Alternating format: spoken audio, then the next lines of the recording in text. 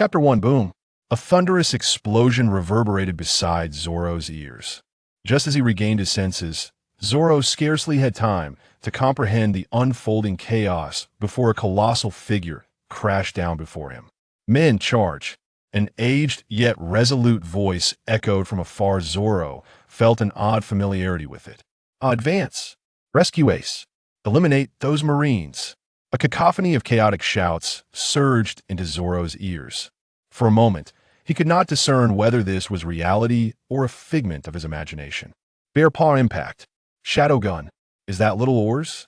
Blinking rapidly, Zoro finally opened his eyes. He realized he lay upon the icy surface, the biting cold compelling him to rise. In the distance, a tumultuous melee ensued, with Marines and pirates clashing ferociously. An old man with a distinctive mustache stood atop a massive ship, his gaze fixed intently on his adversary. As Zoro turned to look, he saw the immense figure of little oars crumple to the ground, on the verge of losing its life force. Yet, more striking than oars were the three distinctly colored Marine admirals. The three admirals of the Marines. Akainu, Akiji, Kizaru. Among them, Akainu's gaze was locked onto Whitebeard, determined to keep him there. What are you waiting for? Swish! A flash of a blade whizzed past. Fortunately, a Marine beside Zoro yanked him away, sparing him from a lethal strike from an approaching pirate. If he can still move, keep fighting. Zoro noticed the pirate who had been felled lay before him, seemingly still alive. After saving Zoro, the Marine seized his weapon and charged forward, disregarding Zoro's fate. So, it's the Pirate King, Zoro murmured to himself. Looks like I've landed right in the midst of the fiercest battle. It seems that to survive, I truly must. Zoro tightened his grip on the bloodied blade in his hand. It appeared that this Marine had dispatched numerous pirates before his arrival. But what about him? Fight! With a swift motion, Zoro gripped his sword and plunged it into the half-dead pirate before him. Ugh! With a pained cry, the pirate gradually ceased to breathe, only blood continuing to spill from his mouth. Like the sound of slicing pork, Zoro withdrew his blade. He surveyed the battlefield. Utter chaos. Every moment witnessed lives extinguished, whether Marine or pirate, in this vast arena of carnage. Life was as expendable as the scattered sea water. Now that he was a Marine, he would uphold his sense of justice. Without hesitation, Zoro quickly resolved to act. After all, he had no other options. Just as one chooses Konoha in Naruto, or Soul Society in Bleach, in One Piece, if he did not choose the Marines, did he intend to become a pirate? No way. Zoro could not persuade himself to embrace a life of piracy. However, he was more than willing to serve as a Marine. Kill. Having convinced himself, Zoro no longer hesitated. He turned and charged towards the pirates. I bear the weight of justice, you scoundrels. Ding! Just as Zoro prepared to strike, a peculiar sensation surged in his mind. Justice. The interface appeared remarkably simple, containing only a few elements. One was a justice value, marked at 10 points. Below the justice value was something that caught Zoro's eye, attribute points. Apart from these two elements, there was a red dot. With little time to ponder, Zoro opened the red dot without hesitation. Instantaneously, a tremendous surge of power coursed through his body. In less than a second, all of Zoro's injuries had healed completely. Moreover, he could distinctly feel his strength had increased. By how much, he couldn't precisely tell, but it was certainly enough to surpass his former self multiple times over. Without a second thought, he utilized the 10 attribute points. Once again, a wave of power flooded into Zoro's being. So the contents of that red that were akin to attribute points, he thought. Although Zoro's strength was not yet formidable, the enhancement was palpable. That red, that must have been a beginner's gift pack, Zoro surmised. It had granted him a full recovery along with 10 attribute points. Adjacent to the attribute points was a large spinning wheel. The wheel was divided into various segments, though Zoro could not discern them clearly. He decided to try using the wheel. 1,000 justice points for one spin. Zoro glanced at his meager 10 justice points and shook his head. Was that all there was? Zoro was not easily discouraged. He believed there must be more, but perhaps he had yet to meet the requirements to unlock them. However, seeing the bold characters spelling justice above, along with the pirate behind him who had just breathed his last, Zoro finally understood. He had gained justice points by killing that pirate. Apart from the justice points, attribute points were the reward. As for the 1,000 points for a spin, Zoro was currently too impoverished to afford it. Yet, observing the battlefield around him, where Marines and pirates clashed relentlessly, he clenched his fists. Zoro felt ready to take action. The top war summoned only elite Marines, relying solely on his original body, was already significantly superior to the average soldier. Now was the time for him to shine. In a chaotic melee between Marines and pirates, it was customary not to deliver finishing blows. Once an opponent lost their fighting capability, combatants would typically refrain from striking further. This was a peculiar behavior in this area. The pirates had come to rescue Ace. They merely needed to carve a path for their captain to reach Ace and escape. Thus, they paid little mind to the incapacitated Marines. The Marines, too, were focused on thwarting the pirates' advances, cutting down those who charged at them, only to be immediately replaced by other pirates eager to join the fray. Consequently, this created an opportunity for Zoro to act. Of course, the primary fighters, those with formidable strength, would hardly concern themselves with such minor skirmishes. They had their own foes to contend with and typically dismissed the lower-tier soldiers, as long as one did not obstruct their path. Thus, in this scenario, Zoro commenced his counterattacks. Stab! With a swift motion, Zoro dispatched two pirates with a single, clean stroke. To Zoro, these pirates were of low caliber, easily felled by his two strikes. Perhaps his newfound strength was indeed considerable. Zoro understood that during this top war, the Marine forces comprised 100,000 elite soldiers facing the numerous Marine bases spread across the world. Mobilizing such a vast number was a significant loss. On the other hand, Whitebeard's crew consisted of only 1,600 pirates, alongside 56 pirate ships from the New World, totaling over 50,000 pirates. If likened to ancient siege warfare, the attackers required a considerable number of expendable troops to fill the moats and exhaust ammunition, while the defenders needed only a tenth of that force to hold the line. In this pirate world, Whitebeard emerged from the depths, and relying solely on ranged attacks proved insufficient. A direct confrontation was inevitable. The current situation resembled the ancient siege warfare Zoro had observed before. The objective of Whitebeard's crew was to rescue Ace. Once they achieved that, they could retreat. However, there was a notable difference. The top-tier combatants in this world possessed the power to dictate the outcome of a battle. Otherwise, even 100,000 foot soldiers would falter against a single display of Conqueror's Haki. Zoro found himself confronted by a frenzied surge of pirates upon the battlefield. The layout of the Navy headquarters resembles a shape, and after being completely frozen by Aokai's Ice Age, the interior of this U-shaped formation has become the largest combat arena. Just moments ago, the spot where little oars fell was a mere few dozen meters from the execution platform. Yet, this place feels like an unfathomable abyss, as it harbors the strongest figure within the Navy. The legendary Navy hero, Karp, bears witness to this clash with a strained demeanor.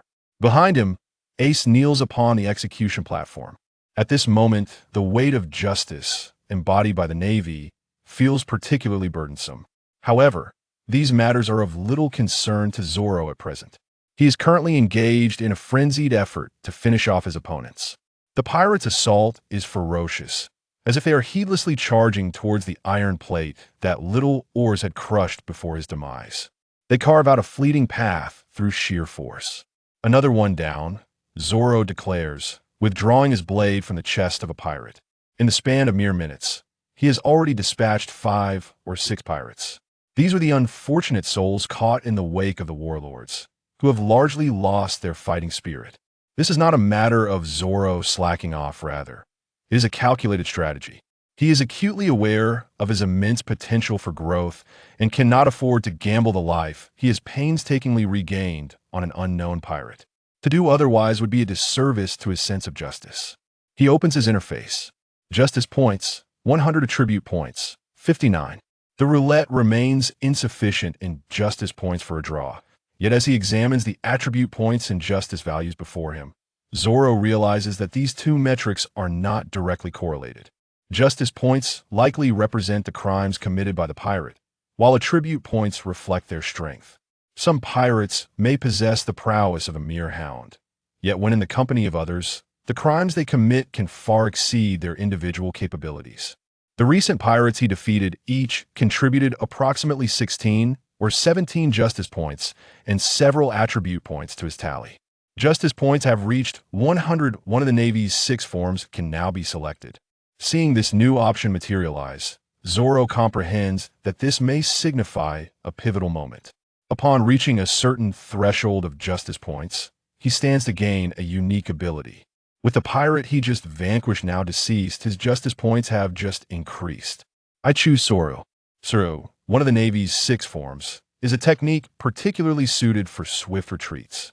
The other techniques Stekai, Shave, Iron Block, Moonwalk, and Tempest Kick are not suitable for his current needs. His immediate priority is to ensure his own safety, and Soru will allow him to rapidly finish off enemies and return to a relatively secure location.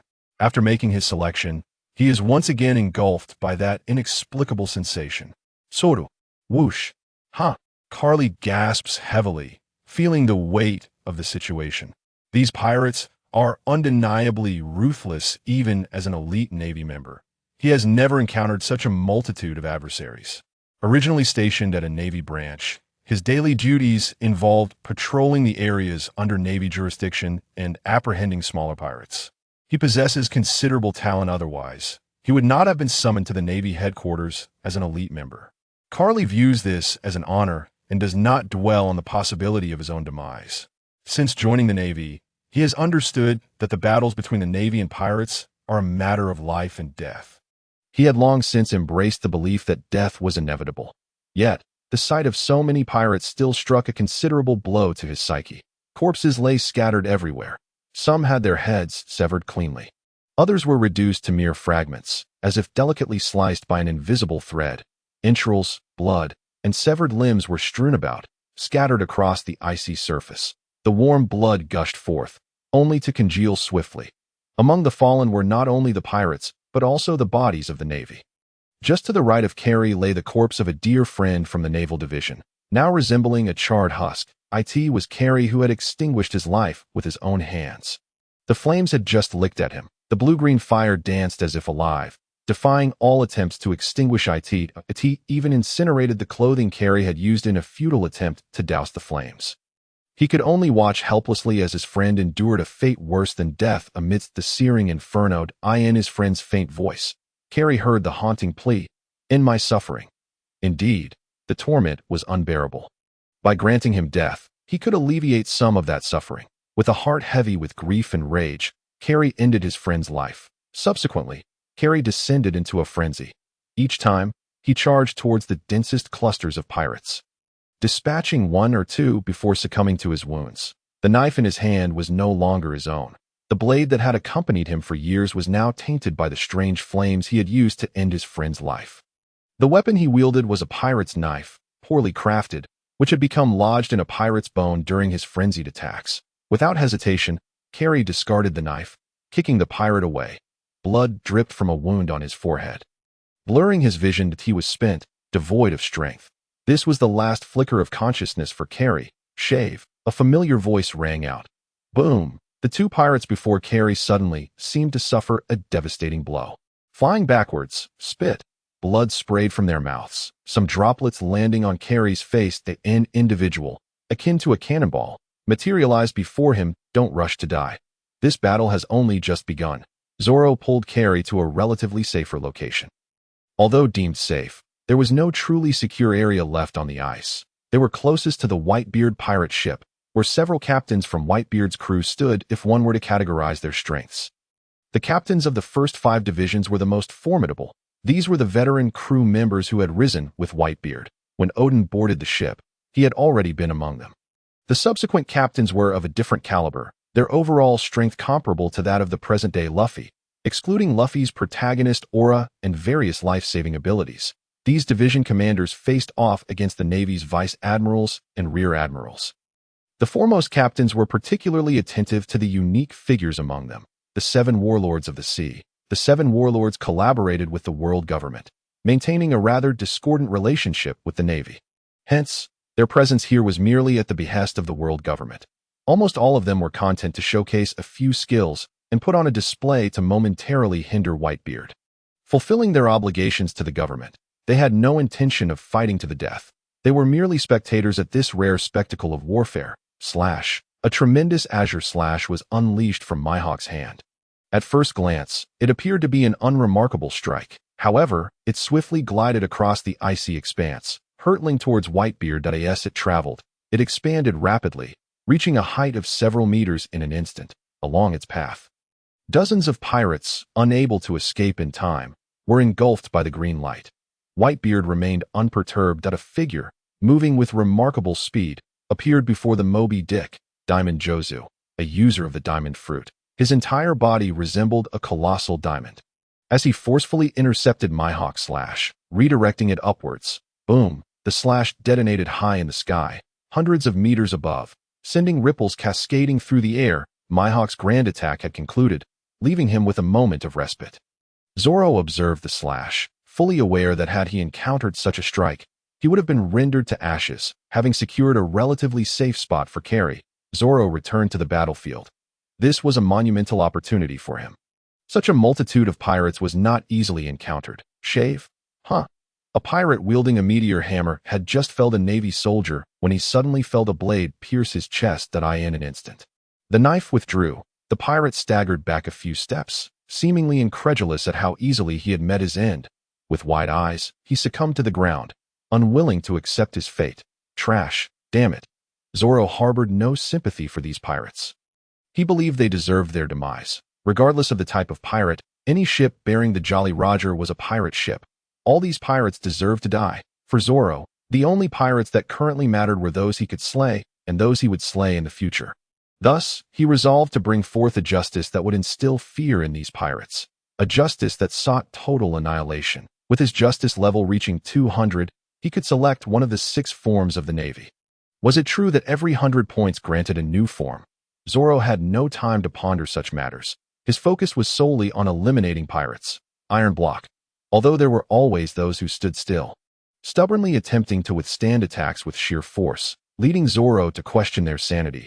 It was undeniable that the iron block could temporarily bolster one's defenses, mitigating damage. The moonwalk could allow one to ascend into the sky. However, given the current situation, attracting attention could be perilous. Should he soar into the air, the division commanders near Whitebeard might very well target him. The paper drawing technique was unnecessary for the time being. While the pointing gun was best suited for close combat, the Galefoot would be his next choice. The battle on the icy surface raged on. Whitebeard's captains held their ground against overwhelming numbers of the Navy, who were engaged in relentless melee combat with the pirates. Sengoku observed the situation with grave concern. The casualties among the Navy were severe, claiming the lives of many elite soldiers, a thought that pained him deeply. Commence the execution, Sengoku ordered. No longer willing to wait, he needed to stoke the flames of this battle. Execution. With Sengoku's command, the pirates witnessed the executioners at the gallows preparing to take action before them. Karp clenched his fists tightly, his expression darkening. Suddenly, a resounding voice echoed from the sky. Ace. What is that? Is it a person? Luffy. Ace, standing on the execution platform, instantly recognized Luffy's voice. This shout caused Karp to open his eyes wide. But his clenched fists tightened even further. Another voice followed. This is bad, Sengoku thought to himself. The escape team had arrived. This motley crew, comprised of various scoundrels, was a collection of the dregs from the depths of the underwater prison's 6th and 5th levels. Besides Luffy, the team included the revolutionary Ivankov, former warlord Crocodile, the fishman Jinbei, and the opportunist Buggy. How did they get here? This is disastrous. Upon witnessing the scene, Buggy felt an overwhelming sense of doom, setting aside the formidable presence of the 3 admirals standing before him. The notorious Whitebeard looming behind was equally intimidating. He regretted following Luffy to this perilous place. Truly, he was suffering from a bout of ill fortune at that moment. A singular thought consumed his mind: to flee. To find a place to hide. In stark contrast, Luffy was brimming with excitement. Ace. I'm here to rescue you. Luffy. The chaos of battle intensified. Beyond the escapees, Sengoku was particularly troubled by the Empress.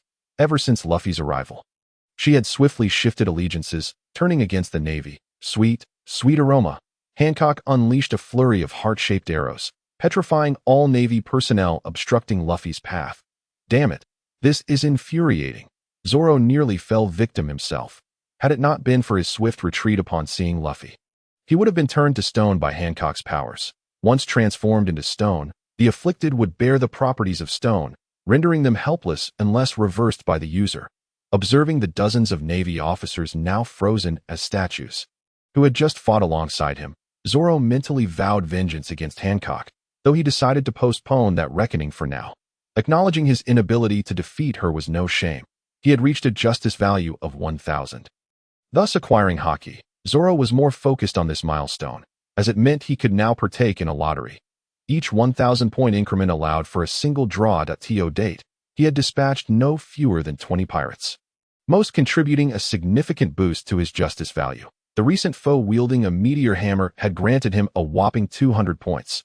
This individual was certainly a captain from one of Whitebeard's 56 crews. Yet he only provided Zoro with a meager 20 attribute points, proving to be utterly useless. Setting aside such thoughts, Zoro proceeded to the lottery. The massive spinning wheel was too cluttered for him to discern its contents. Likely due to the sheer variety of items it contained, in any case, the results of his first draw emerged in less than 2 seconds. A random devil fruit.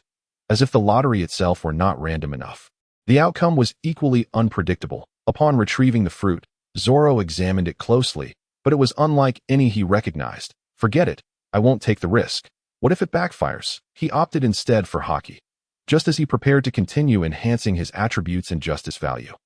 Zoro suddenly noticed that the previously simplistic panel had expanded significantly. Justice value, 1,000, 0, attribute points, 121 abilities, Navy 6 styles, Haki items, random devil fruit weapon. None. This enhancement clarified Zoro's current capabilities and hinted that the spinning wheel also contained various equipment. Perhaps he could draw something of great value, akin to the devil fruit he had just obtained. Even the most mundane of devil fruits commanded a price in the millions of berries. Unless absolutely necessary, Zoro was reluctant to consume the fruit. A disastrous outcome would leave him in despair. Meanwhile, on the front lines of battle, the group of escapees led by Luffy, excluding those who had foolishly followed Buggy, rallied to assist Luffy in rescuing At this juncture. The Seven Warlords began to strategically withdraw, as Karp remained on the scene, warranting their compliance. They played their parts, some feigning involvement, while others genuinely engaged. Among them was Gecko Moria, a shadow fruit user capable of manipulating others' shadows and enhancing his own. Jinbei, the fishman karate master, had just escaped from Impel Down alongside Luffy, stripped of his title as a warlord and willing to sacrifice his life to prevent the war. Fearing Whitebeard's demise, he had refused the Navy's summons. Ultimately imprisoned in level 6 of Impel Down, sharing a cell with a fishman, Jinbei was at home in the water. Observing the Seven Warlords' indecisiveness, Doflamingo distanced himself from the fray, uninterested in the unfolding conflict. Hancock had openly defected to Luffy's side, while Mihawk maintained a more neutral demeanor, no longer employing his initial lethal strikes. Kuma was entangled with Ivankov, leaving Moria as the only one seemingly oblivious to the changing tides. Thus, it fell to Jinbei to clear the path for Luffy. With ease, he manipulated the sea, conjuring a colossal wave that surged toward Moria. Sea water. As a devil fruit user, Moria found his strength rapidly waning in the presence of seawater. Fishman karate, shark skin fist. The immense force struck Moria's chest. Jinbei's prowess only grew in the face of adversity, demonstrating unmatched resilience, even capable of withstanding Big Mom's attacks for a brief period. Yet Moria, the most shamed among the warlords, was undeniably the weakest. Ugh! Moria's shadow, recently consumed, rushed forth, causing him to shrink from his towering height of 10 meters back to his original 7, Fishman karate, 5,000 tiles fist. Another devastating blow from Jinbei sent Moria reeling, no longer obstructing Luffy's advance. You clearly lack discernment. This is not your fight to impede. On the other side, Kuma was being repelled by Ivankov's death wink. A rapid blink that unleashed explosive winds. It was evident that Kuma was not entirely committed to the confrontation. Mihawk, who had just prepared to intercept Luffy, feigned incapacity under the guise of being thwarted by the 5th Division captain. Bista, Rose Dance, Gum Gum Machine Gun. With each passing moment, the path before Luffy grew increasingly clear as the 7 Warlords largely withdrew from the fray. However, this did not imply an easy passage, for the greatest danger loomed directly ahead. The 3 admirals stood resolutely in their path. Nevertheless, at this juncture, it could be said that the 7 Warlords had largely begun to play a passive role. Yet, on Whitebeard's side, matters were no less dire as Sengoku announced Ace's lineage as Roger's son. Preparations for a fierce confrontation with Whitebeard were already underway. The battlefield was meticulously arranged. Even with the formidable presence of Whitebeard and his entire crew, finding a chink in their armor in such a short time was an insurmountable task. Indeed, all of Whitebeard's crews had already engaged in battle, leaving only him standing upon the Moby Dick. Now was not the time for him to intervene. Should he choose to, the conflict would escalate into a true maelstrom. The world's strongest man, even in his age, retained an awe-inspiring aura of power. Shut down the broadcast. The warring states issued an order. The formidable warrior, Zhang Taowan, entered the battlefield accompanied by a dozen PX Bear robots. These machines, ingeniously crafted by Vegapunk, possessed remarkable strength, with a single unit capable of sending a multitude of notorious foes fleeing in disarray. Only Urki could barely contend with this mechanical behemoth, engaging in a fleeting exchange of blows. A laser beam shot forth from the mouth of the PX Bear robot, piercing through one pirate after another. This marked a sign, a signal. Zoro continued his relentless strategy of ambush and retreat, drawing the attention of other pirates to the audacious assaults perpetrated by the Navy. His stealthy onslaught came to a halt. Water Buffalo, Atmoss, a pirate ranked 13th among the divisions directly under Whitebeard's command. Towering in stature, he was comparable to Diamond Jozu, clad in sleeveless gray-gold armor and donning a gray helmet adorned with horns. His long beard resembled the mane of a beast, while his black hair cascaded down to his waist.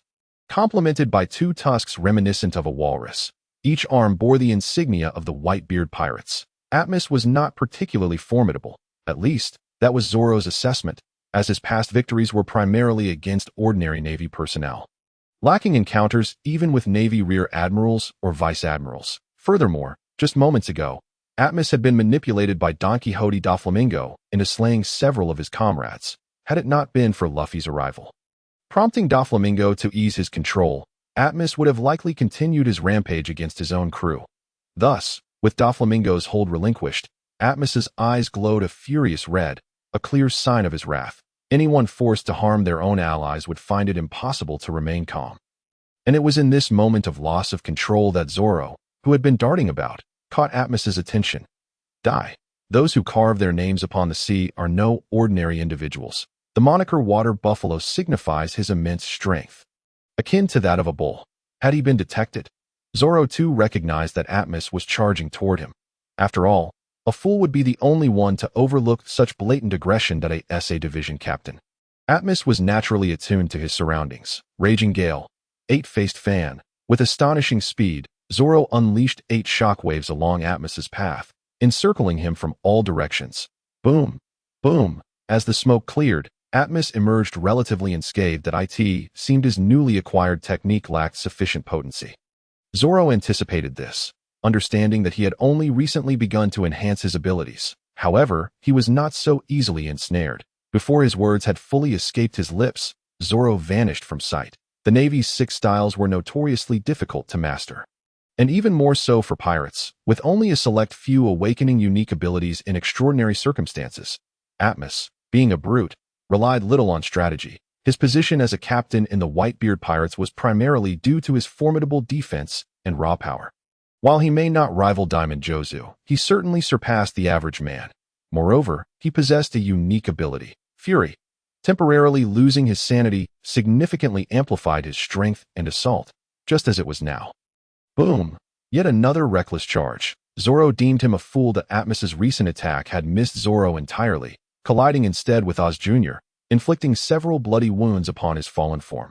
Wait, Oz Jr. isn't dead? As Zoro approached, he realized that Oz Jr.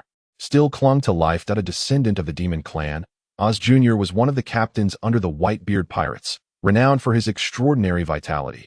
Even among giants, he was formidable, having endured Kuma's shockwave attack, undergone an electric treatment from the inside out, been pierced by Moria's shadow shuriken, and had one of his feet severed by Doflamingo. He still lay alive, albeit gravely injured, near ace.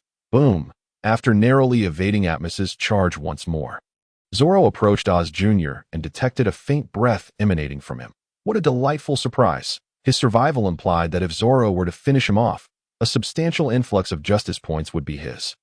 Gazing at Oz Jr.'s massive frame, Zoro estimated that he could easily obtain at least 1,000 points. This was a lucrative opportunity. However, a pressing dilemma confronted Zoro. Oz Jr.'s size was such that even if he struck relentlessly with his sword, it might not suffice to end him. Would he truly have to consume this devil fruit? Zoro eyed the recently acquired fruit warily, deciding it prudent to eliminate the immediate threat first. Boom! Once more. He evaded Atmos's onslaught. The brute was evidently a mindless entity, limited to simple attacks and charges, explaining why he fell under Doflamingo's control. The crimson glow in his eyes gradually dissipated as Atmos regained his senses. Had he failed to dispatch Zoro? Atmos felt a profound sense of humiliation. Dressed in the most common Navy garb, Zoro's attire marked him as mere cannon fodder, not even worthy of the rank of lieutenant. In Atmos's eyes, the individual who had eluded his numerous attacks was simply an inferior soldier. Was this reasonable? Could it be that he was truly weak? Unthinkable. Atmos refused to accept himself as a failure. After all, he was a captain of the Whitebeard division. That you've had your turn. Now it's mine. Atmos heard Zoro's voice and immediately adopted a defensive stance. Raging Gale. 100 birds. Phoenix. Unlike the previous attack, which had only produced 8 shockwaves. This time Zoro poured every ounce of strength into his assault. Although he had only just begun to master the Navy's 6 styles, he exerted himself to the limit, unleashing hundreds of shockwaves. Boom! Can't move. Atmos flailed his twin blades wildly, attempting to deflect the onslaught. Unfortunately for him, the shockwaves he deflected struck other pirates, who lacked his formidable defenses, inflicting grievous wounds upon them. Why are there so many? Atmos marveled in disbelief. The hundreds of shockwaves appeared as a colossal wave, yet were in fact composed of countless individual strikes.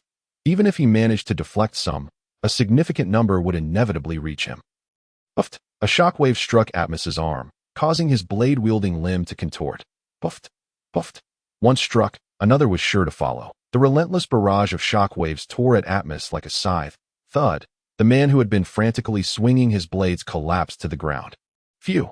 Exhausted as Zoro gazed upon the fallen Atmos, he understood that he could not afford to be complacent. The absence of an increase in his justice points indicated that Atmos was not yet dead.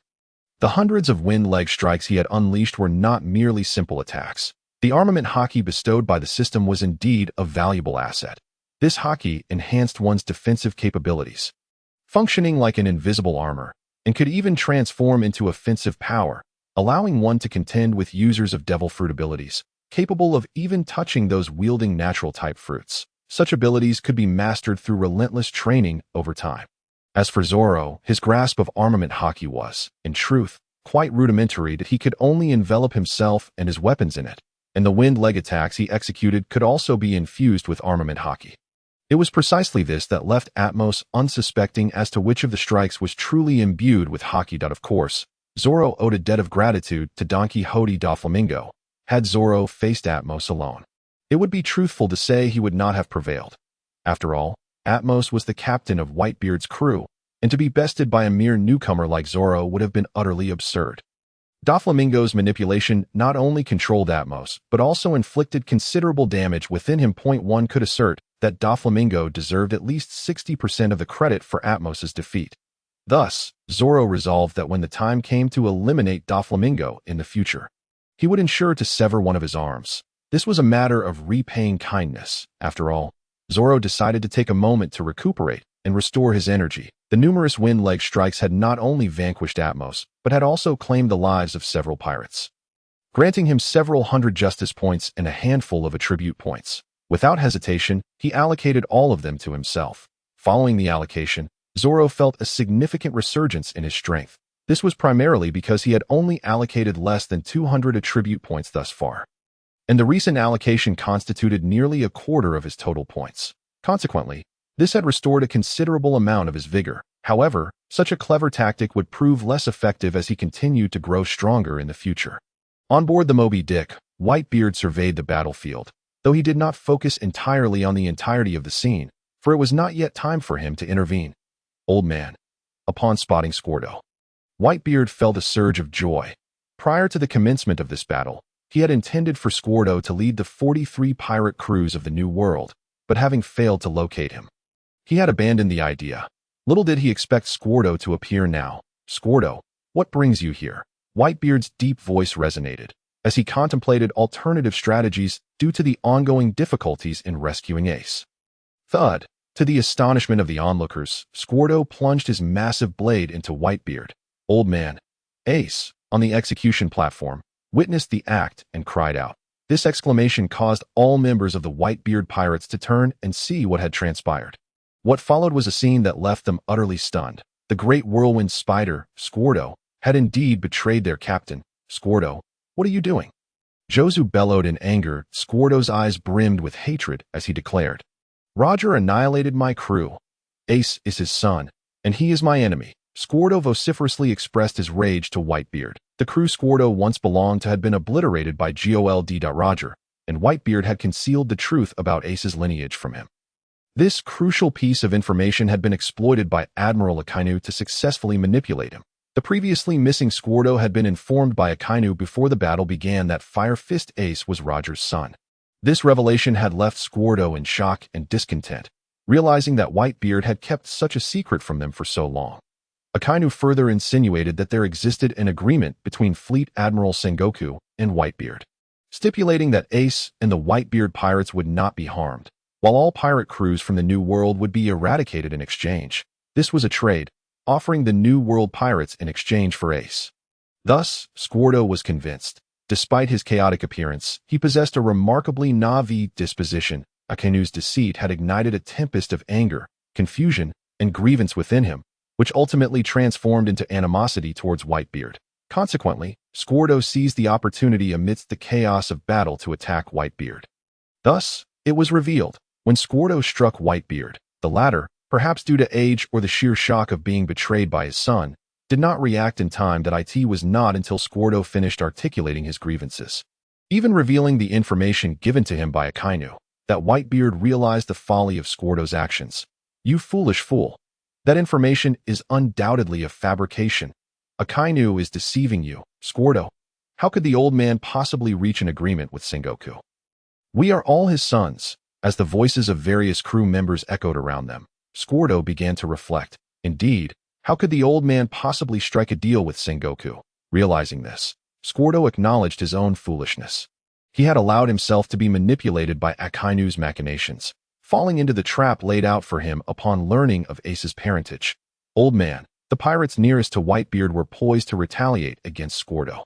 However, Whitebeard raised his hand, commanding them to cease their actions. Foolish son, even so, I love you. Old man, such a heartfelt declaration was truly moving.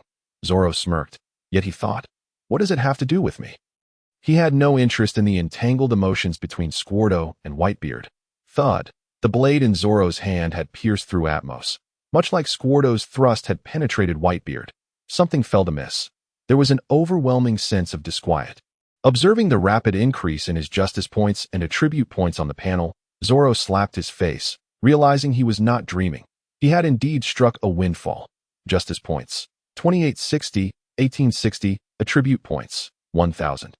What a shocking turn of events. Thank the heavens, thank the earth, and thank Minggu for the assistance bestowed upon me. Were it not for Mingji's help, Zoro would never have conceived of the possibility of vanquishing Atmoss. It has been decided. I shall spare him one arm in the future, 1,000 attribute points. What does that signify? Zoro is poised to ascend to new heights, although still lacking in the grand context of the pirate world. This boon is sufficient to grant him a substantial enhancement. With Atmoss now deceased, one wonders if Whitebeard is aware of this development. Should he come to know, a seismic upheaval might befall him, and my demise would be inevitable. That moment, Zoro turned his gaze towards Whitebeard. In the midst of heartfelt exchanges with Squirdo, he seemed utterly oblivious to the fact that one of his division commanders had perished. Atmoss was indeed not particularly formidable, lacking any extraordinary abilities. The captains of the first 5 divisions were capable of rivaling the might of the warlords of the sea. The subsequent 5 may be somewhat weaker than the first group. Yet they would not be significantly inferior to AS for the later captains. They belong to an entirely different echelon. Each pirate crew possesses a vast disparity in combat prowess. It is inconceivable that every captain's strength would be uniform. If we were to categorize the strength of the division commanders within the Whitebeard pirates, only 3 remain from the original 5. The Phoenix Marco, the Diamond Jozu, and the Flower Sword Vista. These represent the first tier. The slain Sachi, taken by Blackbeard, likely match their strength, but alas, he is beyond reach now. The next tier of captains is akin to Kaido's Flying 6, representing mid-level power. Below them lies yet another layer. Atmos, in this hierarchy, ranks below the Flying 6, but above the ordinary pirate captains. Had it not been for Doflamingo's initial manipulation and grievous injury, Zoro would have found it exceedingly difficult to vanquish this minor boss in his eyes. With a direct infusion of 1,000 attribute points, there is no need for further discourse. Let the enhancements commence. A familiar sensation coursed through Zoro's body, as if power were materializing from thin air. Ah, how invigorating. The augmentation posed no particular harm to Zoro's physique. It merely enhanced his strength. At present, should I encounter a pirate akin to Atmos again, I would stand toe-to-toe with him. Clenching his fists, Zoro felt an overwhelming surge of power enveloping him. Is this the boon of an external enhancement? If more were to come, I would gladly welcome it. The Armament Haki, the 6 powers of the Navy, and an unknown devil fruit. Truly, the Marineford War is an exceptional venue for accruing justice points and attribute enhancements. Reflecting on this, Zoro hastened his onslaught against the pirates. Captain, a pirate discerned the anomaly.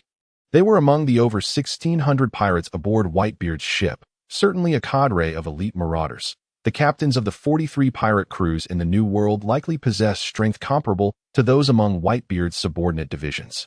Each ship commanded by these New World captains harbors dozens, if not hundreds, of elite pirates, with the remainder being exceedingly ordinary.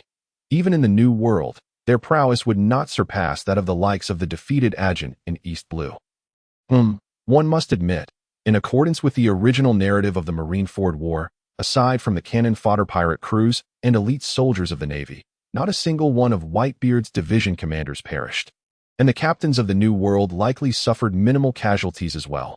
However, now, due to Zoro's emergence, the tide has shifted.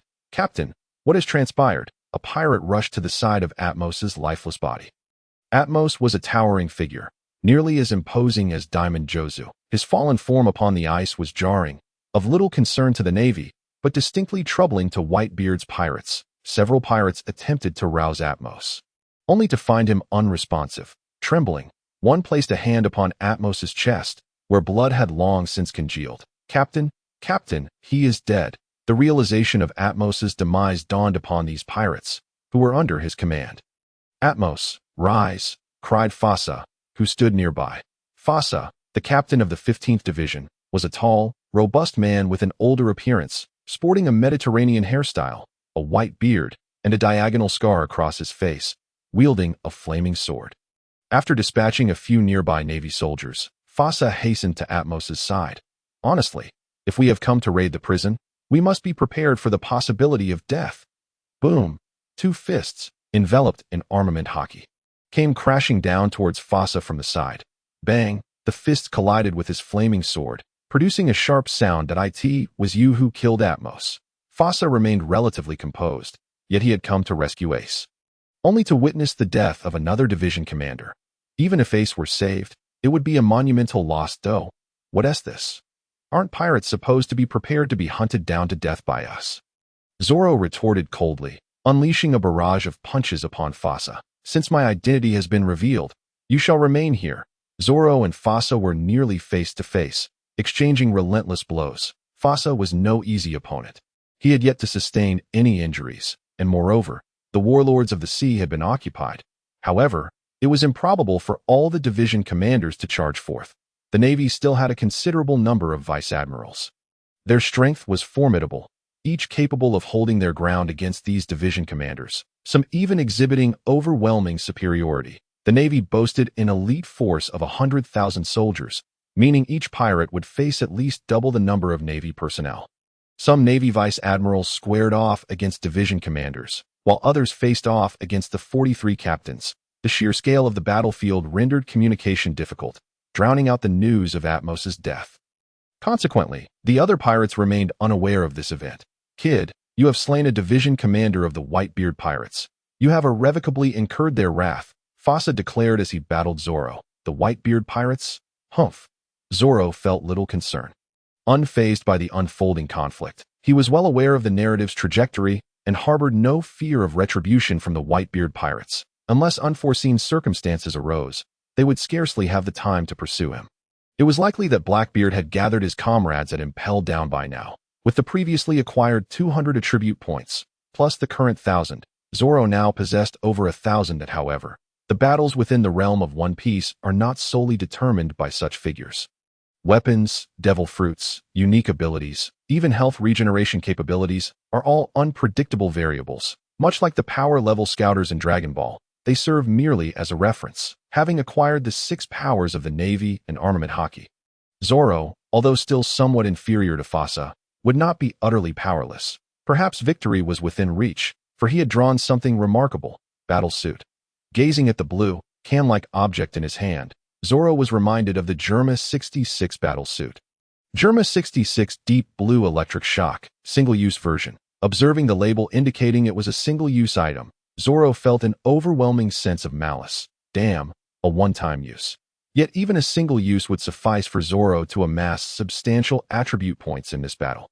After all, no external enhancement could rival the strength of one's core abilities.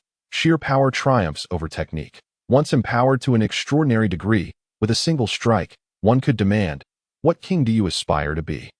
"What is that?" Fossa questioned, perplexed in his line of sight. Zoro held forth the blue canister. Could it be a potion that enhances one's abilities, or perhaps a bomb? Regardless of how Fossa speculates, he would never guess that this is the battle suit of Germa 66. After all, it seems there are only 6 sets of this peculiar outfit, as the king of Germa 66. Judge possesses 1, his 4 children each have 1, and the last one was given to Sanji. Only a handful of individuals are aware of this. Deep Blue Electric Shock. This ability originally belongs to Vinsmoke Niji, the second son of the Vinsmoke family, who acquired a superhuman physique through Judge's gene modification via the bloodline factor, granting him the power of electric light. Unfortunately, Zoro himself has not undergone any modification with the bloodline factor. Consequently, even if he utilizes this battle suit, he can barely harness half of its capabilities. Any abilities requiring electric light can only draw upon the energy of the suit itself. Well, it's disposable, so it is what it is. I can always borrow another from Germa 66 later, Zoro mused. The blue canister featured a prominent button, which Zoro pressed directly. There was no dramatic effect of rising into the air, shimmering with blue light, and transforming his entire attire. This one-time version of the battle suit merely added a layer of blue fabric over Zoro's original clothing. What a cost-effective solution, Zoro couldn't help but remark. Not only were the special effects absent, but even the battle suit's cape, belt, shoes, and gloves were missing. It seemed rather too simplistic. Fortunately, the basic functionalities remained operational. Let's give this a try, Zoro thought as he explored the suit's features. Due to a lack of equipment, he couldn't completely master the battle suit, as if manipulating a machine. However, he was still able to utilize some abilities. Invisibility. Huh? Where did he go? From Fossa's perspective, Zoro had taken out the blue canister and donned a suit, only to vanish from sight. As he disappeared, Fossa's expression turned grave. At a devil fruit. An invisibility fruit. For the commanders of Whitebeard's crew, acquiring a devil fruit ability isn't particularly challenging. Big Mom's crew has at least dozens of devil fruit users. Kaido has even more, with his ranks entirely filled with Zoan-type devil fruit users. Except for Shanks, the only emperor without a devil fruit on his ship. However, he possesses a mythical Zoan fruit and is a celestial dragon, so he need not fear anyone. Boom! A tremendous shockwave emanated from Fossa's waist. Boom! The combination of high-speed movement and electric needle strike is impressive. The fact that Zoro could become invisible was already beyond Fossa's expectations, and there were additional functionalities as well. Truly a remarkable bargain. This kid's techniques are quite peculiar. Wiping the blood from his mouth, Fossa grew more serious. Rubbing his waist, he still felt a tingling sensation. The deep blue electric shock can generate its own electricity. And this disposable version could be used a few times at best. The electric needle strike delivers a swift knee attack to the opponent's body, releasing a surge of electricity upon impact to incapacitate them. The drawback, however, is its high energy consumption. This instance of electric needle strike depleted 1/6 of the disposable suit's energy. Zoro resolved to finish this battle swiftly. After dealing with Fossa, there was still that little ooze. If he could eliminate this descendant of a demon, the attribute points gained would undoubtedly far surpass those from this commander that he invisible again. Lacking Kinbunshika Haki, Fossa could not perceive Zoro's movements. Why? He is not the protagonist. Therefore, he could only rely on Busashoka Haki, depending solely on his combat instincts to evade Zoro's attacks. He lacked any area of effect techniques capable of obliterating everything in his vicinity. Electric Flying Kick. Here again, having experienced an attack once, Fossa quickly detected the location of Zoro's strike, that it was still aimed at his waist. Damn it. Clang. He managed to block it, and Fossa's heart leaped with joy. Electric Needle Strike. Boom. It appears he has not learned his lesson. Weapons conduct electricity. It is well known that Enel's Rumble fruit is the strongest Logia-type devil fruit, as lightning possesses immense destructive power and speed. Although the electricity emitted by this battle suit may not reach that level, it is certainly not something an ordinary person can withstand. Vinsmoke Niji himself had battled for an extended period against Charlotte Oven, one of Big Mom's sons, relying on his battle suit. Time to end this. Zoro discovered that this battle suit is indeed a remarkable item, significantly enhancing his speed, strength, and reflexes that I must borrow a couple of sets from Germa in the future. This is indeed a strange anomaly. No, the issue lies with his attire. Fossa identified the crux of the matter. Ever since that kid donned this suit, his strength had surged tremendously, to the point where even Fossa was no match for him. However, it was too late. Zoro embodies unyielding justice against pirates. He would never incapacitate an opponent and then leave them to recover their combat capabilities. Only by utterly exterminating a pirate can one claim victory in battle. Die. Zoro expended all the energy of the battle suit, gathering a massive electric sphere upon his fist. Not good. Fossa sensed impending doom and resolved to retreat. There was no escape. Perish. Five-fold electric punch. The crackling sounds erupted. Yet amidst this vast battlefield, it did not create much of a disturbance. The ruckus from Luffy's side was far louder, capturing the attention of most, as everyone was eager to witness whom Karp would choose between justice and familial bonds. This was far more entertaining than the battle itself. Ugh. Fossa, enveloped in smoke, collapsed, briefly losing consciousness. He was fortunate that his strength as a commander allowed him to endure the full brunt of the electric assault without perishing immediately.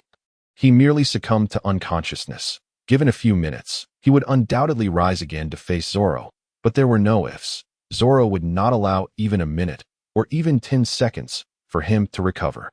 With a swift strike, Zoro ensured that one blow was insufficient, delivering several more to prevent a revival. Another significant boost, justice value.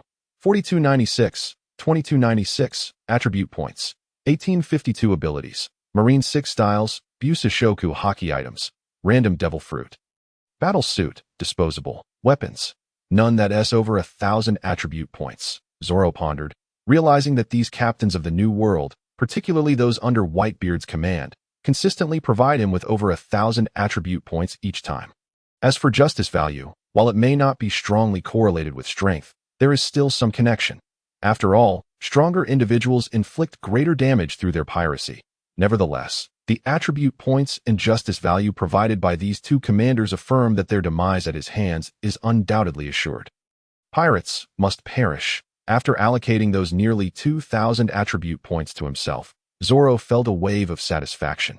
His strength was growing rapidly. However, he still dared not lower his guard. He estimated that these small commanders likely possess attributes in the range of several thousand.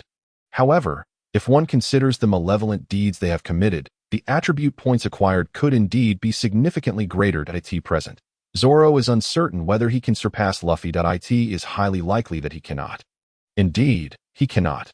The Son of Destiny has only been at sea for less than a year, and his strength has surged as if he were endowed with extraordinary abilities. But I too possess such capabilities. So it matters not. Why bother? Let us eliminate them all. Once the attribute points have been fully allocated, Zoro gazed at the remaining justice points available for 2 draws and decided to reserve them for now. His battle attire still retains 1/3 of its energy. Nearby, the fallen Little Oars has not yet succumbed completely. It is time to lend a helping hand. The agony is unbearable, having been struck by Bartholomew Kuma's meat cannon. Let me, this benevolent soul, offer my assistance. Next to Little Oars, the colossal body of the demon has compromised the encirclement initially set up by Sengoku, creating a significant flaw in the net. The pirates are charging towards this gap. Evidently unaware of the implications, only Luffy has the capability to reach the execution platform.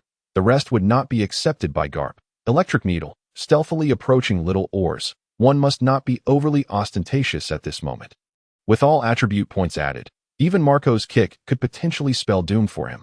Zoro realizes that both of his previous battles were rather opportunistic. The first squad leader was aided by Doflamingo, while Fossa relied on the enhancements of his battle attire. Neither victory was wholly attributed to his own strength. Thud. Little Oar's heartbeat is nearly ceasing. Meanwhile, Whitebeard has entered the fray. The giant Vice Admiral John Giant has been swiftly dispatched by Whitebeard. He was quite unfortunate, having been sold to the Navy by a nun during his childhood, ultimately becoming the first giant soldier in the Navy. After decades of struggle, he finally attained the rank of Vice Admiral in the Navy. The disparity between a naval Vice Admiral and the Emperor Whitebeard is substantial. Even though Whitebeard is now in a frail state, afflicted by various ailments, full throttle. Boom! Numerous artillery units have risen around the icy waters of the naval base. On the essential path, Admiral Sakazuki's arms have turned crimson, with molten magma dripping from above. Raising his hands above his head, he unleashes his most formidable technique. Meteor Volcano. Dark, dense clouds gather in the sky, enveloping the battlefield. Lava, akin to a fiery meteor shower, continually descends, melting the ice into a vast ocean of magma. Each falling meteor resembles the harbinger of death, an uncountable torrent of magma engulfing the area.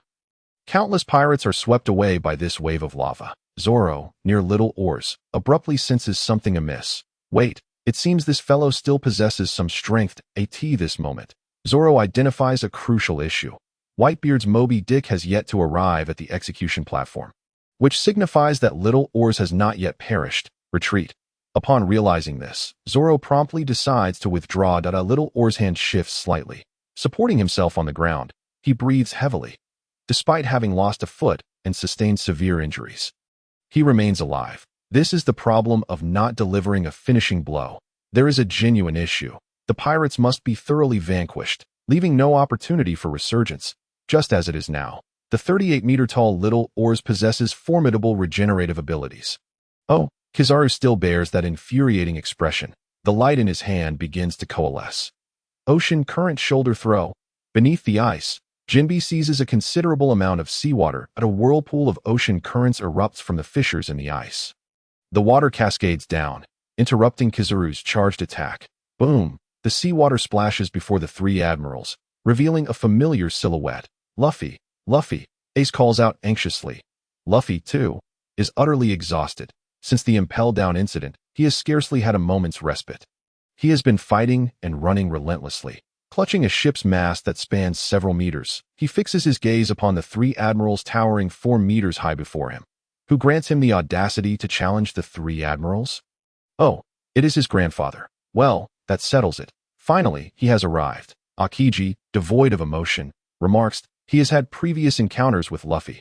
His idol is the naval hero Karp, and the infamous Robin, whom he has long observed, is also a member of the Straw Hat Pirates. To claim ignorance of him would be impossible. As for lending a hand, that is another matter altogether. How dare he openly challenge us, the son of Dragon? Sakazuki declares. Even without mentioning Garp's grandson, he still accords Karp due respect. All 3 share a consensus. Luffy must not be killed at all costs. Even if he cannot be slain, it is imperative to drive him away and keep him far from the execution platform. How terrifying. He is still so young. Kizaru pouts out a mouthful of so terrifying. A kick for every supernova. Humph, you little brat, Whitebeard chuckles. Your obsession is commendable. However, you have arrived too early for this stage. You cannot hope to defeat us old-timers. Kizaru casually remarks, hands in his pockets. Humph, Sweat pours from his body as he gasps for air. Luffy's stamina is nearly depleted. His vision begins to blur. Ace watches Luffy with concern from the execution platform. I have come to rescue Ace. No matter who stands in my way, I will certainly save Ace. Return Ace to me. Gum Gum Stampede. Has it finally come to this? Zoro begins to circle around. The vicinity of the three admirals is not a favorable place. It is fraught with interpersonal dynamics. Who would dare to directly eliminate Luffy? They are all performing in a grand play. One cannot help but wonder how Whitebeard would react to the absence of two captains. Without further thought, Zoro makes his judgment. A lottery. Let us procure some items first. When faced with uncertainty, a lottery is entirely appropriate. The current battle is between Luffy and the three admirals. To call it a battle is somewhat misleading. It is merely the three admirals granting Karp face by repelling Luffy, rendering him incapable of fighting. They need only refrain from interfering in this confrontation. Clearly, they have underestimated Luffy's resolve to rescue Ace. Even when faced with three admirals, Luffy remains undeterred. The admirals would not dare to truly kill Luffy, as that could provoke Karp's wrath. Although they are not afraid of Karp, such an act would severely undermine the Navy's overall faith. This is not a place for you to be. Akiji, most familiar with Luffy, concentrates a spike of ice in his hand, aiming to stab down at the fallen Luffy. Should this strike land, Luffy would indeed lose consciousness. It would also serve as an explanation to Karp. Bang! Just as Akiji prepared to plunge down, he was sent flying by Crocodile, who barged in with a kick that a fine line whizzes past Crocodile's neck. Proving ineffective, the Sand fruit is a natural-type devil fruit, and Crocodile's strength is formidable. As for being defeated by Luffy in Alabasta, that was simply unreasonable. Now, having lost his warlord status, Crocodile has no need to heed anything. He, Doflamingo, manipulating strings, swiftly beheads him. Sand Crocodile, you are now one of them too. Even with his head severed, the cigar in Crocodile's mouth remained steadfastly intact. However, while they managed to impede Akiji, two other Marine admirals were still present. Akainu was not among them. Fearing that he might lose control and inadvertently kill Luffy, it would be best to leave this matter to Kazuru, the master of theatrics. After Akiji was sent flying, Luffy rushed frantically towards the execution platform. As the smoke cleared, a figure with pink hair emerged. Koby, Luffy, do not advance any further. Gomu Gomu no pistol. With a forceful strike, Luffy's attack sent Koby reeling backward. He was inching ever closer, nearly upon the execution platform. Soon, he would rescue Ace. Oh no. A flash of yellow light suddenly appeared to Luffy's left front. A swift kick propelled him away from Ace. Even after crashing to the ground, Luffy refused to relent. Luffy, do not come any closer, Ace urged loudly. How could I not? I am your brother. Bayou Kizaru's fingertip shimmered with light, piercing through Luffy's body. Exhausted from the relentless struggle, Luffy ultimately succumbed, losing consciousness temporarily. Such are the ways of the world, Zoro commented from the sidelines. It was evident that a single strike could have ended it all, yet they opted for elaborate displays instead of simply delivering the blow.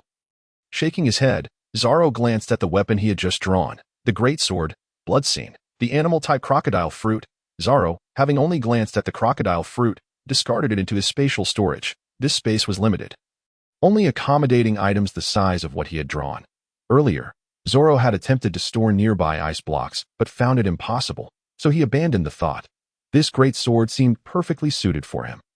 The great sword, second only to the supreme great sword. There were 12 supreme great swords, 21 great swords, 50 good swords, and countless swords of lesser quality. Although this great sword did not compare to Mihawk's Blackblade or Whitebeard's weapon, it was among the strongest swords in the world. It was on par with the foolish Odin's Aim no Habakiri and Enma. The blade of Bloodscene measured around 1 meter and 20 centimeters. Its entirety of vivid red, adorned with menacing patterns as if it were breathing, standing at approximately 2 meters and 3 centimeters. Zoro, an elite Marine recruit, had a physique that was hardly lacking. Bloodscene, as the name suggests, grows stronger upon tasting blood. The more blood it absorbs, the mightier it becomes. This was perfect for dealing with pirates, where each strike must draw blood. After slaying 2 of Whitebeard's commanders, Zoro felt a twinge of anxiety.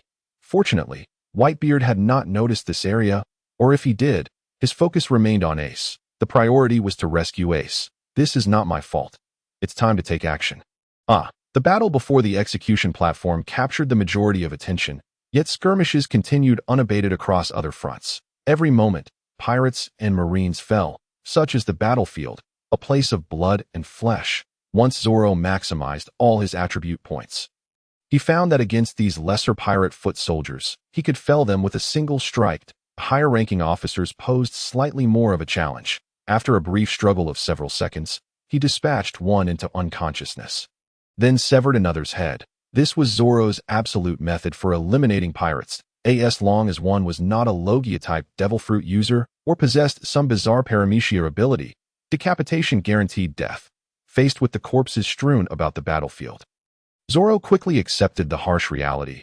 Or perhaps he understood at the moment he arrived that it was either to continuously eliminate these pirates or to perish at the hands of one. Ending his fleeting life was not an option. It was far better to see all the pirates dead. Zoro, with blood scene in hand, decapitated yet another pirate before he could react. 25 justice points. 31 justice points. Watching his justice points rise, Zoro felt a peculiar sense of exhilaration akin to leveling up in a game. Under the nourishment of blood scene began to transform. The once menacing patterns expanded, resembling a gaping abyss voraciously consuming blood. Each time Zoro severed a pirate's head, several blood vessels formed at the neck, converging towards blood scene, which absorbed them relentlessly. The fallen corpses were swiftly drained, utterly devoid of the possibility of resurrection. With decapitation coupled with blood absorption, resurrection was an impossibility. However, it seemed to grow heavier. Zoro could distinctly feel the weight of blood scene shifting. Realizing the current state of the war, Ors, despite his small intellect, stood at a towering 38 meters, weighing nearly 10 tons. The walnut-sized brain of an ordinary person in his head felt like a boulder.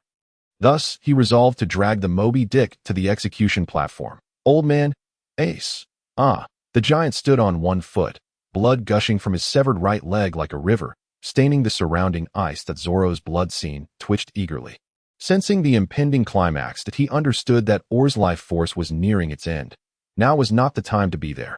Aboard the Moby Dick, as little Ors prepared to deliver the ship to the execution platform, Whitebeard's commanders returned. As the ship approached the barrier, nobody noticed the absence of two commanders. The Moby Dick surged forward, quickly reaching behind little Ors. He lifted the Moby Dick with all his might, pushing it towards the execution platform. Boom! Exhausted, little Ors finally collapsed. This final effort akin to a last flicker of light. He fell to the ground, losing consciousness. Little Ors. Ace felt immense guilt towards him, even though the old man had saved him. Little Ors could not escape this place now, and his fate was sealed. Boys, annihilate the Marines here. Whitebeard wielded his weapon, the Kanjiunki, commanding the over 1,600 pirates aboard his ship. Rescue Ace. Kill. Annihilate the Marines. Rescue Ace. Indeed, those pirate crews from the New World were mere fodder. Zoro observed the elite forces of Whitebeard charging towards the execution platform and chose to continue his slaughter of these New World pirates. Accompanied by the sounds of agony, Zoro wielded blood scene with increasing sharpness and speed, reaping the lives of pirates like a scythe through grass. Who were these Marines? Some pirates began to falter. Though courageous, they were not fools. Knowing they had no chance, they would not advance recklessly. Were there such individuals among the Marines? The long-haired Captain Coward from the New World leapt onto the battlefield from his ship. Your opponent is me. His pirate crew was thoroughly decimated by this young man. Originally consisting of over 1,000 pirates, they suffered losses of more than 100 during the initial charge. When Akainu unleashed the meteor volcano, over 200 perished. Another 100 fell while covering for Whitebeard. Now, only 300 to 400 remain, and this young man has just slain nearly 100 of them. You? Zoro said, his hands never ceasing their deadly dance. The exhilaration coursing through him was indescribable. As he dispatched pirates, the attribute points he gained were directly added to his own prowess, by combining moonwalk and shave. He surged forward in a relentless onslaught, and the blood-sucking blade in his hand grew increasingly fierce with each drop it consumed. With a mere cut upon a pirate's flesh, he could drain their lifeblood. More ferocious than a vampire, he amassed dozens of attribute points in a single sweep, perfectly offsetting the stamina expenditure from his rapid movements. This seamless combination of attacks was nothing short of a nightmare for those hapless pirate fodders. They would catch but a glimpse of a crimson streak before becoming mere corpses. It was utterly terrifying. More brutal than even our own pirates. Since acquiring the blood-sucking blade, Zoro had lost count of how many pirates he had felled. The attribute points accruing to an unfathomable extent. The cumulative boost was now nearly on par with several of Whitebeard's subordinate captains. Speaking of which, had Whitebeard yet to notice the absence of 2 captains? How dare you disregard me? Long-haired Coward seethed with indignation as captain of a formidable pirate crew in the New World, boasting over 1,000 members and controlling several towns. How could he tolerate such insolence? Upon closer inspection, Coward realized that the young man lacked even a cloak, not even a lieutenant. Yet so audacious. Your life is forfeit, Coward bellowed, raising his long blade to strike. Whoosh! Drip! Is that blood? It seems to be my own. Before Coward could change his stance, a gash appeared upon his neck, from which a torrent of blood gushed forth. Behind him, Zoro gripped the blood-sucking blade tightly. The blood streaming from Coward's neck seemed to be drawn towards the blade, as if by an unseen force. In the blink of an eye, Coward was reduced to a lifeless husk. Zoro raised the blood-sucking blade and cleanly severed his head, ensuring he would not rise again. The scene was profoundly horrifying for the onlooking pirates. Their captain was slain in an instant. Quite literally, it was not merely a matter of being knocked unconscious. He was utterly dead. Some pirates began to tremble, their steps faltering. Who on earth is this man? This is terrifying. The sound of fear emanating from the pirates was music to Zoro's ears. Fear was precisely what he sought to instill, not only in them, but in all pirates. Attribute points. More killing. Upon the icy surface, one body after another fell, as blood-red lightning flashed like the Grim Reaper come to reap souls. In this brief span, Zoro alone had dispatched hundreds of pirates. Who is that?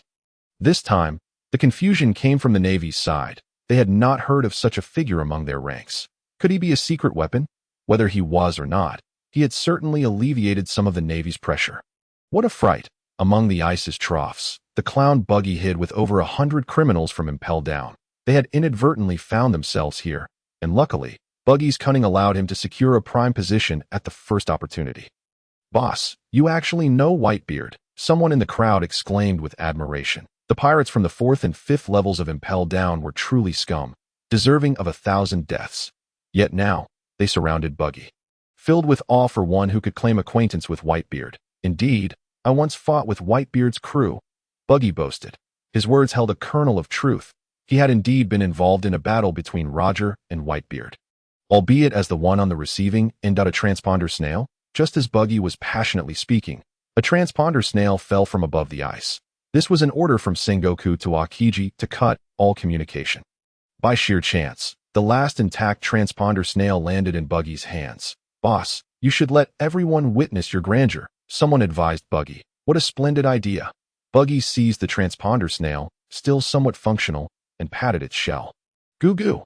It's alive. Meanwhile, around the globe, crowds watched the live broadcast of the Marineford War. The feed flickered, and figures began to emerge. It had begun. What stage had the war reached? The news of the Marineford War captivated everyone's attention. And then a red-nosed figure appeared on the screen. Who is this fellow? What stage are we at in the war? Huh? I am the clown Buggy, Buggy proclaimed, striking a pose for the transponder snail. Boss is amazing. Now the whole world knows your name. The criminal's eyes sparkled with admiration for Buggy. What are you staring at? We want to see how the war unfolds. Get lost. Buggy, oblivious to the viewer's demands, continued to preen. Boss, right now. Only this transponder snail can broadcast live. Why not let them witness the battle? Yes, that will highlight your greatness. 2 more sycophants chimed in. Their encouragement sparked a realization in Buggy. All right, now I shall bring you a live broadcast. He secured the transponder snail, and, utilizing his chop-chop fruit, soared above the ice. Peering out, he saw little oars bursting through the encirclement, while Luffy lay defeated on the ground. The 3 admirals were engaged with the pirates. But what was that? Heads flying. Wait. What? Heads flying. Goodness, it was Zoro harvesting the lives of those pirates. Buggy's gaze shifted there, and the transponder snail captured the scene.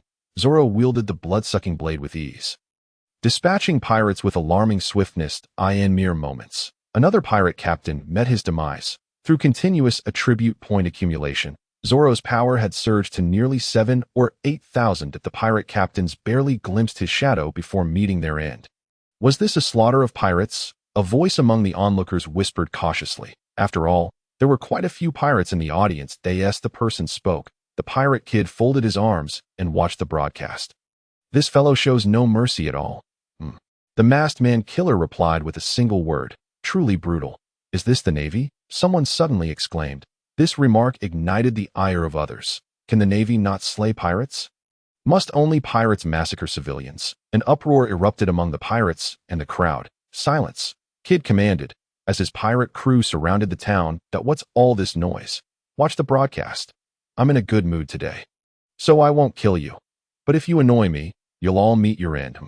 Zoro sensed the gaze of another upon him and discovered a head above the ICET the moment his justice value reached 5,000. He had once again received a reward. The Observation Haki. This remarkable ability encompasses various functions: the perception of incoming attacks, the anticipation of an opponent's next move, the discernment of a being's strength, as well as the ability to sense emotions and thoughts. It allows one to perceive the location and quantity of objects beyond the field of vision. These constitute the fundamental capabilities of Observation Haki, with its range and intensity varying from person to person. Remarkably, this power can even foresee the future, though reaching such a level is exceedingly difficult. Even Rayleigh has remarked that some individuals possess the gift of foresight through their Observation Haki.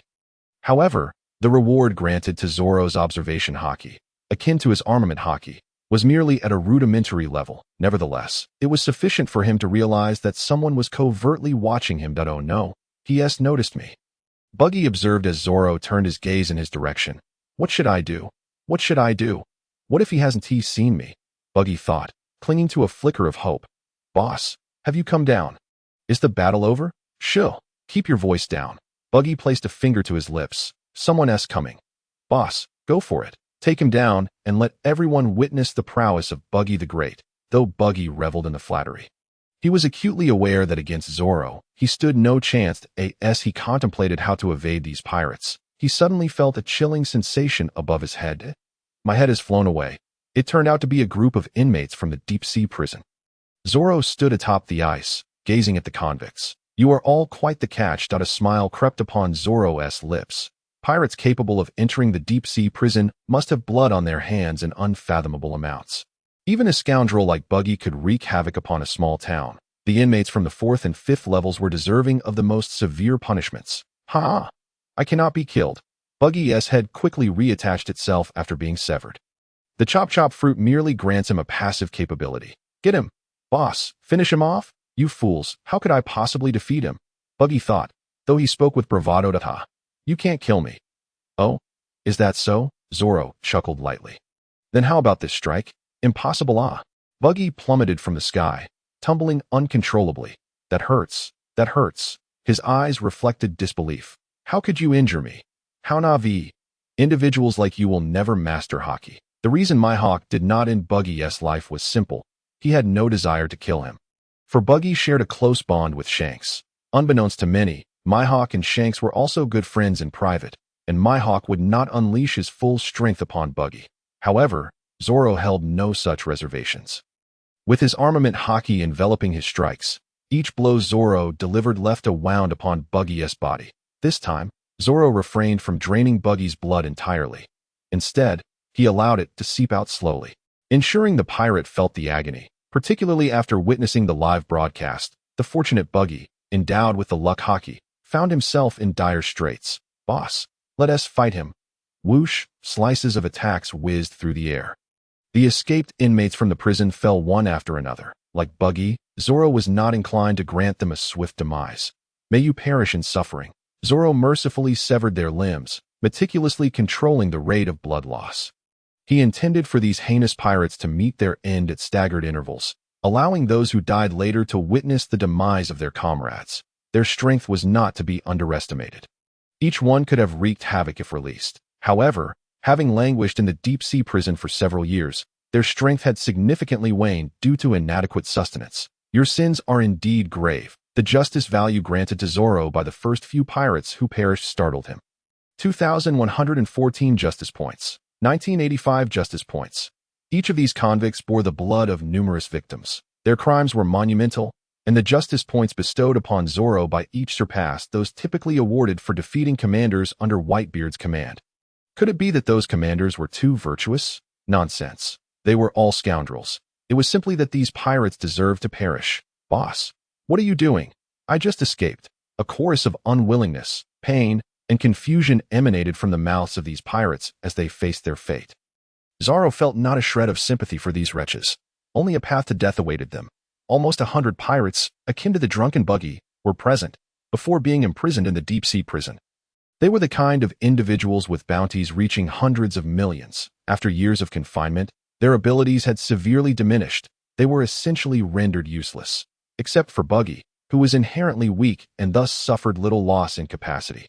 1.2.as Zoro continued his grim tally while dispatching his foes. Buggy clutched a transponder snail. The scene of Zoro slaying pirates was broadcasted to audiences across the globe. Perhaps counting is the better approach. 49.48 A convict who had just crawled onto the ice was swiftly pierced by Zoro's blade. This time, Zoro refrained from draining their blood. He needed to maintain a favorable public image. The execution platform had descended into chaos, with pirates relentlessly charging toward it, only to be repelled by the Navy that a momentarily revived Luffy charged once more at the execution platform. That gum pistol. 2 Navy Vice Admirals joined forces to knock Luffy unconscious once again. Vice Admiral Smoker also attacked Luffy but refrained from using lethal force. Karp, on the execution platform, clenched his fists tightly. Karp, be mindful of your position. Sengoku's voice resonated from behind, momentarily calming Karp's agitation. Bayou, Kizaru delivered a light-speed kick, sending the unconscious Luffy into Whitebeard's arms. That it seemed no one could claim that there were no actors involved. Kizaru continued to feign indifference, extending a fingertip. Ugh. Whitebeard swung his Bicento, the top of which contained the power of his devil fruit. The tremor fruit. He too could unleash his devil fruit powers through his weapon. Should Whitebeard unleash this strike, the Navy headquarters would face catastrophic destruction.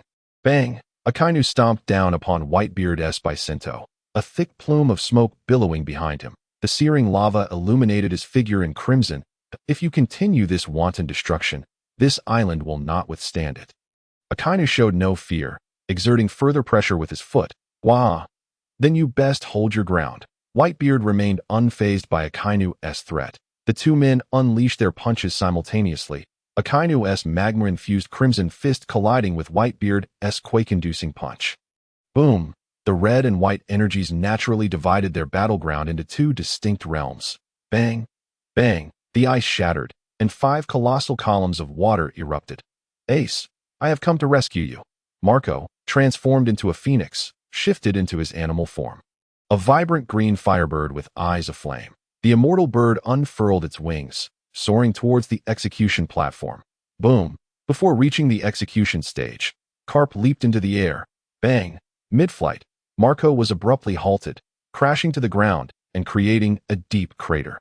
His ascent thwarted, he plummeted, losing his animal form entirely and could only revert to his human shape. Did he not be deceived by his title?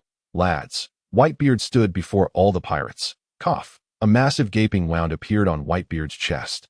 Blood continuing to pour forth. The once indomitable man had aged.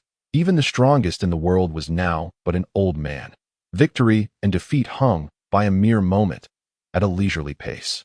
The yellow monkey shot a beam, striking the fleeing Marco. Ace. Marco, unwilling to yield, prepared to charge towards the execution platform once more. That I've caught you. A strange sensation coursed through his arm. Slap. It was Seastone. Vice Admiral Spider had employed it. The effect was remarkable, drastically diminishing Marco's combat prowess.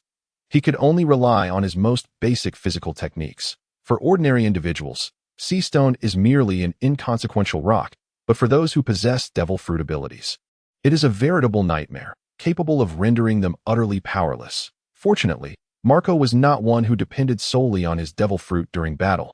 However, when it came to physical combat alone, he found himself at a disadvantage against the Navy Vice Admiral, who held him firmly in place. Vice Admiral Spider, adept in the technique of life return, manipulated his hair to pin Marco down from all directions. Marco, freeze! The icy voice of Akiji, battling Jozu, echoed softly. Were you looking elsewhere just now? An intense cold emanated from Josu's right arm, swiftly encasing him in ice. Josu's right arm was rendered useless. Akainu gazed at Whitebeard, who knelt on the ground. His right hand transformed into magma as he approached the old man. "Let me lead you to hell." Dog bite Red Lotus. This strike was forcibly caught by Whitebeard, who merely absorbed it with his chest. "Father," Ace wept bitterly, unable to bear witnessing his father's suffering. Little Ivankov. Luffy collapsed on the ground, clutched the arm of the Okama King. "It doesn't matter. If it costs my lifespan, so be it. Just let me continue fighting. Allow me to battle." Little Ivankov. Luffy implored, "If I lose Ace now because I cannot fight, I shall wish for death." Zoro drew blood from the corpse. He approached the collapsed Buggy. "You're the last one left. Buggy da. What should I do now?" Just moments ago, Buggy had contemplated escaping while Zoro was occupied with others. Yet, every time he took to the air, Zoro would instantaneously appear beside him, leaving a trail of blood across his arm. After a dozen such encounters, he no longer dared to rise. Was he truly to perish here? He had yet to find the treasure he sought. Buggy felt an overwhelming sense of reluctance. However, Zoro would not allow such a menace to remain. The future Yonko Buggy, who had garnered a bounty from the Navy. What audacity had led him here? He had even killed Vice Admiral Tita Bone. Although Zoro scoffed at Bone's sense of justice, he could not tolerate a Navy Vice Admiral being rewarded by such a scoundrel. Thus, you shall die. What? Justice points. 48857, 44857. Attribute points. 1856 abilities, Navy 6 styles, Armament Haki, Observation Haki items, Random Devil Fruit, Blue Combat Suit, One-Time Use, Crocodile Fruit, Weapons. Great Sword Blood. After executing those pirates from Impel Down, Zoro's justice points skyrocketed to nearly 48,000. Even after deducting the 4,000 from previous draws, he still had over 40 chances to draw. It must be said, none of those who escaped from Impel Down were virtuous souls. The least among them still added over 500 justice points. These individuals were the antithesis of justice. The attribute points gained were pitifully low, even if they were notorious pirates with bounties exceeding 100 million. The points they contributed to Zoro were minuscule. The total points from slaying them amounted to those of the lower-ranking commanders of Whitebeard's crew, nearly equivalent to that of ordinary pirates. Only Buggy remained. The blood had nearly drained from Buggy's body, and Zoro carefully controlled the rate of his blood loss with blood. It took less than a few minutes to execute those dozen pirates. Buggy, pale as a ghost, watched as his red nose nearly faded. As for his strength, it had long since vanished. He lacked even the energy to stand. Trembling in fear, Buggy seemed to be on the brink of facing his demise. Uffed. Zoro felt he had given Buggy enough time that he raised his great sword and swung it down towards Buggy. Zoro's slash, imbued with Haki, would not be negated by Buggy's chop fruit. Thus, he was unconcerned about Buggy's potential resurrection. For he beheld an even more grotesque function. 1360 justice points. Upon reaching 50,000 justice points, one gains the ability to extract. Whenever you execute a malevolent enemy, you can randomly extract their abilities. In fact, when Zoro's justice points reached 10,000, he had already acquired the ability of Conqueror's Haki, a reward granted only at that milestone. However, like Armament Haki, it was merely in its initial state. He had yet to master the ability to coat his weapons with Conqueror's Haki. Akin to Roger's prowess, but at least he had it, right? It proved that Zoro was indeed a rare conqueror. Zoro attempted to see if he could successfully master Conqueror's Haki as soon as he opened a channel. He felt his strength dissipate like air from a punctured balloon. Terrified, he immediately shut off the Conqueror's Haki. Perhaps he would try again once he grew stronger. This moment, using Conqueror's Haki would likely lead to his own exhaustion before achieving anything. He did not possess Luffy's extraordinary ability to endure. He was simply an ordinary individual. The 50,000 justice points awarded the ability to extract was an incredible boon. However, upon reading the description of the extraction, he immediately activated it. Alas, this was not particularly friendly to those unfortunate in luck. Zoro recalled before his transmigration, when he played Genshin Impact, his luck was as dismal as soot on a pot's bottom. Every single time he aimed for a guaranteed draw, it would invariably yield something less desirable. Who could he blame for this? Was his transmigration a consequence of never drawing anything worthwhile? Regardless, he would draw now. If misfortune befell him, so be it. Zoro suddenly recalled a pressing issue. He picked up the Den Mushi and ascended into the air. Finding a more secure location, He positioned the Din Mushi to capture the unfolding battle scene before the execution platform. Taking advantage of the moment, Zoro glanced at the ongoing skirmish. What a remarkable actor! As he witnessed Luffy land a kick on Whitebeard at last, he was finally able to observe the desired spectacle. Across the globe, viewers watched Zoro systematically execute pirates, which began to seem rather monotonous. The true excitement lay in the clash between the three admirals and Whitebeard. Most spectators, to varying degrees, were entertained, eagerly engaged in the performance. Some even noted Zoro's actions, committing his name to memory. However, the pirates Zoro dispatched were largely devoid of combat prowess, the most notorious among them being the clown Buggy, who held some renown in the East Blue. Thus, to the crowd, Zoro appeared as an elite within the Navy, fortuitously encountering these pirates and effortlessly eliminating them. With further contemplation, it became apparent that he might not be one to provoke lightly. Sharing a sense of justice akin to Sakazuki, far from Marineford, the red-haired pirates were sailing at full speed towards the Navy headquarters. Their captain, Shanks, had thwarted Kaido's attempt to seize Whitebeard's territory just yesterday.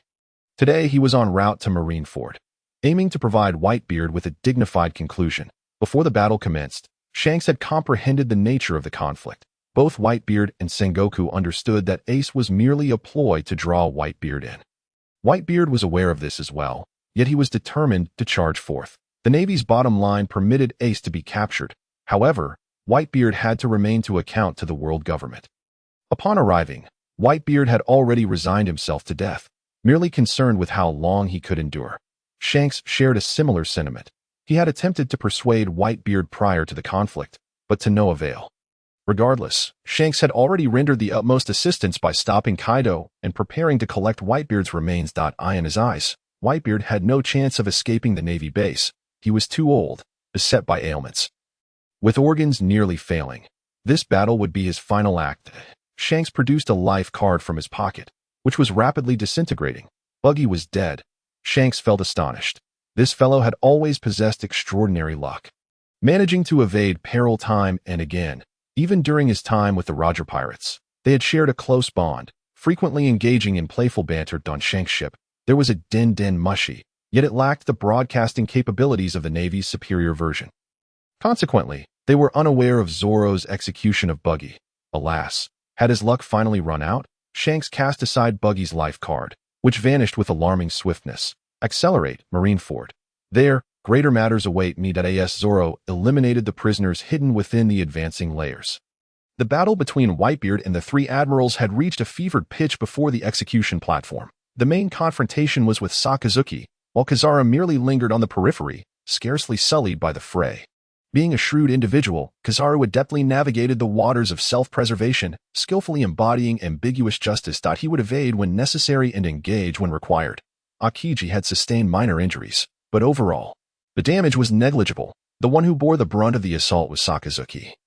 As he faced Whitebeard head-on, absorbing the brunt of Whitebeard's tremor waves. The interrupted execution resumed once more. The previous two had been sent flying by Crocodile, and now two new executioners were prepared to strike Ace.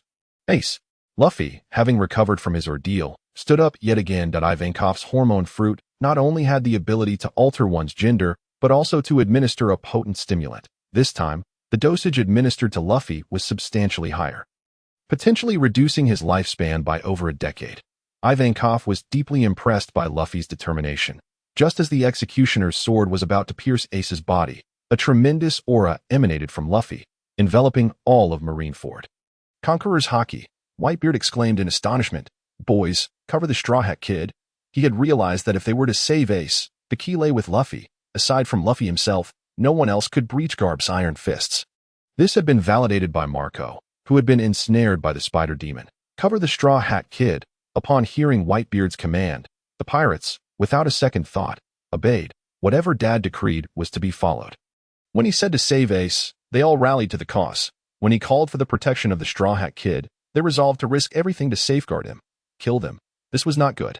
A sense of unease washed over Sengoku upon hearing Whitebeard's proclamation. Zoro, who had just finished executing pirates, was also advancing towards the execution platform.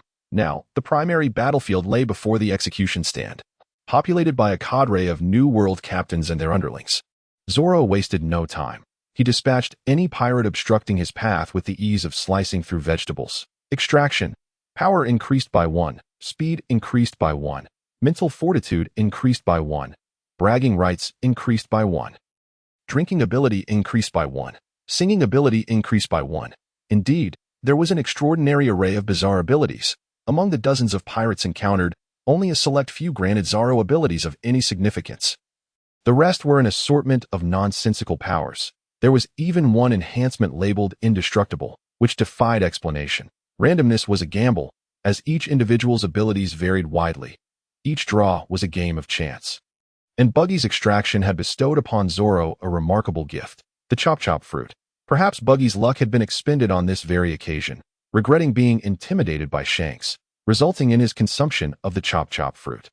Zoro had, in a sense, fulfilled Buggy's dying wish, conscience clear. Ace, I am here to rescue you. Having burned through his lifespan, Luffy felt invigorated, brimming with boundless energy. Rise, the user of the chop-chop fruit, also a revolutionary. Summon lightning with both hands, creating a pathway directly to the execution platform. Ace, I'm coming. Luffy leaped onto the path, sprinting towards Ace. Swish, Mihawk, perhaps the most dutiful of the 7 warlords, remained steadfast. The others had scattered. Moria was incapacitated by G-Bay. Doflamingo had long since found a vantage point to observe. Hancock was engaged with several Navy vice-admirals, and Kuma's true nature remained ambiguous as he battled Ivankov fiercely. Only Mihawk diligently fulfilled his duty as a warlord.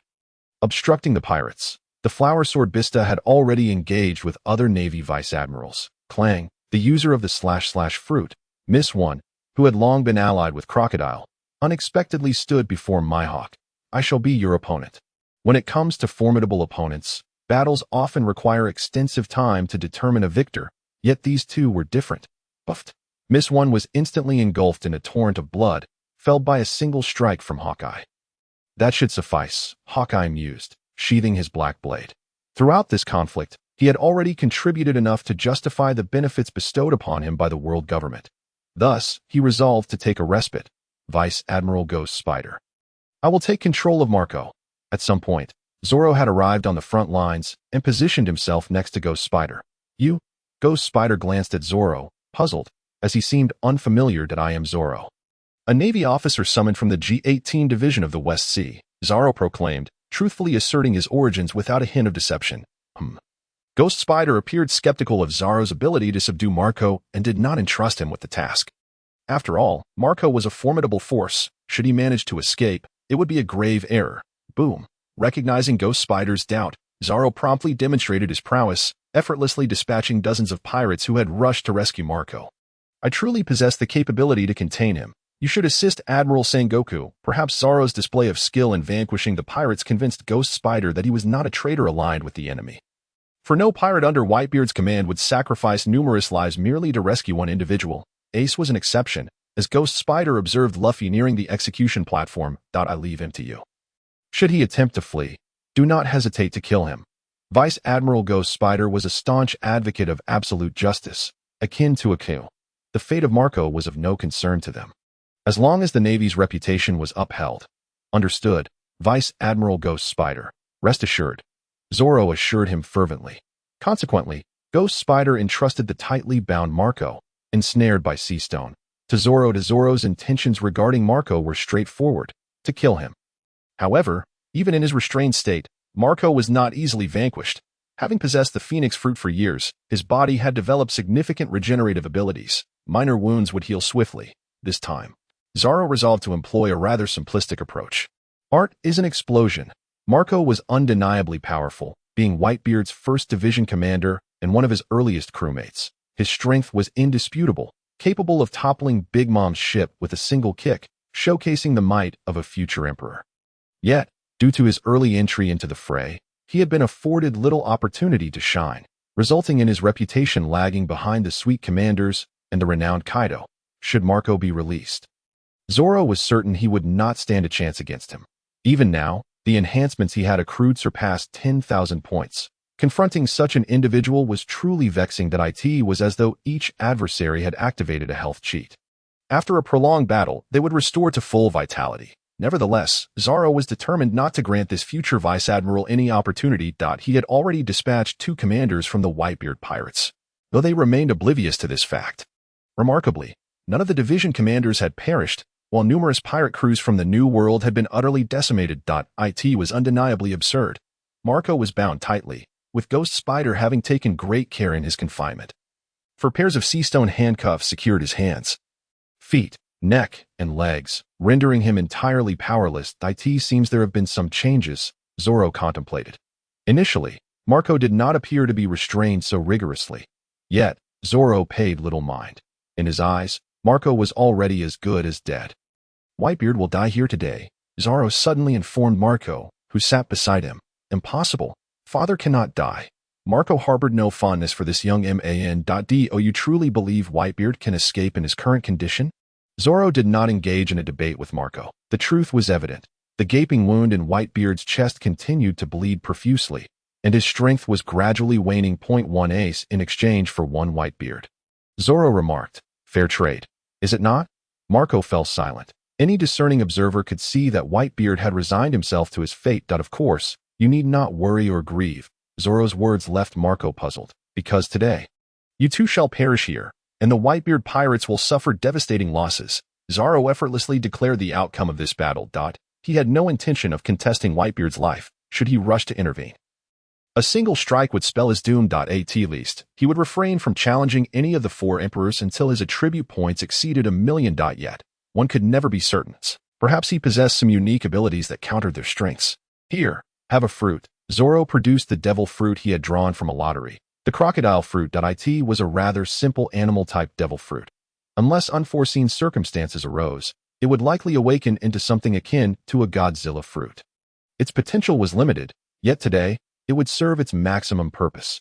Eat up. Zoro had already sliced the crocodile fruit into manageable pieces, regardless of whether one consumed it in large bites or small. As long as the first person to eat it made contact with it, they would acquire its powers. Having already consumed the phoenix fruit, what would happen if Marco were to ingest another devil fruit? The answer was explosive. Art is an explosion. Eat it. Why the hell aren't you eating? Zoro's attributes had exceeded 10,000, and while he might not be able to confront Marco head-on, this bound Marco, stripped of his power, would be easily subdued. As Zoro forcefully shoved the devil fruit into Marco's mouth, Luffy was already making his way along the path carved by lightning to the execution platform. Grandfather, get out of the way. Blocking Luffy's path was Vice Admiral Karp, his face a mask of anguish yet resolute. I will not let you pass. Karp seemed to have finally steeled his resolve. Gum giant pistol, Luffy's 3rd gear allowed him to enhance a specific part of his body, causing it to inflate. This, however, came with drawbacks. Following its use, he would shrink considerably. Boom! Grandfather strikes grandson. Poof! Upon impact, Karp was clearly knocked down, tumbling from the execution platform, leaving the onlookers in astonishment. Goodness, that's not just a concession. That's a veritable deluge. Yet no one dared voice their thoughts. After all, he was their vice admiral, Luffy, seeing Luffy so close. Ace's excitement surged. Today he truly might escape. Ace, there was no way they'd allow them to leave. Behind them, Sengoku sprang into action, transforming into a massive golden Buddha. Buddha Sengoku, human fruit, Buddha form. Boom! Sengoku's golden Buddha hand descended upon Luffy and Ace. Gum balloon. Bang! Luffy's inflated form deflected Sengoku's attack. However, the execution platform could no longer withstand the onslaught and collapsed with a thunderous crash. Straw Hat Kid, follow me. Behind the warring states, the long-hidden Miss 3, Galatino, a member of the Ballot Studio who has consumed the candle fruit, has been lurking for quite some time. Seizing the opportunity amidst the chaos, he stealthily approached the execution platform, garbed in the attire of an executioner. The battle was tumultuous, with the personnel involved shifting several times. Crocodile thwarted 2 attackers, while Luffy's Conqueror's Haki incapacitated another pair. Galatino made his way to the execution site at that very moment. He expelled a copious amount of wax from his hand, its resilience rivaling that of steel. Fashioning a makeshift shield for himself, he tossed the key, crafted from wax, to Luffy. Catching the key in midair was a formidable task, and inserting it into the handcuffs thereafter proved to be yet another challenge. Yet he accomplished it. Enormous flames erupted from the execution platform, seemingly intent on incinerating everything in their path. Ace, Luffy cried out. "Leave the rest to me. Fire Fist Ace is on the verge of breaking free." Everyone seemed to be slacking off. Zoro had forcibly shoved a devil fruit into Marco's mouth. Marco's countenance was ghastly. As if something were about to escape his lips, his abdomen swelled like a balloon. Threatening to burst at any moment, Zoro discreetly distanced himself after forcing the devil fruit into Marco, as no one paid him any mind. This was the moment Luffy had secured the key to unlock Ace. At this critical juncture, Ace captured everyone's attention. Then, Marco exploded. Boom! 2 devil fruits were absorbed simultaneously, leaving only one outcome for their user. They would contend for dominance within his body, unable to overcome one another. Bang! Such was Marco's predicament. He was not Blackbeard Teach, endowed with a unique physiology capable of going days without sleep. That type was a born antagonist. Was Marco one? Clearly not. He had exploded. However, the explosive force between the 2 devil fruits seemed minimal, leaving Marco in a state of utter devastation. As for Whitebeard, his gaze was solely fixed on Ace, oblivious to the explosion nearby. In this confined space, there were far too many bombs. No one would notice the source of the explosion. Whitebeard had just been stabbed multiple times by several Marine majors and had endured several cannonballs to the head. Were it not for his robust constitution in youth, he might have already succumbed. These scoundrels believed they could fell me with their trifling tricks. Whitebeard steadied his swaying frame, his voice trembling yet still resonant. "I do not require anyone's assistance, for I am Whitebeard." Boom! With sheer force, he obliterated hundreds of elite Marines surrounding him, the lowest rank among them being a Marine lieutenant. Then, Whitebeard beheld Luffy awaken his Conqueror's Haki and charge towards the execution platform. While Karp held back, ultimately, the scene unfolded where Ace was rescued. Waha! Whitebeard chuckled with satisfaction. This war had, at last, liberated Ace. How foolish, Zoro mused after forcibly killing Marco, only to find no pirates seeking to capture him. Perhaps it was simply that his rank was too low to attract attention. Nevertheless, he had indeed caused Marco's demise. Merely losing a single devil fruit was a tremendous gain. All eyes on the scene were fixed on Ace. None noticing Zoro, Marco, as the vice-captain, had compounded his attributes to an unimaginable extent. Justice value: 51890 for 6890. Attribute points: 163507. A staggering total of 160,000 attribute points, far exceeding those of mere subordinates in the trashy squad captains by several hundredfold. Yet, such is the reality. The pirate world is rife with significant disparities that a Yonko and a club can extinguish all others, regardless of whether one is the King Luffy. What need is there to become a king? What of the 5 emperors of the sea? One could easily be knocked senseless by Kaido. The vice-captains and the prominent figures exist on an entirely different level. They exert comprehensive dominance over even the 6 greats. Mere numbers cannot bridge that gap. Marco exemplifies this. Despite his lackluster performance in this war, it does not signify that he is a pitiful vice-captain. On the contrary, his strength is undoubtedly ranked second within the Whitebeard pirates. However, his opponents in battle have not been easy to confront. The first time he faced off against Admiral Kizaru, he was kicked away. The second time, he encountered the Marine hero Karp, who knocked him down with a single punch and imprisoned him with sea stone. He is not the type to tower several meters high, relying solely on a devil fruit for combat. He is an exceptionally versatile warrior, capable of both enduring and striking, while also utilizing the Phoenix Flames to heal his allies. Coupled with a sharp intellect, he is, without a doubt, a pentagonal warrior. In contrast, Kaido's prominent figures, apart from Ash, are largely lacking in intellect. Big Mom's sweet commanders are similarly deficient in wit, with only Katakuri standing out among them. Thus, this all-encompassing warrior, augmented by the Phoenix Fruit, posed a daunting challenge. Were it not for the constraints of Seastone and the assaults from Karp and Kizaru, Zoro would never dare to confront him. However, who could blame him for his advantages? Level up? The moment Zoro acquired a vast amount of attribute points, he allocated them entirely to himself. Originally possessing over 10,000 attribute points, he now boasted an influx of over 100,000. If Zoro's strength once resembled a trickling stream, it had now transformed into a mighty river with this newfound enhancement. 16 times the breadth. This was no mere addition. Each increment was exponentially amplified. Zoro could now defeat dozens of foes with ease, where previously he would have struggled. Flame burst pillar. Flames surged upward, engulfing the land. Many Marines were caught unawares, unable to retreat in time. The conflict between pirates and Marines has always been a life-or-death struggle. Devoid of mercy, Ace had been confined on the execution platform for far too long and desperately needed a battle to vent his frustrations. Tap tap, Akiji ambled over, hands in pockets. You won T, even see tomorrow. What future do you speak of? Don't even think about escaping from here. Akiji seemed untouched, his attire pristine as ever. Ace positioned Luffy behind him for protection. Leave it to me, Luffy. You rest? Ice block. Akiji's right hand transformed into ice, causing the temperature around them to plummet. Ace, in contrast, ignited into flames, his aura steadily rising, a smile gracing his lips. At last, I am free. This was his innermost thought. Ice bird. Mirror flame, a bird formed of ice charged at Ace, who retaliated with a blazing fireball. Boom. On one side, flames raged. On the other, ice chilled. Akiji maintained an impassive expression, showing no signs of fatigue, while Ace shouted fervently. The outcome was already apparent. What audacity did a captain have to challenge a marine admiral? Who gave you the courage? God? Akiji's ice rapidly dissipated under the onslaught of flames. Akiji's ice had vanished. He remained indifferent, for throughout this war, perhaps only Akainu was fully committed. His limit was to avoid killing Luffy. Should Luffy prove truly obstinate, Akainu wouldn't hesitate to teach him a lesson. As for Ace, he was fair game. After all, he was the son of Roger, the remnants of the Pirate King. Charge. Within the confines of the encircled network, the captains of the New World steered their vessels towards the execution platform. Squard led the remaining pirate captains at the bow of the ship, witnessing the arrival of this war. Knowing that Ace had already been rescued, it was time to retreat and to take their father along as well.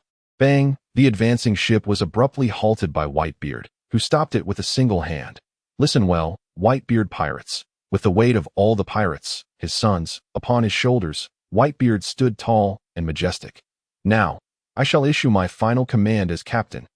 As he spoke, Whitebeard gasped for breath, fatigue evident in his weary frame. He bore grievous wounds, injuries that would have claimed the life of any ordinary man long ago. I bid you farewell here.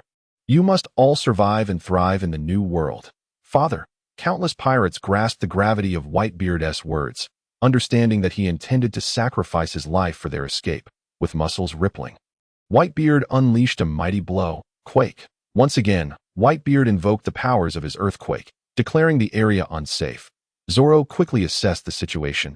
It was indeed perilous. I am a remnant of the old era. The new world has no vessel that can bear me. Boom. This was Whitebeard's fierce strike, a testament to his formidable strength as a paramecia-type user of the Tremor fruit. The Tob hailed as the strongest man in the world, speaks volumes of his prowess. As one of the four emperors, Whitebeard was also the eldest among them. Undeniably aged and wearied, hadn't he noticed what was missing? Zoro felt a twinge of frustration. 3 of his own sons had perished. The eldest was gone. What more was there to say? Marco was indeed dead, or rather, remnants of his existence remained, signifying that he once lived. With a surge of attributes, Zoro had gained significant power, notably in the form of the 3 types of haki. His Armament Haki could now envelop nearly half of his body. Observation Haki had not improved drastically, remaining a talent-based skill, yet his perception had sharpened considerably. Perhaps when his strength increased once more, he might glimpse into the future. As for Conqueror's Haki, he no longer feared exhausting himself with its use. With Marco's strength in mind, Zoro could conclude that he had become a notable figure in the world, albeit not yet renowned. Indeed, his battles were being broadcasted by Buggy. Now he possessed sufficient power to contend with most. Moreover, in the chaos surrounding Marco's demise, Zoro fortuitously acquired the Phoenix fruit. However, he had no intention of consuming it just yet, opting to wait for a more suitable occasion. Rumble. Marineford was utterly ravaged by Whitebeard's earthquake, every inch trembling. The sea roared, unleashing towering tsunamis. Once mighty structures began to collapse under the seismic onslaught, with massive debris tumbling down. Crack. The main building fractured, not due to shoddy construction, but due to the overwhelming strength of Whitebeard's quake abilities. Sengoku's office, adorned with the emblem of justice, trembled and fell to the ground, as did the highest naval flag, its poles snapping under the strain. With this strike, Whitebeard sought to obliterate the Navy headquarters entirely. Zoro found himself powerless, or perhaps truly incapable of intervening. As rubble cascaded and dust rose, Whitebeard stood resolute before the crumbling naval stronghold. His cape bore the insignia of the Whitebeard pirates, a grinning skull, notably adorned with a long, curled mustache. Aboard the Moby Dick, the pirate flag fluttered in the battlefield winds, and Whitebeard's thoughts drifted back to the days when he first became a pirate. Though reality delivered a harsh reminder, my sons, depart at once. This battle shall be my last stand. Ace, bowing his head, stood behind Whitebeard. All of this stemmed from his actions. Had he not pursued Teach so recklessly? Had he not underestimated him? Had he not been the son of Roger, Sengoku would not have orchestrated such a grand execution. Had it not been for these circumstances, his comrades would not have suffered such heavy losses. The Whitebeard pirates would not have sustained such devastating injuries. Indeed, all of this was due to him. Marco, Jozu, Vista, and so many brothers. Where's Marco? Ace realized he had not seen Marco or the other two captains. As the captain of the 2nd Division, he was closest to them. Yet, 3 were missing nearby. Could it be that he was mistaken, perhaps seeing things? Marco might have gone to aid other comrades. The boisterous Atmoss was nowhere to be found. Nor was the cigar-loving Vista. Could they all be behind him? Perhaps. With this thought, a wave of sorrow washed over Ace once more. All of this was because of him. Now, even his father would remain behind. How foolish he felt. Whitebeard stood immobile, not merely hindered by his grievous injuries, but waiting for Ace if he wished to bid his son a final farewell. Thus, Whitebeard remained steadfast. Altogether, bring down Whitebeard. Charge. At that moment, several Marines surged towards Whitebeard. Get away from me. Ace ignited in a blaze of flames, encircling himself and his father in searing heat. Huff, huff. Whitebeard felt his life slipping away, his strength waning, his chest pierced by a gaping hole from Akainu's attack. Alongside countless sword wounds and a head battered by artillery fire, most of the assaults had been mitigated by his Armament Haki, but the continuous use of it drained his stamina, had he been a few decades younger.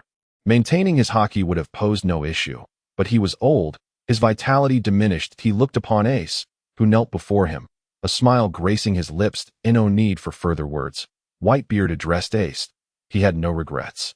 He had weathered the trials of the Rocks pirates, the battle at God Valley, and had carved his own path, becoming one of the 4 emperors. Decades had passed, Rocks was gone, Roger had succumbed to illness, and his son had become his own. With this reflection, Whitebeard could not help but chuckle. Let me ask you, Ace, am I a worthy father? Of course. Ace gripped the ground tightly, sorrowfully lowering his head. You are my father. Dear father, wah. Whitebeard felt a sense of fulfillment. With that satisfaction came the acceptance of his impending sacrifice for his sons. Yet, at that moment, he realized a grave concern. His eldest son seemed to be missing.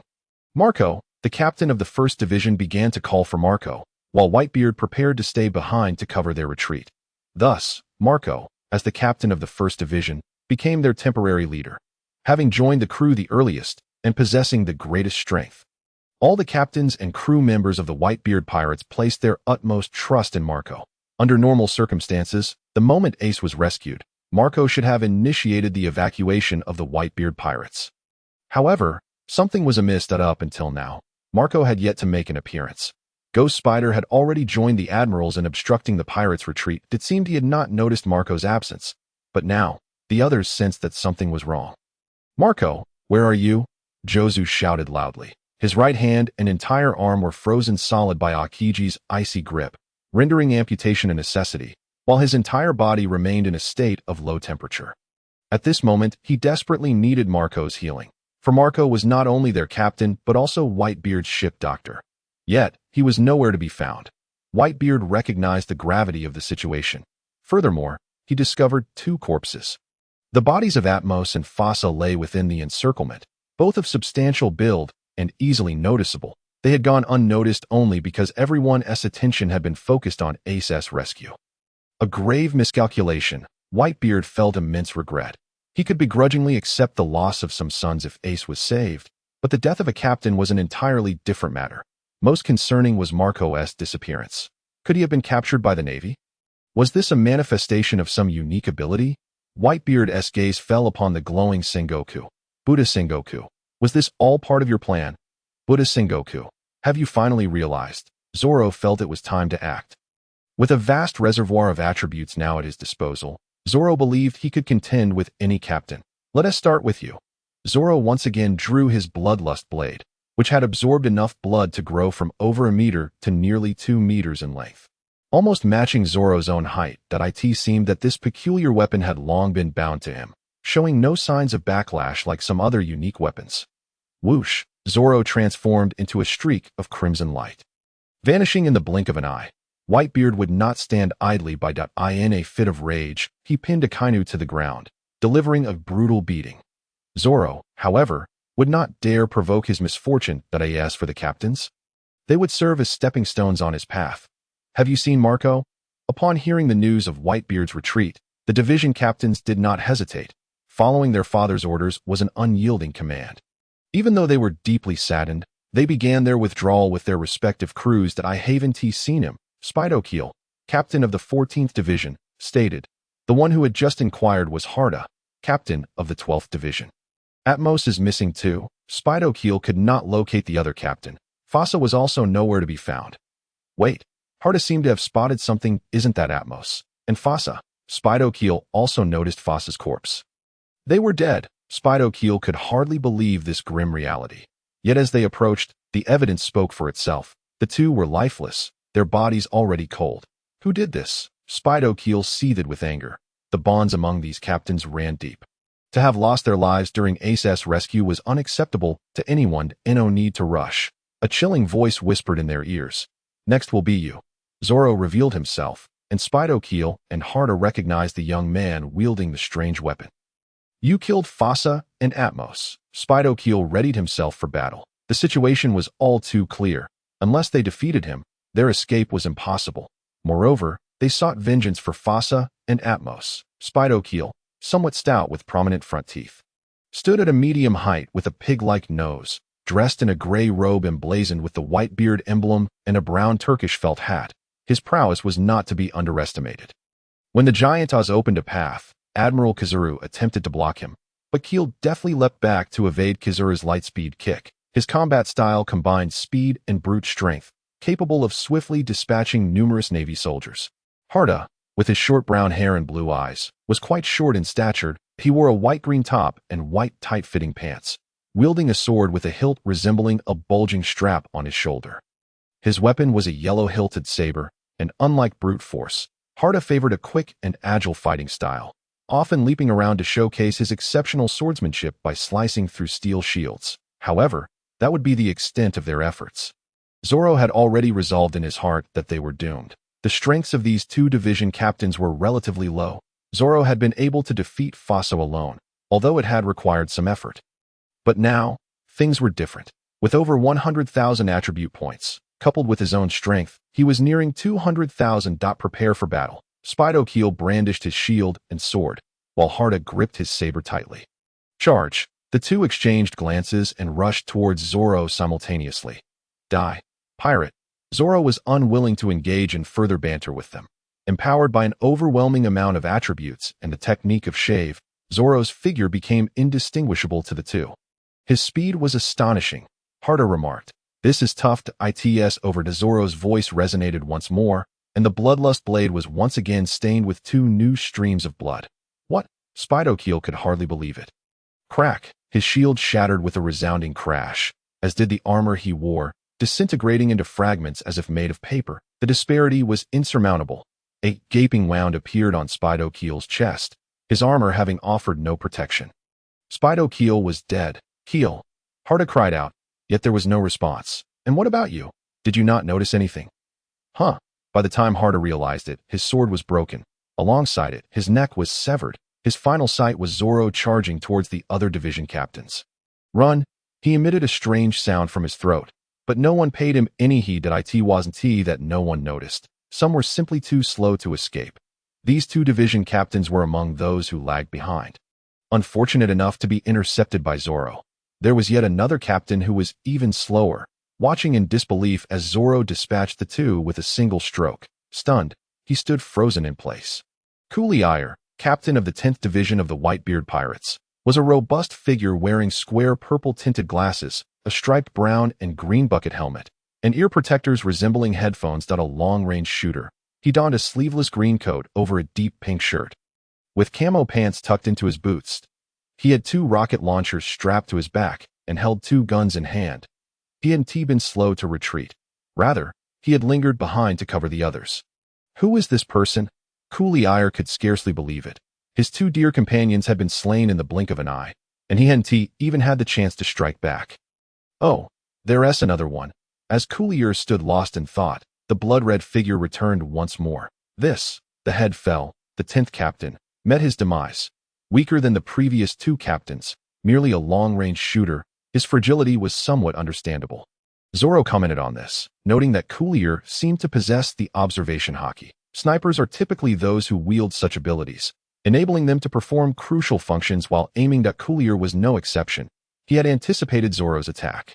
Yet, the disparity in strength was evident, and before he could react, his life was extinguished. Was this the end for the Whitebeard pirates?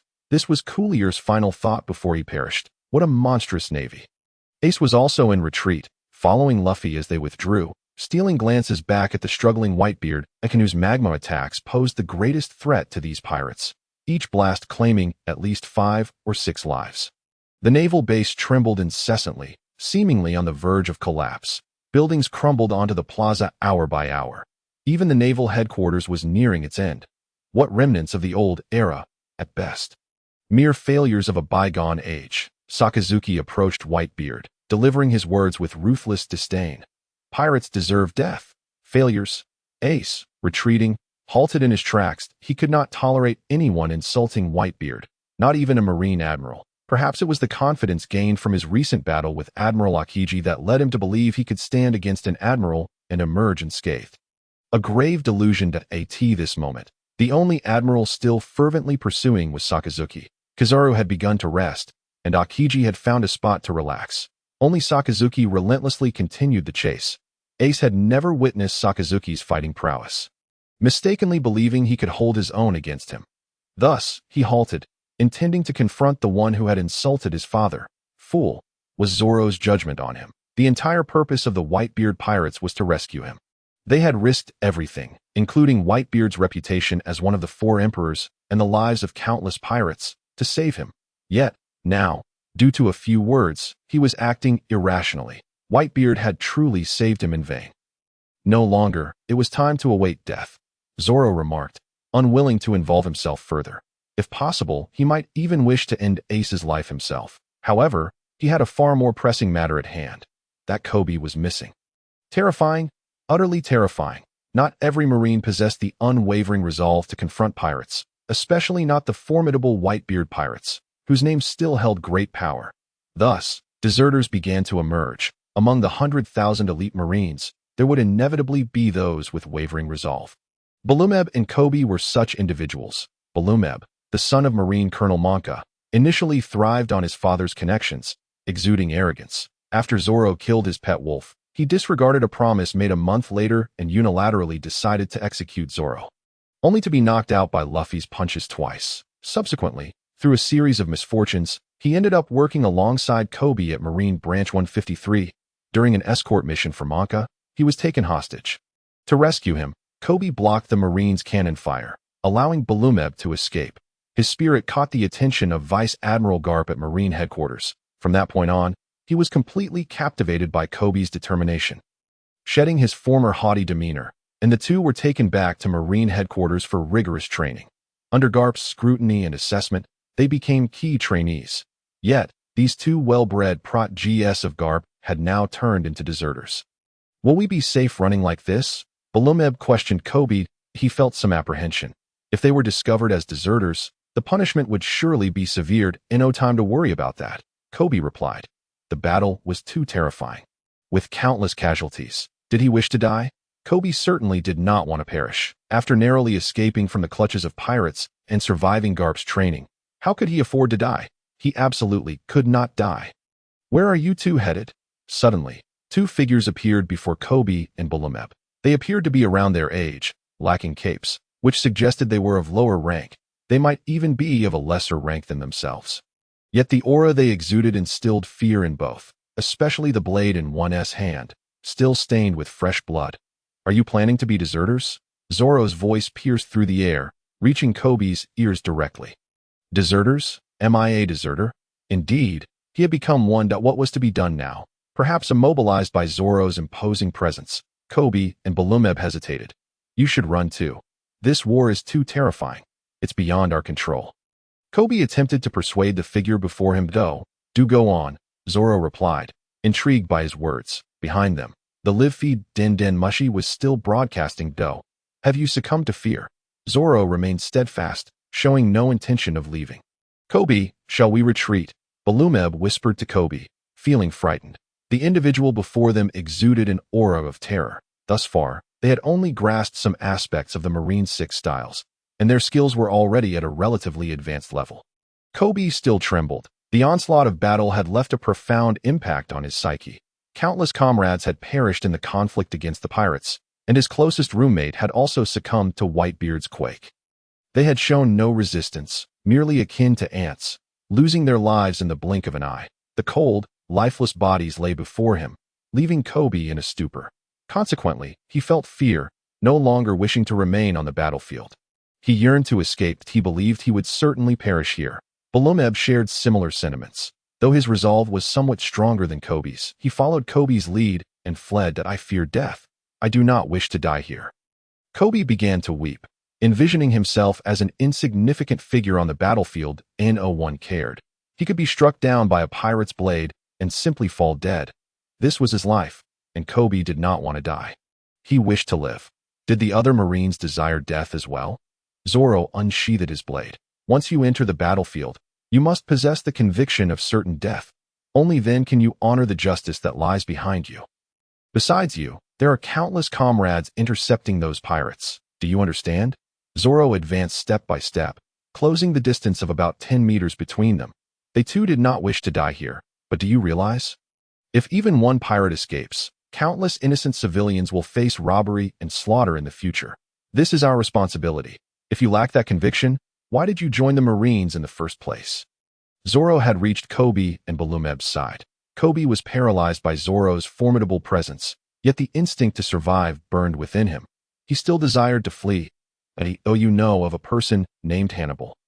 Zoro suddenly mentioned a name that Koby seemed to recognize. Zoro continued speaking.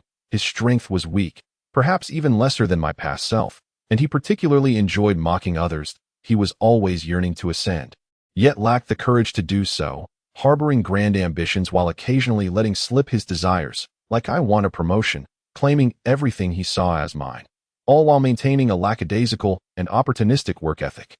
Such a feeble individual, when confronted with the most heinous criminals, of impelled down. Perhaps many believe he is about to flee, as Hannibal is often perceived by others. Yet he does not. He stands resolutely before those pirates. Despite being battered and bruised, fully aware that he is no match for the foes before him, still, he remains steadfast at that doorway. Zoro feels his words are nearly at an end. What about saving his brother? Spare us the empty platitudes. It is precisely because of your kind, these pirates, that countless innocents lie awake at night, tormented by the fear of losing their loved ones, to ensure the vulnerable can live in peace. This prison confines the most heinous of criminals. It is a fortress. Should it fall, the world shall plunge into a terrifying abyss, and I will not allow you to pass. Zoro's recounting of Hannibal's deeds leaves Koby momentarily speechless. In comparison, you, the hero of the Navy and Karp's disciple, appear utterly disgraceful, akin to a mere fool. Zoro's blade rests against Koby's throat, while Balumeb trembles, paralyzed with fear. Are you going back? Koby is at a loss. He does not wish to die, yet he knows that should he refuse, this man before him would not hesitate to sever his head. As Zoro presents Koby with his choice, several deserters arrive. Run. Whitebeard is terrifying. Indeed, we stand no chance. I refuse to perish here. These fleeing soldiers, not wishing to die on the battlefield, are momentarily struck dumb upon seeing Zoro and Koby. Are you all deserters? Zoro asks a question he already knows the answer to. Suddenly, one of the sailors speaks up. No, I was sent to call for reinforcements. There are too many wounded. The colonel dispatched us to find medical personnel. The remaining two nod vigorously in agreement. Yes, we are indeed seeking aid. Is that so? Absolutely. The previous sailor raises his voice, as if believing that volume alone will render his words true. If that is the case, then we shall take our leave. Yes, there are wounded who require assistance. Zoro's blade flickers, and he declares, "You shall meet your demise." A flash of crimson light, and those who had just fled a few steps now lie still, crumpled to the ground like sacks. They are dead. Balumabur cannot restrain himself, exclaiming, "You have slain your comrades." Koby's eyes widen, searching Zoro's gaze for any sign of remorse. What he finds is disappointment. Zoro's expression is devoid of such sentiment, as if he had merely dispatched irrelevant bystanders. They are deserters. On the battlefield, would you entrust your back to such individuals? I would not. Koby replies instinctively that, "Oh, so you recognize that you would not want deserters guarding your rear." Zoro's blade now bears fresh blood. Right before Koby's eyes, he is indeed capable of murder. I might very well meet my end at his hands. Returning to the battlefield also carries the risk of death, yet remaining here guarantees it. However, Zoro sheathes his sword. "You are Karp's disciple. I shall grant you a reprieve." Really, the sudden revelation catches Koby off guard. He can escape. Indeed, a smile graces Zoro's lips. However, only one of you two deserters may live. Zoro positions himself behind them both. "I shall grant you 30 seconds to come to an agreement, but on the battlefield ahead." The clash between Sakazuki and Ace commences. The flame fruit and the magma fruit exist in a hierarchical relationship. As Akainu overwhelms Ace, Ace may be unaware of this, or perhaps he is, yet he still engages Akainu. "You shall perish." Flames engulf Ace. Silence. A human, if unable to live righteously, is devoid of value, Sakazuki declares to Ace. These pirates are precisely those who have strayed from the righteous path, while others aim to redirect a few souls towards virtue. Sakazuki intends to obliterate this crooked path entirely. Whitebeard is the greatest pirate of this era. Flames swirl, and a fiery fist materializes. This era is named after Whitebeard. The battle erupts. There is no suspense, absolutely none. 1 is a fledgling who has only recently set sail, benefiting from a Yonko-esque lineage. The other is a seasoned veteran of the Navy, one of the highest combat powers. Have I arrived too late? Zoro returns to the battlefield, unwilling to miss this spectacle. What? Did Koby and Balumabur perish? They are alive. As a benevolent individual, how could Zoro possibly kill them? He merely imparted a lesson that to be specific, he broke their limbs. They must crawl back, if they do not return by the battle's end. Zoro will indeed slay them. What? Out of respect for Karp. What respect? He is but a failed old man, father of a traitor, mentor to a pirate, and guardian of the son of the pirate king. He utterly discredits the notion of justice he purports to uphold. Increasingly muddled, he still clamors for Sengoku to restrain him lest he kill Sakazuki. And that reckless fool, challenging the Blackbeard pirates single-handedly to save Koby. Guess what? He failed, unable even to best Akiji. What a farce, claiming to be the strongest in the world, merely a master of words. A note to prevent trolling. In the latest chapter of One Piece, defeat came before the chapter's end. This is not mere authorial nonsense. Feel free to check the manga. The ground fractures, magma erupts, and flames roar. The earth beneath their feet splits apart. One is the captain of the Whitebeard pirates. The other a marine admiral. Fiery conflagrations and molten lava intertwine. There is no suspense. Zoro had anticipated a different outcome. In an instant, Ace is struck down, but who bestowed upon him the confidence to challenge an admiral alone? What a complete imbecile, devoid of reason. The entirety of the Whitebeard pirates is here to rescue you. And as everything draws to a close, Akainu's mere words strip you of all rationality. What? Does Akainu consume a fruit of provocation? Wielding such an effective allure, you no longer heed your father's words. With but a single move, you are utterly defeated. Next, Akainu has no intention of sparing Ace this moment. Luffy, beside Ace, sees the life card lying on the ground and hastily kneels to retrieve it. Karp's grandson, how troublesome. Akainu leaps towards Luffy. Puff, a masterpiece of the world. Ultimately, it has come to this. Zoro observes the scene. Ace, pierced through the chest. The outcome is clear. He is on the brink of death. No longer wishing to watch, Zoro decides to continue seeking out several captain-level pirates to bolster his attributes. The rest holds no interest. Zoro has made up his mind. Zoro transformed once more into a crimson flash, harvesting the bewildered pirates with an extraordinarily eerie swiftness. The spectacle was so astounding that Ace found himself struck down. Their efforts had been in vain. The lives of tens of thousands had been sacrificed to save Ace. Yet it seemed he was on the brink of death. However, their stupor did not last long, for in the brief moment of their days, dozens of heads had already rolled to the ground. Gambling ability 1, swimming ability 1, carpentry ability 1. Zoro had no time to examine the ever-increasing attributes on his panel. This was a golden opportunity. While everyone remained in a state of shock, he would seize as many as he could. He need not worry about Whitebeard's retaliation, for Akainu was closest to Whitebeard. If revenge were to come, Akainu would be the first to face Whitebeard's wrath. 2560 justice points. Another ruthless pirate. Did he truly believe that joining Whitebeard would spare him from death? Under Zoro's blade, the captain of Whitebeard's 11th Division, Jindudo, met his demise. That he was not weak. In fact, he was quite formidable. Of course, this was during Zoro's earlier days. Jindudo could evade the cannonballs aimed at him. Showcasing his remarkable reflexes, possessing extraordinary stamina, he had battled numerous naval officers and admirals without exhibiting any signs of exhaustion. Rather, he grew stronger with each encounter. Proficient in hand-to-hand combat, he wielded iron armor mounted on both arms. Yet this time, with overwhelming strength and various enhancements, the stars had aligned in Zoro's favor.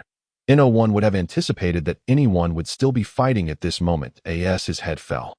He seemed still shocked by Ace's impending death, oblivious to his own fate. If he chooses to disregard my words, he cannot blame me for continuing. Zoro chuckled ominously. No. Stop, Luffy shouted loudly. Akainu showed no signs of halting. Having already slain one ace, he had incurred Karp's wrath. Killing another would matter little. Boom. Jinbei positioned himself in front of Luffy, using seawater to block Akainu's attack. Akati the execution platform. Karp strode resolutely forward. Karp, stop! Sengoku lunged forward, pressing Karp to the ground as he attempted to leap down. I will kill Akainu.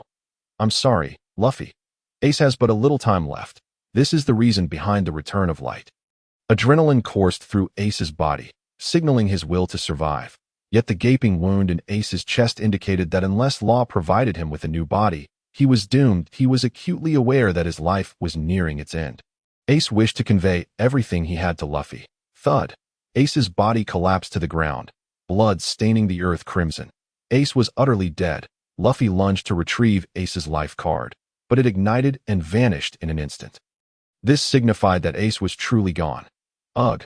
Luffy stood frozen, kneeling in place, utterly at a loss. Ace.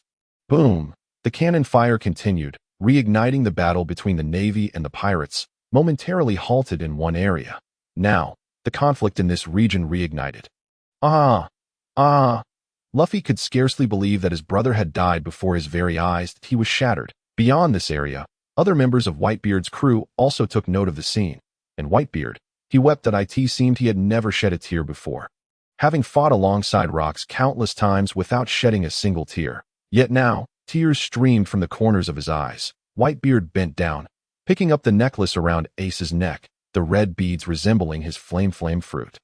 Passionate and fervent, Ace had perished before Luffy, memories flashing before Luffy's eyes like a slideshow. Again and again, Luffy's spirit was battered in this relentless tide that he remained rooted, motionless. You're next, Straw Hat. Akainu showed no concern. Ace was already dead, and any regard for Karp was now cast aside. Thus, Luffy too would be slain. Scorching magma cascaded down beside Akainu.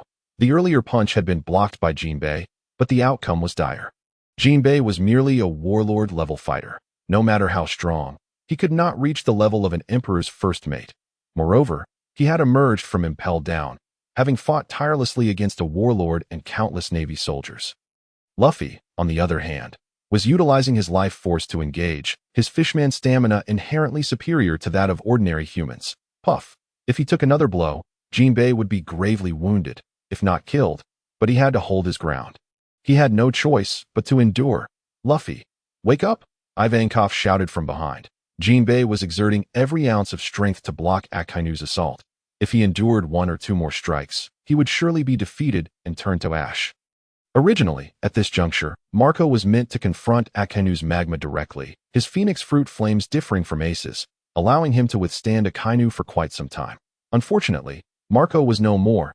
Not just Marco, but 4 or 5 other captains had also fallen, indicating that Luffy was facing even greater peril as he attempted to retreat. Should he intervene? Zoro pondered whether to jump in. and see if he could dispatch a few foes. Forget it. Forget it. After some thought, Zoro decided against it, for he had witnessed Whitebeard, whose fury was terrifying. He unleashed every conceivable technique upon Akainu without reservation. Akainu suffered significant damage, yet he was still far superior to Whitebeard. While evading Whitebeard's onslaught, he did not forget to retaliate. A gaping wound larger than the one on Whitebeard's chest appeared on his abdomen. His innards were nearly incinerated. His life force was remarkably resilient. While observing the chaos, he continued to wield his blade, reaping those Whitebeard pirates who had failed to retreat in time. Over 50,000 pirates surged into this confined terrain, making retreat nearly impossible. It was now evident that Whitebeard was nearing death.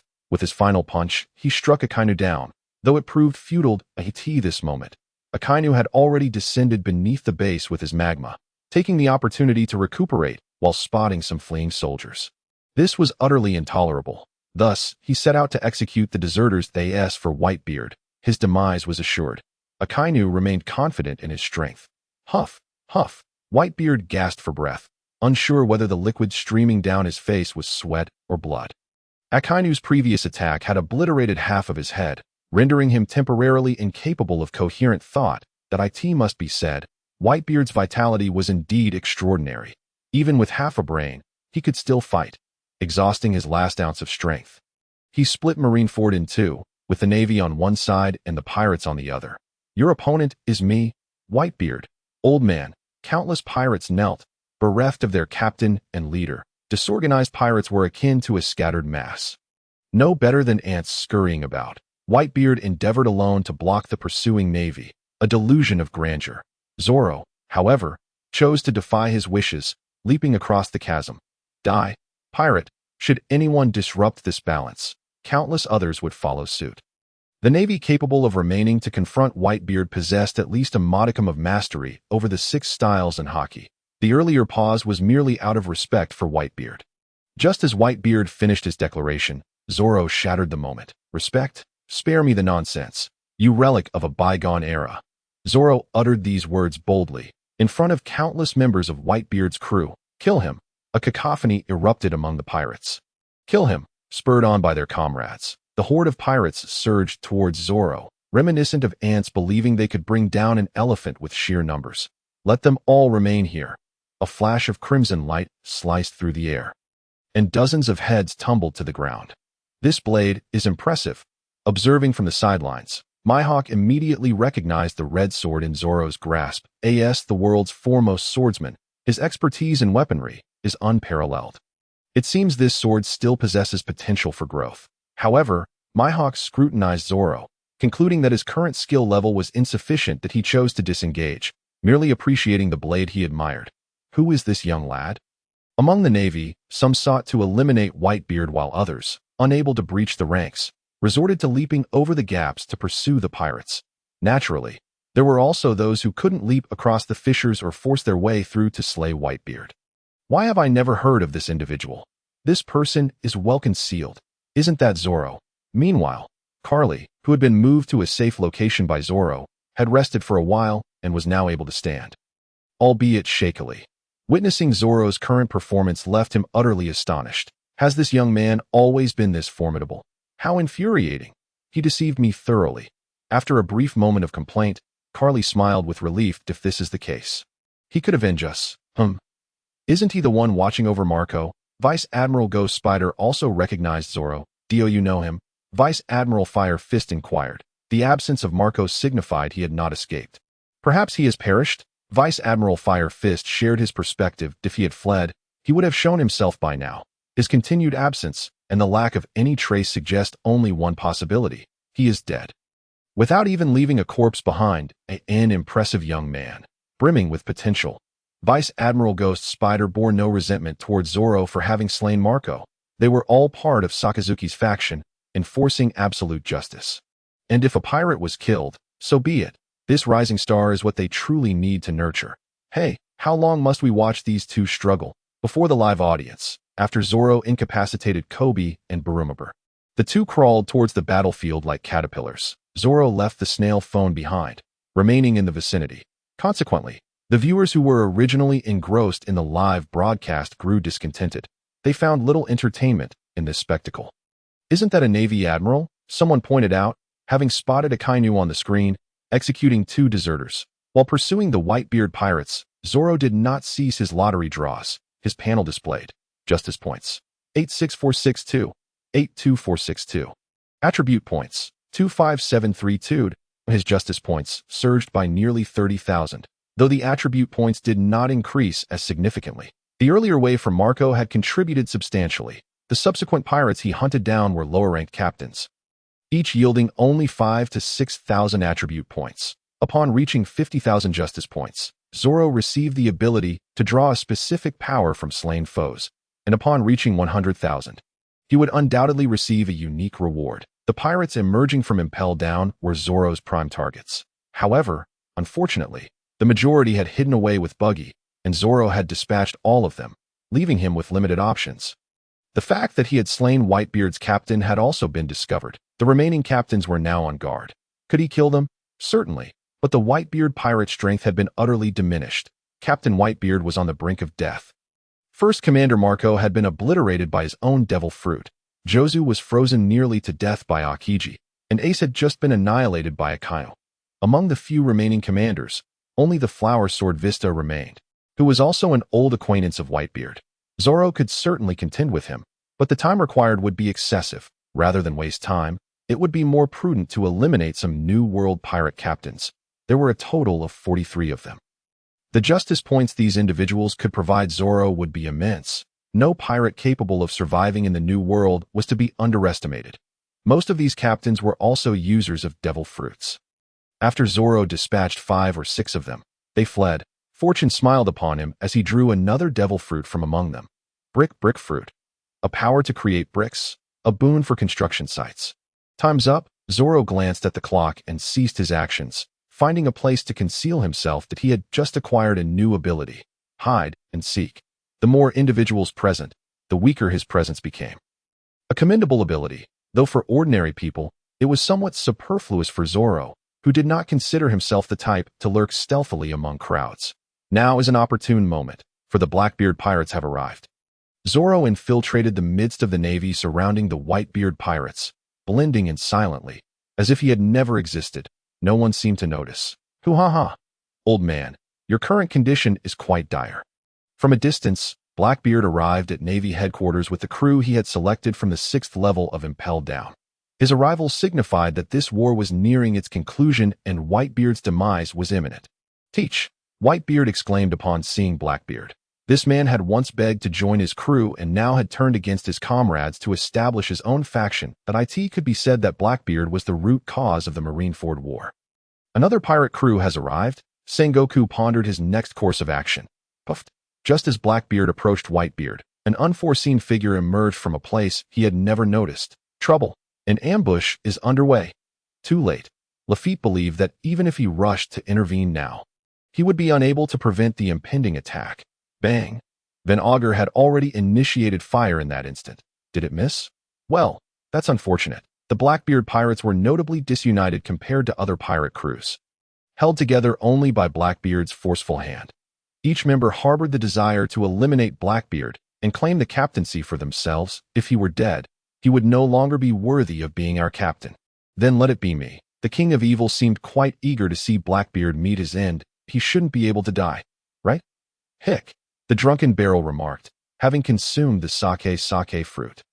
Under Blackbeard's command, they were truly relegated to mere targets. Was he to perish immediately upon stepping out?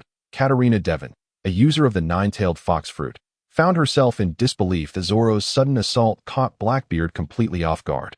All eyes turned to witness the interaction between Blackbeard and Whitebeard, abruptly interrupted by Zoro's attack. That it was utterly unreasonable, defying all logic. Just as others were prepared to observe, he appeared. Puffed. The blade plunged into Blackbeard's chest. Did it succeed? Ah, it hurts, it hurts. Blackbeard collapsed to the ground, rolling in agony that he possessed the dark fruit, a devil fruit deemed one of the most perilous in history, granting him the power of darkness and gravitational pull. Simultaneously, he was a unique entity among natural types, unable to transform his body into an elemental form. When utilizing his abilities, his hands turned black, and his body emitted dark smoke that he could absorb, compress, and crush anything that came into contact with darkness, while also possessing the capacity to attract the user from a distance or physically engage with them. Regardless of the type, it temporarily incapacitates its target. After consumption, it cannot immunize against external damage through elemental transformation like other natural types. Instead, it absorbs the damage, and the pain endured is doubled. It can also absorb attacks from fruits, such as whitebeards. However, the absorption range is quite limited, requiring contact through dark water. It proves ineffective against long-range, large-scale attacks. Yet, Zoro is not a user of a devil fruit. He is merely an inconspicuous figure. Did I miss? It seems not. Moments ago, Zoro's blade was aimed at Blackbeard's head, but it ended up striking his chest. Truly an anomaly. 3 souls, perhaps. After the strike, Zoro did not linger but swiftly returned to the crowd, ready to launch another ambush. As long as the crowd remained intact, Zoro would likely go unnoticed. Who did it? After rolling around for some time, Blackbeard finally regained his composure.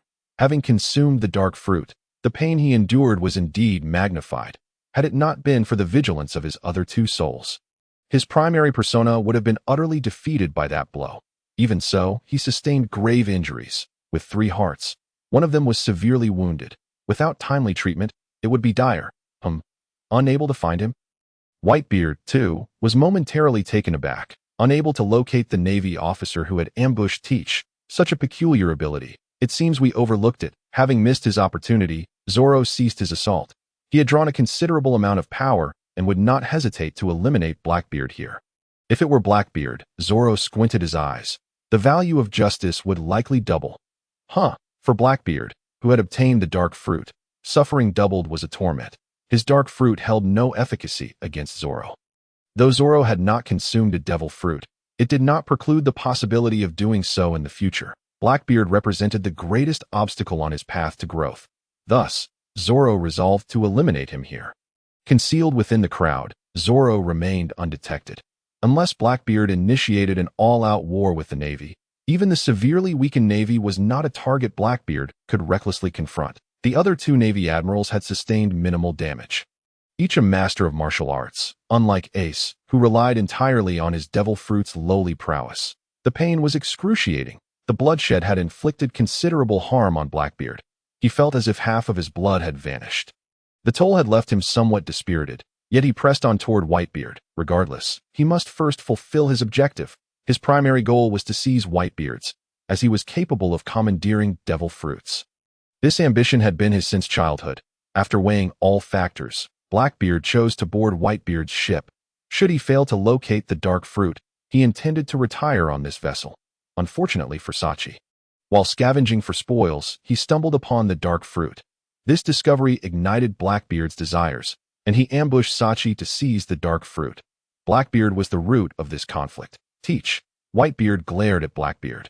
This former son of his, feigning an innocent and harmless demeanor, yet inflicting the greatest harm upon him. Everyone was dead. This war was utterly meaningless. Those saved perished, and those who came to save them would also meet their end. Such matters were of no consequence. Whitebeard muttered to himself. Earthquake. Boom. The platform on which Blackbeard stood was obliterated by the seismic waves. Father, you are in quite the predicament. Blackbeard approached Whitebeard without hesitation, ready to strike at his former captain. To everyone's astonishment, Whitebeard's seismic wave did not manifest. Dark water on Whitebeard's side was pure white, while Blackbeard's was pure black. In the clash of black and white, Whitebeard's seismic wave was entirely absorbed by the darkness in Blackbeard's hands. Bang! Blackbeard landed a punch on Whitebeard's face. Useless, old man. I have acquired the strongest devil fruit. Your attacks are utterly ineffective against me. Bang! Bang! The Navy would not intervene. Prior to this, Blackbeard was still recognized as one of the 7 warlords by the world government. And he was currently assaulting Whitebeard, the target of this war. Perhaps the battle here had become too stalemated, with news from Impel Down yet to arrive. Aside from Zoro's earlier strike, everyone else was merely spectators. The Navy officers charging toward Whitebeard were likewise halted, lacking the leadership of Admiral Akainu. They paused to witness this battle of black and white unfold, eager to see who would emerge victorious. Useless, this is quite the spectacle, old man. Blackbeard cruelly mocked Whitebeard. The once strongest man in the world was now being bullied by a traitor. Whitebeard realized the situation. His was ineffective, yet he was not solely reliant on his devil fruit. He was a man who could withstand cannon fire and blade strikes hundreds of times. A blade descended, inflicting a wound upon Blackbeard's chest. Whitebeard grasped Blackbeard's head. Arrogance, recklessness, impatience. These are your weaknesses. Boom! The earthquake erupted, shattering the ground. This will be your end, Whitebeard thought, his body flushed red, muscles bulging. This was his last ounce of strength. Teach. Just as his fist was about to reach Blackbeard, the earthquake dissipated, for Whitebeard was exhausted. Since the onset of battle, he had scarcely rested. The 2 gaping wounds in his chest had bled profusely, staining the ground crimson. He had no strength remaining. Fire! Blackbeard angrily commanded his crew, though I do not favor Whitebeard the pirate. Blackbeard heard a peculiar sound. However, a ruthless pirate like you, who stops at nothing and shows no mercy, is the one most deserving of death. If other pirates are considered refuse, you are the refuse of refuse. The dregs of dregs. Whoosh. It was that person from earlier. Blackbeard sensed something amiss. He had been struck just a moment ago, but had failed to identify who the assailant was. Blackbeard grinned at a coward hiding in the shadows. Do you lack even the courage to reveal yourself? Puff. Another blow aimed at my head.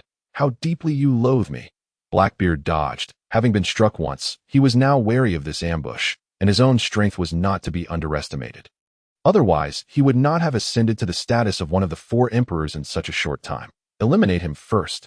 Understood, Captain. Members of Blackbeard's crew turned their cannons toward the emerging Zoro. It was impossible to send them into combat. As a newly formed pirate crew, granting Blackbeard a token gesture by allowing them to fire a couple of shots was sufficient. Is he a Navy officer? Sengoku frowned. I have never heard of this individual before. It seems he is quite formidable. The yellow monkey, with hands in pockets, emerged seemingly from nowhere, wholly unscathed, save for a bit of dirt on his clothing. Has someone infiltrated the Navy? The lightly injured Akiji also rose, having contributed significantly to this conflict. Fool, why did you jump out? Kizaru feared that Zoro would be overwhelmed by this band of pirates. In his mind, Zoro's strength was truly lacking. Even after launching a surprise attack on Blackbeard just moments ago, and then blending into the crowd, he had only prepared for half a day. Catching him off guard, concealed among the naval forces, he utilized the entirety of the fleet to prevent Blackbeard from retaliating against him. Yet, he had leapt forth. Consequently, even the Navy had recognized this peculiar individual. UVE jumped out. Haven to you. You know nothing of my prowess. Zoro dismissed Blackbeard's presence. Die. Even though Blackbeard's objective this time was to seize Whitebeard's tremor fruit, Zoro's repeated insults were intolerable to him. Abandoning the nearly lifeless Whitebeard, he turned his attention towards Zoro. Boom! The cannon fire from Blackbeard's crew rained down upon Zoro's position, while Blackbeard's dark waters encircled him. How can you be certain that I am the real me? Blackbeard momentarily froze before quickly realizing. Not good. Whitebeard. That kid's target is Whitebeard. Alarmed and furious, Blackbeard dashed towards Whitebeard. You mustn't die. Old man. Upon the death of a devil fruit user, their powers would randomly transfer to another fruit. Blackbeard's dark fruit could trap all devil energy, but only if the power was still within the user. This was precisely why he needed to personally kill Whitebeard. Only by doing so could he accurately seize Whitebeard's tremor fruit. Should Whitebeard perish, the tremor fruit would dissipate, rendering any attack on Whitebeard futile. Smoke obstructed Blackbeard's path, costing him considerable time. I will kill you. Standing before Whitebeard, Zoro's blade had already plunged into Whitebeard's chest. Zoro, barely reaching Whitebeard's thigh in height, had to leap to drive the knife in. After accomplishing this, Blackbeard would also meet his end. In your current state, you cannot kill Blackbeard. While controlling blood sight, Zoro spoke to Whitebeard. Whitebeard remained silent, his condition uncertain, whether dead or merely exhausted. From Zoro's perspective, Whitebeard was still alive. Where is Marco? The silent Whitebeard inquired. I killed him, along with your other sons, Vista, Squardo, Jozu. If all goes as expected, I will continue my pursuit of the others.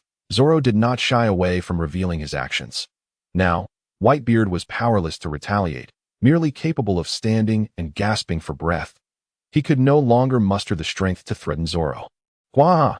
Do you think that by killing us pirates, the world will return to peace? Whitebeard gasped, seemingly on the brink of collapse. However, the threat you pirates pose is the most significant. Roger's proclamation of hiding the great treasure deep within the sea has incited countless individuals to become pirates. The seas have been anything but tranquil, and I shall put an end to this turmoil. I will spare no pirate. That's so. Whitebeard, nearly devoid of strength, still insisted on speaking. The great treasure truly exists. Upon uttering this, Whitebeard's vitality swiftly diminished. It is also prudent to eliminate those troublemakers. I will ensure their demise, including those celestial dragons. This is a secret I share with you. Then I wish you luck. The title of Slayer of Whitebeard shall belong to you.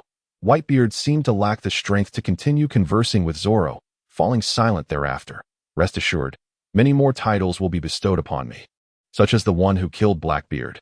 Bloodsight had completed its task, and Whitebeard fell utterly silent. The world's strongest man, Edward Newgate, one of the 4 emperors, the wielder of the mightiest Paramecia devil fruit. The tremor fruit had perished as the smoke cleared. All eyes beheld the scene. A young Navy officer stood before Whitebeard, withdrawing a long blade from his chest. Upon the extraction of the blade, the towering figure fell still. He had slain Whitebeard, old man. In stark contrast to the Navy, the pirates were engulfed in whales. Whitebeard was dead. Their father had perished, leaving their future in dire uncertainty. No. Blackbeard, rushing towards the scene, found it utterly unacceptable. You killed Whitebeard. By what right do you claim his life? What gives you the authority to slay Whitebeard? Blackbeard had plotted for so long, capturing Ace, handing him over to the world government, becoming a warlord of the sea, instigating the Marineford War, recruiting crew from Impel Down, and finally arriving at Marineford to kill Whitebeard and seize his tremor fruit, then renouncing his status as a warlord. Each step had been meticulously planned. Yet everything had unraveled due to this young man before him. You shall die. In a fit of rage, Blackbeard unleashed his full firepower, intent on obliterating Zoro. Oh, is that so?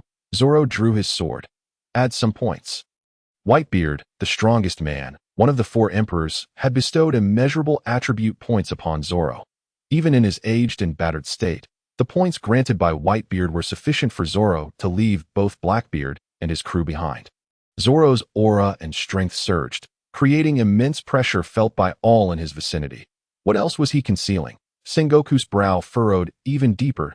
He was uncertain of Zoro's true allegiance. He was no ordinary individual.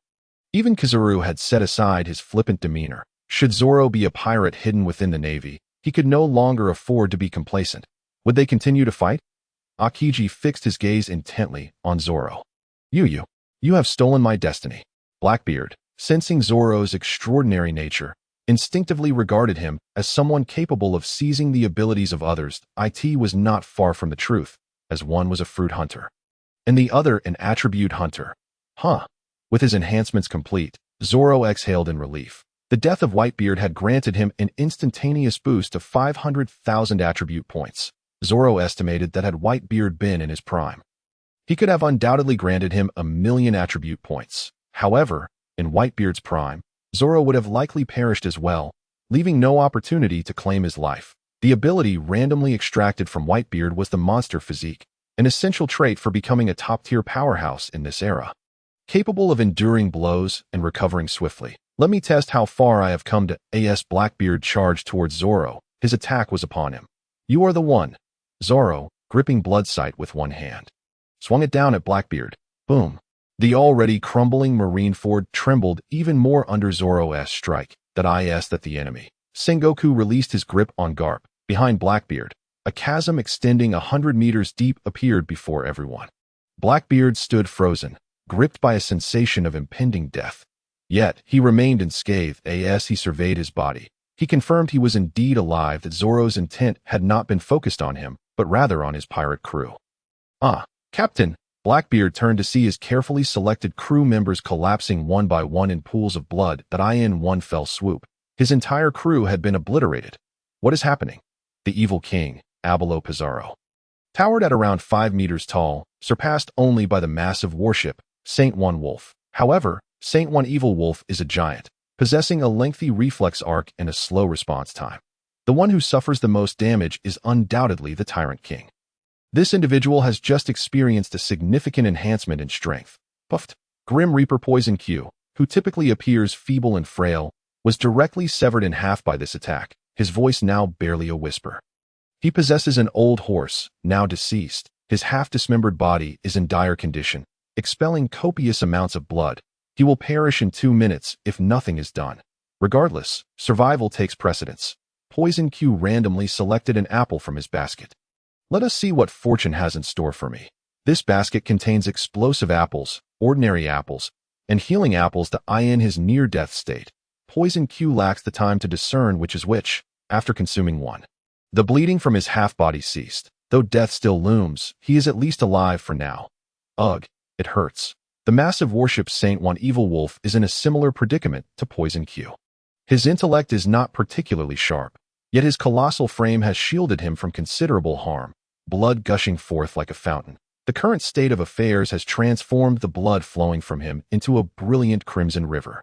Painfully conspicuous. Meanwhile, drunken Baskchot, a crew member endowed with the powers of the sake fruit, was struck down instantly, his head flying before the navy, with remnants of the liquor still at the corner of his mouth.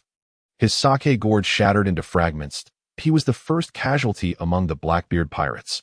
Baskchot has met his demise. Moonlit hunter Katarina Devon, the sole female in this pirate crew and a user of the nine-tailed fox fruit, reacted swiftly, utilizing her devil fruit the moment she noticed Zoro raise his hand. The Zoan-type devil fruit is simply about meat in abundance. The mythical beast variety is even more so, the nine-tailed fox fruit.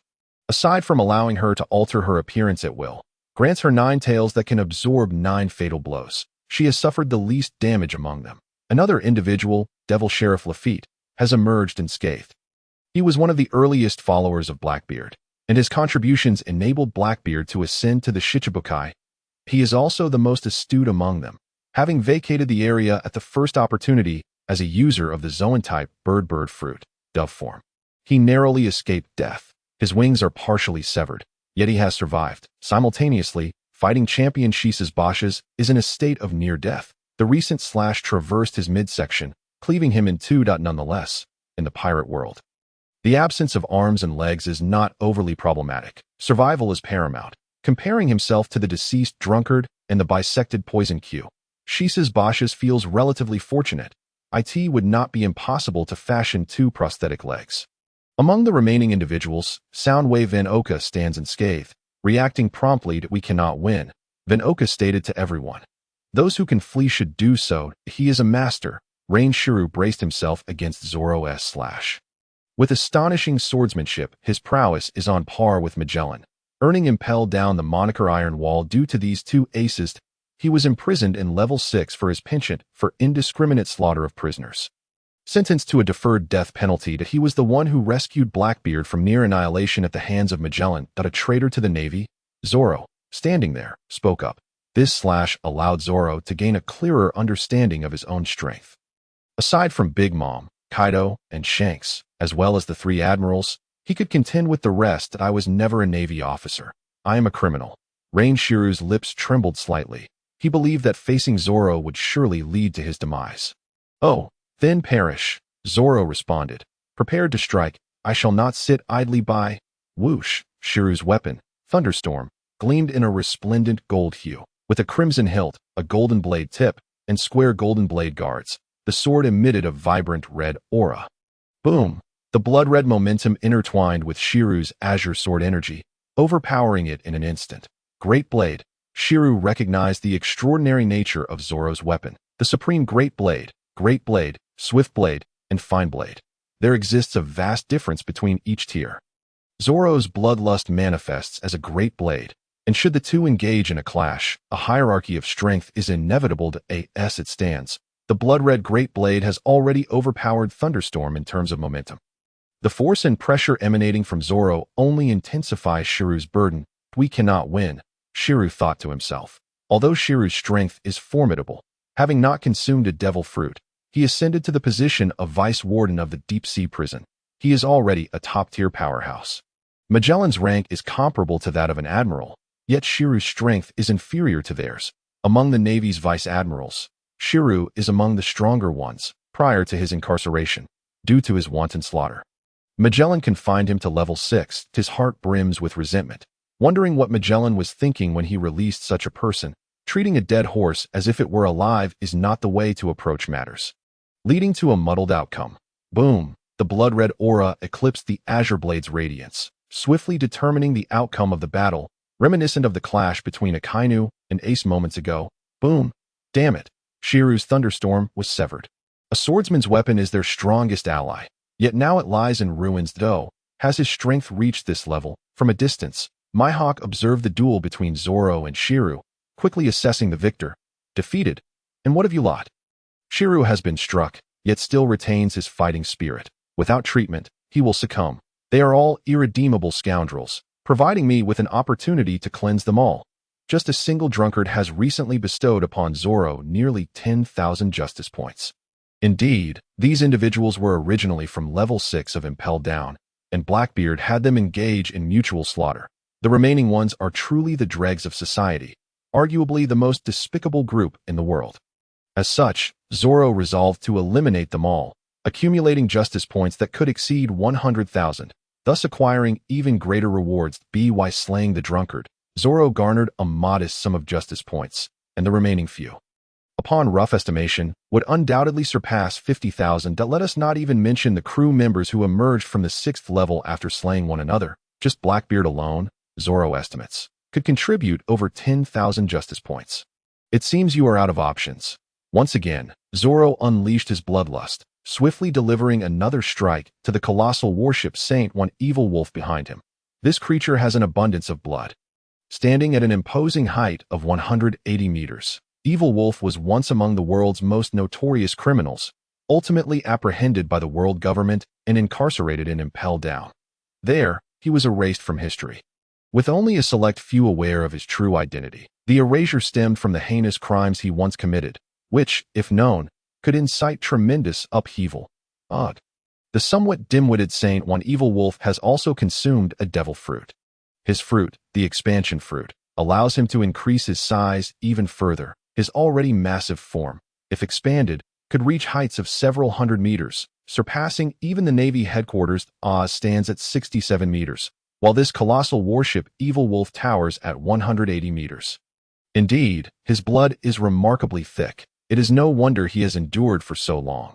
The other members of the Blackbeard pirates, including Poison Q, are essentially doomed. He was originally a doctor, possessing a notably feeble combat capability. The Tyrant King, though slightly better off than Poison Q, can still manage to fight if he pushes himself hard enough. He had initially hoped to simply slip away, considering he had already managed to escape. However, seeing Zoro's intent to eliminate all members of the Blackbeard pirates is alarming. Action must be taken. The drunkard is already dead, and if a few more perish, the newly formed Blackbeard pirates will face annihilation. Shiryu's blade has shattered, and he was sent flying dozens of meters from the recent strike, embedding him into a wall. Let us observe further. Sengoku watches as Zoro confronts the Blackbeard pirates. Blackbeard is recognized as one of the 7 warlords of the sea by the world government. However, by refusing to answer the call for the Marineford War, he has clearly violated the obligations of a warlord, thus giving the Marines a valid reason to act against him. Oh dear, this is quite something. Kizaru has reinserted his hands into his pockets after initially drawing them out. He is prepared to watch the spectacle. Without Sengoku's orders, he will not intervene further. Akiji remains silent, also observing Zoro's actions, neither aiding him nor obstructing him. Just as Zoro engages the Blackbeard pirates, the ground erupts with a steaming pool of magma as Akainu emerges from within. After executing several deserters, the admiral returns to the battlefield. Boom! Akainu pauses, momentarily taken aback by Zoro's confrontation with the Blackbeard pirates. Who is this fellow, and why is he taking on Blackbeard? Akainu, however, pays little mind to the specifics, since someone is dealing with this unknown Blackbeard pirates. He can continue to fulfill his duties, the hunt for the Whitebeard pirates' resumes, and war ignites once more. Marineford has been utterly devastated, a wasteland. The final tremor unleashed by Whitebeard's dying blow has obliterated the Marine headquarters. Falling Star Volcano. Boom. Outside the headquarters, several ships from the New World pirates linger on the surface, arranged by Whitebeard for the retreat. The Yata no Kagami, Kizaru, and Akainu are old colleagues, hailing from the North Sea. sharing the same background as the first batch of students under Zephyr. Even after 2 years, Akainu has ascended to the rank of Fleet Admiral, while the 2 admirals, recruited during the Great Conscription, stand divided. One opposes Akainu, arguing that the Warlord system is dictated by the world government and should not concern the Marines, while the other remains a faithful lapdog to the Celestial Dragons. Kizaru, the indolent colleague, still heeds Akainu's commands. Capable of addressing various worldly issues, Akainu's actions signify the Marines' relentless pursuit of pirates. Straw Hat Brat, meet your demise. This time, Marco is not present to hinder Akainu, nor is Buggy soaring above to aid Luffy's escape. Only Jinbe remains, struggling against the tide. The other captains of the Whitebeard crew, Marco is dead, and Jozu has been frozen. Vista is still covering the retreat, and should the remaining captains encounter the furious Akainu, their fate would be sealed. This is dire. He is closing in. Jinbe senses impending doom at this pace. Death is certain. Luffy, muster your strength. The unconscious Luffy cannot rally himself. After days of effort, he finds himself back at square one. Moreover, Ivankov's adrenaline boost will not last much longer at Hell's Judgment. Boom. The Okama King, Ivankov, strains to blink as a shockwave disperses the magma form Akainu. This Okama King, adorned with heavy makeup, possesses the fortitude to withstand Akainu's magma assault. But even now, that makeup is nearly depleted. Luffy. There is yet another. Hancock. Sweet, sweet wind. Several pink arrows soar towards Akainu, petrifying some nearby Marines into statues. However, for Akainu, these arrows are incinerated before they can reach him by the surrounding magma. Fragrant kick. Bang. Hancock leaps, kicking away the magma Akainu has launched. Are you declaring war on the Marines, Hancock? Akainu glares at the Empress. Attacks in this battle know no allies, and now she seeks to impede Akainu. Look at the others. Who would dare to confront Akainu? Even Crocodile believes he has sufficiently repaid his debt to Luffy for rescuing him from Impel Down. That debt was settled the moment Ace was rescued. What remains is solely his own affair. I shall never permit you to harm Luffy. The Empress, though aware she cannot match Akainu, is determined to delay him for Luffy's sake. Bang! The magma fist launches once more. Though the Empress can still defend herself, several fists are now directed at Jinbe. Room, a half-circle of slaughterhouse space. This is the maximum range that Law can manifest. Their submarine lies beneath the ice. Fraught with danger, if discovered, with Law's current strength, they lack Luffy-esque connections that would be disastrous. They have exerted every effort just to secretly rescue Luffy. Ugh, poof. A fist strikes Jinbe, sending him flying from his chest.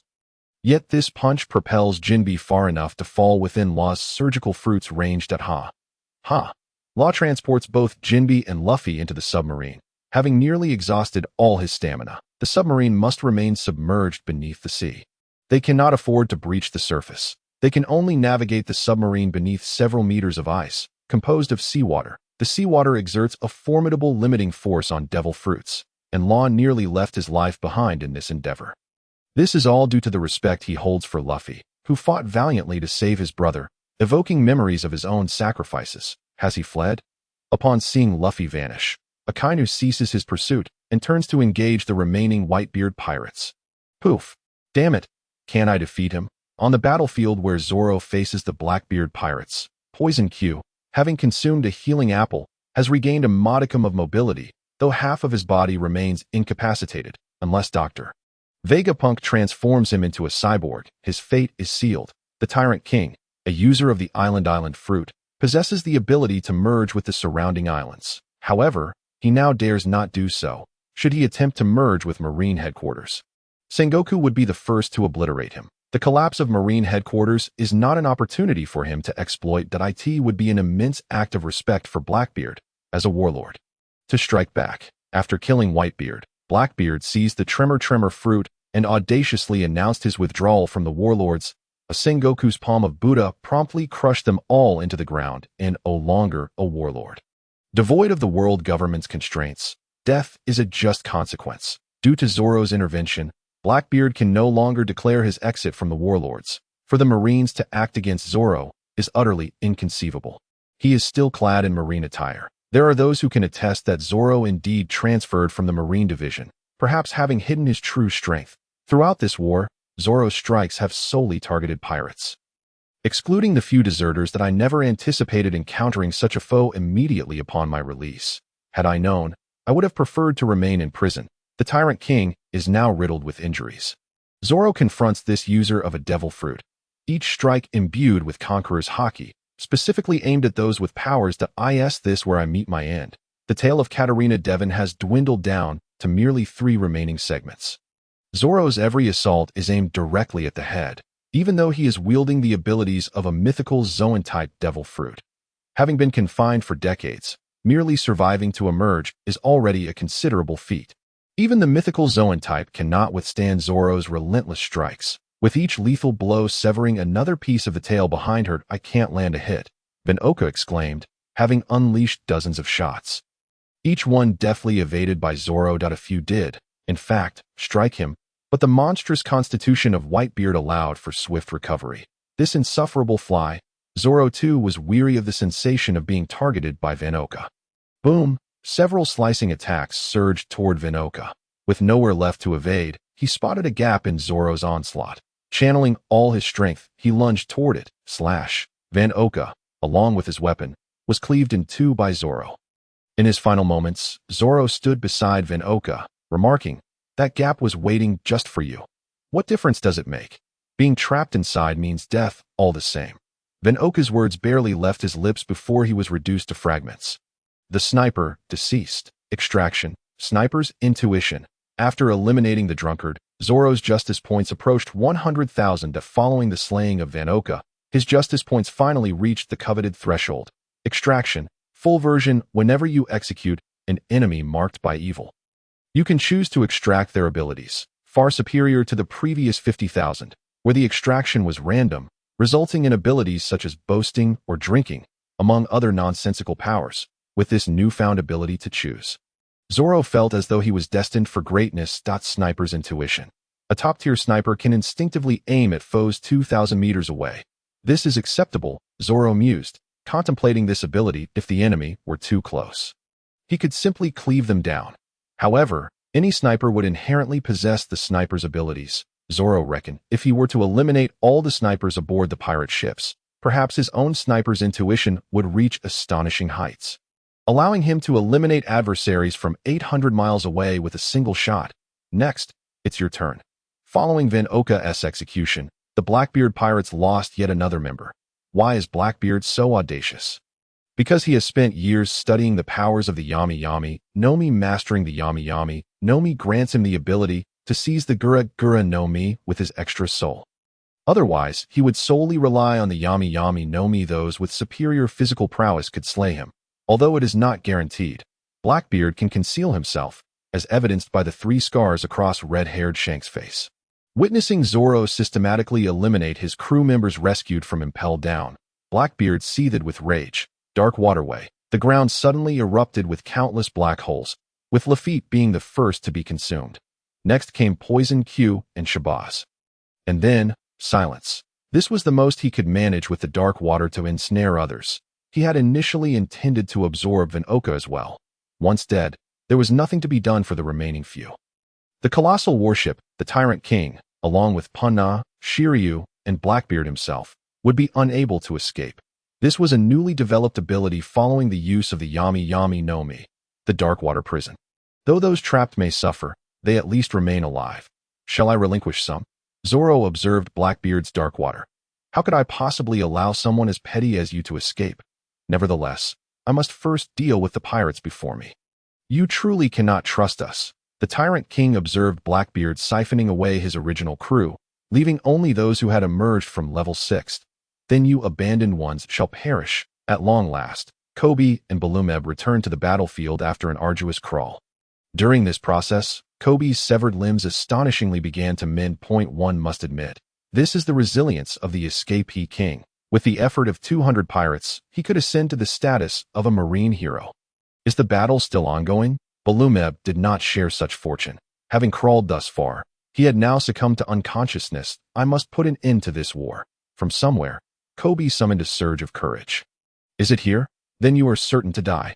Zoro smiled faintly, preparing to observe Koby's performance. Koby had awakened his Kinbunshika Haki during the Marineford War, and the range of his newfound perception was considerable.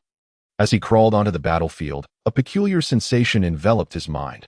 The imagery revealed countless Marines and pirates falling in the ensuing conflict, corpses strewn about. Among them were familiar faces, those Koby wished to never see perish. Thus, Koby sprang into action. It is uncertain how his leg, previously broken by Zoro, healed. Perhaps it was Zoro's intention. Stumbling, Koby approached Akainu, employing the 6 powers of the Marines. Stop this. Koby's voice reverberated, shocking the entire assembly. What is he doing? Sengoku was taken aback, as was Karp. Even the carefree Kizaru fixated on this young officer. Blackbeard, who was being assaulted, was also momentarily stunned. That is Akainu, the most merciless Marine admiral. What audacity for a mere officer to leap forth. Wishing for his own demise. Puffed. With a single stroke, Zoro paid no heed to Koby's actions. The Blackbeard pirates were on the verge of being annihilated, having just cleaved the tyrant king in two. The massive bull horns he wore clattered into the pool of blood. The 9-tailed fox now had but one tail remaining. That it's over. Devon too had conceded. The young man before him exhibited no semblance of martial decorum, mercilessly hacking at the remaining few, without a hint of restraint, fearlessly. Indeed, strength begets impudence. Is it not understood that sheer power can overshadow tenfold skill? No more sacrifices, Koby cried, his face streaked with tears. There are still many soldiers in need of rescue. They have families awaiting their return. Cease this fighting. Koby unleashed his loudest shout. You are sowing discord among the ranks. You must be silenced. Akainu would not be swayed by Koby's status as Karp's disciple. He had even slain Karp's grandson. What right does this sudden, insignificant officer have to persuade Akainu? No more senseless sacrifices. On the other hand, Zoro had finally sliced through the enormous warship, the evil wolf. Its sheer size made it difficult to kill. Even cleaved in two, it still had breath. Reluctantly, Zoro resorted to additional strikes. Shiryu was already battered and bruised. Without his weapon, the haughty disdain he once wore had vanished. The vice warden of Impel Down finally displayed a look of panic. This is for you. Zoro pressed his blade against Shiryu's chest. I have a statement to convey, one you once uttered yourself. Who would be troubled by the annihilation of insignificant pests? Observing the expression on Shiryu's face brought Zoro great satisfaction. Did you not agree? Puffed. The blade plunged into Shiryu's chest.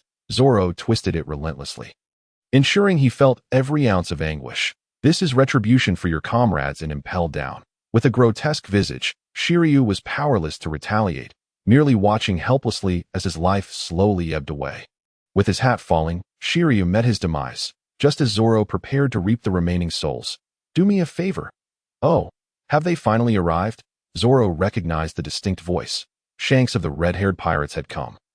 As Zoro turned away, Devon felt a surge of relief. Perhaps he would live to see another day.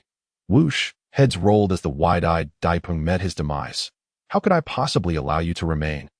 Naturally, you two have been eliminated. The Blackbeard pirates have reverted to their original state. Blackbeard, Shabazz, Poison Q, Lafitte. A sniper has also perished. Zoro, on the other hand, has reaped considerable rewards. These individuals all possessed devil fruits. The sake fruit, 9-tailed fox fruit, island fruit, expansion fruit. Zoro has claimed them all. It is time to venture elsewhere. This war has already claimed too many lives, Shanks remarked. Please allow me to handle the remains of those two. Do not let their corpses be exploited. Shanks noticed an anomaly. This was not in line with his predictions. The death toll of the Whitebeard pirates this time was rather significant. Marco's shadow was absent, as were several familiar captains. Had he arrived too late? Shanks fell into contemplation. The massive magma was halted by Shanks's saber, while Koby's tear-streaked face was parched by the intense heat. Am I to die? Koby pondered, but he was not dead. What a relief that was. The battle came to a standstill upon Shanks's arrival, save for one location. As Shanks implored Zoro for a favor, Zoro's blood-soaked blade severed Daipung's head. Shanks's gaze turned towards that spot. There were two focal points in the arena.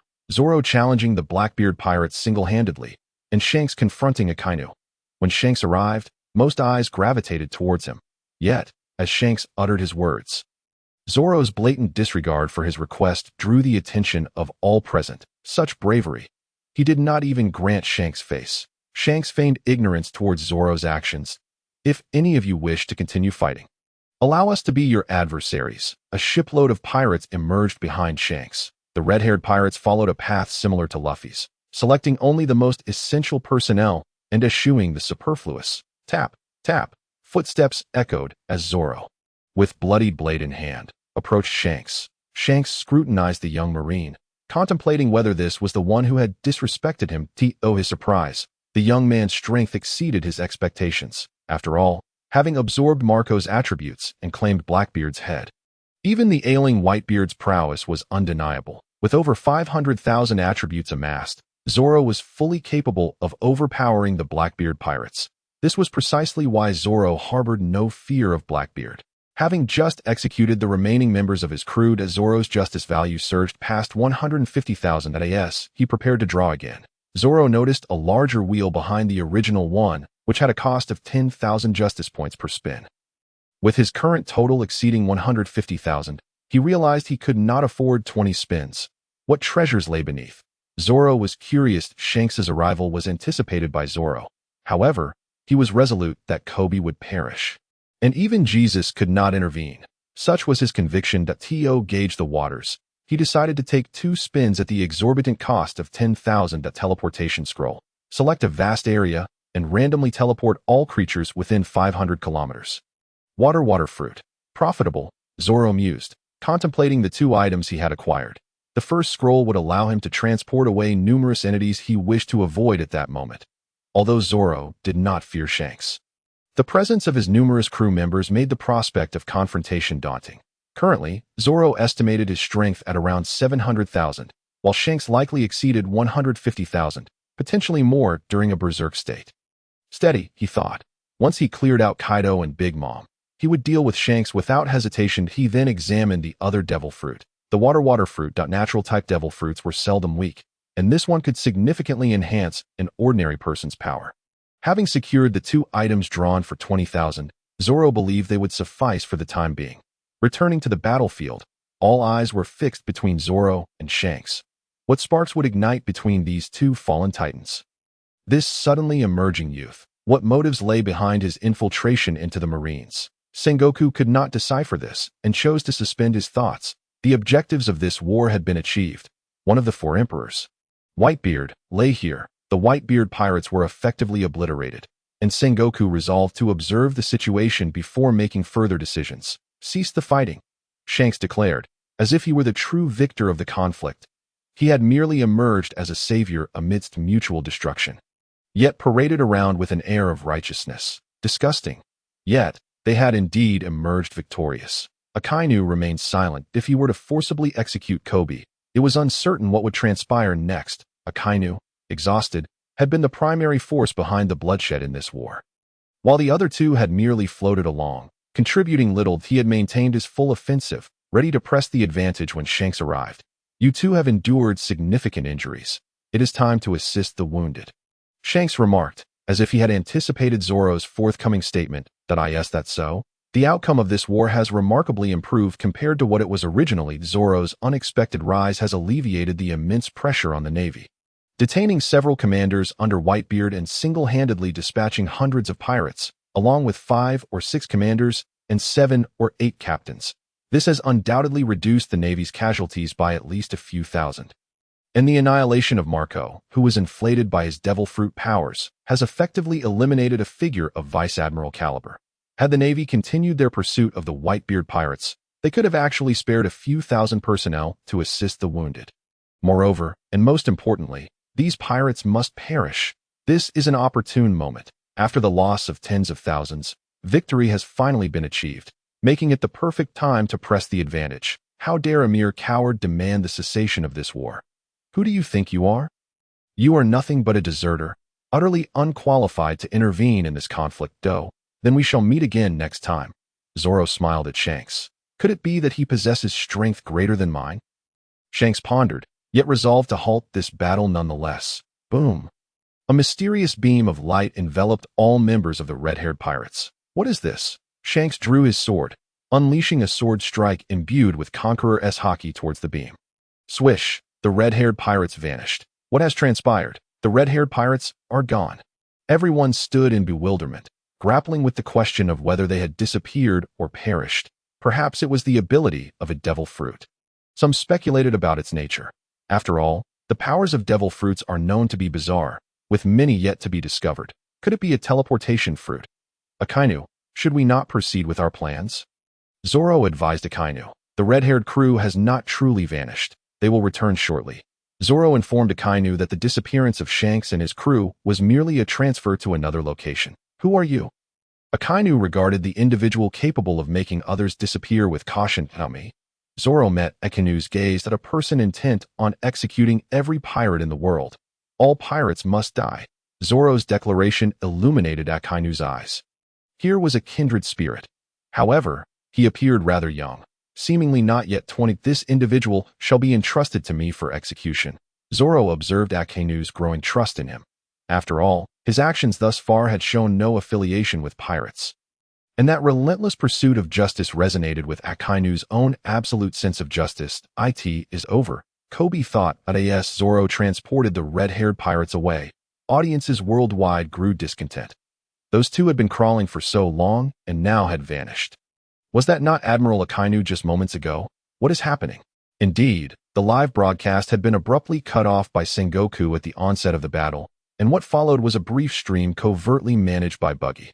After Zoro executed Buggy, he casually took the Den Mushi along, allowing everyone to witness the scene of Zoro slaughtering pirates. Later, when obstructing Koby and Balumeb, the Den Mushi was also included. Zoro intended for the entire world to see that the esteemed Navy hero Garp's prized disciple was, in fact, a coward. After placing the Den Mushi there, Zoro proceeded to the battlefield. The Den Mushi remained untouched, leaving all unaware of the events that had unfolded. Just wait a moment. Could it be that we truly cannot see anything? Some began to disperse, frustrated after waiting for so long. Suddenly, the live feed reappeared. Someone had picked up the Den Mushi. It was that individual. What was his name again? Uncertain, as he had never been named, Marineford. After the red-haired crew was transported away, Zoro estimated that it would not be long before Shanks returned. He was the first to disregard Shanks' authority, a descendant of the celestial dragons, a user of the face fruit. Even the elders showed him respect. How could a nameless boy not? Was this not akin to slapping his face with the soles of his feet? Koby had lost all hope. Shanks' arrival had sparked a flicker of life, but with his disappearance, only death awaited him, and no one could intervene. Hey. Can you hear me? Zoro intended to grandly showcase the execution of the deserter king. First, he would retrieve the Den Mushi left behind to show the global audience the scene. Was that figure standing still Whitebeard? Someone spotted Whitebeard in the background. What? Whitebeard is dead. This was undoubtedly a monumental revelation, sending shockwaves of fear through all watching pirates. Whitebeard, one of the four emperors, the strongest man in the world, had perished just like that at Navy headquarters. Could it be that the Navy's strength has grown so formidable? TCH. What Whitebeard? I will assuredly surpass him in the future. Kid scoffed at the broadcast, yet beads of cold sweat trickled down his forehead. That Whitebeard's death probability, 100%. Strawman Hawkins drew his tarot cards. Fire Fist Ace, mortality rate, 90%. Hawkins laid out his cards, drawing one after another. Marco's mortality rate, 1%. Just as Hawkins finished predicting Marco's mortality rate, the image of Marco on the card rapidly faded. 100%. Hawkins collected all his tarot cards, gazing at the live stream that had just connected. Has my divination failed? Hawkins was perplexed. Whitebeard is dead, chomping on meat. Bonnie remained largely indifferent to this news. His only concern was for his father, who was on the verge of being entirely transformed into a robot. Meanwhile, pirates across the world watching the live stream became aware of this development. But some sensed a different scent in the air. Listen up, lads. The Whitebeard pirates are finished. Let's seize their territory. Onward. Ha. Marineford was now a wasteland. Akainu granted Zoro a favor, allowing him the opportunity to execute Koby. Wait. Karp had managed to stand on his own. Ace is dead. He still had not recovered from the shock. Ever since Ace became a pirate, he had harbored a foreboding feeling. Ultimately, it has led to this outcome. Why did you not heed my words? Is it so bad to be a Marine? I could have protected you openly. Garp. Sengoku supported Garp's shoulder. This was not the right moment. Sengoku understood that well. Koby must die. The presence of this wavering individual, who emerged in the Navy's victory to demand a halt to the war, was unacceptable. The Navy had already triumphed. If they continued to pursue, the Whitebeard pirates would be utterly annihilated. Yet your disciple insists on stopping the fight. No one can accept this. But Karp looked at the Marines present. Their gazes reflected not the relief of Koby's call for peace, but the fury of comrades slain by pirates. A rage that could only be quenched by the blood of pirates. Those who dared to obstruct would meet only death. Moments ago, when Shanks appeared, Sengoku had already considered halting the conflict. This was because, while everyone sought vengeance against pirates, they were not foolish enough to disregard the reality. They had already battled the Whitebeard pirates. Facing the red-haired would yield little chance of success. Stopping the war was an option. Yet Zoro's action of eliminating the red-haired pirates only reignited the fury within everyone. There must be an outlet for this rage, and that outlet was the now leaderless Whitebeard pirates. Enough. Karp took a step forward. Then retreated. Let it be. Kill. Falling Star Volcano. 8-foot Cheongoyu. Ice Age. The three admirals of the Navy led the charge, unhindered by the red-haired one's interference. Pursuing these pirates proved to be a task of no challenge whatsoever. Annihilation. Doflamingo watched as the Navy pursued with fervor. It should be this way. He. Fortunately, Luffy managed to escape. The Empress patted her chest, observing Luffy's disappearance, likely having left this place. Little did she know. She had already been noted in Zoro's little notebook. Moria? Oh, still unconscious. Mihawk, the Hawkeye, also ceased his pursuit, having fulfilled his mission, proving to be the most diligent among the Shichibukai.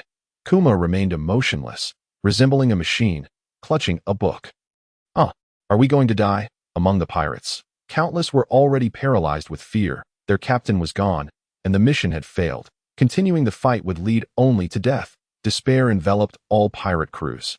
Quick, set sail. Pirates in the open sea sensed the impending doom and immediately fled. Captain, are we just abandoning the Whitebeard pirates? Fool, after today, there will be no Whitebeard pirates left. Our lives are of utmost importance. Once one ship fled, it would trigger a mass exodus of more pirate vessels. With Whitebeard's demise, their bonds were severed, and from dozens of pirate ships, only a mere handful remained. The Whitebeard pirates were finished. The 5th Division Captain, Bista, gazed at the fleeing pirate ships, his heart sinking. Kill, wipe out all the pirates. The rallying cry, once shouted by Whitebeard to exterminate all the Navy, had now transformed into the pirate's lament. How would he feel, having become a pirate? Oh, it was nearly over. That was a relief. The pursuit of the remaining Whitebeard pirates did not require much effort. The shattered remnants of the crew had essentially lost their will to fight. Only a few captains could still muster some effective resistance, but under the relentless pursuit of numerous admirals and Zoro, they faced only a dead end. Lacker, the 7th Division captain and veteran member of the Whitebeard pirates, was of average stature with tousled brown hair and a mustache. Lacker once fought solo against Kizaru to end this battle. To protect Luffy and Jinbei, he, along with other captains and Crocodile, held off Akainu's onslaught. His living meteor hammer was elusive and deadly. Bang! The meteor hammer was sent flying to it over. Lacker looked at the defeated crowd and the dwindling elderly figures that, of course, it was not over. Zoro had arrived before him. Only by eliminating all the pirates could one claim victory. The blade shadow swept past. Lacker's right hand, which he had intended to defend with, was severed. Those who followed Whitebeard were indeed formidable.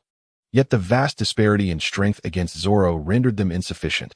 The outcome was inevitable. Puff. Father. With Lacker's final scream, he perished. Following closely was Brenheim, the 9th Division captain, who was obliterated by Akainu's punch. Unfortunately, Zoro did not claim that kill.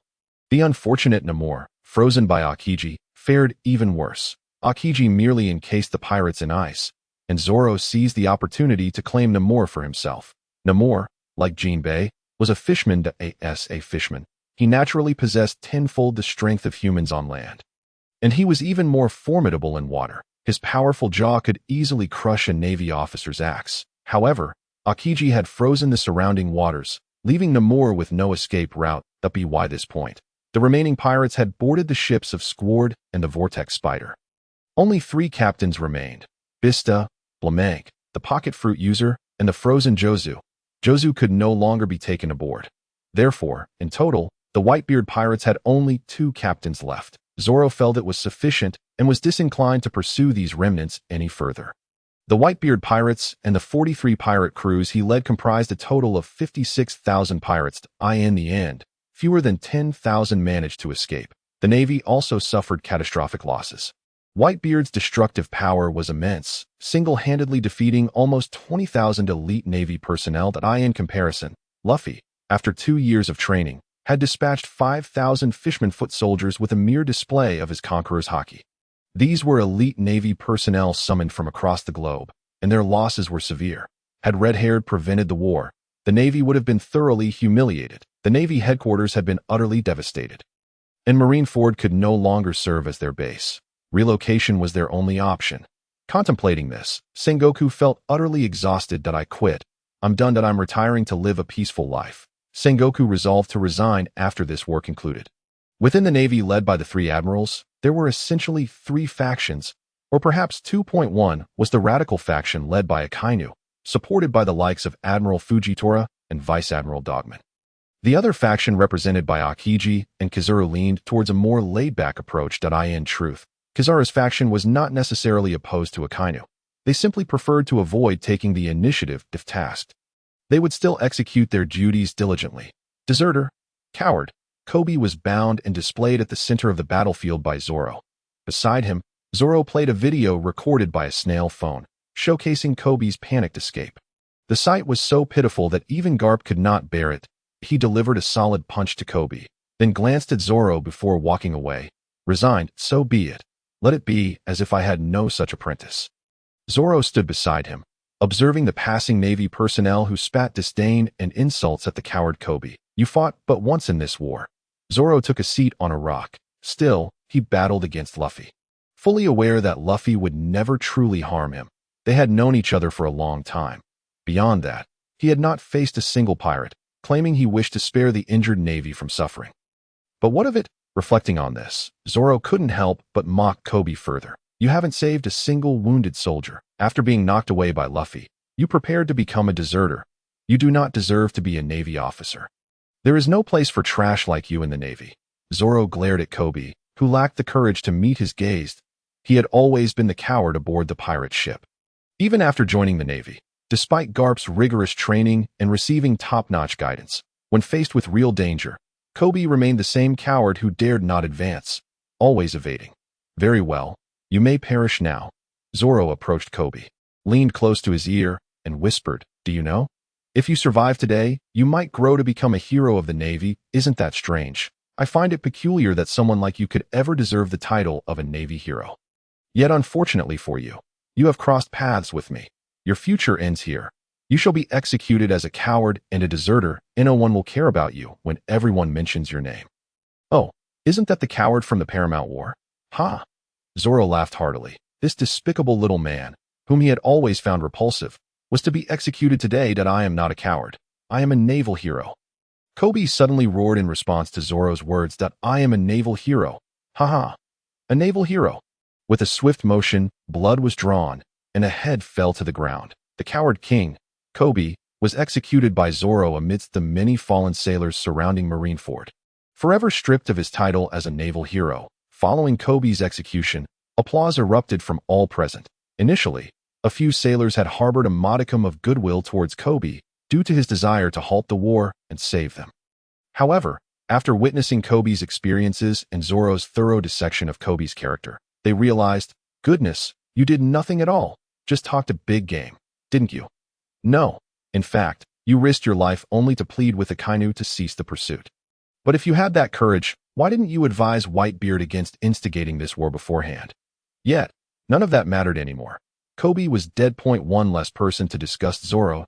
He pulled out his little notebook and marked a cross next to Koby's name. Behind Koby's name were densely written the names of pirates, encompassing not only the most heinous criminals, but also those just embarking on their piratical journeys. Zoro intended to spare none of them. He would eliminate them all. Of course, the name of Monkey D. Luffy was also inscribed in this notebook, along with the entirety of his pirate crew, all of whom had been duly noted by Zoro. They were simply too scattered.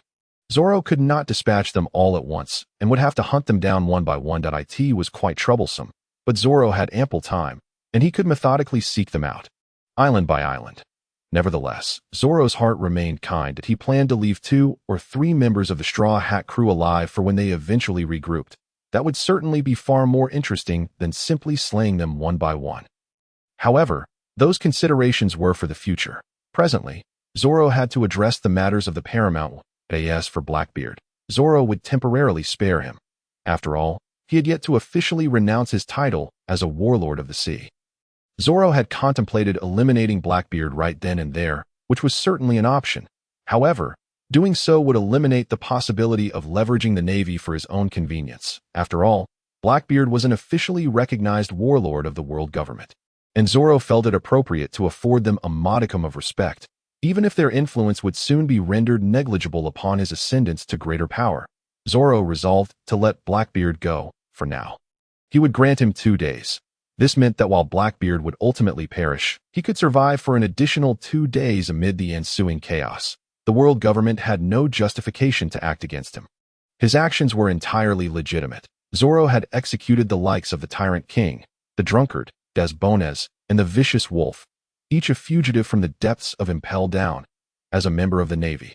It was entirely reasonable for him to execute them, which was fully in accordance with Protocol. As for Blackbeard's sniper, that was a direct assault on him.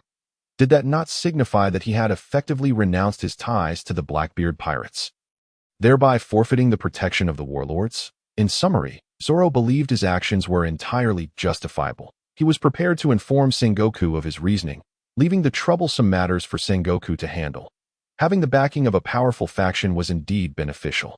At the very least, when he cleansed the world, he would not find himself bereft of allies. However, Zoro pondered whether it was worth his while to remain in the Navy. After some time, he would have to make a decision. The pursuit of the Whitebeard pirates did not consume much time. By the time the remaining pirates had fully fled Marineford aboard their last ships, the war was effectively concluded. The Navy had achieved a resounding victory. With the Whitebeard pirates nearly annihilated, only a handful of pirate crews and just over 100 Whitebeard crew members remained. With 2 captains left, they could disband upon returning. Zoro firmly believed that all pirates ought to be exterminated. He expressed his views on justice to Akainu, asserting that every pirate, regardless of their past crimes, deserved to die. Only through brutal suppression could the lawless be deterred from sailing under the pirate flag. Akainu, weary from the battle, regarded Zoro's strength and found it impressive. More importantly, Zoro's sense of justice resonated with him. He articulated the truth. All pirates must perish. There could be no exceptions. Although the Navy headquarters had been reduced to ruins and suffered significant losses, they had managed to establish that a dozen individuals could vouch for Zoro's true origins from the North Blue, rather than being a hidden infiltrator from elsewhere. Additionally, Zoro's actions left no room for doubt regarding his stance on pirates. He was perceived as a solitary figure devoted to training, uninterested in the affairs of others, possessing a rather peculiar temperament. It was only during the Paramount War that he revealed his true capabilities. It was entirely reasonable. If Koby could achieve the status of a naval hero through 200 times the effort of a pirate, then Zoro's circumstances were not entirely unfathomable. Zoro justified his prowess by stating, "Every day, I perform 100 push-ups, 100 sit-ups, 100 squats, and run 10 kilometers. After training this way for 3 years, regardless of how formidable my opponents may be in the future, I can dispatch them with a single strike."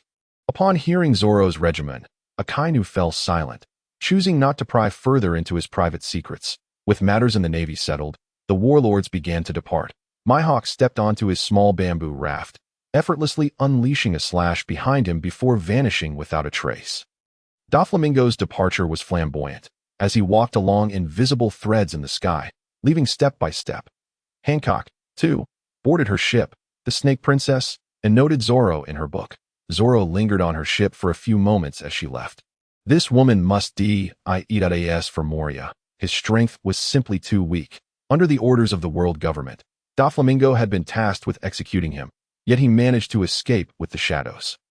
Doflamingo, uninterested in the chase, left Zoro to sever one of Moria's legs mid-air. Watching him plummet into the sea, Zoro decided not to concern himself with whether he lived or died. Crocodile, sensing the turn of events, had bolted at the first opportunity. Valuing his own life, Mr. 3, the candle fruit user, also vanished without a trace. Blackbeard's ship had been lost.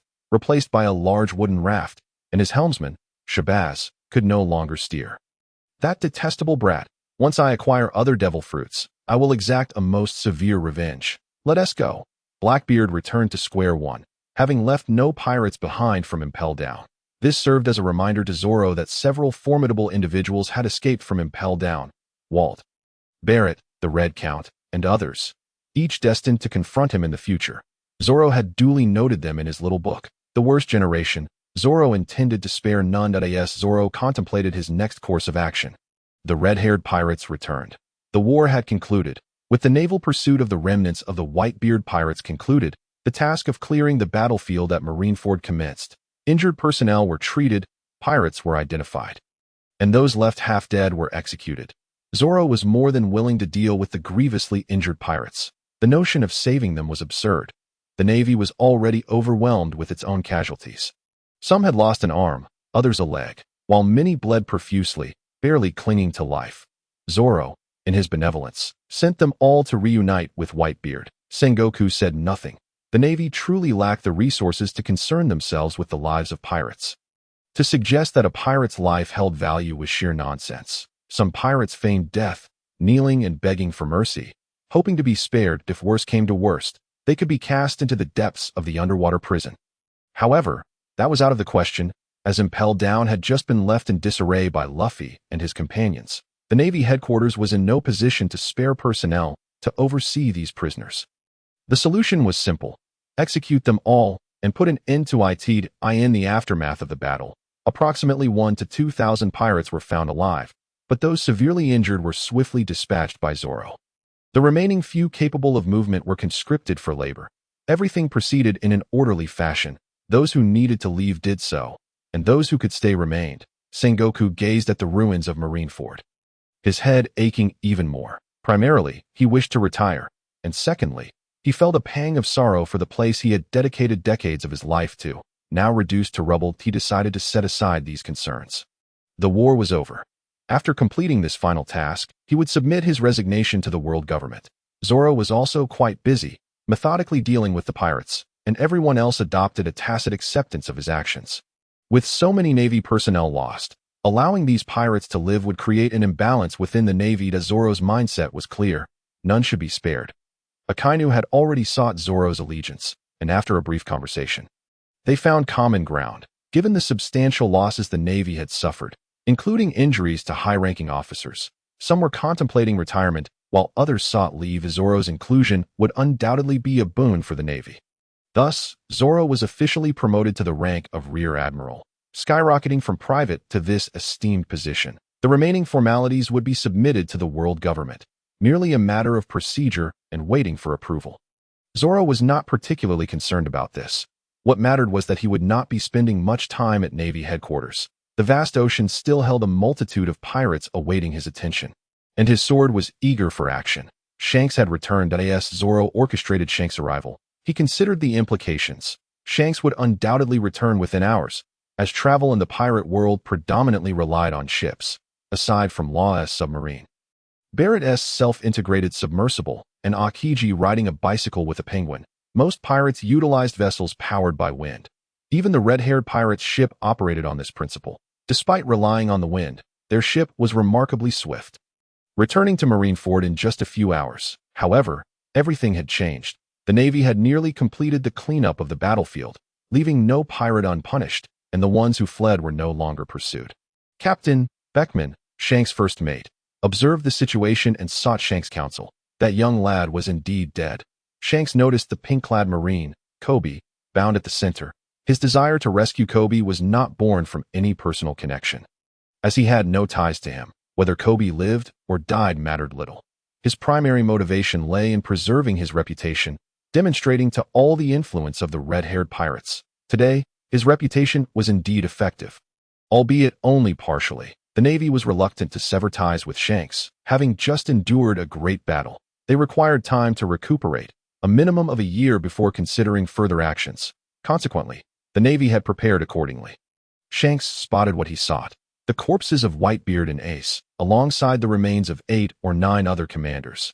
Marco was notably absent, having been obliterated in the chaos of 2 devil fruits clashing. leaving no trace behind. Viewing these bodies, Shanks could not help but feel a sense of lament. The Whitebeard pirates were finished, utterly vanquished, leaving behind only 2 commanders and a little over 100 pirates. If they were to form a small crew, they might barely survive.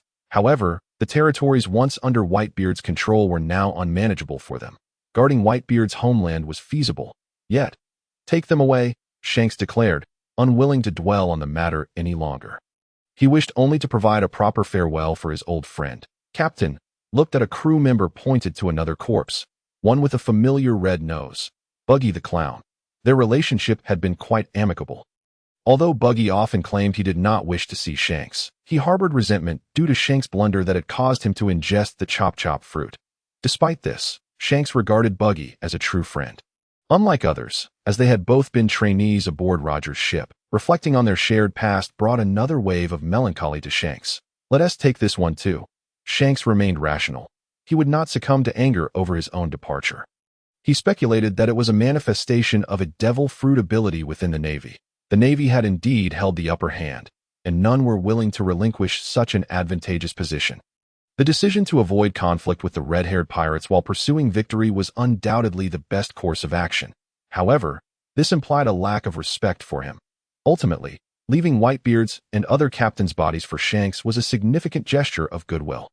In essence, they were saying, "Here are your belongings. Do not cause a ruckus." Shanks was not the type to engage in underhanded tactics, especially not at a time when the Navy had suffered considerable losses. Such actions might provoke the world government into direct intervention. Before departing, Shanks caught sight of Zoro, wielding a massive sword. By instinct and observation, Shanks sensed that this man would become a nightmare for all pirates in the future. "Let us go," Shanks commanded, taking the corpses with him as they left Marineford. The war at Marineford had concluded, but it did not signify a true end as Zoro's list of pirates awaiting his reckoning remained extensive. These were individuals that required execution.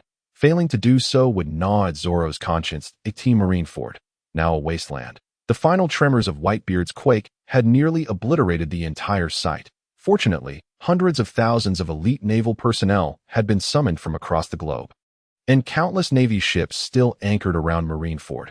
Aside from some Navy personnel tending to the wounded, many vessels had been freed up. Thus, a post-war conference among the Navy's upper echelons commenced aboard the Navy ships.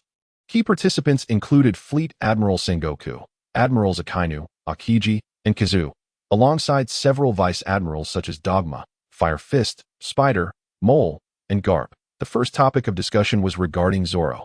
This lad hails from the North Blue, with a tone laden with inquiries. Sengoku posed the question. Indeed, there are numerous individuals capable of substantiating his identity, Akainu replied gravely.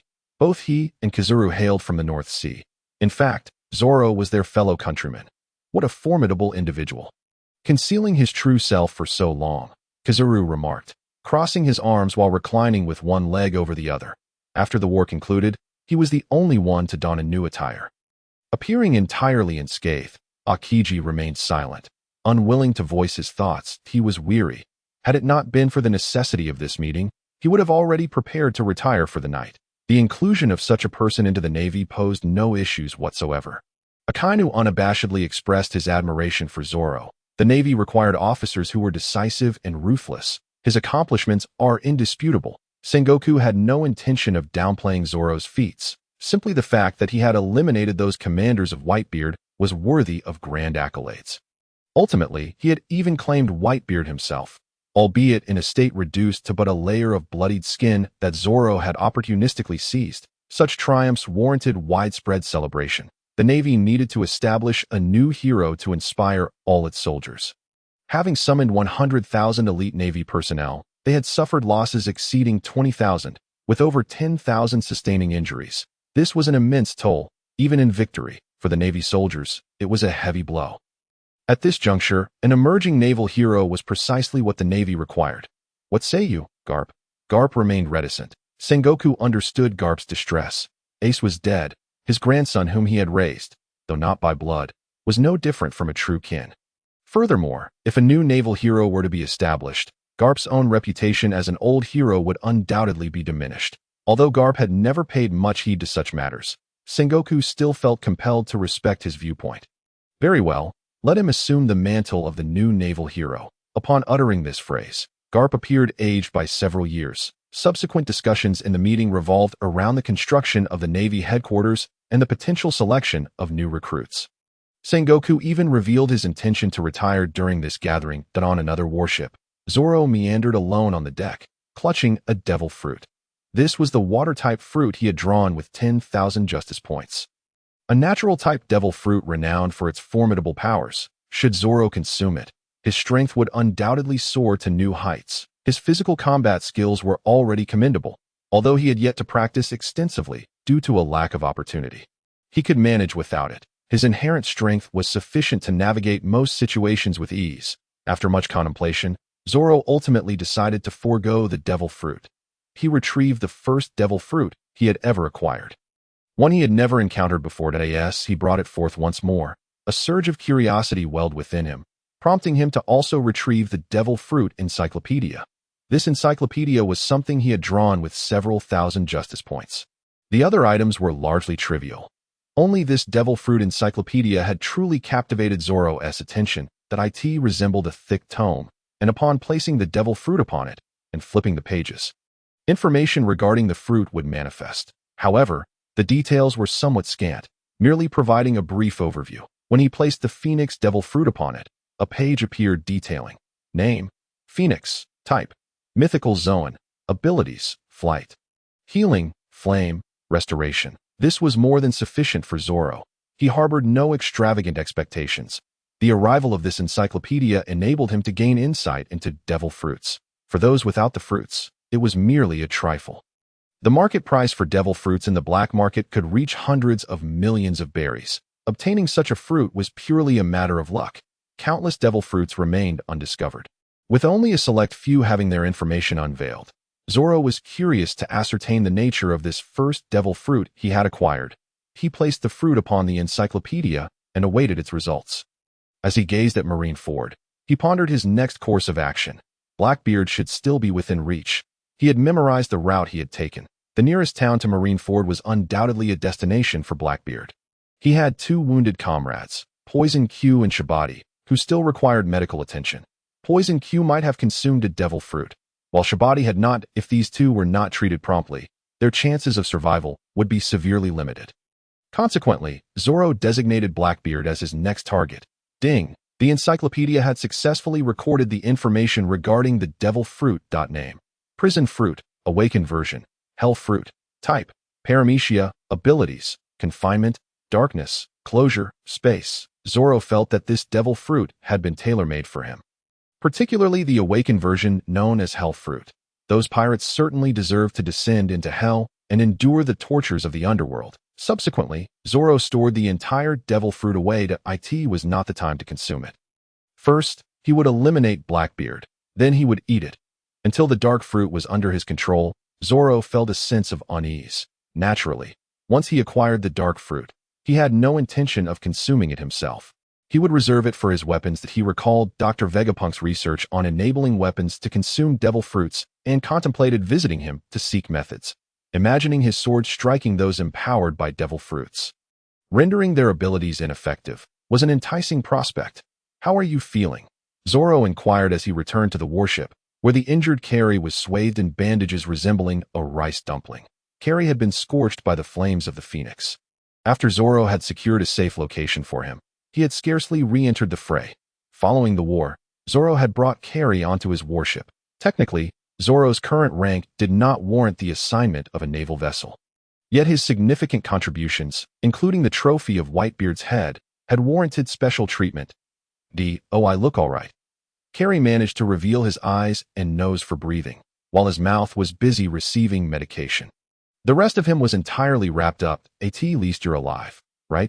Zoro reassured him. After a moment of silence, Kari contemplated, "I suppose I am fortunate to still be alive. That I wonder how many of my comrades from the North Sea have survived." The bond between Kari and Zoro was profound. They had been colleagues in the North Sea, having even emerged from the same village. Kari hesitated for quite some time, yet the question remained unvoiced. To suddenly discover that a childhood friend had become a legendary figure was a hard pill to swallow. Zoro's dazzling performance during the war left Kari grappling with disbelief. That my strength. Zoro surmised the inquiry that lingered in Kari's mind. Kari did not deny it. I'm just a genius. I awakened suddenly. Who can I complain to? Zoro boisterously boasted, weaving tales of his life experiences as evidence of his innate talent. He recounted incidents such as petting a tiger as a child and fleeing for miles after stealing bird eggs. You must be joking, Kari sighed in resignation. Ouch. The pain surged once more, prompting Kari to wince. He refrained from probing further. After all, everyone harbored their own secrets. Zoro too had his mysteries, and it was only natural to keep them concealed. Ultimately, both had survived. They had not perished in the war, which was already a stroke of extraordinary luck. Will you return to the North Sea? Kari suddenly inquired. The war has come to an end. Those navies summoned from various corners of the world should return to their respective divisions. That he speculated that Zoro's accomplishments would certainly be retained at the Navy headquarters and that he would not be going back. Zoro did not conceal this fact, acknowledging that there were far more opportunities here to vanquish pirates. You have indeed changed, Kari chuckled, though it was unclear whether it was a bitter laugh or something else entirely. The original Zoro had been terrified at the mere sight of pirates, requiring Kari to charge ahead each time to spur him into action. That I have changed, Zoro affirmed. When I witnessed Yuk and Tali perish before my eyes, I realized that I could no longer continue in such a manner. Yuk and Tali were Zoro's former roommates from the North Blue Division, having already fallen in battle against the Whitebeard pirates. Yuk was incredibly brave. He took down 2 pirates. Kari mused aloud. He had initially intended to return and marry after this war concluded. Yet again, he had foolishly raised expectations before a battle. Zoro felt that his soul had fully merged with that of the indigenous person, and the original memories were becoming increasingly vivid. He would not forget these memories. For having utilized that body, he felt he ought to accept certain aspects of it in Zoro's original recollections. He was an orphan, a classic beginning. However, Kari was not an orphan. He had both parents and even living grandparents, along with a fiancée awaiting his return. Damn, he has it so much better than I do. What about Taku? Kari asked, recalling how he had seen him swallowed by the fissure caused by Whitebeard's tremors. Utterly helpless to intervene, that a moment of silence ensued. Try this, Zoro said, producing a fruit and placing it in Kari's mouth. Ugh, what is this fruit? It tastes terrible, Kari exclaimed, grimacing as he swallowed. It's spoiled. No, it is a devil fruit, Zoro informed him. Huh? Kari's eyes widened in surprise. Ouch! The sudden movement caused him pain, but he soon realized the discomfort had diminished. This fruit was indeed remarkable. Zoro felt no remorse in offering this devil fruit to Kari. It was a Zoan-type devil fruit that would enhance his recovery abilities. Wow, thank you. Kari refrained from questioning where Zoro had acquired such a fruit. This is the Phoenix fruit, belonging to the 1st Division captain of the Whitebeard pirates, Zoro disclosed without reservation. Kari had absolute trust in him, having played together since childhood. Impressive, Kari remarked, uttering those 2 words as he tested the fruit. Just be discreet. Take your time using it, Zoro advised, patting Kari on the shoulder. Once I have cleared out all the pirates, you may use it freely. I believe in you, Kari affirmed without hesitation regarding Zoro's capabilities. Now, focus on your recovery. I have some matters to attend to, Zoro said, leaving Kari aboard the ship while he set off to handle certain affairs, such as launching a surprise attack on Blackbeard. First, he needed to find a vessel. Relying solely on his legs would be exhausting. Even with techniques like moonwalk and shaved on a motorboat, Zoro spotted Smoker riding in the distance. That will do. Zoro's eyes lit up. Smoker, known as the White Hunter, was a vice admiral in the G5 division of the Navy, a user of the smoke fruit, and a former student of Admiral Zephyr. He was often referred to as a mad dog of the Navy due to his unconventional methods and refusal to follow orders. He was also a forgotten figure, one of the earliest users of a natural-type devil fruit. The smoke fruit allowed him to transform any part of his body into smoke, enabling him to reconstitute himself even after sustaining physical damage. The quantity of smoke and its expansion range correlated with the user's strength, allowing for versatile attacks in various forms. In the recent Marineford War, he had tragically been relegated to a mere background character. Tashigi, are you ready? Let's go, Smoker called, puffing on a cigar and exhaling a thick cloud of smoke. Are you sure your injuries are all right? Tashigi replied, having nothing to pack. She jumped from the warship and landed on the motorbike. Wait up! You too! Zoro shouted as he approached them. Smoker turned, Noticing someone drawing closer from the air, "Isn't that the guy who made quite a name for himself during the war?" he asked Tashigi. "Do you know him?" "Not at all," Tashigi answered honestly, adjusting her glasses to ensure she wasn't mistaken. "Then why is he calling us?" Smoker wondered, perplexed. "Please, don't rush off," Zoro said, utilizing Moonwalk to glide over the water. "Setting down a plank to stand upon that we don't know each other, do we?" Smoker was uncertain of Zoro's intentions. "Hi, you may not know me, but I certainly know you. You have become quite renowned," Zoro replied. Smoker chuckled as he smoked, not envious of Zoro's performance during the war, but rather reflecting on his own lack of contribution. "You will too?" Zoro responded with a smile. After the Marineford War, Smoker had taken the initiative to transfer to the only branch in the New World, G5, to get closer to his target, Monkey D. Luffy. 2 years later, he was promoted to Vice Admiral, though he was still a commander at present. Having earned his Rear Admiral rank only after a year of accomplishments in the division, let's cut the chit-chat. "What do you need?" Smoker was not one to indulge in idle conversation. However, he was a responsible Navy officer who would exert every effort to protect civilians.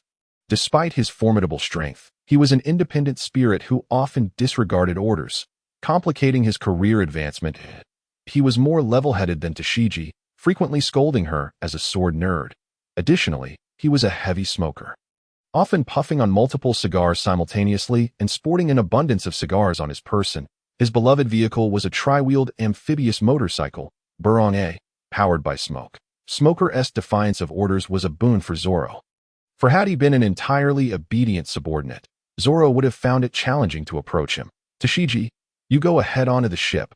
I need to talk to this gentleman for a moment." "Oh," Tashigi replied, vacantly making her way back to the warship. "Now we can speak," Smoker said, having dismissed Tashigi. "Of course, no problem," Zoro responded. Facing Smoker, "I need to borrow your motorbike, though." "You want to use my bike? Someone of your caliber should have the authority to command a ship." Smoker remarked that a ship would attract too much attention. "It's not practical," Zoro replied candidly. "That I aim to use your motorbike to eliminate a few individuals." "Hey, is that acceptable?" Smoker was not shocked by Zoro's forthrightness. "Blackbeard, perhaps?" he speculated. "Indeed, I refuse to accept that such a person still walks the earth, that you've already wiped out his entire crew, and now you wish to eradicate the root of the problem." "Truly, you live up to your reputation," Smoker noted, having witnessed Zoro's merciless approach during the Marineford War. For every pirate, he showed no mercy, delivering swift fatal blows to prevent any potential resurrection. Smoker, dubbed the Mad Dog, felt inferior in comparison. He is a warlord appointed by the world government. "You are stepping outside the rules," Smog reminded. "Who knows? After killing, wouldn't it be sufficient to dispose of the bodies?" Zoro's calm words indeed conveyed a sense of terror that even Smog felt. Smog could only manage a dry chuckle. "Get in the car, let us go. Are you coming too? If anything goes awry, I'm not worried. I can just leave on my own." Zoro was indifferent to his status as a Navy officer, as that identity merely facilitated matters. "That I'm a mad dog. So what if I go a bit crazy?" Smog laughed heartily. "Let us finish this quickly, a few hours should suffice." Zoro took a seat behind Smog on the motorcycle. "Northwest, full speed ahead." "Hey, it feels like I'm your chauffeur," Smog grumbled, yet his feet did not falter. Vroom, vroom, vroom. The three-wheeled motorcycle belched out a massive cloud of white smoke, vanishing in an instant. On the warship, Tashigi heard the commotion and complained, He left me all alone again." While Smog did not embody the absolute justice of Akainu when it came to pirates, he was nonetheless unwilling to allow them to rampage freely across the seas. Initially, Smog's strength was quite formidable, appearing as a rival growing alongside Luffy, much like Roger and Karp. However, as others progressed, Smog stagnated, merely acquiring the ability to utilize Armament Haki. Even his devil fruit, the smoke fruit, lacked any innovative capabilities. That it could almost rival Caribou's mud fruit for the title of the weakest Logia type. That in Zoro's eyes, the addition of Koby later on was insignificant. It would have been better for Smog to strengthen himself. At least it would seem less out of place, and it would be reasonable for him to grow alongside Luffy, wouldn't it? "Hey, how old are you?" On the chase for Blackbeard, Smog did not forget to smoke. "Me? 18. Zoro was indeed 18, yet already an elite Navy officer. He was not to be underestimated. You geniuses are truly infuriating." Smog did not harbor any animosity toward Zoro, the person he had been tracking. Luffy was just like him, Step by step, he had arrived at his current status, evolving from an obscure East Blue petty thief to burning down Eni's lobby, challenging the world government, defeating 2 warlords, and even assaulting the celestial dragons. He had made a name for himself within the world government in less than a year, a feat that could only be described as extraordinary. Some people are just like that. I still say Luffy could become one of the 4 emperors in 2 years. Zoro jestingly revealed a glimpse of the future. The 4 emperors? Such monsters are not easily attained, Smog replied, shaking his head that Luffy's growth speed was indeed impressive, but to claim he could become one of the 4 emperors in merely 2 years was rather outlandish. Whitebeard took over a decade to reach that status, and Big Mom and Kaido also spent no less than 10 years. Even Shanks, the youngest of the 4 emperors, took 5 or 6 years to achieve that rank. Luffy, 2 years to become a 4 emperor? Don't make me laugh. Indeed, at this point, he could not possibly become a pirate of that caliber, Zoro chuckled. After conversing with Smog, Zoro realized that Smog was indeed a good Navy officer, clear about his grievances. Unlike Karp, who fraternized with pirates, and not like Kizaru, who slacked off without tasks, he had his own mission objectives and a sense of justice. Perhaps this was the most common scenario within the Navy, harboring a deep disdain for pirates while being limited in strength. As they chatted, Zoro spotted a wooden sailing ship in the distance. The large pirate flag fluttered, with 3 skulls clearly visible. The Blackbeard pirates had been located. Ugh. Damn it. Blackbeard was filled with unwillingness that I was so close to obtaining the tremor fruit. Blackbeard was unaware of Zoro's sudden appearance. According to his plan, he believed the Navy would not intervene during his confrontation with Whitebeard since he was also a warlord. Assisting the Navy against Whitebeard was supposed to be part of his mission. The Navy would never suspect his ulterior motives. Suddenly acquiring the tremor fruit would significantly enhance his power. He could then declare his withdrawal from the warlords, and with the 2 devil fruits, he could roam the new world with impunity that he never anticipated. A young brat would jump out, snatching away his grand opportunity and taking out several of his crew members in the process. Blackbeard had no doubt that if he were to announce his withdrawal from the warlords, this young man would certainly seek to eliminate him.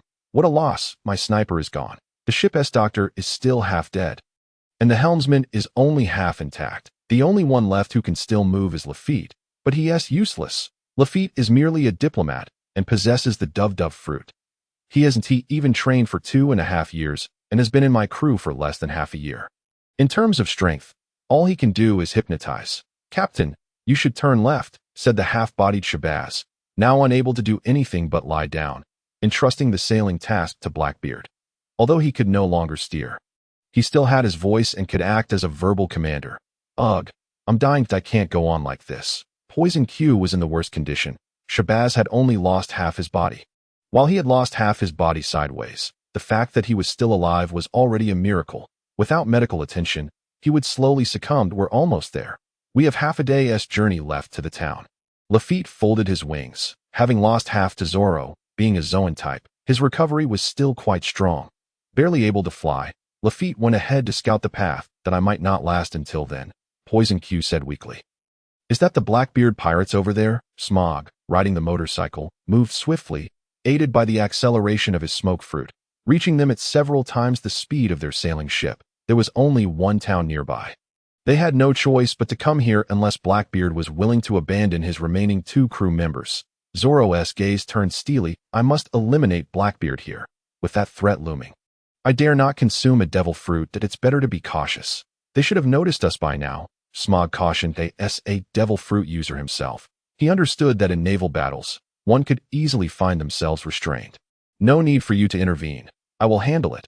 Whoosh. With a combination of Soru and moonwalk, Zoro swiftly dismounted from Smog's motorcycle. Does this kid look down on my strength? Smog was displeased. I might as well lend him a hand. Smog took a deep drag on his cigar. Leg. He discarded the cigarette, but, transforming into a wisp of smoke, charging toward the Blackbeard pirates, under Zoro's relentless persuasion along the way. Smoker began to regard him as a potential menace on the high seas. It was hard to deny.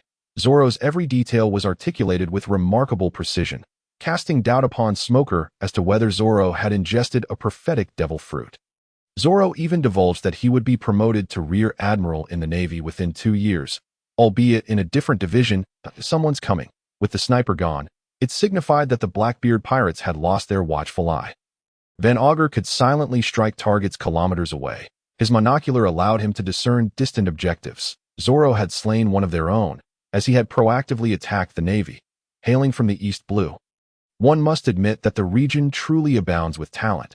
Van Augur was from the East Blue, as was Jesus Burgess from the red-haired pirates, and the future Emperor of the Sea, Nika, would boast Usopp.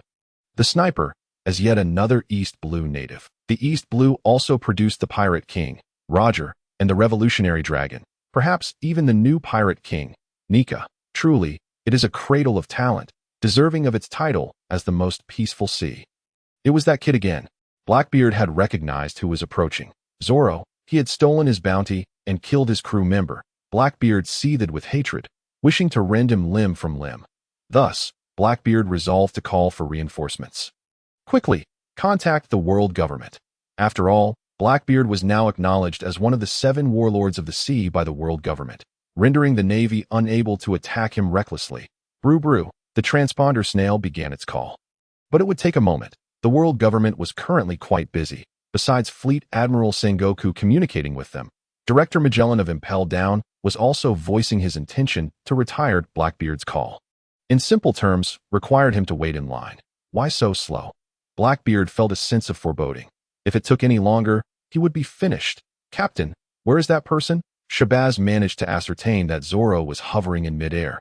His sword already drawn, yet he did not advance. Aha! Blackbeard grinned, revealing a number of missing teeth. What was Zoro up to? He was gathering power. Boom! A slash, towering several dozen meters high, surged toward Blackbeard's ship as it neared him. It had grown to a height of 30 or 40 meters. Quick! Turn! Turn! Shabazz urgently directed. Too late. The blood-red slash pierced through the defenseless vessel. It split in two, the bow and stern separating. Hello? The transponder snail connected. But the figure beside it had already vanished. Though still alive, Zoro gazed into the distance. Although the ship had been severed, it had not inflicted much damage. It merely fortuitously separated the section with the transponder snail. Go answer the call. Blackbeard heard the transponder snail's voice. However, the distance was too great, and the roar of the waves drowned it out. Someone needed to get closer. I'll go. The only option was to send Lafitte. Surrounded by seawater, flying was impossible. He could only leap across. Boom! Here it comes again. Blackbeard's sailboat was now in tatters. He could barely cling to a large piece of debris, while Lafitte forcibly transformed into a pigeon. The remaining two were utterly helpless. Half of Toxic Q's body remained, clutching a plank with one hand, while Shabazz fared slightly better, his injured waist submerged in water, but still able to hold on to a whole piece of wood. Hello? Is there something wrong? The transponder snail continued transmitting voices. What is it? Someone inquired. Blackbeard had no response. It was deliberate. He hung up. Glub glub. The transponder snail sank into the depths of the it over. Blackbeard was unwilling to accept it. After waiting over 20 years to obtain the dark fruit, he was poised to make his mark as the Pirate King, yet he encountered an unforeseen disaster. Even death would not suffice. Blackbeard's gaze was fixed on Zoro, but Zoro showed no inclination to approach. It seemed he intended to toy with them, allowing them to sink deeper into despair time and again. Hey, aren't you going to kill him directly? Smoker, in his smoke form, approached Zoro. Not in a rush, just playing with them. Zoro replied nonchalantly. In that moment, Smoker perceived Zoro as more pirate-like than ever. Do you sympathize with Blackbeard? Zoro suddenly retorted. Not at all. It's just that if this conversation is discovered, Smoker reminded Zoro that he had snuck out. It will be resolved in a few minutes. Captain, I can't hold on any longer. Toxic Q, unable to withstand it any longer, was finally swept away by the waves. Point one had fallen. Zoro turned to Smoker. Let us finish this one first. Zoro swung his sword once more, this strike smaller, but incredibly swift. Toxic Q. Shabazz watched in horror as Toxic Q was cleaved in 2.0, not two halves. It was quartered, Toxic Q in 4 equal parts. Advanced toxin resistance. Significantly immune to toxic damage. A toxin doctor. Toxic Q had not consumed a devil fruit. Perhaps he had not had the time to do so. His regular treatment involved using poison to counteract poison, and he had ingested quite a bit. Toxin resistance? Quite impressive. Indeed, at the very least, it allowed Zoro to avoid worrying about some poisons that could have caught him off guard if he were truly poisoned. without the use of Confronting Haki. He might genuinely succumb to it. Confronting Haki could not be maintained indefinitely. This served to complement one of Zoro's shortcomings. Next up, it's your turn. Zoro aimed at Shabazz, the champion of martial arts. His own strength was not to be underestimated. He could even hold his own against Jozu. However, with only half his body remaining, he could only cling to the wood in a desperate bid for survival. Damn it. Although Blackbeard had little emotional attachment to his crew, hastily assembled, it was akin to Luffy's situation, having spent months gathering them. The shared stench of their camaraderie made the sensation of having all his efforts rendered futile quite unbearable. What do you intend to do? Blackbeard bellowed at Zoro in fury. Nothing in particular. Merely fulfilling the duties of a Navy officer, Zoro slowly advanced, fixing his gaze on the menacing Blackbeard, a future emperor reduced to a cornered dog. I am one of the 7 warlords of the sea. You cannot attack me. Oh, is that so? I was unaware, Zoro replied, stepping closer, looking down at Blackbeard. There's a chance. Blackbeard's eyes suddenly glinted with malice. Come here. The other ability of the dark fruit allowed him to draw others in. As Zoro approached, Blackbeard seized the opportunity to climb onto a plank. Are you trying to take me down with you? One must concede. Blackbeard truly embodied a pirate, resorting to any means to achieve his ends. Even in dire straits, he clung to the notion that if he were to perish, at least he would take someone with him. Mwah!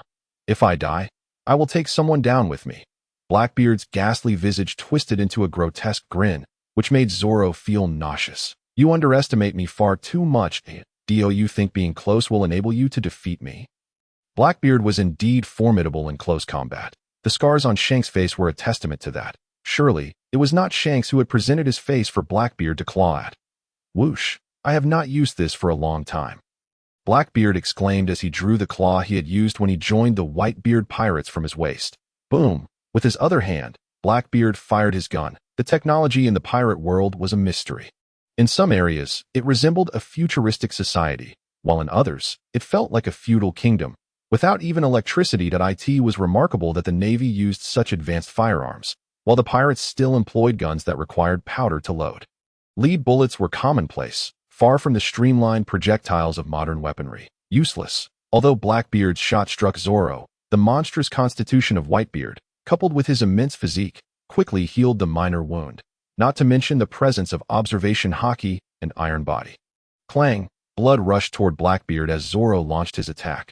Blackbeard, displaying considerable strength, managed to block Zoro's initial strike with his claw. Your weapon is utterly pathetic. Boom! The gun was indeed useless, leaving Blackbeard to resort to hand-to-hand combat. Zoro stood atop another piece of wreckage, swaying slightly, yet remaining unperturbed. Huff! Blackbeard was growing weary. The outcome of this battle was no longer in doubt. I must admit, you are a true pirate. Zoro spoke. He severed a piece of the wooden plank that Blackbeard stood upon. With ambition and endurance, willing to endure for over 20 years for his dreams, Blackbeard's footing was now precariously supported by the plank. But what does that matter to me? Zoro continued to strike. As long as you pirates remain alive, how can the world ever know peace? Waha! Blackbeard laughed in response. Are we pirates truly finished? What about those celestial dragons? Ultimately, Blackbeard had resigned himself to his fate, acknowledging that his time was approaching its end. To heal a wound, one must first remove the rotten flesh. Zoro fell silent. Whoosh! Blood gushed from Blackbeard as he collapsed backward, sinking into the sea. Unlike Fishman or Jack, who could survive submerged, Blackbeard required air.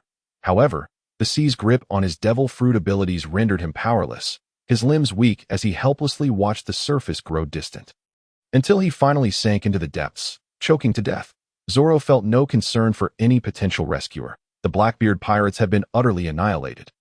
Hey, what should we do with this person? Smoker, who had been merely an observer, had captured Lafitte. The smoke fruit proved trivial against someone lacking combat prowess. Kill him, sink him. There was nothing more to discuss. Leaving even Lafitte alive was out of the question. You're not a Navy officer, but rather more ruthless than pirates. Smoker could not help but harbor such thoughts, though he outwardly displayed none. These pirates deserved death, and executing them was justified.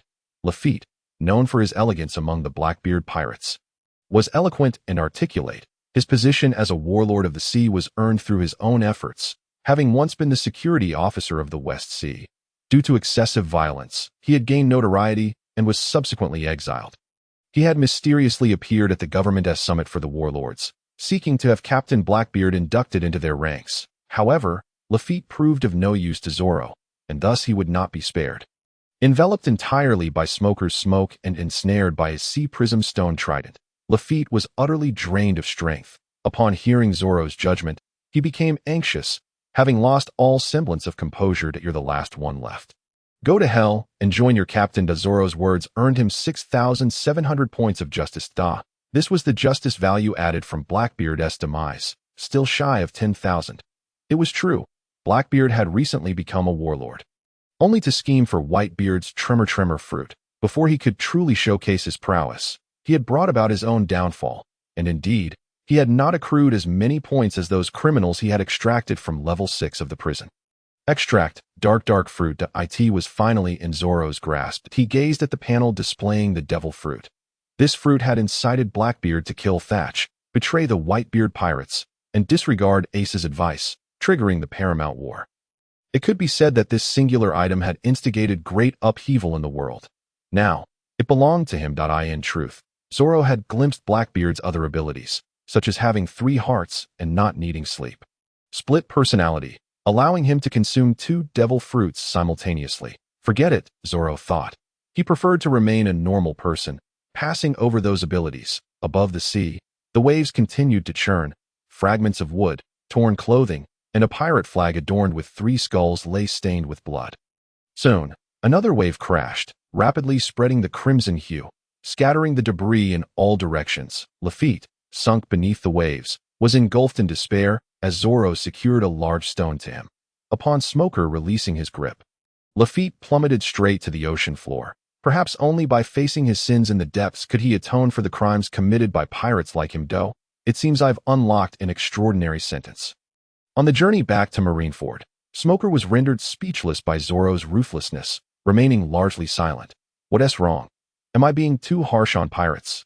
Zoro inquired. It's hard to believe you're not even 18. Smoker hesitated, then added, having experienced the brutalities of piracy, one grows rather quickly. Whenever he recalled the innocent civilians ravaged by pirates, the lives mercilessly extinguished, the children sold into slavery, he wondered if their lives held any value. When dealing with these pirates, one cannot regard them as human. They are merely beasts, all of them deserving of death. Zoro articulated his perspective, prompting Smoker to retrieve 2 cigars. Care for one. Minors are prohibited from smoking. Zoro quipped that e-cigarettes and furong wong are acceptable. Zoro added with a smirk. Well, never mind then. Smoker did not press the issue, though he had forgotten that the concept of being a minor hardly existed in the pirate world. Furthermore, he was unfamiliar with what e-cigarettes and furong wong were. Pirates cared little for whether one was a minor.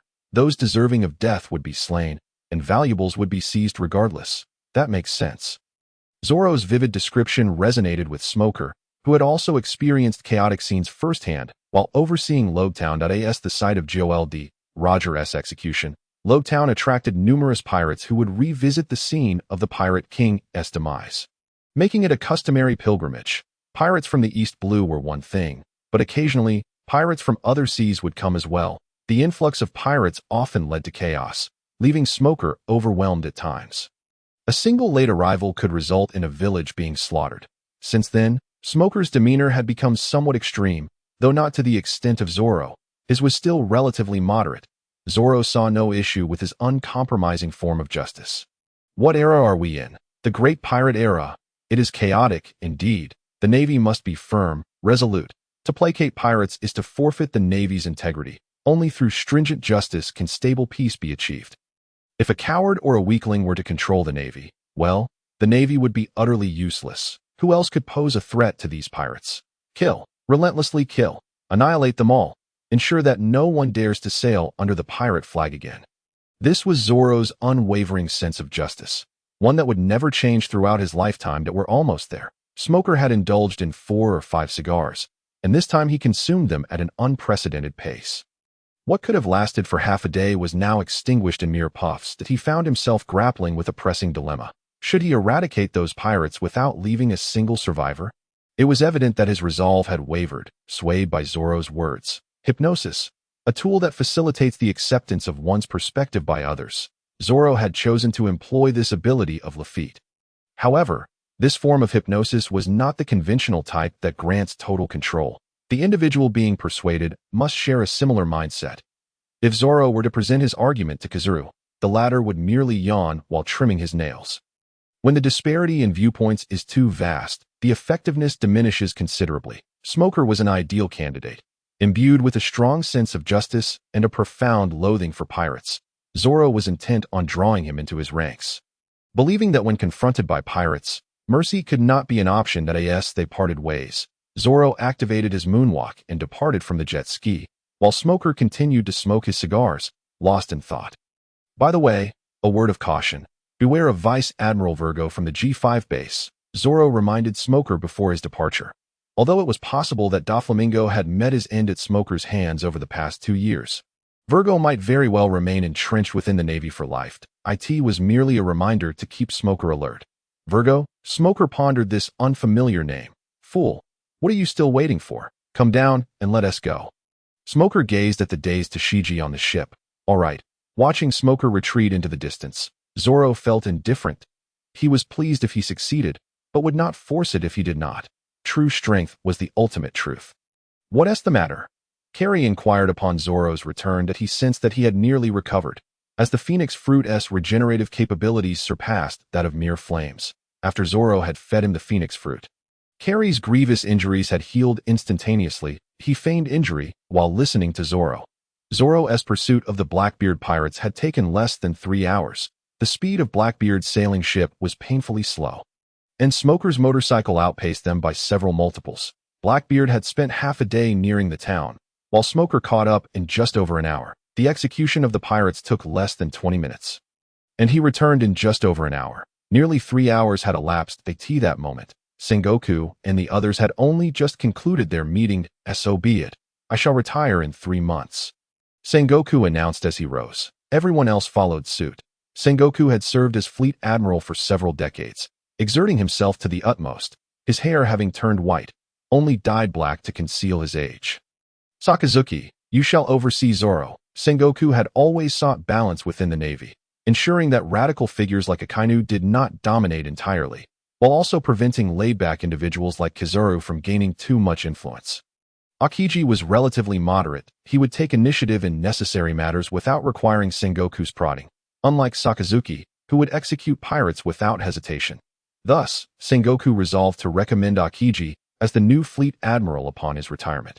At that moment, Sengoku was unaware of the profound implications his decision would have on the Navy. The dark fruit. You say? After dispatching Blackbeard, Zoro had also acquired it. He contemplated whether he should consume the dark fruit. Kaido and Big Mom, both of whom were devil fruit users, would undoubtedly pose a significant threat in the future if he possessed the dark fruit's powers. However, he thought, I am the embodiment of justice. How could I consume such a fruit? Zoro ultimately decided against it. The mismatch in abilities was minor. The impact on his image was far more significant. Could I truly be a harbinger of dark justice? Then it was settled. The prison fruit shall be mine. It was established by Vegapunk that devil fruits actively seek their most suitable masters. Some wish to transform into light. Thus the light fruit was born. Others desire to become tigers, resulting in the cat fruit in tiger form. Some yearn for eternal governance, leading to the hormone fruit. Perhaps the prison fruit was indeed the most fitting for Zoro. It exerted a strong, inexplicable allure over him, and moreover, it was a first-time reward. Newcomers are entitled to certain benefits, and this was his. I can't believe how awful this tastes, Zoro grumbled as he tasted it. Must the devil fruit not improve its genetics? Were it not for the promise of superhuman abilities, who would willingly consume such a thing? That should suffice. After finishing a bite, Zoro discarded the remainder into the sea. Only the first person to consume a devil fruit can gain its powers. If 2 individuals eat it simultaneously, one will always precede the other. He sensed no immediate change. Zoro rested his chin on his hand. Attuning himself to the subtle differences within his body, he glanced at the compendium. The compendium described the abilities of the prison fruit as confinement, darkness, and closure. Did it necessitate the construction of a prison cell? Zoro regarded the descriptions of confinement and space. Let us give it a try. Kari, assist me in conducting an experiment. There was already a suitable candidate present. The other Navy personnel were not familiar enough. But you are. Huh. What for? Kari responded, perplexed. Just as Zoro was activating his abilities, his right hand made contact with Kari.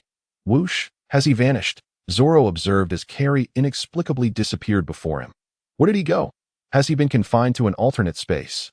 The description of the space reminded Zoro of the door fruit, which allowed one to open doors to independent spaces and teleport. It was an essential devil fruit for committing murder, smuggling, and framing others.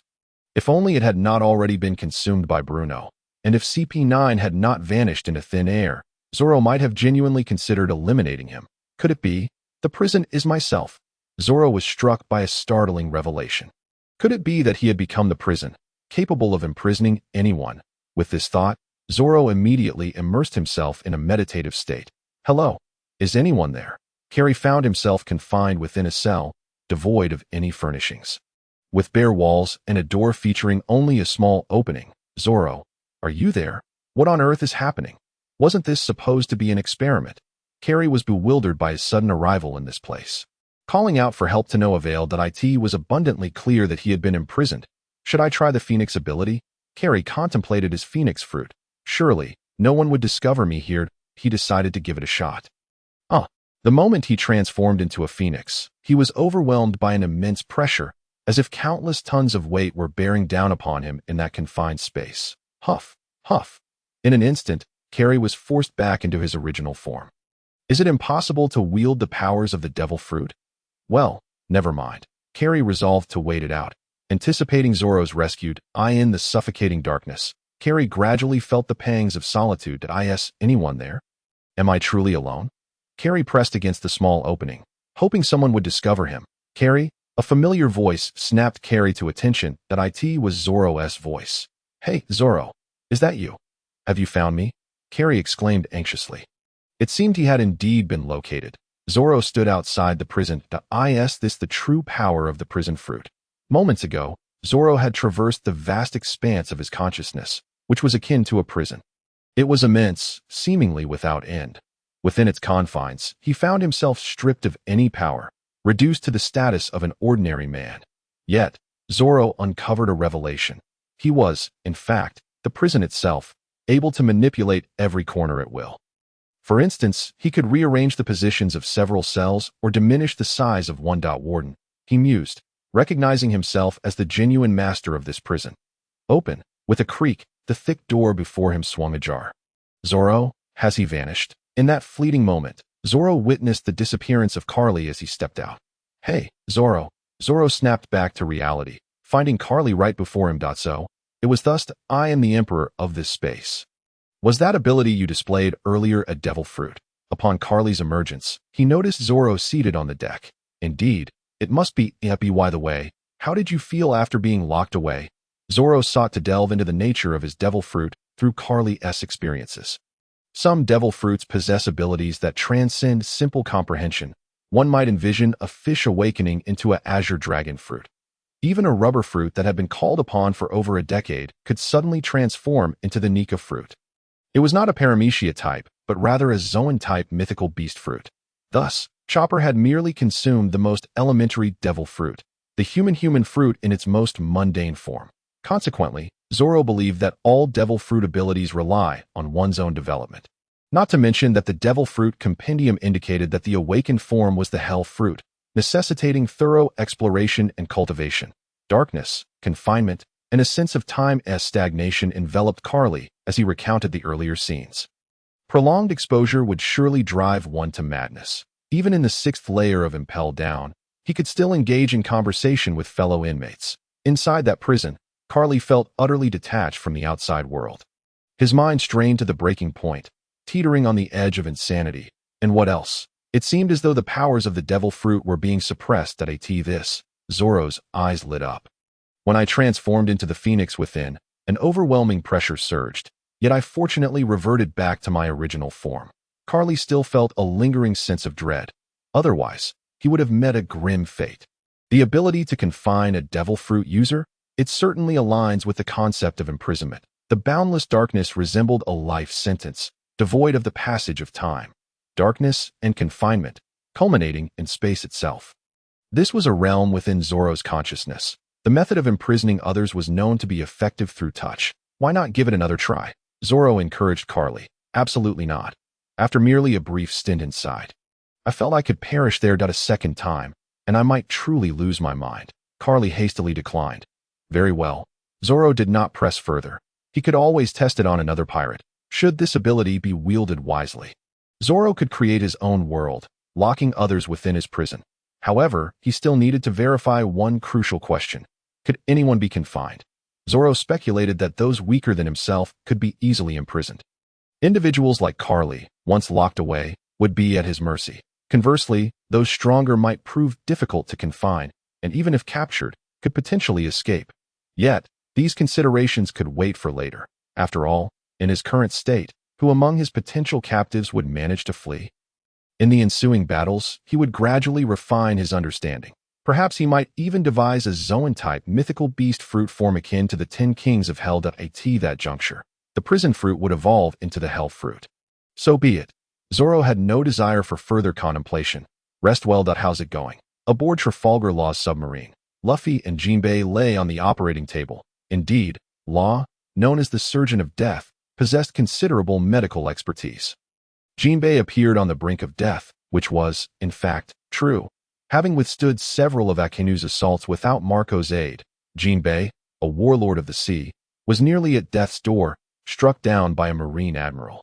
His chest bore not one wound, but 2 interconnected gashes. Fortunately, Jinbei was a fishman, endowed with remarkable vitality. Moreover, while Akainu's fists had pierced him, they had not scorched any vital organs. Thus, while Jinbei had lost a kidney, it was not a grave concern that a blood transfusion is necessary. After tending to Jinbei's wounds, Law utilized his surgical fruit to methodically partition a large wound into numerous smaller ones, dispersing these smaller injuries across Jinbei's body.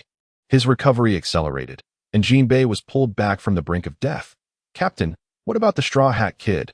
Beppo had just donated a significant amount of blood to Jinbei. As for Luffy, I cannot assist. Luffy's condition was far more dire. From the prison to the Summit War, he had been in constant battle. Every cell in his body was in a state of frenetic activity, his blood boiling uncontrollably. Coupled with the stimulants administered by Ivankov, his lifespan had been drastically diminished. Law was genuinely uncertain whether Luffy would survive. At present, Luffy's body resembled a once pristine machine, now rendered inoperative within the span of a single day. Ivankov had forcibly patched him together with glue, but he continued to operate. The result? Ace was dead. Luffy had ground to a halt, and even the machine's self-repair mechanisms had ceased. How to articulate it? It was as though life had lost its meaning. Law was a surgeon, not an internist. He could not address psychological ailments. He could only mend the machine, allowing it to function once more. Perhaps, once Luffy had grown stronger, the machine would repair itself. And where do we go now? Amazon Lily. Law resolved to leave Luffy and Jinbei in the care of Rayleigh and the others. He had done all he could. After a day's journey, the submarine arrived at Amazon Lily. Hancock awaited on the island, her anxiety palpable. Is Luffy all right? She paced restlessly. Nearby, Rayleigh exhibited no signs of concern. He had just sailed from Sabeti Archipelago to Amazon Lily.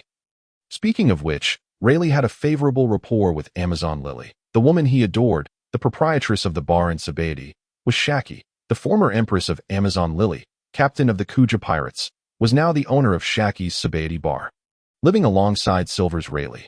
Hence, Rayleigh was quite familiar with Amazon Lily, often retreating there for respite. How could the Straw Hat Kid possibly perish so easily? Rayleigh wrung out his clothes and draped them over a tree trunk. He required psychological solace. Witnessing Ace's death had shattered his spirit. What to do? Hancock was in a state of utter panic. Let us wait until he awakens, Rayleigh suggested. They're here. Gurgle. The yellow submarine surfaced, belonging to the Heart Pirates. Luffy and Jinbei were transferred to the shore. Luffy. This signified that another formidable figure had emerged within the Marines. Jinbei and Luffy were carried away by the female warriors to rest. Rayleigh had now grasped the complete narrative of the Summit War. Heartless and ruthless. Yet another Sakazuki. Rayleigh scrutinized the information disseminated in the newspapers. The new Marine hero, Zoro, slaying the formidable four emperors, Whitebeard, Such immense power is indeed sufficient to ascend to the rank of admiral. Alas, on the path that lies ahead for Luffy, yet another formidable rival emerges. Little do they know that their lives are but a fleeting half-month away from conclusion. On a certain day, under a bright and gentle sun, Zoro has ascended to the rank of Rear Admiral, directly under the command of Admiral Akainu. In truth, it is customary for each Vice Admiral to possess their own faction, and Zoro's relentless pursuit of absolute justice evidently aligns with Sakazuki's doctrine. Sengoku is well aware of this and has thus designated Zoro to Akainu's command. However, at present, there is no urgency, or rather, Zoro himself is unhurried. Typically, a newly promoted Rear Admiral would be tasked with safeguarding a naval base. Yet, having just recently attained his promotion and having conferred with Akainu, Zoro finds himself stationed at the devastated Marine headquarters in Marineford, where he remains industrious. Although the Marine headquarters has been razed, and the Whitebeard pirates have suffered defeat at the hands of the Marines, Whitebeard's final proclamation that the legendary treasure truly exists has reignited the fervor among countless pirates, heralding the resurgence of piracy. Moreover, the destruction of the Marine headquarters means that substantial repairs will take time. Sengoku and his comrades have thus relocated the Marine headquarters to the nearby G1 base, leaving a contingent behind to clear away the debris and the bodies of fallen soldiers. Some lie buried beneath the rubble, while others have succumbed to the crevices. Those remain beyond recovery. Despite being a Rear Admiral, Zoro harbors deep respect for the soldiers who have sacrificed their lives in the battle against piracy.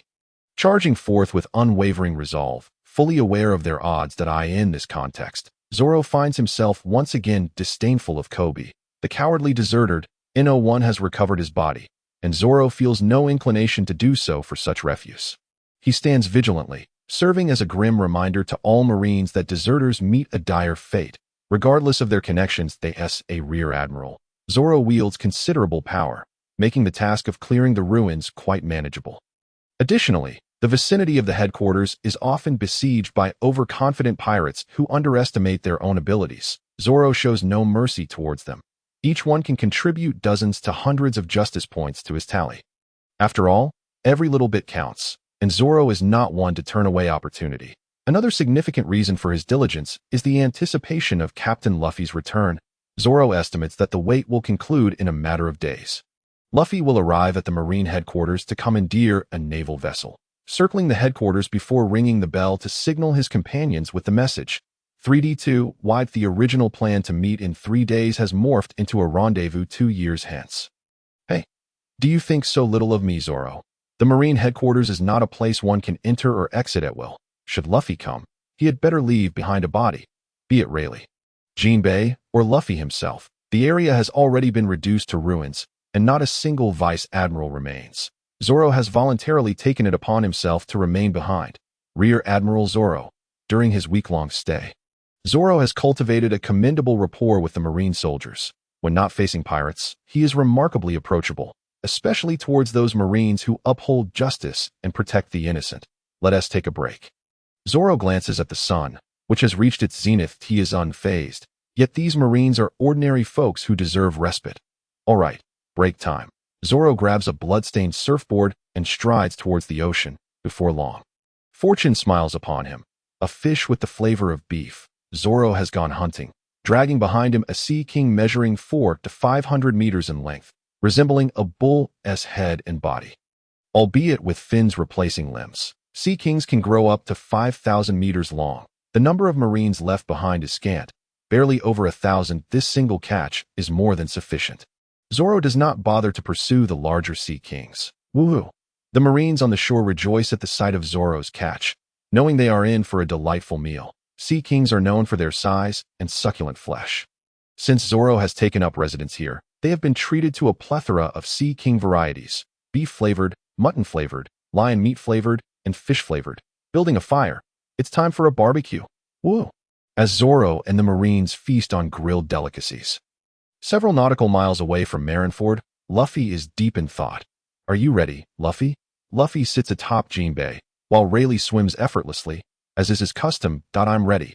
Aside from Ace, I have my comrades waiting for me. I cannot remain stagnant. I am destined to become the Pirate King. Ha ha ha. After nearly 2 weeks, Luffy finally awakens. Upon regaining consciousness, he descends into despair, which soon escalates into a desire to spar with Jinbei.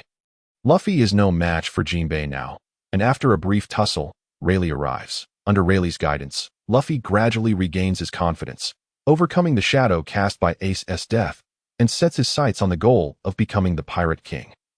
Their mission to the Marine headquarters is to inform their comrades to await them for a reunion in 2 years at Sabaody Archipelago. Just half a day remains until they arrive. Jinbei, carrying Luffy, is thoroughly acquainted with the waters. Good. The Marine headquarters is unlikely to hold any formidable forces. It is merely ruins. Rayleigh deduces, "We'll seize a warship, circle the Marine headquarters, ring the ox bell to relay your message, and then retreat." Rayleigh's plan is flawless. However, the first step falters. Generally speaking, an abandoned site garners little attention. Except for Zoro, who has been patiently biding his time. Now is the moment to seize the opportunity. Should anyone dare to encroach, they shall return in utter defeat. While feasting on grilled meat, Zoro suddenly senses a formidable aura approaching the Marine headquarters at this moment. Only those with a penchant for recklessness would venture into a desolate ruin. Aside from the deranged, only Luffy and Rayleigh fit this description. "They're here," Zoro murmurs. "All hands, aboard the warship." Zoro issues a direct command, ordering all Marines to board their vessel, should a confrontation arise between Zoro and Rayleigh. These soldiers would stand no chance. Hurry. With Zoro's command, the Marines orderly embark onto their warship. Now, they await the impending arrival, eager to witness whether the aged Whitebeard can contend with the seasoned Rayleigh. Zoro is quite looking forward to this encounter. Should Rayleigh choose not to remain, the fathead fish may suffice. As for Luffy, those two will undoubtedly guard him with their lives. There is no rush. Over the course of these 2 years, his comrades will gradually vanish. They've arrived. Before Zoro lies the same expanse of ruins, and Rayleigh can easily envision the scale of the war that once transpired here. Where is everyone? Luffy momentarily steps out of the shadow of his sorrow for Ace. Some Marines are engaged in cleanup, while the rest must be aboard the warships. A.S. Roger's right-hand man, even in his old age. Rayleigh's prowess remains undiminished. Unlike Whitebeard, who has ravaged his own body, Rayleigh maintains a routine of selling himself at the slave market when funds run low, only to resurface once he sobers up. Swimming through the calm belt to keep fit, he is indeed a formidable opponent. "Let us go with this ship and wrap things up swiftly." Agreed. Rayleigh chose the nearest warship and leaped aboard first. Following him was Luffy, and Jinbei made a fish-like jump, bringing Luffy along. Hey, aren't you going to announce yourselves before trespassing on someone else's territory?" Just as Luffy prepared to seize the warship, Zoro emerged. Shouldering his sword, Shusui. The reason for the term shouldering was that Shusui, originally over a meter long, had absorbed a copious amount of blood during the battle at Marineford. It had mutated. One might say it had matured, reaching nearly 2 meters in length. Its girth also significantly increased. With Zoro's towering height of over 2 meters, wielding Shusui was now more fitting. "This is troublesome," Rayleigh remarked upon seeing Zoro, realizing that delivering the message would not be so straightforward this time. "Huh? Who is he?" Luffy genuinely did not recognize Zoro. During the Marineford War, his eyes were solely focused on Ace, and when Ace perished before him, he was left shattered. Subsequently, Jinbei held Luffy and began to flee, only to be pierced through the chest by Akainu, rendering him unconscious. My notoriety, of course, pales in comparison to yours, Straw Hat, Zoro said, smiling at Luffy. "This one is difficult to handle. You should go to another warship." Jinbei shielded Luffy behind him. All right.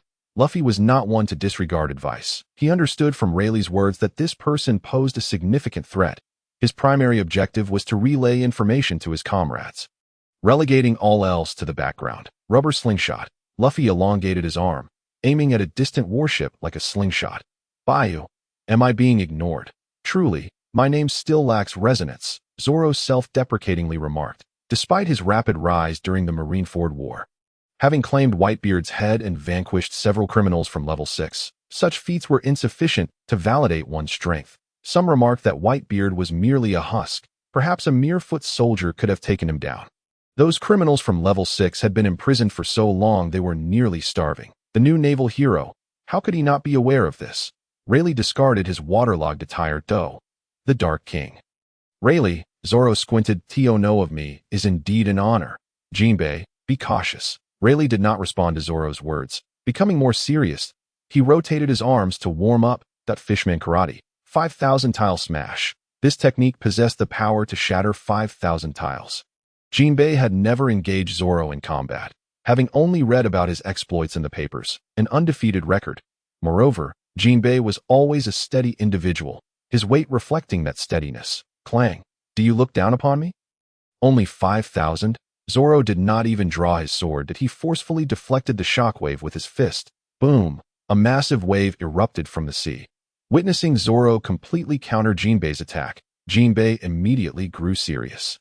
Fishman Karate, secret technique, water cannon. He gathered a water sphere in his palm, unleashing a powerful impact that could even penetrate the body of a giant fishman like Mian Jingjian. Jinbei unleashed his most formidable technique to confront Zoro. This warship is not mine. If it is damaged, I will have to compensate. As Zoro spoke, he effortlessly sliced through Jinbei's ultimate technique with one hand. Cleaving the small water sphere, the water was dispersed into two streams, flowing past Zoro on either side. Zoro took a step back, distancing himself from the warship, and vanished to Marineford. Come over here and fight. Let us go. Rayleigh refrained from intervening, seeking to observe Zoro's weaknesses. From Jinbei's previous two moves, it was evident that Zoro was handling them with ease. Alone, Jinbei might struggle to contend with Zoro. Another reason for not fighting on the ship was that they needed to prevent Zoro from capturing Luffy. If Luffy were captured, their efforts would be in vain. Jinbei replied affirmatively, plunging into the sea. One could assist from the water, while Rayleigh focused on restraining Zoro. Water hard. Ocean flow shoulder throw. Boom! A colossal wave surged forth. Yet its speed was lacking. With hundreds of thousands of attribute points enhancing his abilities across the board, Jinbei's strength was formidable. He was roughly on par with the mid-tier powers of the Seven Warlords. He could not compare to monsters like Mihawk, nor to Crocodile, who fell to plot-induced demise. Even against the likes of Sabo or Kuma, he would face challenges. The only ones he could contend with were Moria and Hancock, who possessed no romantic distractions. Diving into the sea was indeed troublesome. Ocean break. Boom. A blood-red slash was unleashed by Zoro, soaring over 10 meters and rapidly targeting Jinbei. Now submerged. 10 meters, 20 meters, 30 meters. The slash expanded, parting the sea in its wake. Jinbei, submerged in the ocean, observed the slash as the water before him seemed to possess a life of its own, desperately retreating. This is bad. Rayleigh took action. Boom. His left whip-like kick struck the ground, immediately creating a fissure that surged toward Zoro, shimmering with a dark hue. Armament Haki, an advanced form known as Flowing Cherry Blossom in Wano. Although Rayleigh had never visited Wano, he had previously hosted a Wano individual aboard his ship. The fool, Kazuki Oden, had once sailed with Roger and traveled to Laugh Tale. Rayleigh recognized Oden's strength, and he had learned Flowing Cherry Blossom from him. As for why he had taught Luffy in the past 2 years, it was due to his lack of skill. He could not compare to the likes of Kazuru, surrounded by Haki, awakening their abilities in just a few strikes. Perhaps Rayleigh could not even master Flowing Cherry Blossom. After all, Oden was the one who boarded the ship, and their journey had been smooth sailing. Flowing Cherry Blossom? Oh, you know of this. Rayleigh had already flashed beside Zoro. This fellow preferred to use his legs instead of his fists. Much like Sanji, this was futile. Let me show you this. Truly vexing. Rayleigh found it quite bothersome that as an individual already inclined towards retirement, he had to meddle in the skirmishes of these young upstarts. There was no other choice. If they were to mature, these young ones would no longer have a place in the world. After merely one exchange with Zoro, Rayleigh discerned that the strength of this young naval officer was unfathomable. Oh, should I then thank you for the compliment? Zoro disregarded the chubby fish causing a ruckus in the water, concentrating solely on the Dark King, Rayleigh. Indeed, he was no easy opponent. Every encounter was a mere brush, never affording Zoro the chance to touch him. The crux lay in Rayleigh's exquisite mastery of Haki, while Zoro, reliant on a system to learn, had only trained for 2 weeks. Even his external application of Armament Haki was barely grasped. However, Zoro remained unperturbed. I have the advantage. If the new era consisted solely of pirates, what would be the point? Rayleigh chuckled in response. Boom! The two collided once more, shattering the ground beneath them. Zoro had cleared away much debris. only for it to fall again. Marineford trembled. On the naval warship floating on the sea, soldiers observing the battle between the two relayed the situation to their comrades. What is happening? As their gazes clashed, the tension escalated. Two waves of pressure, akin to towering mountains, bore down from above. Boom. The waters near Marineford began to churn violently, surging angrily towards the two individuals. Time and again, before reaching them, the waves were repelled. The fish beneath the surface floated upwards, their eyes rolling back in distress. The fat-headed fish were nothing to be concerned about. The Seven Warlords were not so feeble that it was the Conqueror's Haki.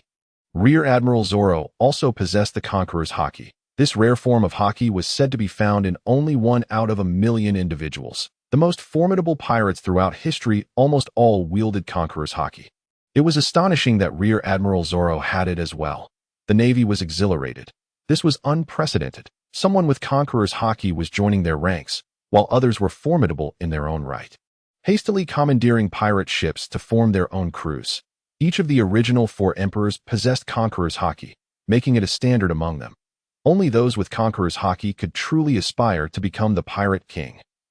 You too possess Conqueror's Haki. Zoro's display indeed left Rayleigh astounded. Oh, what is this? Is it permissible only for pirates to wield such power, while the Navy is excluded? With a thunderous boom, an explosion erupted. The area surrounding the two was crushed under the weight of the Conqueror's Haki. Your audacious demeanor is remarkably reminiscent of the pirates of yore. Rayleigh was reminded of his days sailing the seas alongside Roger. Rocks, you say? Zoro recalled the infamous pirate who aspired to overturn the world. Think you are aware of Rocks?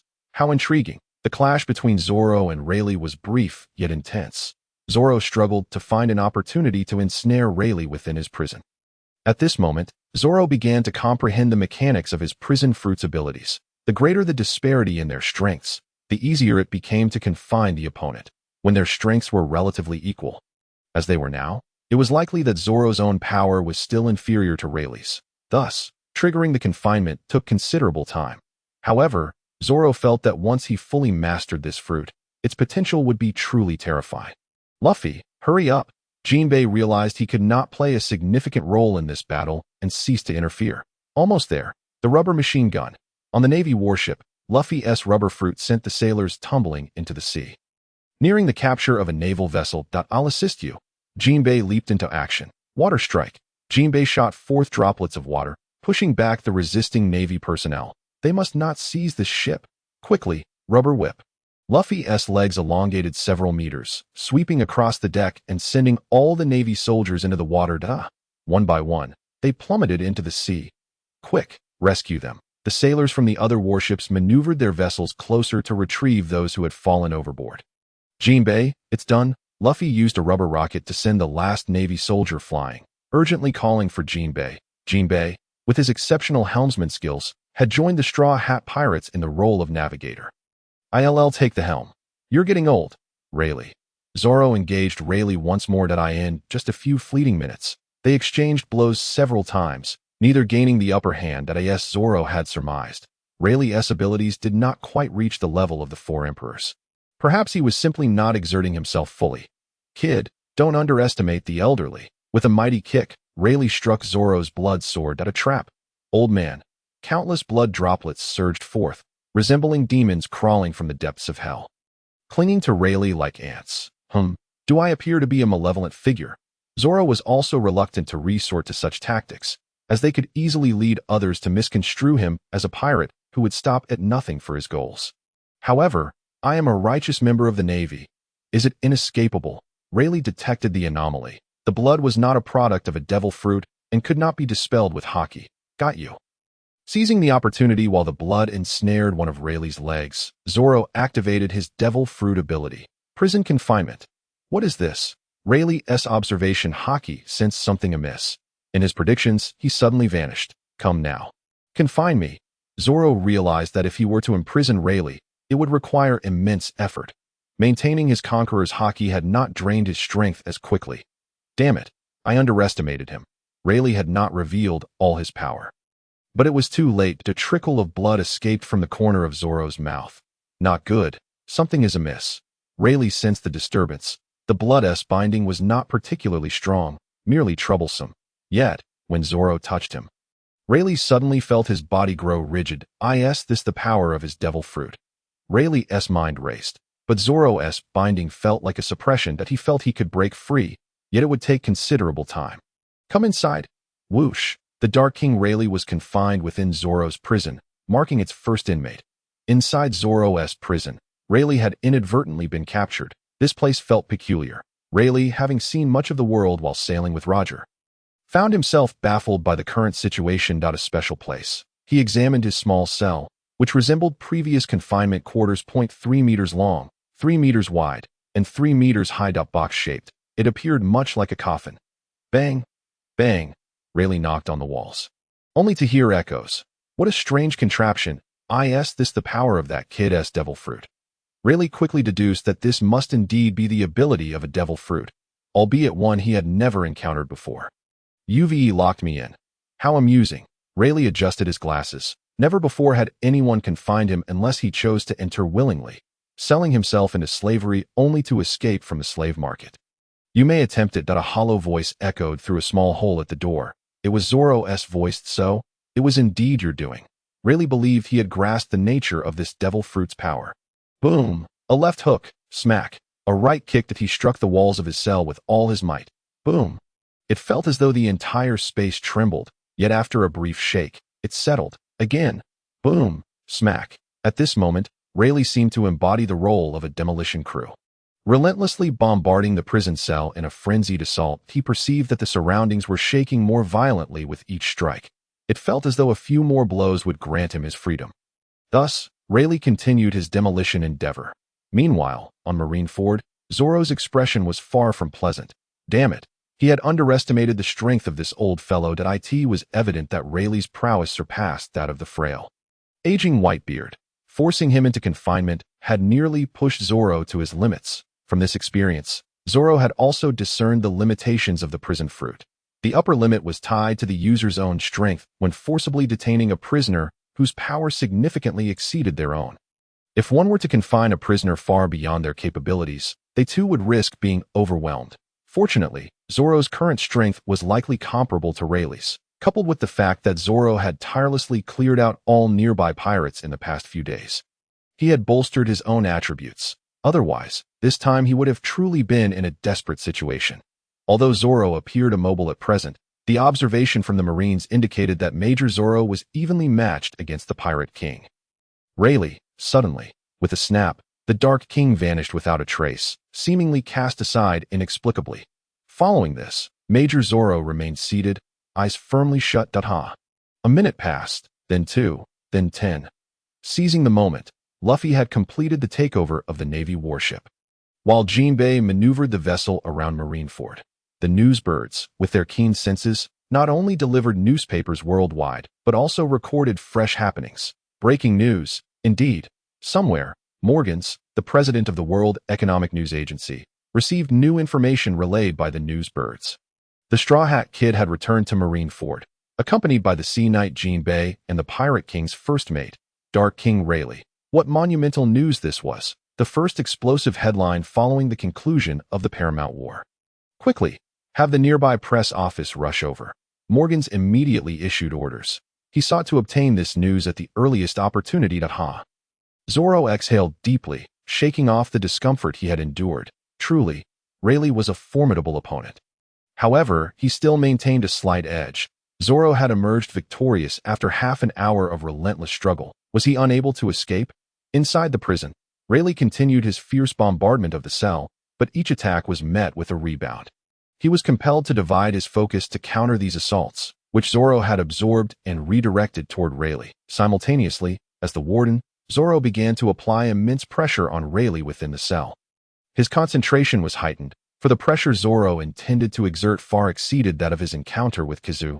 Boom! Inside the cell, Rayleigh was crushed by an overwhelming force, struggling to breathe. This was utterly unreasonable. Bartolomeo's barrier fruit functioned in such a manner that no attack could breach its defenses. Zoro's prison cell operated similarly. As long as Zoro could withstand the prisoner's counterattacks, he could exert complete control over them. After all, as the warden, it was only reasonable to implement certain punishments at this juncture. Rayleigh was locked in a stalemate with Zoro. Unless an unforeseen event occurred, Rayleigh would never escape in his lifetime, unless Zoro himself chose to release him, which was currently out of the question. However, this situation brought about a drawback. Zoro now needed to allocate a considerable amount of energy to continue suppressing Rayleigh. His ability to mobilize his own strength was limited, yet Zoro believed it to be sufficient. It over. Jinbei, not hearing any further commotion from Marineford, assumed that the battle between Zoro and Rayleigh had concluded. Had Dark King Rayleigh emerged victorious? Although Jinbei believed he could not defeat Zoro, he was still exceptionally confident in Rayleigh's strength. He could not fathom that such a seasoned pirate would be bested by a newcomer. If that were the case, they might as well wash up and sleep. Abandoning the notion of becoming the Pirate King, Luffy, it's time to land. Jinbei had nearly completed a full circle around Marineford, a ceremonial water burial expressing Luffy's remembrance and wishes for his brother Ace. Alright, after completing the circuit, the next step was to land on Marineford. They would ring the Ox Bell, a sacred bell taken from the historically significant warship Ox Ruiz that it held special significance for the Navy. And even after the Paramount War, Sengoku had not relocated it. The bell was situated at the western end of Alice Square in Marineford, and according to naval tradition, when a new year commenced, the bell would be struck 8 times in gratitude for the past year, followed by another 8 strikes to pray for the new year. The total of 16 strikes marked the proclamation of the beginning and end of an era. After the war's conclusion, Luffy's purpose in coming here was to ring this bell, intending to personally usher in a new era. For a pirate to strike the Ox Bell was a tremendous disgrace. Zoro would absolutely not permit such an occurrence. Since they had the audacity to come, they should not expect to leave. What about Rayleigh? Returning to Marineford inevitably reminded Luffy of the events from half a month prior. He should be fine, Jinbei reassured him. Now, let's proceed without delay, Jinbei urged. For some reason, he felt that something was amiss. In simple terms, their landing had been too simplistic. Some of the fortifications around Marineford remained relatively intact, but the central structures had collapsed. Let us hurry. Luffy thought little of it. His mind was not equipped for excessive contemplation, lest he become overloaded on the floating warship. Zoro's expression was still grim. This old man was truly a handful. Rayleigh continued to devise ways to escape from the cell, and Zoro was forced to divert some of his energy to suppress Rayleigh. Wait! Suddenly, Zoro noticed something extraordinary. His 3-color haki had always been in its rudimentary form, the highest being the Armament Haki covering his weapon.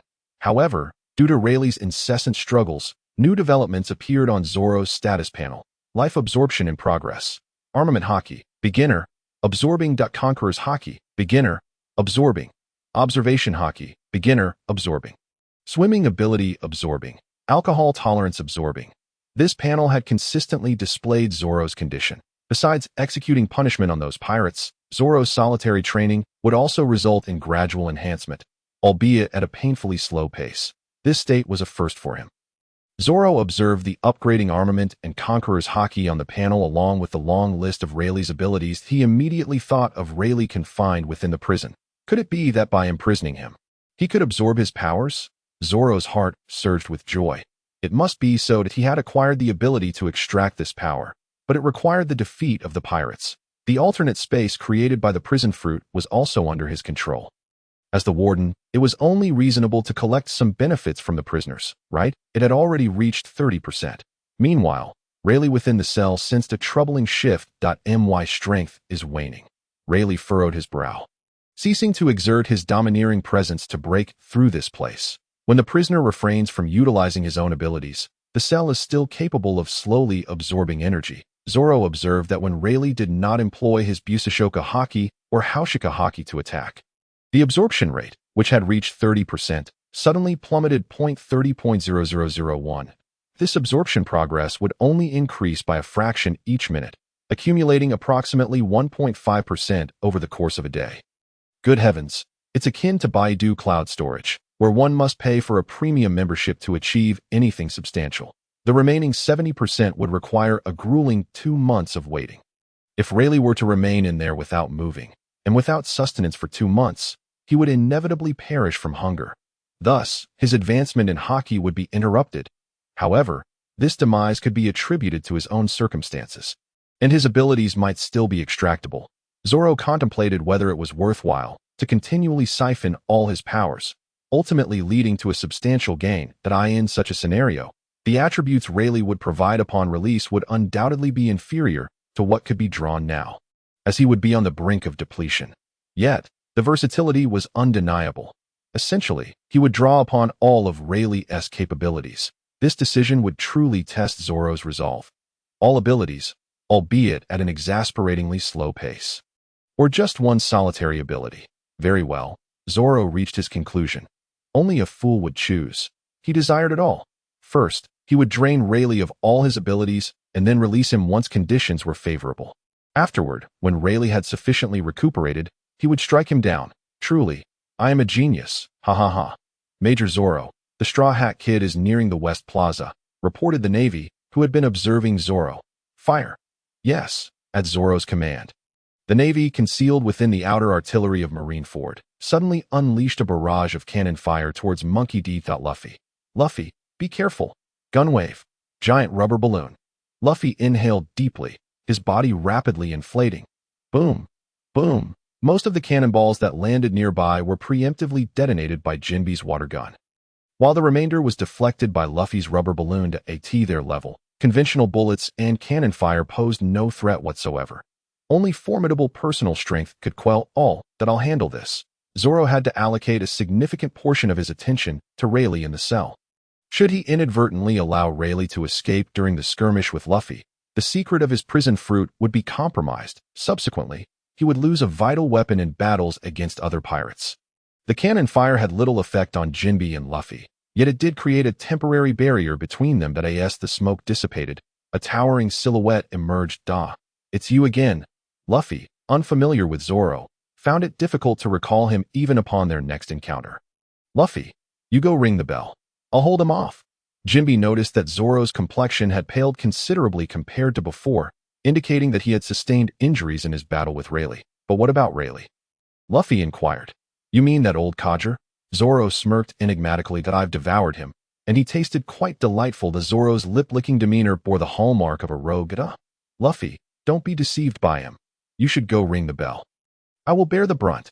Jinbe was equally perplexed by the situation. The immediate priority was for Luffy to convey his message. All right then. Can you stop me, fathead? Zoro made no effort to impede Luffy.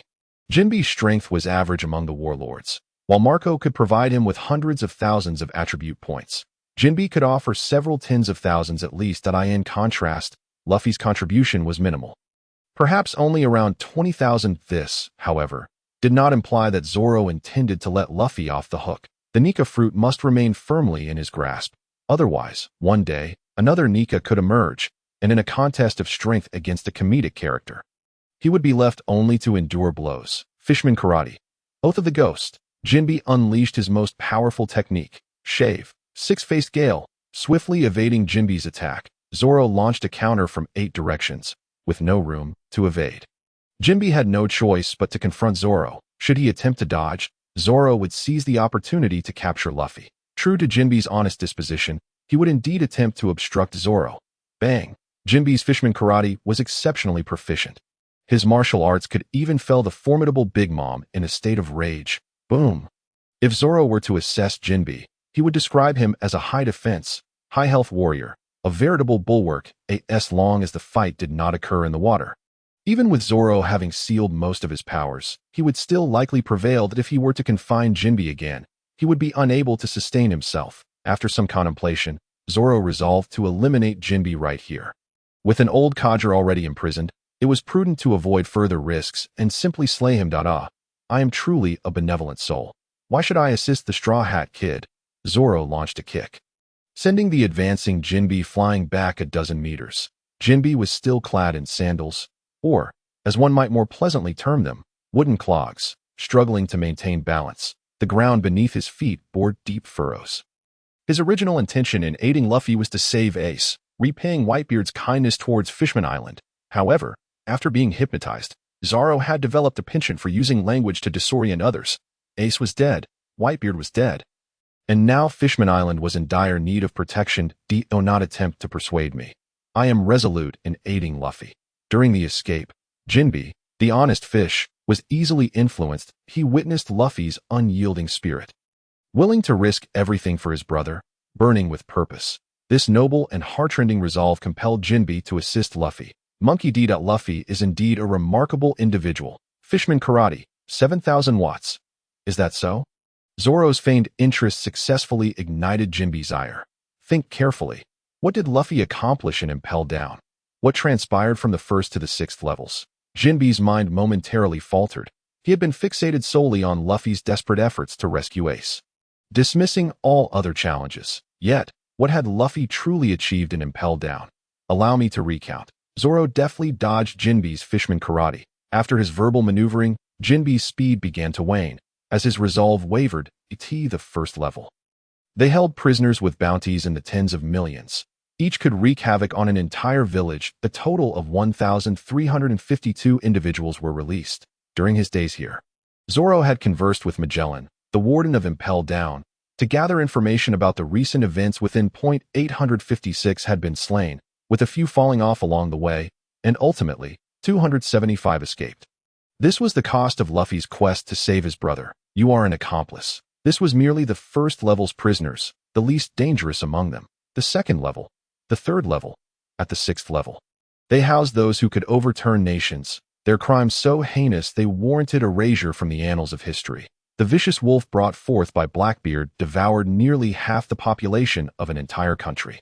This nation, with merely 8,000 inhabitants, saw its king and ministers obliterated, leading to its demise. These pirates have been unleashed because of your actions. That it has been less than half a month since then, and the Navy has already dispatched dozens of warships to apprehend these marauders.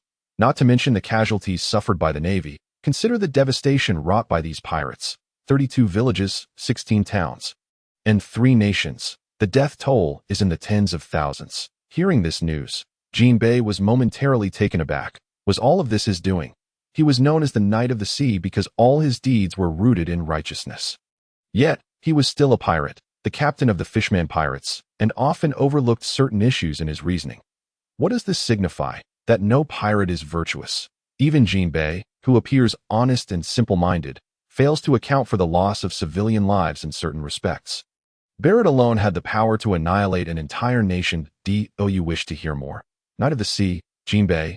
Bah! What a farce to call him that. Zoro did not finish his thought, but it was enough. And everything he said was grounded in truth. Absolute fact. The crocodile who escaped from level 6 alongside you is no hero. He manipulated the dance powder in Alabasta, leading to the drought of an entire nation, causing countless to die of thirst and starvation, and igniting war. Certainly, I do not mention this to evoke remorse in you. As his words hung in the air, Zoro's blade had already severed one of Jinbe's arms. The ability of hypnosis is simply a tool for deception, a powerful weapon against the Na'vi. It was Jinbe's simplicity that made him susceptible. Had it been anyone else, Zoro would have acted long ago. This serves to highlight the crimes committed by Luffy. After all, you too are a pirate. How can I expect a pirate to empathize with common folk? Zoro struck again, cutting off Jinbe's other arm. In truth, Jinbe was engulfed in self-reproach to Jinbe's former elder brother, Fisher Tiger, was a man of great reason. He scaled Mariawa unarmed, creating a ruckus and liberating thousands of slaves, founding the Sun Pirates with the aim of pursuing equality. After his death, Arlong, disagreeing with Jinbe's ideals, returned to Nami's homeland to wreak havoc. Jinbe fancied himself the inheritor of his leader's dreams, yet he was still a pirate. Zoro's piercing words had indeed ensnared the sympathetic Jinbe, primarily taking advantage of the gullible. Those pirates released from Impel Down are capable of inflicting immense carnage. Today, let me avenge the innocent civilians. Tiger's roar. Zoro, wielding his swords, leaped down, amidst the flurry of blades. A massive tiger flickered into view to Jinbe's eyes. The blood on this tiger was the blood of those innocents slaughtered by the very pirates they had unleashed. Thud, the Knight of the Sea. Jinbe met his demise in his final moments. Jinbe seemed to ponder all his deeds. Had he truly acted rightly? Justice points increased by 101. Zoro glanced at the meager figure of just over 100 justice points on his panel. His heart remained unmoved. Ever since he had released those prisoners from Impel Down, he had already been marked for death. In a couple of days, Zoro would venture into Impel Down once more, to a concealed location, to eliminate that abominable creature. Extraction. Fishman Karate.as for Jinbei's abilities. He possessed no extraordinary powers that he required. His greatest strength might be his fishman heritage, allowing him to swim adeptly. Alas, that was of little use. Fishman Karate, however, was beneficial. Zoro had acquired a new technique, and the disparity between 100 combat power and 1,000,000 combat power was monumental. Zoro's Fishman Karate had also reached perfection. That would suffice. There was little else of value. Observing the fallen Jinbei, Zoro felt no stirrings of emotion. Initially, he might have harbored a flicker of hope for some pirates, but having learned of the heinous acts committed by those criminals over the past few days, any remnants of goodwill had vanished. That a pirate is a pirate, much like a dog that cannot cease its scavenging ways, ruthless in the pursuit of their own objectives. There is no need to rush. Soon enough, your son pirates will join you. Jinbei's eyes widened in his final moments, perhaps filled with disbelief or something else. Zoro, however, paid it no mind. He could not overlook the crimes committed alongside Luffy. Yet this also proved a point. Indirect crimes would not significantly augment his justice points. That it appeared he would have to eliminate them one by one. With that, Zoro uttered his final words and turned to depart. Former warlord of the sea, Jinbei, is dead. His strength had indeed waned. Having been pierced by Akainu, it had only been half a month to recover it all was a miracle. The attribute points gained for Zoro were limited. Merely 50 to 60,000, that would suffice. Within the confines of the cell, was it fortified yet again? Rayleigh suddenly sensed that the prison he was held in had grown sturdier. Was this due to his continuously evolving strength? This is troublesome. Jinbei surely could not contend with this individual. Moreover, according to reports in the newspapers, Jinbei might already be dead. Such a lack of martial ethics. Aside from Akainu, there was that other individual who fought to kill. They merely struck to the point of unconsciousness, ending the confrontation there. Another Akainu. Rayleigh was filled with trepidation. When Zoro felled Jinbei, Morgan's press finally dispatched someone to Marineford. Gals, the branch chief, arrived in his small motorboat. Having received Morgan's urgent message, the speed of his arrival was remarkable. It had been scarcely over 30 minutes since he received the news that a significant story, indeed, Morgan's subordinates, trained under him, were fearless, delving into the heart of danger. As Zoro and Jinbei's battle drew to a close, they captured several photographs of Jinbei, unperturbed by the possibility of Zoro retaliating against them. Whereas Rayleigh, Gals had learned from Morgan's that the Straw Hat Boy, Knight of the Sea Jinbei, and the Dark King Rayleigh had all arrived at the Navy headquarters. Jinbei had indeed been present, albeit in two halves. The Straw Hat Boy seemed to have been spotted upon arrival as well. However, Rayleigh was nowhere to be seen. Had he fled? Gals entertained this notion, but it seemed implausible. Could this newly minted Navy hero truly best the Dark King Rayleigh? Perhaps. Gals felt uncertain. Thus, he made a daring decision, to draw closer to Zoro. Dong. The clear chime of the ox bell resounded. Its sound traveled far, even reaching distances of 5 or 6 kilometers from Marineford. Where is it? Gals sprinted toward the source of the sound. Dong. 2 strikes. Luffy silently counted in his mind. Dong. The 3rd strike had sounded. Hey, that bell is not something a pirate like you can ring. Zoro approached from behind Luffy. The blood he had absorbed had already dulled, revealing no unusual signs. Dong. Luffy ignored Zoro, continuing to strike the ox bell. Was he completely disregarding me, or merely too lazy to acknowledge me? Zoro drew ever closer, now within 10 meters of Luffy, a perilous distance. In a moment, Masters would strike. Dong. Luffy continued to disregard Zoro. Well, if he chooses to ignore me, then I shall refrain from further comments. Zoro felt a sense of neglect, particularly being overlooked by the protagonist. However, at this moment, I am the protagonist. Dong. The great ox bell tolled for the 6th time. Is it time to strike? The Straw Hat Kid and the latest naval hero, Zoro. Gels was capturing moments with his camera, clicking away as if the film were free. Hey, you over there taking pictures, keep your distance. If you get hurt, I won't be responsible, Zoro called out to Gels. This was the sentiment that in the instant Zoro turned. Gels' shutter clicked, capturing the clearest image of Zoro, destined to become the most infamous portrait among all pirates. Zoro bore the weight of bloodshed, his unfeeling visage betraying no respect for life in the distance. The Straw Hat Kid had his eyes tightly shut, gazing intently at the ox bell, a symbol of the era. Withdraw. Gels heeded the advice, swiftly retreating after securing his shot. Naturally, he did not forget to leave behind a recording snail. Let it be. Dong. The 8th toll resounded, heralding the end of an era, and Zoro made his move. Boom. A menacing fissure rapidly spread beneath Luffy's feet, shattering the ground in an instant. Huff. Gear 3rd. Rubber balloon. Luffy, transformed into Gear 3rd, did not approach Zoro as anticipated. Instead, he shot away from Marineford like a deflated balloon that he sought to escape. Luffy was no fool. He understood when to act and when to retreat. Clearly, now was the time to flee. His mentor Rayleigh was nowhere to be found, and Jinbei had not followed. The situation mirrored his descent from the 1st to the 6th level of Impel Down, with his followers dwindling one by one. His message had been conveyed, and Luffy had noticed the photographer. Thus, the message of 3D2Y had undoubtedly been transmitted. Luffy saw no need to linger any longer. Yet, escaping was not so simple. Zoro immediately resolved to intercept him. Whoosh! With an immense boost to his attributes, Zoro's stamina was practically limitless. Yet, Rayleigh had restrained a portion of it. Even so, it was sufficient for Zoro to catch up to Luffy. Stay here, Straw Hat Kid. Regarding Luffy, if Zoro had harbored any goodwill before the Marineford War, post-war, he had ceased to care about Luffy's identity. The son of Revolutionary Dragon, the grandson of naval hero Karp, the brother of Roger's son, and the disciple of the Dark King Rayleigh, not to mention the attention of the Yonko Shanks since childhood. Indeed, Luffy's actions in rescuing his brother were entirely justified, aligning with the Pirates' Code. Consequently, Zoro would show no mercy. The sun god Nika, should this fellow awaken, it would grant him an insurmountable advantage, making him nearly invincible. Here it is. Whoosh, slash, Straw Hat Kid, perish. Zoro swiftly closed the distance to Luffy. With a swift motion, a massive wound appeared on Luffy's body. As expected, rubber offered some resistance to cuts.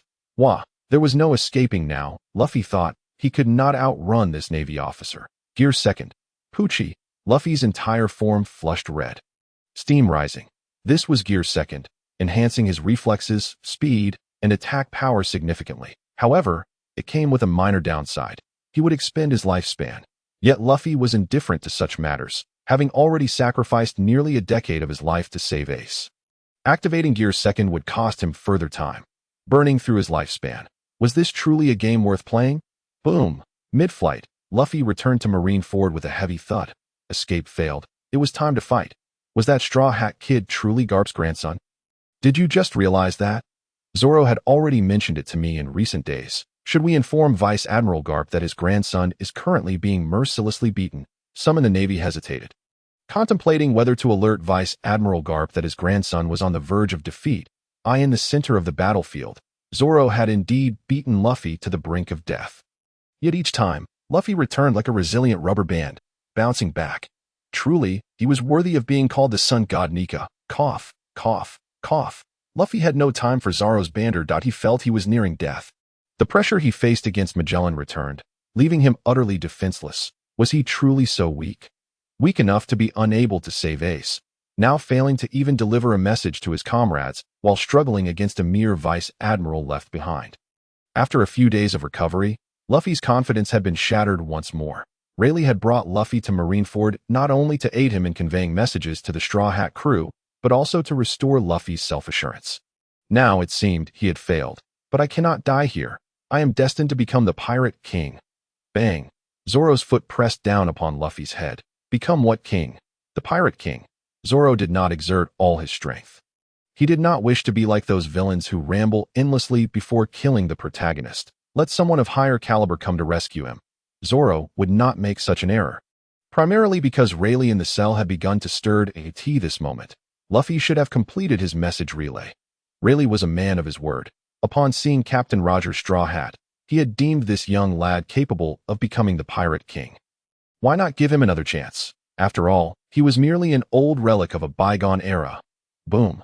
Outside, Zoro maintained a composed demeanor, yet none realized that Rayleigh's antics forced him to expend considerable energy to suppress him. Something felt amiss. Have I become the villain? Lottery. Even in Gear 2nd, Luffy could not break free from Zoro's grip. He floundered like a lifeless dog. Since the Marineford War, Zoro had refrained from using his justice points. With 100,000 points appearing plentiful, a mere 10,000 would deplete them in just a few draws. The large wheel on the panel began to spin. Ding! Rampage Potion, no side effects version increases all attributes of the user by 50% for 10 minutes. The standard version would induce a frenzy, followed by confusion and weakness. This was a valuable item. Unfortunately, Zoro hesitated to use it here, but one must give to gain. He would use it. After all, I am destined to become the Pirate King. Luffy thought of his comrades, Zoro, Sanji, Nami, Usopp, Chopper, Brook, Frankie, Robin, and even Vivi. Did you really make him bounce back? Gear 3rd, Rubber Giant Battle Axe. Luffy's spirit surged. This was the power of bonds. Is it yet another technique that drains one's lifespan? Zoro observed Luffy, whose injuries had somewhat healed. He noted that when Luffy transitioned from Gear 2nd to Gear 3rd, his complexion rapidly aged, resembling that of an old man. However, he quickly regained his vitality. Attributed to the gum fruit, or perhaps more accurately, a fruit that consumes one's lifespan. In a moment of desperation, he resorted to the furious concoction he had just drawn. Zoro also witnessed something he had never seen before. To his eyes, each of Luffy's attacks appeared slow, akin to a child's playful antics. Puff! The colossal axe of rubber struck Zoro, who seized Luffy's leg with a firm grip. Bang! Enveloped in Armament Haki. Zoro resembled a polished black sculpture. Luffy strained to pull his foot free, attempting to escape. With such meager strength, does he truly aspire to be the Pirate King? Boom!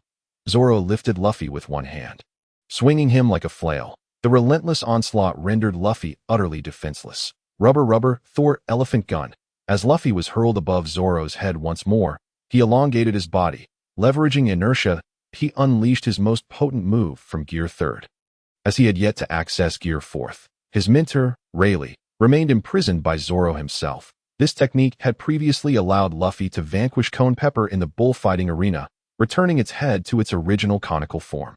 Without Gear 4th or Awakening, this was the most formidable attack Luffy could currently muster. The Rubber Thor Elephant Gun crackled with sound as it descended, the friction between rubber and air generating static electricity and flames. As Luffy fell, a haunting voice whispered in his ear, "You shall perish here today." Zoro's attributes had surged to nearly 800,000, while Luffy scarcely reached a fraction of that. After consuming the drug, Zoro's attributes escalated to 1,000,000 in a brief span. What is happening? In the cell, Rayleigh felt an overwhelming force once again that he had grown even stronger. Puff! Rayleigh no longer maintained his previous leisurely demeanor, akin to a vacation. Such power, how could it possibly belong to someone of his age? It was unfathomable. This boy, not yet 20, possessed strength comparable to Rayleigh's youth. Cough, cough. Another spurt of blood erupted as Rayleigh was forcefully pinned to the ground, utterly unable to rise. The former King of Darkness now found himself in a pitiful state. What would others think if they beheld this scene? A sensational headline. Indeed, Jers was not far off. As a journalist, he adhered to the creed that where there is news, there he would be. Witnessing such a spectacle, escape was out of the question. With each click of his camera, he marveled at his fortunate arrival. "Morgan, is that you? Today's news must be printed swiftly and in abundance. This will surely be a blockbuster." Jers excitedly contacted Morgan, his camera incessantly capturing the unfolding drama. Wait a moment. What was that? A beam of yellow light descended from the skies of Marineford. It was Admiral Kazu. Upon learning that the King of Darkness Rayleigh had returned to Marineford, Sengoku dispatched Kazu. He refrained from sending Akainu. A confrontation between them would undoubtedly end in a deadly struggle. Akiji was similarly inflexible. Only Kazu, with his cunning, could assess the situation accurately and make prudent judgments. "Oh my, has the battle already commenced?" Kazu pondered, unaware of how long it had taken him to arrive. Given his speed, he could have reached the scene in mere minutes. Yet he had first clipped his nails, admired himself in the mirror, tidied his attire, and even enjoyed a couple of drinks, evidently waiting for Rayleigh and Luffy to conclude their business before intervening. "Hello, everyone. Let us all get along and complete our tasks." Kazu mused, carrying a transponder snail to Sengoku's office, where Sengoku, Karp, Tsu, Akainu, Akiji, and others were gathered. "Where is Rayleigh?" Sengoku noted the absence of Rayleigh in Kazu's report. This was troublesome. The situation had not yet resolved. "This fellow," Kazu spotted Zoro, who was currently overpowering Luffy. "Has he grown this formidable? Unbelievable. I am the man destined to become the Pirate King." Puff. Luffy could no longer withstand the pressure and collapsed to the ground.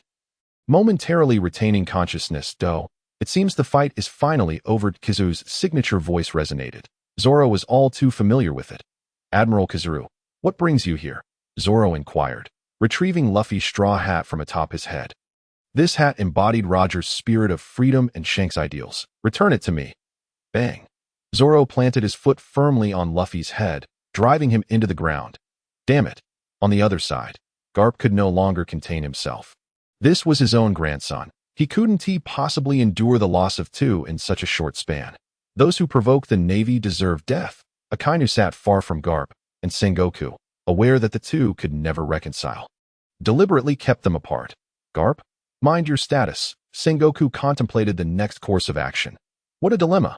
Does he intend to prevent me from eliminating the Straw Hat Brat? Zoro fixed his gaze on the approaching Kizaru. At this moment, Zoro held no fear of Kizaru. He still had at least 7 minutes to exchange blows. However, afterward, he would likely be on the receiving end of punishment. Akainu and Akiji could fight for 10 days and nights, proving that all admirals are resilient and quick to recover. A few exchanges should suffice, but any longer, and he would have to make his escape. Young man, don't let your pride overwhelm you, Kizaru remarked with a smirk.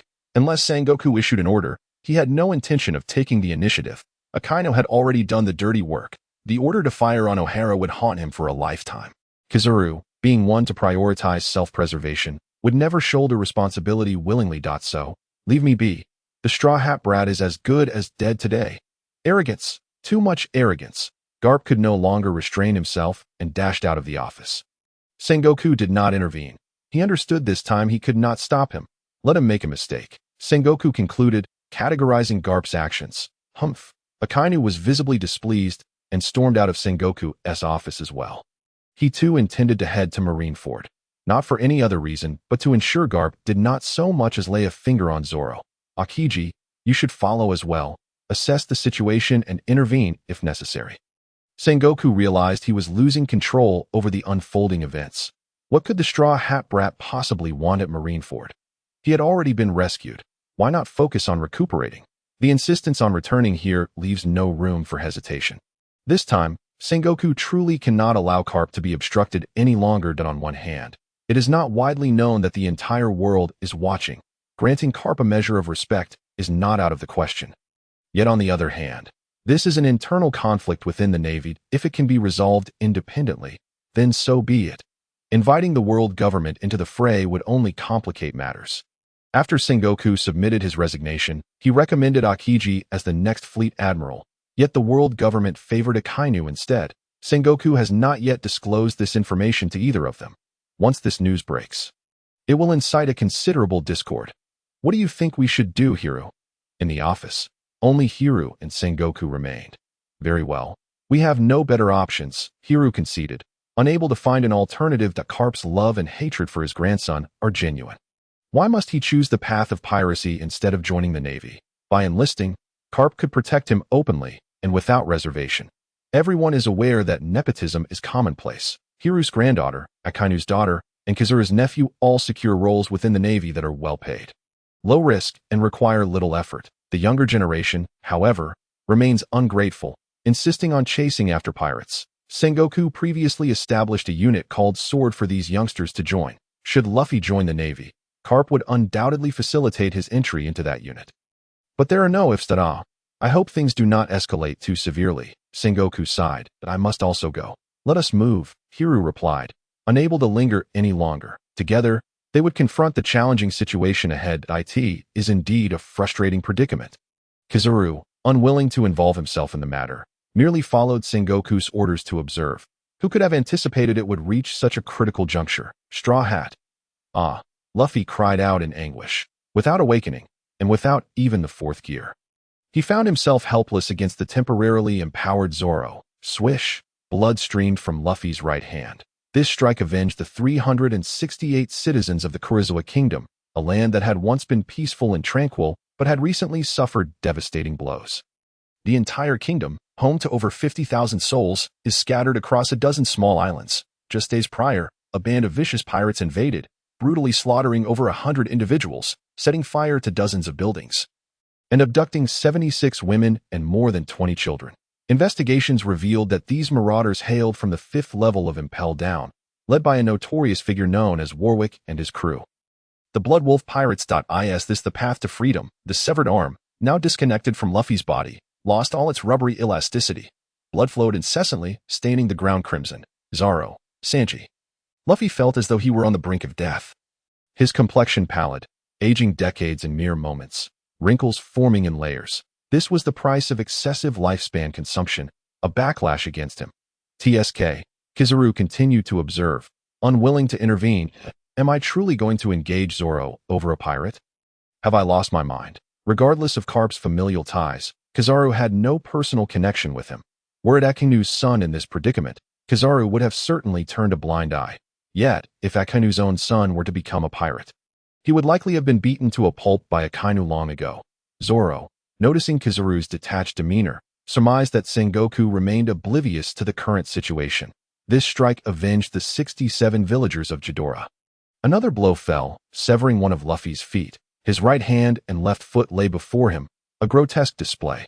Luffy lay on his back, seemingly lost in thought, mumbling incoherently. Nami, Usopp. Luffy sensed his blood draining, his consciousness fading. This was a manifestation of his body's rapid decline. Kizaru discerned a change in Zoro. 2 weeks ago, he had perceived Zoro as akin to Akainu. Now, it was evident that Zoro possessed a fiercer disposition. He killed with an intent to crush the spirit, laying bare each of your sins before you. This approach resonates with some pirates, yet most, like Kid, remain indifferent to the plight of innocence, killing indiscriminately. Kizaru, however, remained apathetic, even finding a stone to sit upon and watch the spectacle unfold. What was Kizaru doing? Some Navy personnel observed him standing idle for a moment, perhaps fatigued, as he propped up one leg. Every time I recall the criminals you released to save your worthless brother, I yearn to tear you to shreds. Swish. Another blow severed Luffy's remaining hand. It appeared he was nearing death. And no longer did he proclaim his aspirations of becoming the Pirate King or speak of his straw hat. Yet, he still clung to life. Thus, Zoro, without hesitation, struck Luffy's other foot. Both hands and feet had been removed, leaving Luffy resembling a grotesque figure. Zoro, in a semblance of mercy, left him with half an arm, while there was still time. He decided to eliminate Rayleigh as well. Should Kizaru arrive, the news would surely reach Karp. Given Karp's temperament, he might very well return to thwart Zoro. Come on, I fear nothing. If you come, I'll kill you too. Anyone who stands in my way will perish. Meanwhile, Rayleigh continued to struggle against the confines of his cell. Zoro had absorbed nearly 2/3 of his abilities. Both Conqueror's Haki and Armament Haki were approaching an intermediate level. Yet, Zoro chose to relinquish these gains, confident that he could kill several old men like Rayleigh on his own to reach that level. Absorbing 2/3 meant that even if he were to kill Rayleigh now, he would still gain 1/3 of Rayleigh's attributes, for only this fraction remained with Rayleigh. The rest had been absorbed back into Zoro. This aspect could not be reflected through attribute points. 3 minutes remained, which should suffice. Release. Boom. At last, a door appeared before Rayleigh's cell. Was it a trick? Better to step out first. Slipping on his slippers, Rayleigh exited the prison. Dark King Rayleigh. The sudden appearance of an elderly figure caused Kizaru, who had been watching, to rise to his feet. The first mate of the Pirate King warranted his attention. Phew. So that was it? The moment Rayleigh was freed from Zoro's prison, a surge of power flowed into Zoro's body. This was the ability absorbed from Rayleigh while he was imprisoned, returned to Zoro the instant Rayleigh was released. That moment, Zoro experienced a tremendous enhancement in his observation Haki, Armament Haki, and Conqueror's Haki. Meanwhile, Rayleigh felt an unusual sensation. What's happening? Rayleigh sensed that a significant portion of his strength had been siphoned away, leaving him feeling weakened and ignited with pain throughout his body. His recovery abilities drastically diminished. This boy's abilities were exceedingly strange. Wait, Luffy, lying in a pool of blood, Luffy still clung to life. Albeit faintly, Zoro's sword rested against Luffy's waist. Stop. Rayleigh, with great effort, charged towards Zoro, only to find his path obstructed by a brilliant flash of light. Ah, isn't this the infamous Rayleigh? It had been merely a few days since their last encounter, and he appeared considerably weakened. Kizaru stood firmly in Rayleigh's way, choosing not to engage Luffy out of respect for Karp, yet allowing other Marines to take action against him. Should Riley attempt to impede Zoro, Kizaru would not permit it. This was a matter for the Navy, and a pirate had no place in it. Kizaru, Riley finally acknowledged the presence of a Marine admiral, realizing he had indeed been forcibly diminished. Luffy seemed to have experienced a momentary revival. His spirit lifted suddenly, although Zoro's blade had already sliced through his waist. His intestines, stomach, and various internal organs spilled forth from the severed connection. Zoro placed the straw hat upon Luffy's head, igniting a flicker of flame. The hat began to burn, consuming not only the freedom of the Pirate King but also Luffy's hopes. You scoundrel! Riley yearned to rescue Luffy, yet Kizaru stood as his greatest obstacle. Do not underestimate me. Kizaru's gaze offered no insights to Riley, leaving him to ponder the future of the Pirate King's aspirations. Zoro turned to Riley, the hope that once thrived now extinguished. As the Navy was poised to rise, the flames engulfing the straw hat grew fiercer, ultimately merging with Luffy's head. Luffy! Riley cried out desperately. Wishing for a response, Luffy was on the brink of death. Zoro remained unwavering, positioning his blade against Luffy's throat. Should he strike, Luffy would undoubtedly perish, beyond even the reach of Vegapunk's modifications. Stop! From a distance, the highest echelon of the Navy had gathered aboard a warship. Leading the charge was Karp, who eschewed the slower naval vessel in favor of Kizaru's swift escort. The rapidity of their arrival underscored how long Kizaru had delayed his departure. Vice Admiral Karp, you are a Marine? Zoro paused, hesitating momentarily as he seemed to afford Karp some measure of respect. Karp found himself at a loss for words that he was a Marine, yet he faced the dilemma of betraying his sense of justice for the sake of a pirate. After donning the uniform for decades, shedding it seemed an insurmountable task. Silence. Is it? Then I shall acknowledge you as a Marine. If you are indeed a Marine, do not obstruct my execution of a pirate who has caused significant turmoil. Vice Admiral Karp. Zoro uttered those final words with an unsettling calmness, devoid of emotion, leaving Kizaru to feel a chill that surpassed his own. Might you grant me a favor? Karp ultimately bowed his head. Compelled by the love for his grandson, his only grandchild, a favor? Zoro smirked, lowering his blade to rest against Luffy's neck. Hadn't the war on the summit afforded you ample opportunity? Karp's fists clenched tightly. The weight of Zoro's words striking deep, Kizaru had repeatedly ensured Luffy's safety, which could be seen as a courtesy. Do not involve me. Kizaru interjected as he suppressed Riley, feeling the sting of Zoro's accusation. And what of Akiji? You idolize him, yet he too refrained from delivering lethal force against Luffy. Akiji maintained a stoic demeanor, refusing to respond to Zoro's assertions. Even Akainu, during the rescue of Ace, had shown a modicum of restraint. Had Ace not foolishly chosen to confront Akainu, the ensuing chaos could have been avoided. Were these actions not taken in consideration of your reputation? Zoro's words rang true, each one piercing Karp's heart like a needle. And as for me, I have never benefited from your kindness. You have never aided me that I merely fulfill my duty as a Marine, never straying from the justice I bear. Thud. Zoro disregarded Karp's presence and decisively swung his blade downward. At this juncture, Luffy was incapable of even rebounding with his rubber body, his speech reduced to incoherent fragments. Glub, glub, the head rolled away, a significant distance from the body. Monkey D. Luffy, the embodiment of Nika, was dead. Luffy. Karp's fury ignited upon witnessing this scene that in the war on the summit. Had Sengoku not restrained him, he would have charged forth. Now, Sengoku remained several kilometers away aboard a warship. There was no possibility of Akiji stopping him. Akiji even contemplated freezing Zoro in place. Yet, Akiji perceived no wrongdoing in Zoro's actions. Is it not justifiable for the Navy to slay pirates, particularly those who pose immense threats? It seems, Vice Admiral Karp, you have forgotten the justice you uphold. Zoro wiped the blood from his blade, prepared to strike Karp without hesitation. Glancing at the time, merely 2 minutes remained. Almost time. That old man Kizaru was now my responsibility. Kizaru, having delivered several kicks to Riley, retreated with ease. His rapport with Akainu was cordial, yet his relationship with Karp and Sengoku was merely lukewarm. You assign the task. I shall execute it. Beyond that, there was little left to discuss. In a flash, Kizaru positioned himself beside Akiji. Swish. With 2 minutes remaining, Zoro aimed to strike Riley down first, half depleted. Riley had already been toyed with by Kizaru for far too long. He no longer resembled the legendary Pirate King, appearing instead as a frail, disheveled old man. Pirate King Riley. Perish. The spectral figure of Zoro caught Riley entirely off guard. Stab.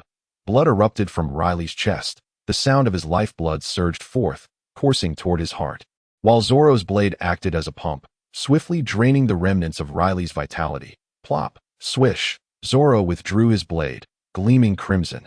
Could it be that the blood of the mighty augments his worth? In his past encounter with Whitebeard, Zoro had not allowed his blade to absorb much of the man's blood. Now, he found himself regretting that decision. Cough, cough, cough.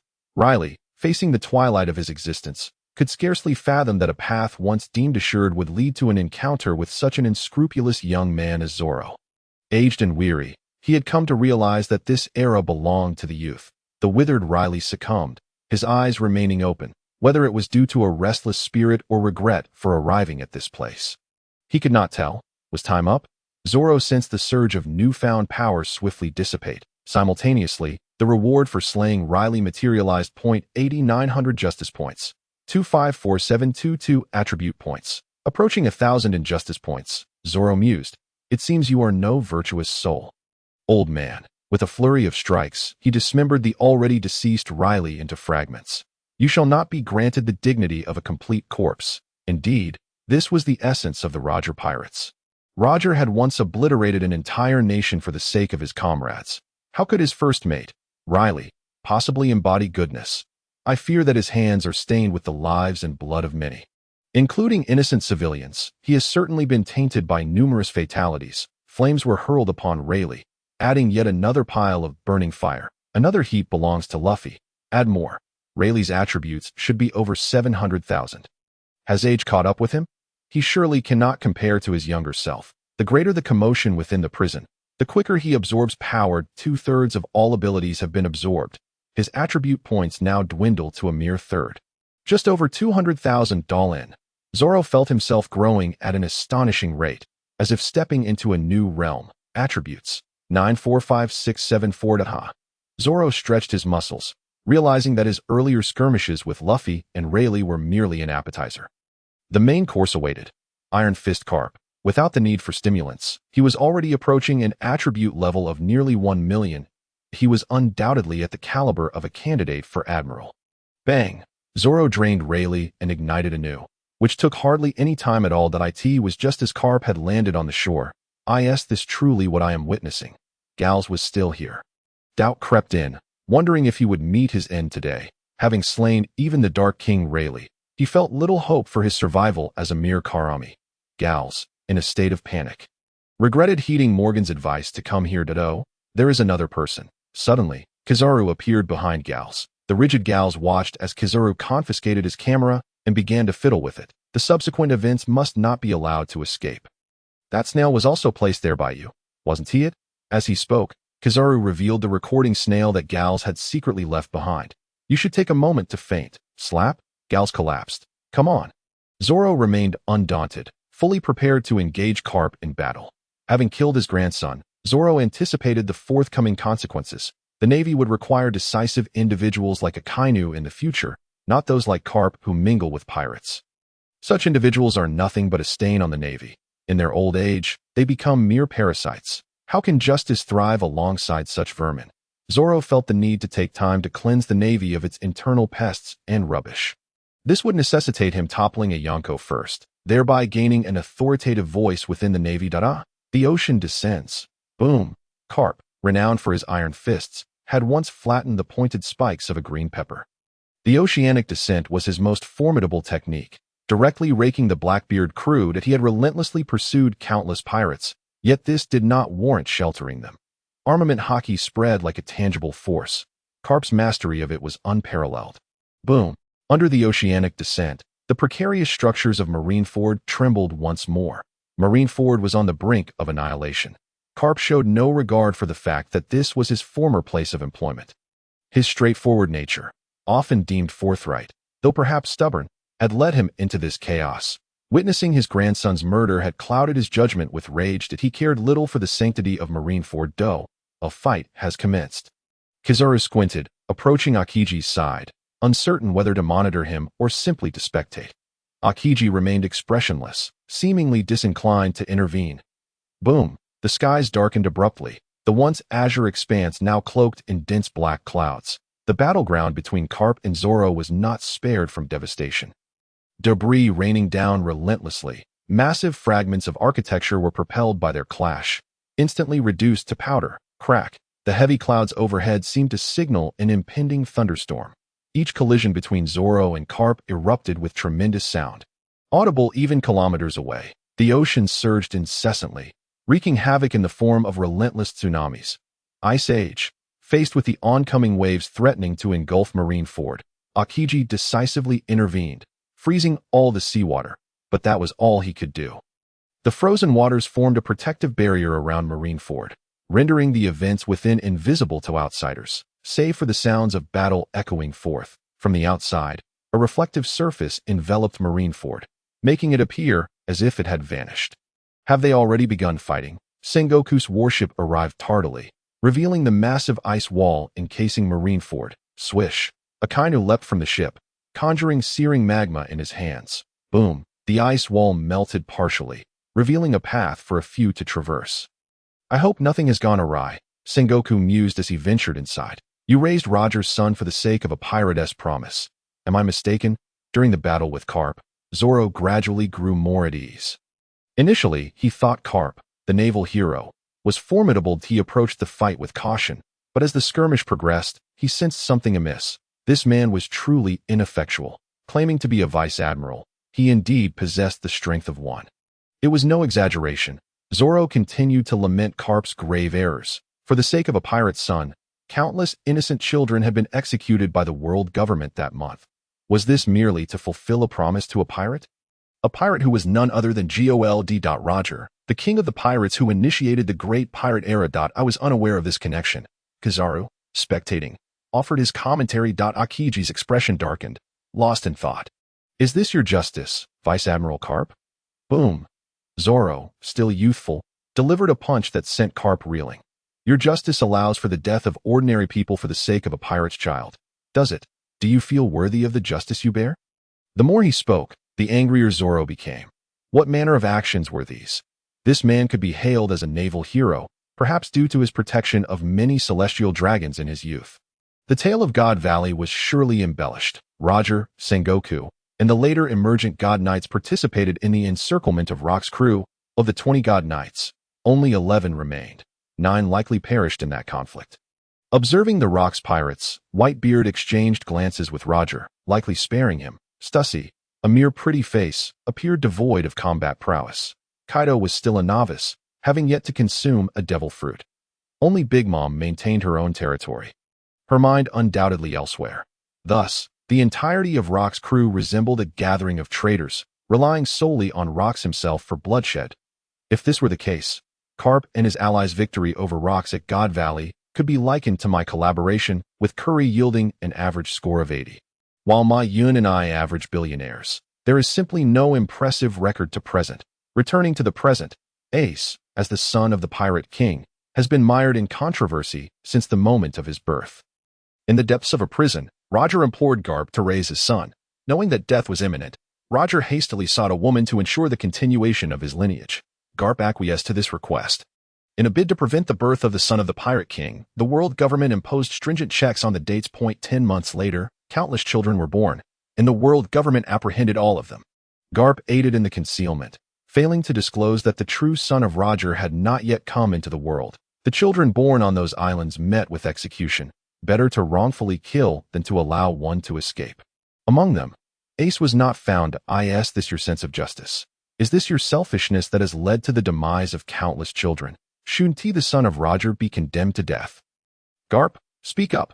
This time, Zoro could hardly be bothered to even refer to him as a vice-admiral. From the moment he struck Zoro, it signified Garp's betrayal of the Navy. To strike a commendable Navy officer for the sake of a pirate. Do you not feel any guilt? Bang! Zoro landed another fierce punch on Garp's face. Teeth flew as blood and flesh intertwined, staining Garp's once white hair, and the mantle of justice draped upon his shoulders. Some say Garp becomes increasingly formidable with age. Yet he was swiftly overpowered by Akainu on Honeycomb Island in an attempt to save Koby. Is this truly the prowess befitting a top-tier fighter who has endured over 1,000 chapters? Teacher Kaido once stated that haki is the determinant of all power. Yet, a devil fruit can also serve as a safety net, preventing one from becoming obsolete in old age. Even Whitebeard, despite his ailments, could still dominate multitudes through the powers of the Gura no Mi.it seems no one can escape the clutches of aging, Garp included. What is happening? When Sengoku entered, he witnessed Zoro striking Garp.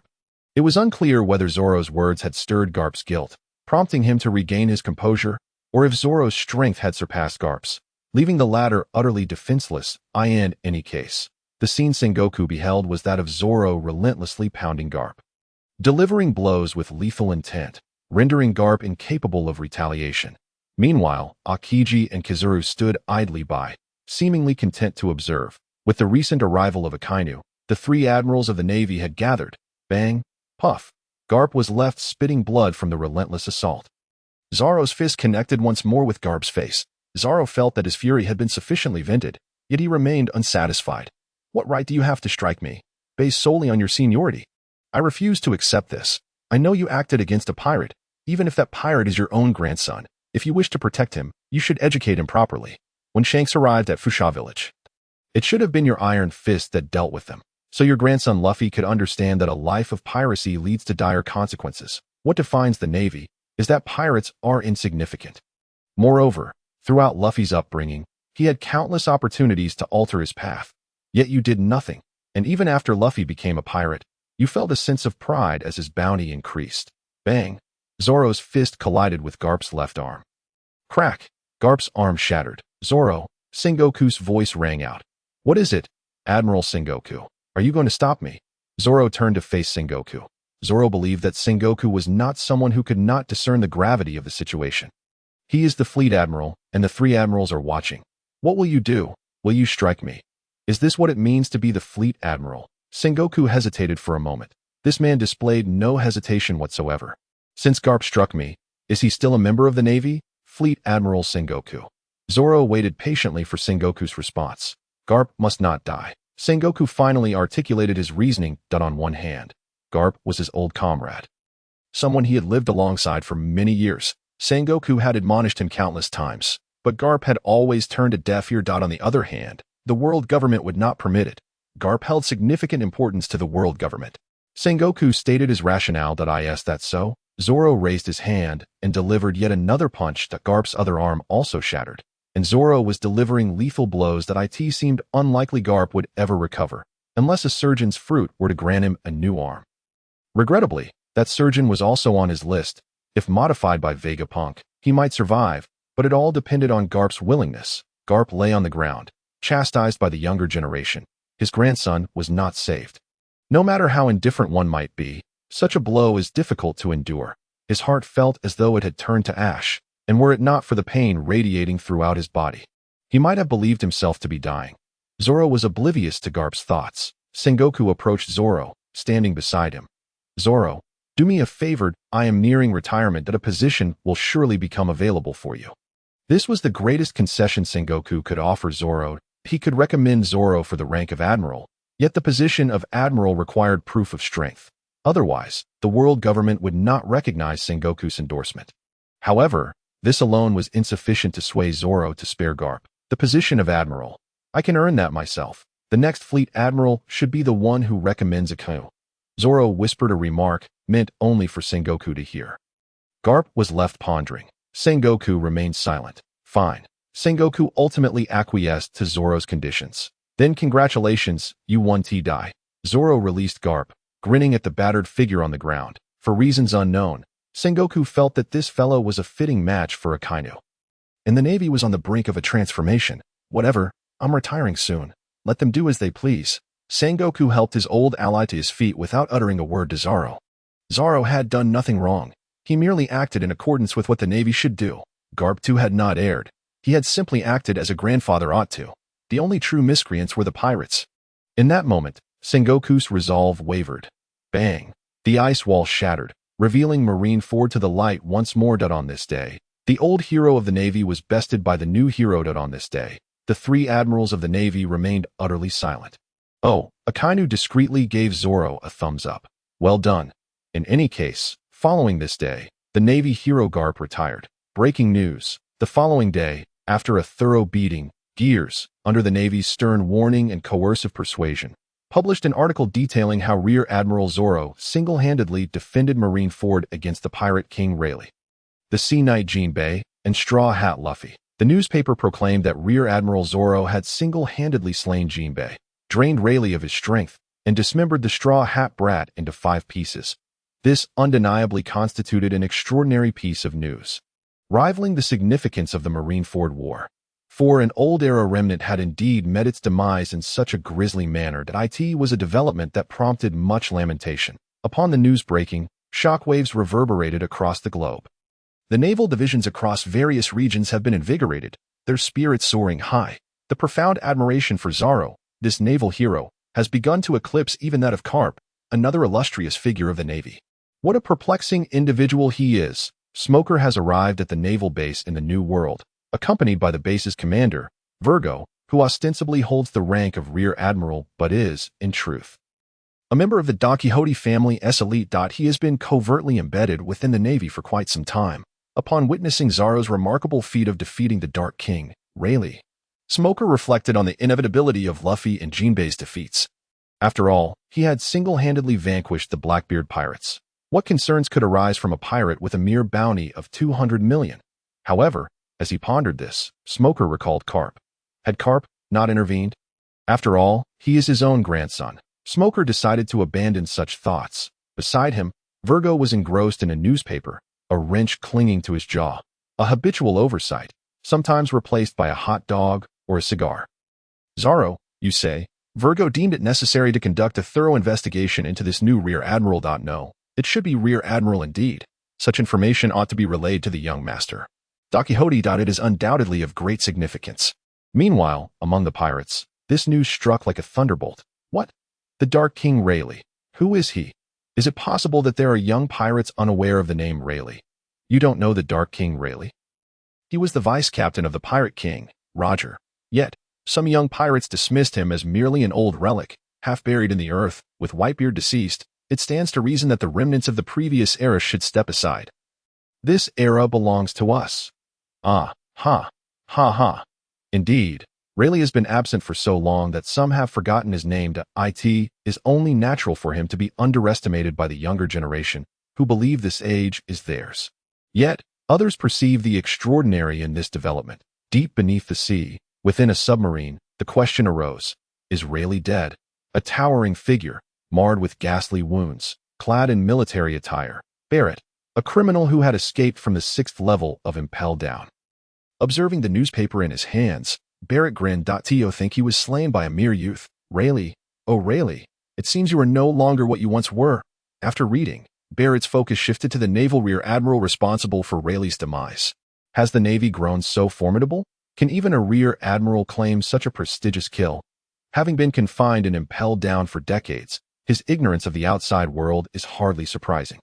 Nevertheless, he dismissed the matter, tossing aside the newspaper as he delved back into his research. Is he truly dead? In the homeland of Whitebeard, only 2 captains remained to safeguard it: the swordsman Vista and the user of the pocket fruit. Following Whitebeard's death, his territory was swiftly divided. Among the strongest pirates were Silver Axe and Wang Ji. These 2 old-timers from the Rocks Pirates seized most of Whitebeard's territory upon learning of his demise. However, they did grant Whitebeard a measure of respect by leaving his hometown to his remaining followers. Alas, have we truly reached our curtain call? Vista found himself engulfed in profound doubt, to the extent that he overlooked the news of Rayleigh and Jinbei's deaths. The Dark King Rayleigh, an old coot. On Onigashima, Kaido lifted his enormous gourd, taking a hearty swig. Slain by a naval Rear Admiral? Hick. Old age is upon me, yet I am still youthful. Roar. Kaido transformed into a azure dragon. Soaring into the sky, Wano, mama, mama, mama. Has that old coot finally met his end? Big Mom savored her dessert. As a small figure unfurled a newspaper before her, It boldly proclaimed that the Dark King Rayleigh had been slain by Zoro. What a deeply concealed old fellow. Yet, one by one, these old-timers are exiting the stage. Mama, mama, mama. After reading, the figure of Capone Beach was drenched in cold sweat. You wish to join my pirate crew, do you? Yes, we, The Fire Flame Pirates wish to ally with your crew, Capone Beach declared resolutely. Initially, he intended to wait another year before joining Big Mom's crew. However, upon witnessing the morning news, fear enveloped him entirely. Enough talk. I must seek a powerful ally. Chiefing, then you two shall wed. Henceforth, we shall be one family. I shall heed your words. Capone Beach bowed deeply. Mama, mama, mama, wedding cake shall soon grace our tables once more. Luffy, on the ship of the red-haired pirates. Shanks too received this news. He had just laid Whitebeard and Ace to rest, and even buried his comrade Buggy beside Whitebeard's grave. Has the vice captain truly perished? The deaths of Rayleigh and Luffy caused Shanks, who had maintained his composure, to enter a state of bewilderment. The vice captain's strength was formidable. Could it be that fellow?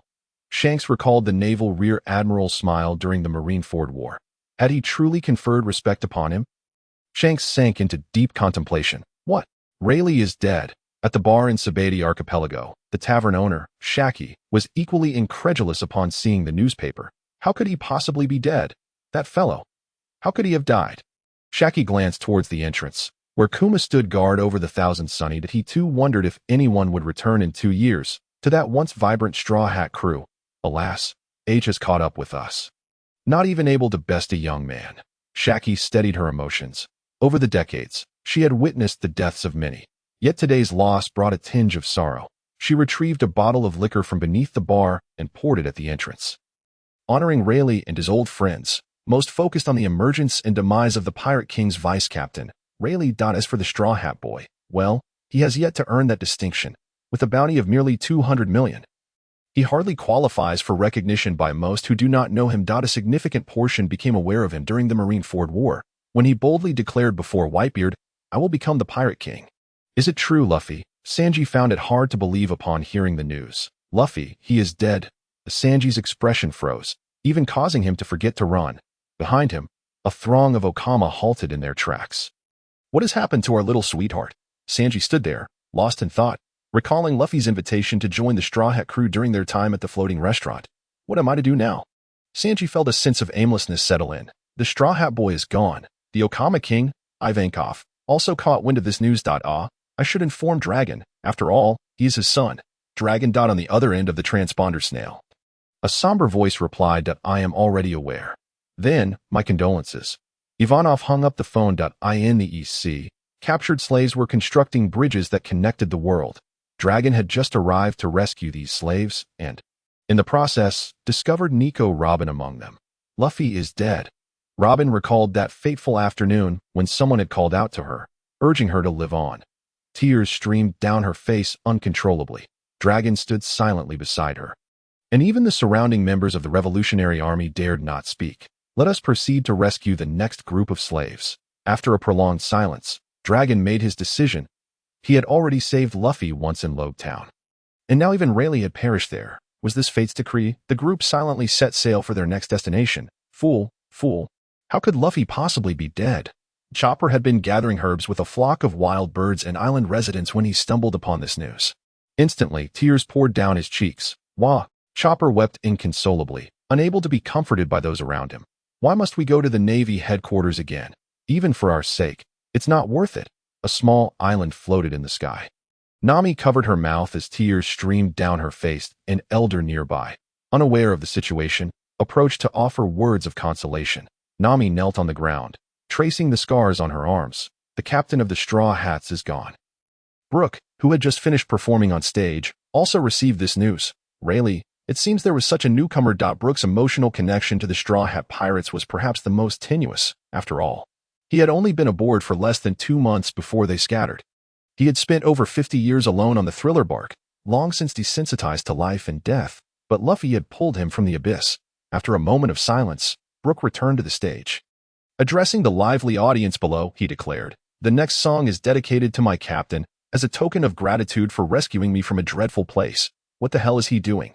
The agents of the Long-Arm tribe, holding walkie-talkies, inquired about what was happening. On stage, Brook began to play.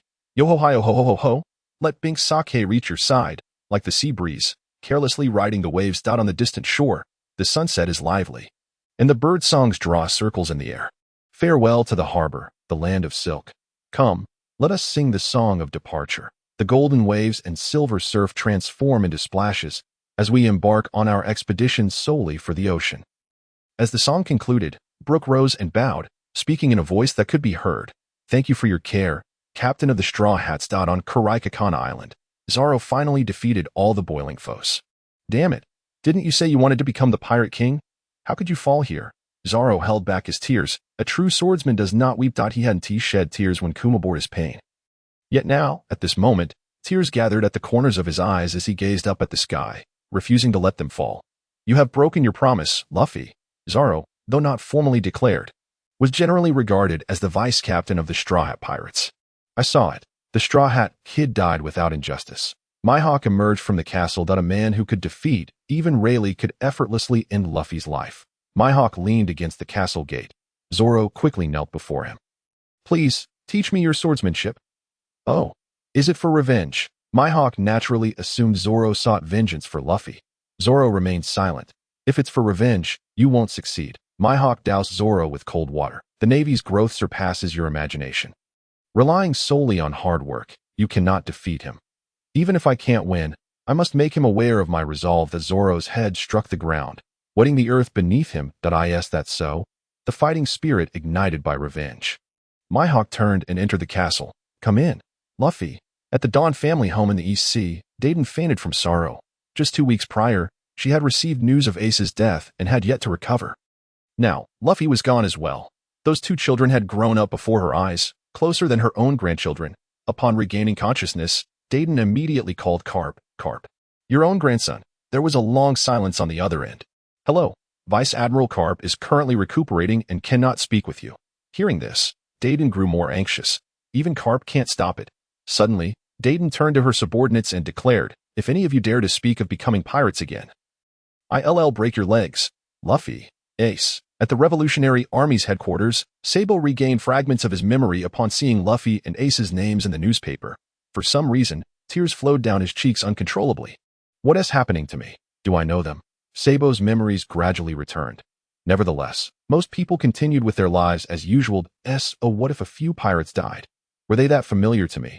Would it affect my overtime or promotion? Whatever, if they're dead, then so be it. This was the perspective of the majority. The unawakened drum of liberation, a young lad who ventured into the sea. His death brought less excitement than the news of a raise from the boss. For some, death was merely death. By the end of the year 1522 in the sea calendar, months had passed since the Marineford War. Sengoku had submitted his resignation to the world government and recommended Akainu as the next Marine Admiral. This aligned with the world government's viewpoint, which hoped Akainu would assume the role of the new Marine Admiral. However, even so, the Marine headquarters remained tense. Akiji voiced some concerns regarding Akainu's sense of justice. And the events of the O'Hara incident had altered Akiji's perspective on justice. Once passionate, it had transformed after that incident. It remained uncertain whether the two would engage in another battle if Akiji were to fail again. Without the Blackbeard pirates, he might pursue other endeavors, a matter Zoro had no interest in. His current focus was on a remnant of a pirate, specifically the offspring of Whitebeard. Yes, the 7 warlords were insufficient. The world government was preparing to summon the son of Whitebeard to become one of the 7 warlords. This news had not been released yet, but Zoro was aware it would be soon. Once the son of Whitebeard became a warlord, former Marine instructor Zephyr would grow discontent with the world government and resign from the Marines. Coincidentally, Zoro also needed to eliminate this offspring of Whitebeard. In that case, he might as well take care of this while hunting down those supernovas. "Zoro, what is the status?" On the deck, Zoro stood facing the vast sea, allowing the ocean breeze to caress his face. Occasionally, a few seabirds would soar past, while schools of fish gracefully glided through the water. From time to time, large shadows would dart beneath the warship. Kari had become Zoro's subordinate, fulfilling Zoro's request. He had now ascended to the rank of Rear Admiral in the Navy, a position held by only 16 individuals, with 1 vacancy and 1 promotion. Karp had retired, and this was a genuine retirement. Perhaps he was weary, having been defeated by this younger generation, or perhaps he had simply become obsolete. He was undeniably aging. Despite Sengoku's attempts to persuade him to remain, Karp was resolute in his decision to leave the Navy. The world government had tasked Karp with educating new recruits alongside Zephyr. Under the philosophy of utilizing individuals until their last breath, combined with Sengoku's resignation, The three old comrades found themselves reunited at this moment. One had lost an arm, another had lost two, while the last had not sustained any injuries. It was a peculiar reunion. However, Karp did not have much time left. Zoro showed no mercy. Karp's two arms were rendered useless. He could only survive for a few more months, and the sorrow of a broken spirit is akin to death. When the heart dies, true death follows. Furthermore, the news of Zoro incapacitating Karp at Marineford was kept under wraps after discussions among the higher-ups. After all, internal Navy affairs were not meant to be publicized. Jers was also subtly coerced by Zoro, becoming an ally in the process. The information that was released indicated that the Straw Hat Boy and Rayleigh had infiltrated Marineford, where they were confronted by Rear Admiral Zoro. This narrative was sufficient to elevate Zoro's military achievements to the rank of Rear Admiral, rapidly enhancing his reputation in recent times. If there were a system of renown, Zoro had undoubtedly ascended. All photographs captured by Jers at Marineford were meticulously scrutinized, and he himself was thoroughly investigated. It was indeed discovered that a recording device had been hidden, capturing some audio while he was unconscious, resulting in a severe beating. Morgans, who was not under the control of the world government, provided the sole means through which most people could access information. He had previously leveraged his influence to elevate Luffy to the status of a Yonko. In the realm of public opinion, if you do not assert dominance, others will. Thus, Jers became a double agent for Zoro within Morgan's newspaper. He provided exclusive information regarding the annihilation of notorious pirates, which in turn facilitated his gradual ascent. For instance, the details of the Marineford battle were disseminated in this manner, garnering Morgan's admiration. Everything appeared to revert to normal, with no apparent changes. However, in reality, monumental transformations had occurred. The news of 3D2Y had circulated, and the Straw Hat crew was nearing a breaking point. Nevertheless, Zoro had faith that they would diligently train to avenge Luffy, except for Brook, who had evidently embraced his stardom, having seen advertisements for his own concert. Zoro now had ample time to seek them out one by one. I sense you have undergone some changes, Kari remarked, having served under Zoro for a month or two. Having consumed the immortal bird fruit, he was now able to demonstrate his abilities openly. In no longer concealing his powers, Kari, under Zoro's current strength, could establish his own faction. The crew aboard this warship had been meticulously selected by Zoro, all harboring deep-seated grudges against pirates. Their approach towards pirates was merciless, refusing to relent until their foes were vanquished. The higher-ups had taken note of Kari acquiring the immortal bird fruit, but soon ceased their scrutiny. It was purely serendipitous. Who would have thought he would luck into such a treasure? Some had consumed fruits that left them lamenting in despair. Changes, you say? Zoro pondered Kari's words. Perhaps thought he had just spun a wheel for 1,000 points of justice. Yielding 2 items of uncertain value. Basic Rage Potion, X10. What a disappointment. It seemed not all treasures were worthy within the 1,000-point range. The basic version of the Rage Potion would enhance the user's strength by 30%. But after 10 minutes, they would succumb to a 30-minute period of weakness. Perhaps it would prove useful. The other item, however, left him utterly baffled. A miniature atomic bomb. How should one even approach this? Perhaps I should launch one over Marijoy's. It certainly seemed promising. Zoro decided he would indeed pursue that course of action. After having drained Rayleigh's Conqueror's Haki during their last encounter, Zoro's mastery of it had reached new heights. As for Luffy's abilities, Zoro hesitated momentarily, having glimpsed a rather fearsome powered sit-up. When your health drops below 10%, you can rest for 2 minutes to restore it to 50%. Health is not visibly measurable, yet one can feel it. This was precisely why Luffy was repeatedly defeated, only to recover through sit-ups and rise to fight again, akin to an indomitable cockroach. Who needs the Nika fruit when one possesses such a capability? Ultimately, Zoro chose the Nika fruit. After all, protagonist-level abilities were far more appealing when wielded by oneself. The contrasting powers of the dark, shadowy fruit and the sunlit Nika fruit now rested in Zoro's grasp. The world would no longer see a foolish Nika. He would establish a navy that embodied absolute justice. Report. We have detected traces of Whitebeard 2 ahead. You all stay here. I shall return shortly. With that, Zoro departed from the scene. The following segment contains the author's personal remarks, which may not be widely viewed as for the protagonist's attributes. If each were to be incremented every time, it would feel rather tedious. Skills and attributes will be summarized periodically. Regarding the battle strength of the Yonko and admirals, an initial assessment reveals that the Yonko pirate crews are primarily sustained by their respective captains, who account for over 80% of the crew's overall power. With Big Mom gone, Whole Cake Island was ambushed. After Whitebeard's demise, Marco and the remaining crew were no match for Blackbeard's pirates. Moreover, the vice-captains and those merely tagging along did not even measure up to a fraction of the Yonko's might. Thus, I have assessed that the strength of the Yonko stands at around 160 to 70 million. And the same applies to the admirals, referring to the 3 former admirals of the old navy, not the mere greenhorns. The world government, having ruled for 800 years, must possess some elite combatants. With the Knights of God serving as their contingency, apart from Emu, these figures must also be dealt with.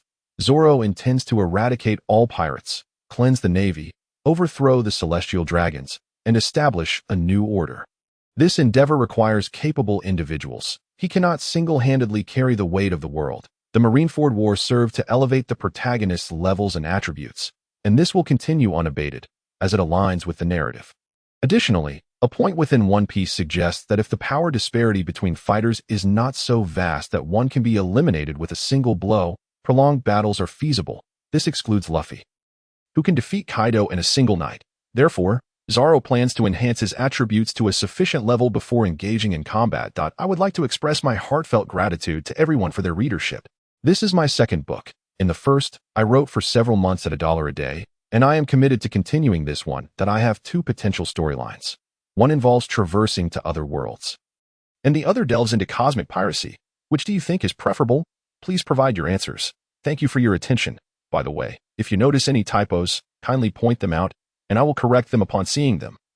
As the volume of messages can be overwhelming, Miss Bakine, referring to the elderly Bakine Gomatsudashi, just to clarify and prevent any misunderstandings among readers, son, take him down. On the island of Brithria, Edward Weirb, known as Whitebeard II, brandished his large sword as he struck down at the pirate below. Thud. The pirate collapsed, his body marred by several gruesome wounds. It is noteworthy that this individual was also the captain of a pirate crew. The running pirates, led by the long leg named Storm. They were the remnants of the 43 pirate crews that had once been under Whitebeard's command in the New World during the Summit War. Over 20 of them were hunted down and annihilated by the Navy, leaving only a handful of ships to survive. Among these, the running pirates remained, their captain standing at an impressive height of 2 meters and 3 centimeters. With legs measuring 1 meter and 70 centimeters, he commanded over 100 comrades. But just 2 days prior, this self-proclaimed Whitebeard II had emerged from the shadows, accompanied by an elderly woman barely a meter tall perched upon his shoulder. He demanded their submission to Whitebeard II, but of course, they declined. The Whitebeard pirates were no more, and their allegiance to the late captain was born from respect. Who was this unfamiliar figure to command their fealty?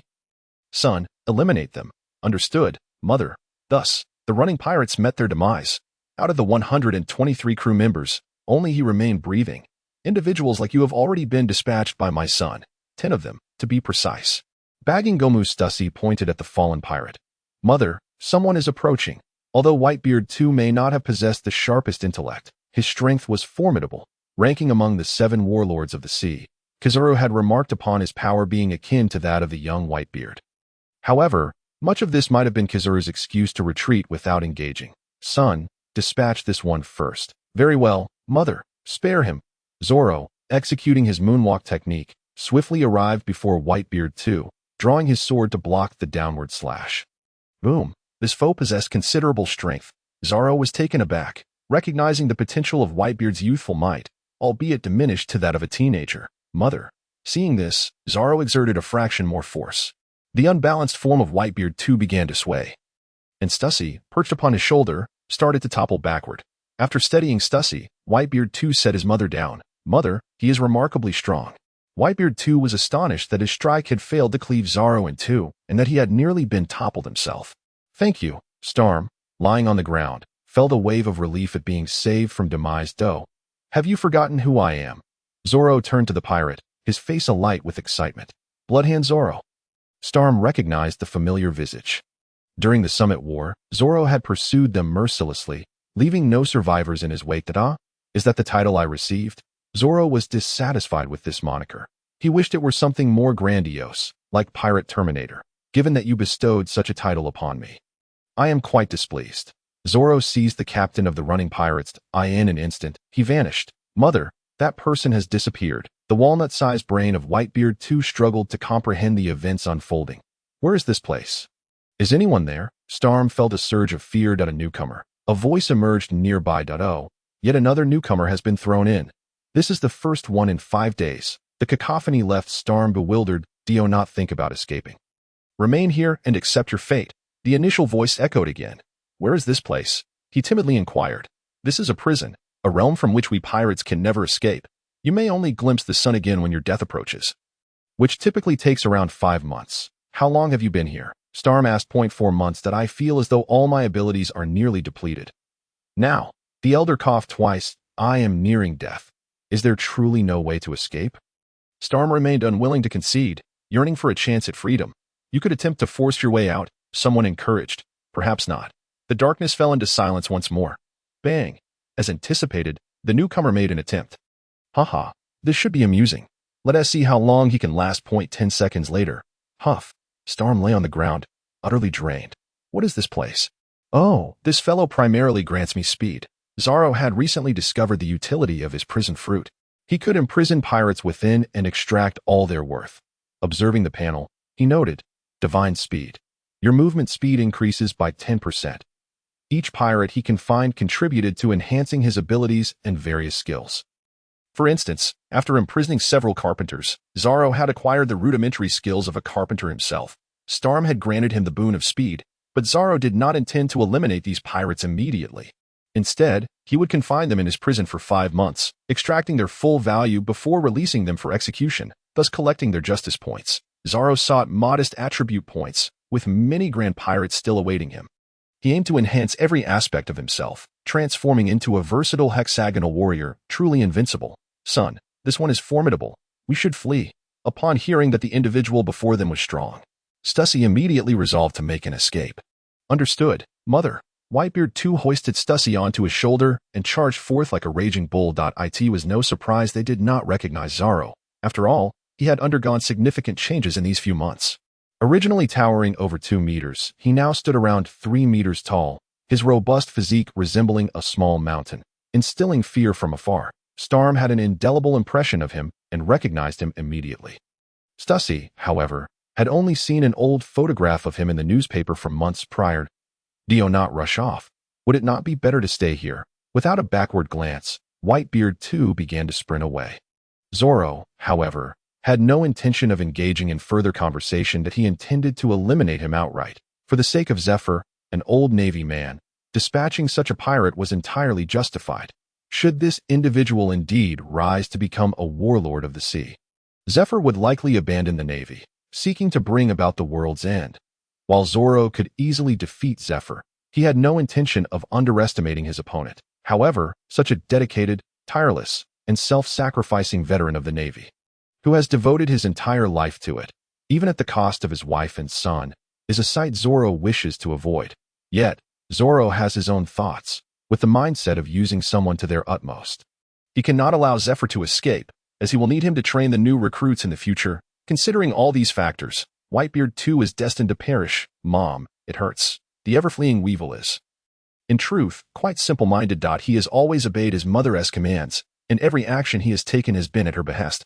Should Stussy fail to issue the next command, Weevil would continue to follow the initial directive. Zoro, who is caught up behind him, has already inflicted a wound upon Weevil. Nevertheless, he suppresses the pain, determined to take his mother away from this place. Son, let us fight. Stussy, too, realizes that escape is no longer an option. The strength of the man before her far surpasses that of her son. Continuing to flee would lead to certain doom. All right, Mom. Weevil's mannerisms are almost robotic. Zoro, overhearing the exchange between Weevil and his mother, is left to ponder if Weevil's mind operates on a single thread. Weevil turns, raising his massive blade to strike at the approaching Zoro. The attack is far too sluggish. Zoro swiftly evades, and the blade crashes into the ground, creating a vast fissure. Indeed, he possesses a fragment of his father Whitebeard's monstrous strength. Zoro concedes that aside from their striking resemblance, Weevil's fighting style mirrors that of Whitebeard, save for the absence of the tremor fruit. Swish. Ah, Mom, my hand is gone. It hurts so much. With a single stroke, Zoro cleaves off Weevil's right hand, leaving him with only his left to wield the sword. Son, This marks Stussie's first encounter with a truly formidable adversary. In her youth, she was a member of the Rocks Pirates, renowned for her beauty and prowess in the pirate world. However, in the realm of One Piece, a woman's prime is fleeting. Big Mom has transformed from a youthful figure into a behemoth.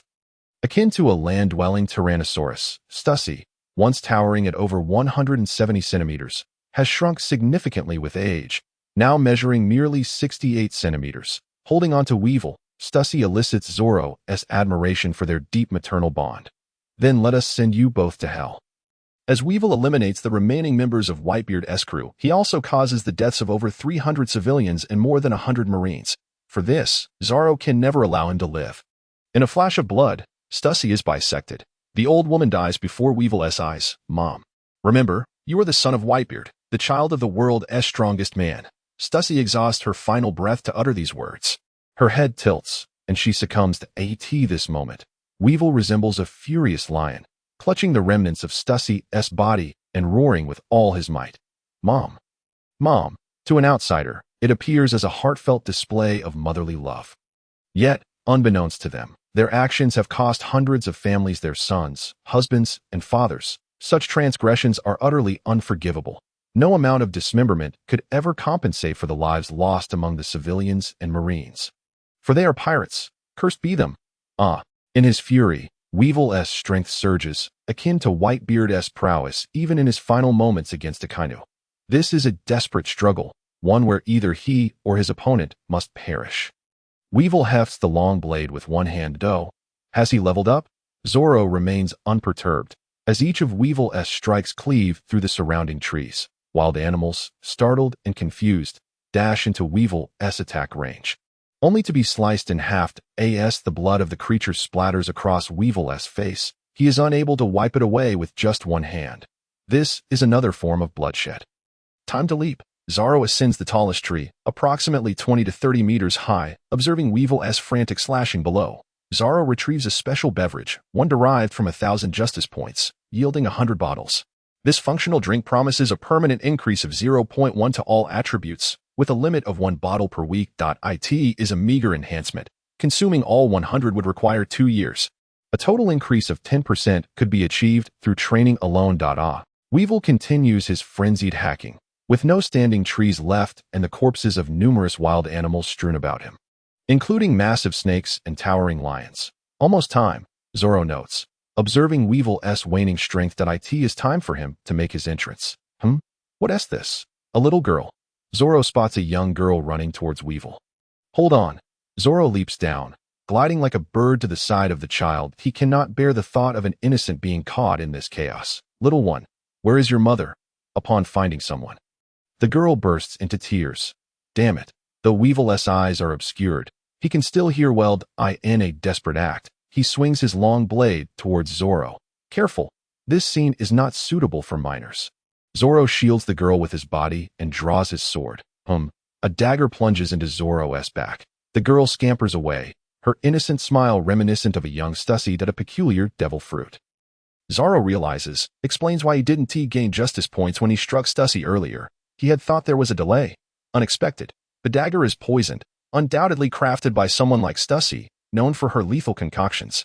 However, Zoro possesses immunity to toxins. 90% of the poison is nullified, and the remaining 10% dissipates easily due to Whitebeard's monstrous constitution. How is this possible? The girl, resembling Stussy, watches in disbelief as Zoro effortlessly withdraws the dagger. This poison could easily fell a sea king. Is he a monster? You've successfully ignited my fury. Zoro casually hurls the dagger at Stussy, who once again collapses as it grazes her chest. Hearing the commotion, Weevil charges towards Zoro, blinded by rage and confusion. You think you can kill me? It's far too early. Zoro, bolstered by multiple buffs, is unaware of their full extent. Some provide trivial benefits, like immunity to intoxication and restful sleep. Others, such as toxin resistance and enhanced physical prowess, number in the dozens. Yet, against the mindless Weevil, only genuine combat will suffice. Tiger's roar.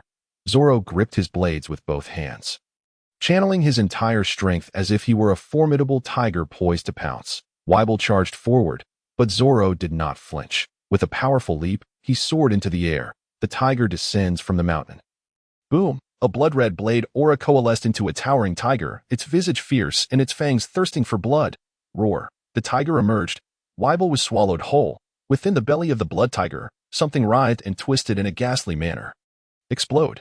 Zoro manipulated the bloodied blade, raising it sharply. The blood tiger leaped onto the ocean's surface. Boom. It erupted, staining a vast expanse of the sea crimson. Weibel was not yet dead, but he was on the brink of death. Inheriting the formidable strength of his father, Whitebeard, this wretch possessed a physique as robust as Whitebeard's.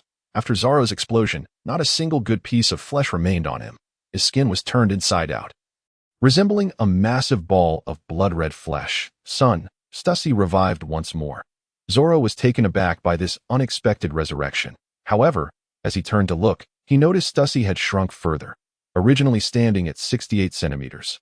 She had dwindled to just over 40 centimeters. Now, she was merely 20 centimeters tall that if she shrank any further, she would cease to exist. Indeed, this resurrection had its limitations. Baron Egg's egg fruit functioned similarly. After being defeated, he would wriggle for a moment, then evolve into a chick viscount. After being vanquished again, he would transform into a rooster count. During the revival period, he was utterly defenseless. Zoro speculated whether this fellow possessed a nesting doll fruit. Akin to Russian nesting dolls, where a new figure emerges from the original shell, once the small figure is entirely gone, the ability would become unusable. Well, if I chop it, I'll find out. The diminutive Stussy resembled a doll. Regrettably, Zoro had no fondness for such things, and with a single punch, he reduced her to a spray of blood. This wretch had no strength whatsoever. Observing the utterly defenseless Stussy, Zoro had reason to doubt that she had survived solely due to Whitebeard while the others had ascended to become the four emperors or established their own territories. And here was Whitebeard's lover, bearing a son of Whitebeard, now fallen, extracted. Nesting doll fruit. It truly was a nesting doll. This devil fruit appeared pear-shaped, smaller at the top and larger at the bottom. Reminiscent of a Russian nesting doll. Name. Nesting doll fruit. Type. Paramecia. Abilities. Restoration, rebirth, shrinking, refresh. Based on Zoro's previous observations, this nesting doll, upon revival, would not inherit prior abilities but would become a completely inept individual. Stussy's poison dagger was also taken from her elder form. Otherwise, if she revived while retaining the abilities of her previous body, it would have been too terrifying. No wonder Stussy managed to survive aboard the Rocks pirates. Apart from being Whitebeard's lover, she possessed her own strength. However, this too had its drawbacks. She could only crouch in her weakened state. Reviving once only to be struck down again would inevitably lead to her demise. Yet, this fruit could very well be considered a divine-grade fruit. It remained uncertain whether, in her frail state, she could choose to end her life and then revive. That if so, she would indeed be invincible. Floating on the ocean's surface, Weibel heard his mother's voice, weakly calling out, "Mom." Zoro utilized Moonwalk to ascend above the sea. Survival was impossible now. For a pirate of such caliber, Zoro placed greater value on the attribute points he could obtain from him. Gurgle. Zoro plunged his blade once more.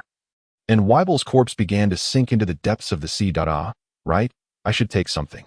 Zoro severed Weibel's beard, similar to Whitebeard's, intending to present it to Zephyr upon his return. 800 justice points. 112,580 attribute points. That sufficed. It was no loss. After all, Weibel had yet to mature. Once he did, the attribute points would undoubtedly be greater, but Zoro would not grant them the opportunity to grow, as that posed an even greater threat. It was best to eliminate him now. Is it done? Kari awaited Zoro's return on the deck. Yes, Zoro replied tersely. On to the next location. There awaits another task for me. Are you in too much of a hurry? Kari observed that Zoro had scarcely taken a moment's rest during this time. Whenever news of pirates arose, he hastily rushed to confront them. The outcomes had been remarkably effective, leaving little in the way of corpses. Aside from this minor criticism from the Navy headquarters, Zoro's completed missions were exemplary. Kari could no longer bear to witness this. You need to rest. There is no time for rest. Zoro was aware he had been on a relentless spree.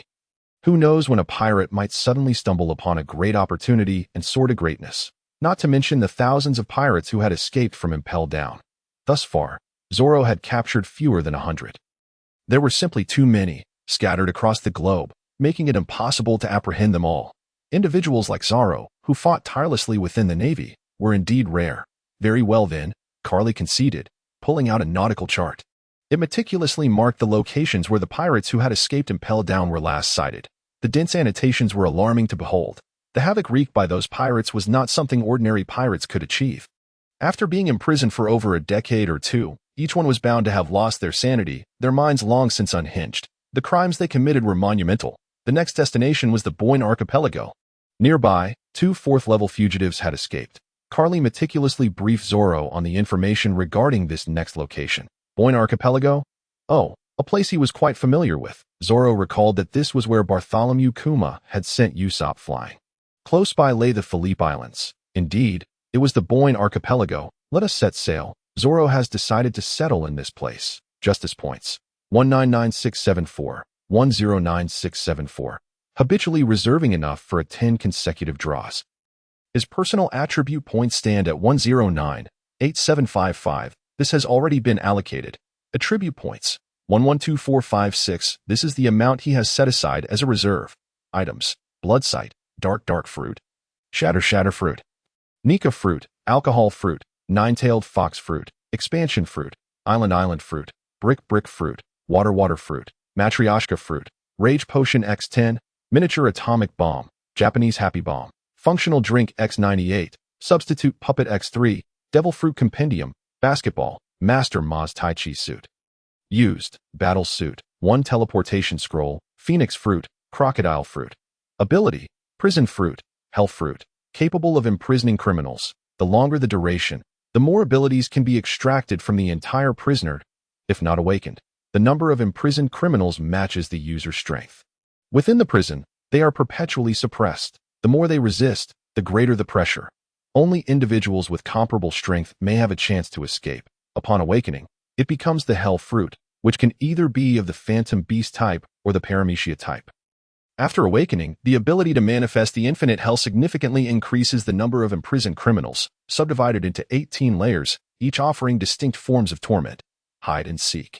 The greater the number of participants, the weaker the presence of the monsters. Monster physique. Whitebeard a robust constitution, akin to that of a monster, with extraordinary regenerative capabilities. Sniper's intuition. Then Oka a top-tier sniper capable of aiming at enemies 2 kilometers away solely by instinct.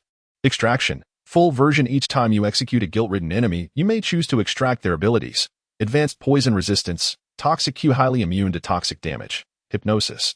Lafitte facilitates the persuasion of others to accept your viewpoints. Advanced swordsmanship. Shirita more efficient in executing slashes. Weightlifting champion. Shaba's capable of lifting weights far exceeding one's own. Cowardice. Koby while weeping. One may awaken special abilities. Fishman karate. Jinbi mastery over the majority of Fishman karate techniques. Superhuman strength. Whitebeard 2 significantly enhances your strength. Navy 6 techniques. Life restoration. Armament Haki. Intermediate. Flowing cherry blossom, a term unique to Wano, as there is no alternative name elsewhere. Observation Haki. Intermediate. Conqueror's Haki. Advanced. Conqueror's Haki entanglement. Drawn from Rayleigh. Divine speed. Currently being extracted increases your movement speed by 10%. Carpenter. Possesses proficient carpentry skills. Alcoholic. Able to drink copiously without inebriation. When tipsy, displays drunken antics. But with significantly increased resilience. Cold-blooded killer. Remains calm while committing murder, devoid of emotion. Master thief. As the name implies, adept at stealing. Glutton. Possesses a formidable appetite and digestive capability. Braggart. As the name suggests. Unyielding. Needs no explanation.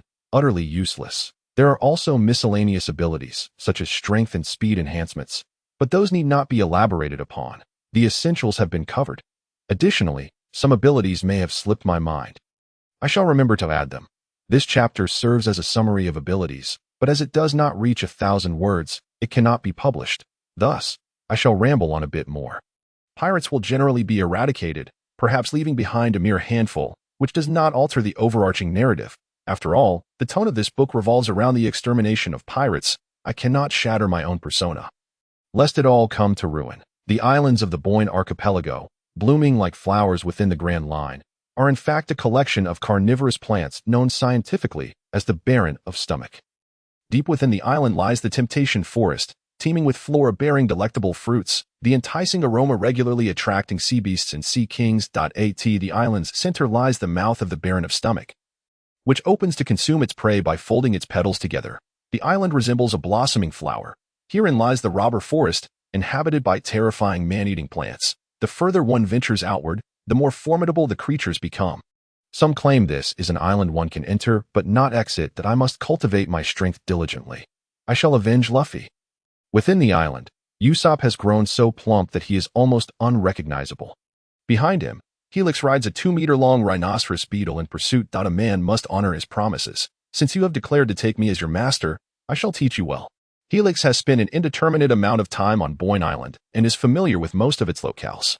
When Usopp was dispatched here by Bartholomew Kuma, he was swiftly captivated by the island's culinary delights. Ramen waterfalls and pork forests. Each location exudes an appetizing fragrance, awakening Usopp's insatiable hunger, leading him to balloon in size within just 2 days.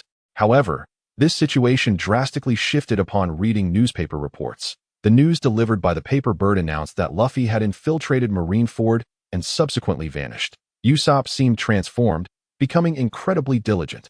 Over the course of 2 years, Usopp firmly believes he will grow strong. He must avenge Luffy. Outside the island, a pirate ship gradually approaches. Where is this place? Eustace Kid, captain of the Kid Pirates, glances at the map in his hand. He is lost. Having somehow drifted to this location, it smells so good. As the pirate crew draws nearer to the small island, an enticing aroma wafts from it. The scent of ramen. Beside Kid stands Killer, who, disliking the sound of his own laughter, rarely laughs and hides his face behind a mask. He has a fondness for ramen and is quite familiar with its flavors. Let us replenish our supplies. Kid decides, having drifted at sea for some time. Following the events of the Paramount War, he has been preparing to venture into the New World, starting with sufficient preparations in the Grand Line. After this resupply, they will head to Sabaody Archipelago before entering the New World. You stay with the ship. I'll go, Kid instructs Killer. They have been childhood friends, and due to Killer's peculiar laughter, Kid often dealt with those who mocked him. After setting sail, he physically eliminated a considerable number of them. All right, Killer, who is not one for many words, is nonetheless Kid's most trusted companion and the only one in the crew who can call him by name. Let us go. Kid leads 2 to 3 dozen pirates onto Boyne Island. Meanwhile, on the other side of the island, Zoro has also arrived. Is this the place? Zoro examines the map marked with Boyne Island. He understands this island is a living entity, periodically closing its mouth to devour most of the life forms present. You all wait here. Zoro decides to proceed alone, as he is accustomed to resolving battles by himself. Very well. Kari has no choice but to act as a logistical aid, preparing supplies for Zoro. In recent days, Zoro's appetite has suddenly ballooned, capable of devouring half a sea king in a single meal. My goodness, Kari is astounded. Go catch some fish, Kari commands, as the ship, uniquely belonging to Zoro, embarks on a day of busy activity. Burp. As Zoro traverses the island, he finds himself surrounded by food. It resembles a scene from an anime he recalls. Food Wars, where everything is edible. Zoro uproots a tree heavy with various fruits, apples the size of his head, grapes the size of his fists, bananas a meter long. He devours them like snacks. Indeed, life restoration proves exceedingly useful. This is Zoro's second lottery after defeating Whitebeard. As a mild hoarder, Zoro's personal standard is to maintain enough justice points for a 10 consecutive draw, with the remainder reserved for extraction. The ability known as life restoration was acquired by expending 10,000 points of justice. This remarkable ability was first observed in the pink-haired individual from Justice Island, according to the description provided by this long-haired, pink-haired member of CP9. He mastered the skill of life restoration through extensive training over a considerable period. This technique involves an intense consumption of food within a short span, leading to weight gain, followed by utilizing life restoration to digest and lose weight, thereby allowing him to control any organ in his body at will, including hair and internal organs. Zoro, whose hair is rather short and devoid of any desire to manipulate his own organs, nonetheless finds this talent to be exceptionally advantageous for healing and increasing endurance. The stamina expended can be largely replenished with a hearty meal, effectively granting him a skill for recovery. It is likely that Luffy has also mastered this ability later on, combined with his relentless sit-ups, rendering him akin to an indestructible cockroach. Zoro suddenly pondered whether it would be feasible to relocate this island. The entire island, serving as a food base for the Navy, is undoubtedly an excellent locale. However, he is uncertain whether this entity consumes pirates, considering the possibility of feeding some pirates to nourish the island and promote its thriving growth. This would provide the Navy with a continuous supply of food and weaponry. The island is also home to an array of bizarre plants, many of which Usopp later collected as seeds. Should these resources fall into the Navy's hands, it would become a veritable arsenal. Thus, the decision was made, a plan must be devised to transport this peculiar entity away. For Zoro instinctively felt a connection with this small island. Caution is advised. The island exudes an aura of peculiarity. When Kid and his band of pirates first set foot on this island, no abnormalities were apparent. However, as they ventured deeper, Kid began to sense something amiss.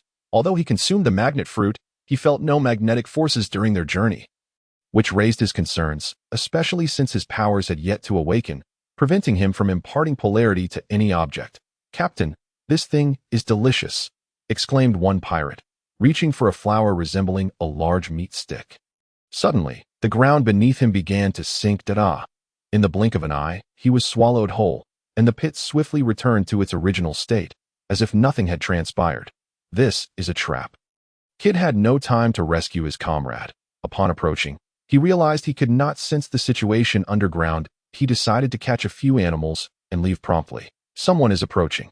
Hercules, who had resided on this island for over a decade, could detect even the slightest disturbance. Perched atop his rhinoceros beetle, he ascended into the air to survey the area. 2 individuals. Hercules, not inherently malevolent. After all, he rescued Usopp, did not wish for anyone to arrive here. It was far too perilous. He himself was uncertain whether he could evade the attacks of some plants. "Usopp, halt for a moment," Hercules called out to Usopp, who was running. "What is it, master?" Usopp replied, perplexed. Usopp was rather inept, lacking self-defense capabilities, a mere distant and fragile shooter. If there was one thing he excelled at, it was his unparalleled, unmatched level of negativity. Even the ghost doll could not alter his disposition to be more despondent. In dire circumstances, he could exhibit some unique abilities. Such an individual, Zoro intended to eliminate. Of course, he would, for Zoro's sense of justice demanded it, an unwavering justice that sought to eradicate all threats. Once you join a pirate crew, you must be prepared for the possibility of being captured and killed by the Navy. I do not care what your initial intentions were. Now that you have become a pirate, you must await your fate. Total annihilation, leaving no survivors. This embodies Zoro's justice. Someone is coming. Find a place to hide. Hercules did not intend to let Usopp confront the incoming danger. Given Usopp's current state, it would be tantamount to a death sentence. Fine.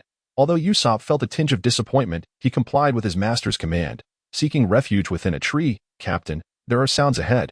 Have we finally encountered others?" Kid, accompanied by the remaining dozen pirates, approached Hercules. This island was exceedingly strange. It was frequently subject to ambushes. He had brought over 20 men, but had already lost more than 10, leaving him utterly unprepared. Moreover, he had become disoriented amidst the dense forest, towering trees, and a myriad of bewildering flora and fauna. The path they had taken was soon obscured within this wilderness. Most critically, he could not fly. "Old man, do you know how to exit this place?" Kid, known for his vile demeanor and recognized as the most brutal among the 11 supernovas, was second only to Luffy in terms of bounty. His reputation was built on a foundation of robbery and murder. Tsuke. Hercules held no favorable opinion of this individual. He displayed no respect for the elderly or children. Was it too much to ask for a more courteous request for assistance? "Hey, old man, can you hear me?" Could approached Hercules, who was entirely encased in armor crafted from insect exoskeletons, rendering it exceptionally sturdy. Hercules frowned, noting the increasing arrogance of the current generation. "Not going to speak." Kid, seething with frustration over the loss of his crew members, found himself irked by the sight of this eccentric old man. He was brazen and contemptuous, which explained why he had directly challenged Shanks upon entering the New World, resulting in the loss of an arm. He then prepared to ally with Hobbs and Apud to continue his challenge against Shanks, only to have all his plans thwarted by Kaido's sudden intervention.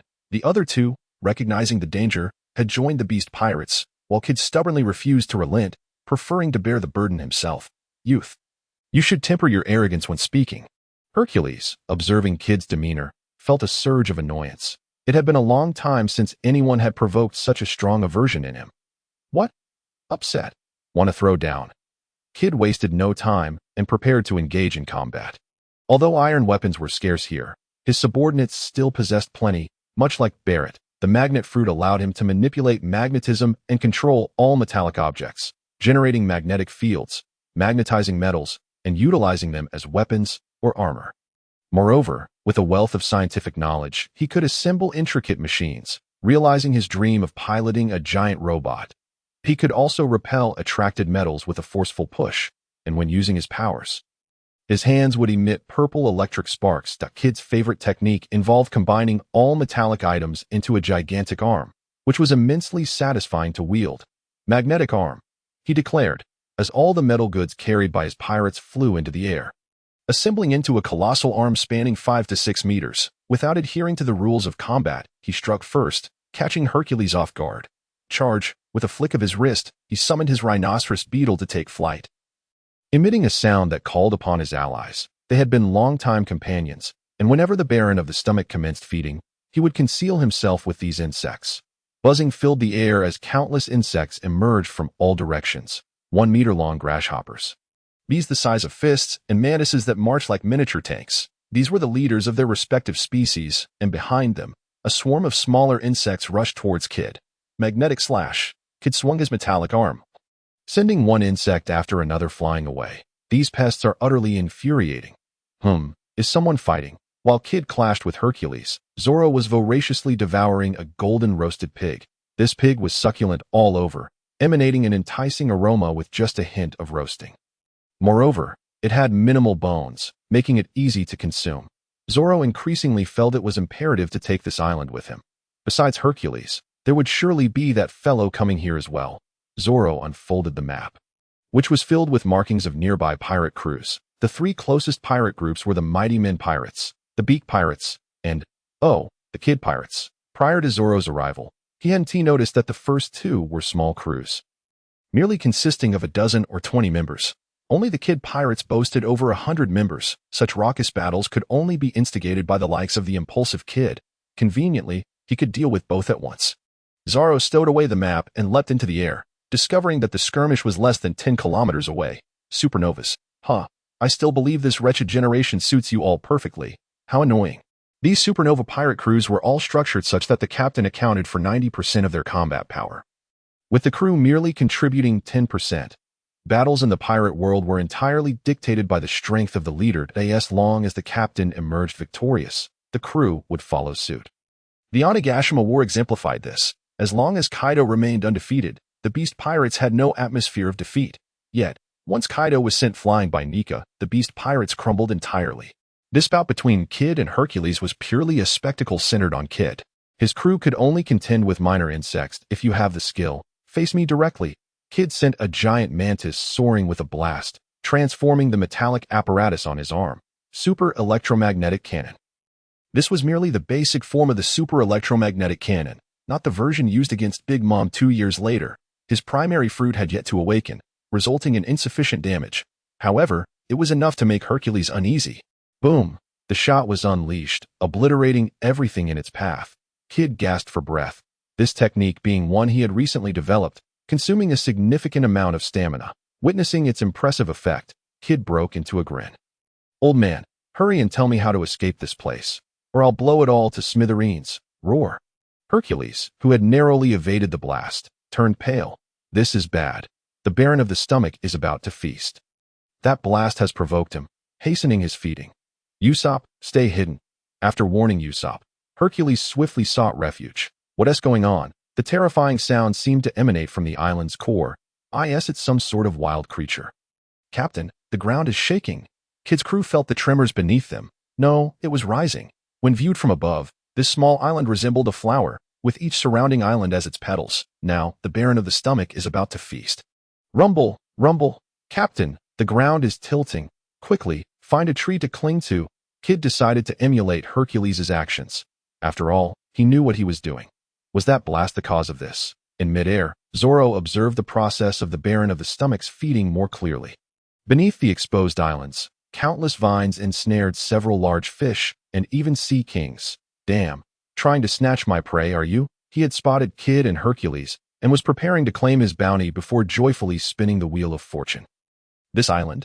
Zoro flew higher, gazing down upon the entirety of the island. It's enormous. If Karp's seabed drop could devastate Blackbeard's lair, the Hive Island, this place would merely be a fraction of a leaf blown away. This island is far too vast, prompting Zoro to abandon the notion of taking it with him. However, he still wished to establish a naval base nearby, serving as a supply station for the Navy before entering the New World via the Grand Line. I should leave this place for now. Zoro noted the location of Kid's attack, intending to return to the ship first. What's the matter? Finished already? Kari observed Zoro's composed return, pondering how swiftly he resolved matters. Yet he hadn't even caught a few fish. Some unexpected events occurred. The island began to feast, so we'll enter later. Zoro explained the situation. Circling the island should reveal a pirate ship. We'll sink it's impossible for all crew members to disembark. We must leave some behind. Zoro resolved to deal with the portion left behind by Kid. This time, you take the lead. Zoro suddenly instructed Kari. All right, since acquiring the Phoenix Fruit, Kari had not truly engaged in battle. This was an opportunity that it wouldn't do for Zoro to handle every fight in the future. Let him claim the bounties. If Zoro had to manage everything alone in the end, he would surely be exhausted. Cultivating his own team was imperative. The island is moving. On board the Kid pirate ship, the crew gasped at the converging islands. Captain, are you all right? Someone anxiously inquired. I'm fine. Kira held no doubts that Kid would perish here. Wait, there's a Navy ship approaching. The lookout among the pirates spotted the Navy drawing near. How can there be Navy here? No time to ponder. We must engage in battle. They had to wait for Kid to return. All hands, prepare for battle, Kira commanded, and the entire pirate crew sprang into action. Pirates are like this, when scattered. They resemble a disorganized mob, but under command, they transform into a pack of ruthless hyenas. Both sides opened fire simultaneously. The naval ship Zoro commanded was significantly superior to Kid's pirate vessel. Its cannons had the latest range, while Kid's were mere contraptions bought from the black market. Consequently, their shots fell short of Zoro's ship. Boom. The pirate ship was violently struck by cannon fire, splintering wood flying everywhere, and several pirates were hurled into the sea. Charge forward, Kira ordered. In this situation, they had no choice but to press through the cannon fire and approach the naval vessel for close combat. They would end this battle with their blades. Herein lay a distinct advantage of pirate ships: their speed. Most pirate ships were wooden, lightweight, and some even possessed ingenious technologies, such as Frankie's cola energy. Let them come, Zoro commanded. It was better to let them come, as he could net them all at once and avoid the hassle of pursuit. Soon, the pirate ship surged alongside the naval vessel, grappling hooks latching onto the hull, while some pirates swung from the rigging onto the naval ship. Kill.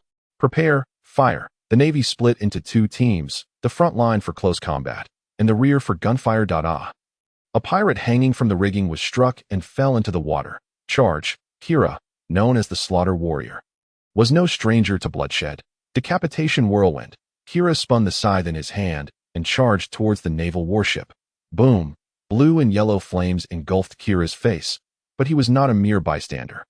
The rotating scythe sliced through the flames. Bang. The beast-human hybrid, Kari, made his entrance. With a humanoid body, his feet transformed into claws, his hands became wings, and he was enveloped in a blue flame. In short, he was a birdman. Phoenix. Upon seeing this, Kira recalled the immortal bird, Marco, from the Marineford War. Bang. With a single kick, Kari sent Kira crashing into the is. Kari felt as though he hadn't even exerted himself, and his opponent had fallen. Too weak.